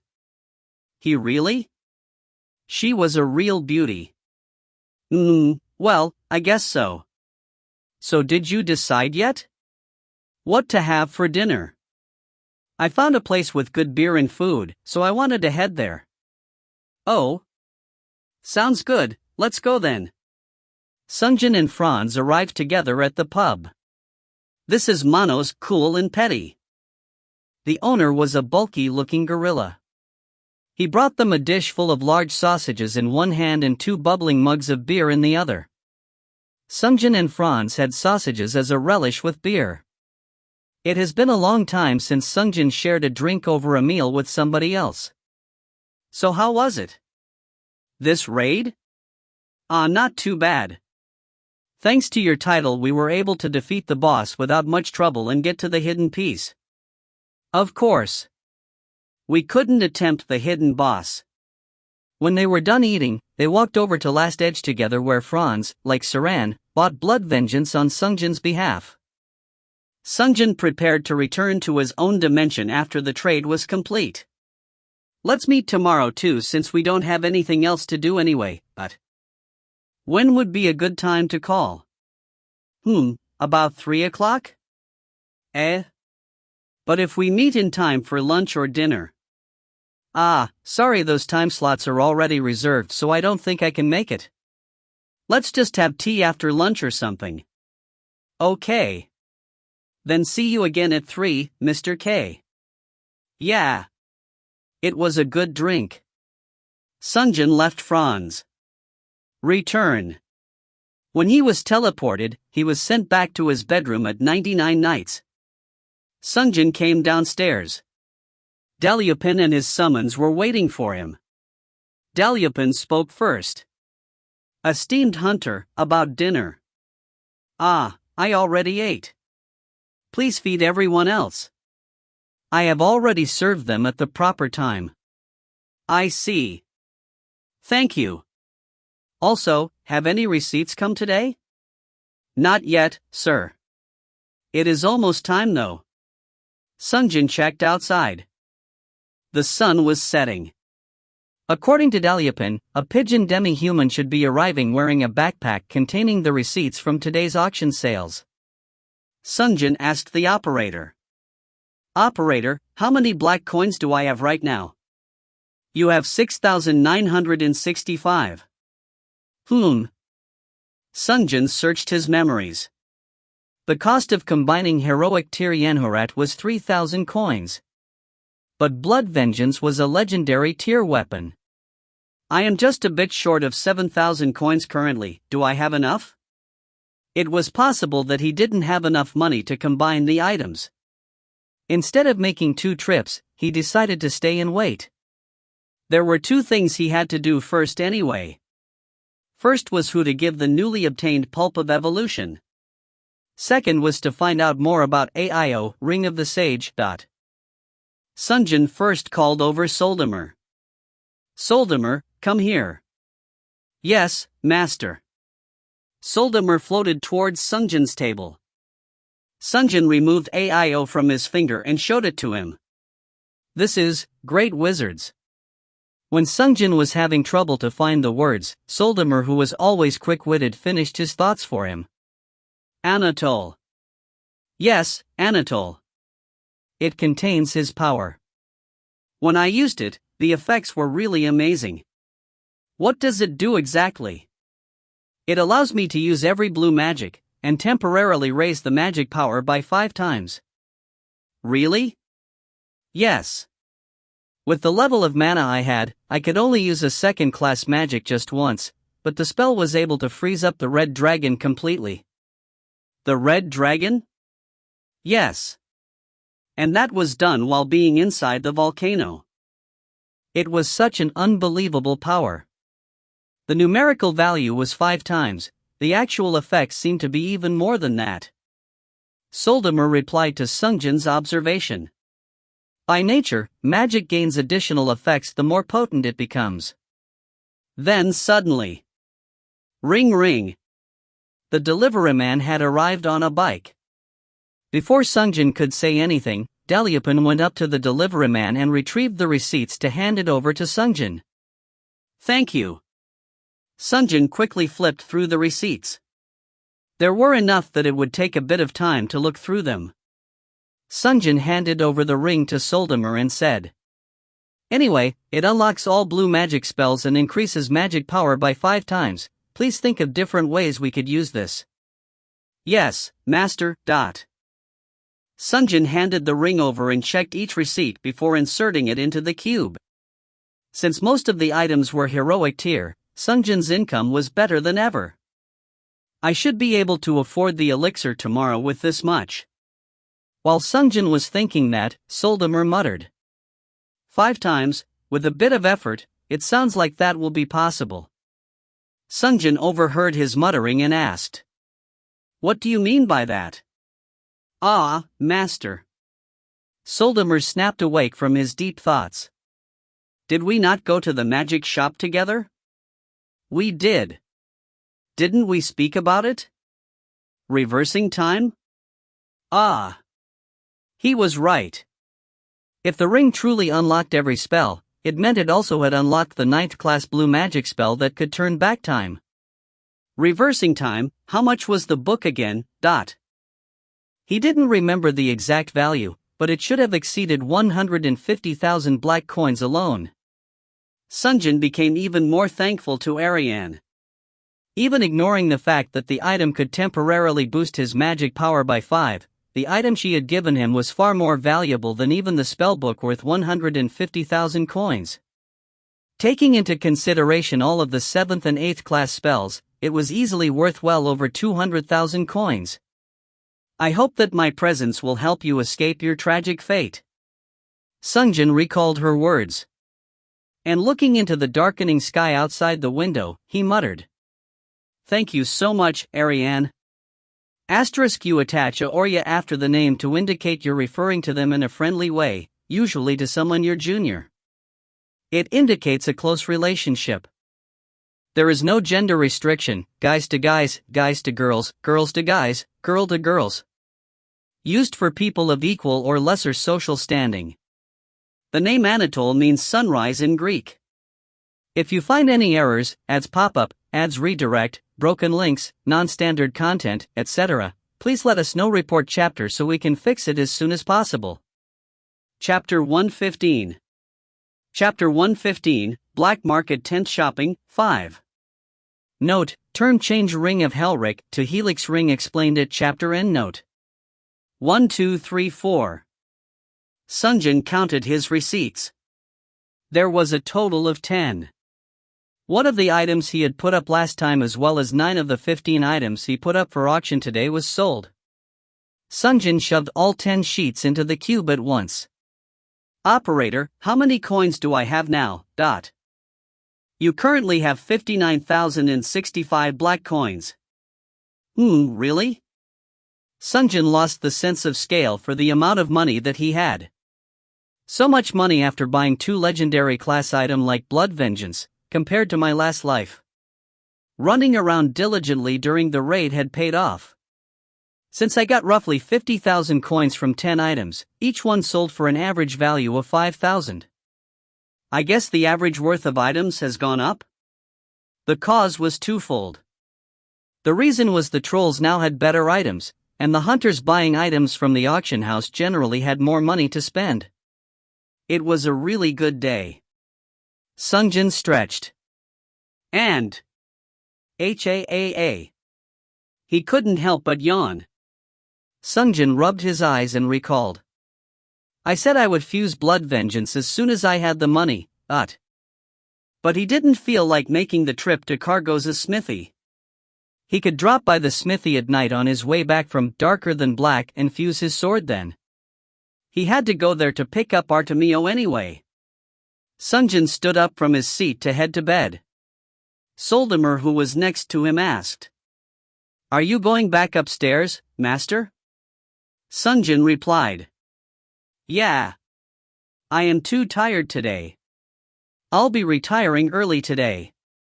Please research on the ring until tomorrow." "Understood, master." Sungjin, who returned to his room, didn't take a bath like he normally would and only took a quick shower before collapsing into the bed. He fell right to sleep. For 10 in the morning, Sungjin's eyes opened themselves. He had gotten used to this sleep schedule and waking up early every morning. Sungjin quickly washed his face before putting on day clothes and leaving the room. He saw Dalyupin walking up the stairs. He must have come to wake Sungjin up. When he saw Sungjin, he quietly moved out of the way. Sungjin passed him and reached the first floor. Soldimer was inside his lamp. He didn't require sleep, but it must have been easier for him to research while inside the lamp. Outside the inn were the animals he had spiritual link with, Regenta, Kane, and Shadowrun. Shadowrun looked like he did not need sleep at all. After Shadowrun saw Sungjin wearing Biscoro. Brrr. He let out a sound once. Kane noticed his master leaving, and stood up as well, but "Stay, Kane." Kane was stopped by Sungjin's gesture and command and returned to sleep. The youngest of the bunch, Regenta, was the only one to sleep soundly in his straw nest. As Kane had once done so, he was growing rapidly day by day. Estimating his rate of growth, Regenta would likely grow to be double the size of Kane. "Well, I did hear that royal griffins grow to the size of a small dragon." Sungjin left them behind and headed towards Darker Than Black alone. He took the napkin out of his pocket on the way. And on the napkin was the following message: "He who searches for answers finds questions, and he who searches for questions finds answers." Sungjin read the completed text and thought of the Darker Than Black merchant. The man had definitely uttered this from time to time. Sungjin stared at the pen. There was more to the message. For 30 in the morning, head to the 3rd district, last building on the right, underground. It was written by Mu, pen of reply, the message which Ariana was unwilling to speak out loud due to her mother telling her not to get involved with that man. The individual that even the mighty dragons were afraid to cross was none other than the merchant of Darker Than Black. Sungjin said while holding onto the napkin. Just what is he? God? Demon? Or? If anyone saw Sungjin right now, he would appear to be talking to himself, but there was indeed someone that was listening. It was Biscoro. "Who the fuck cares?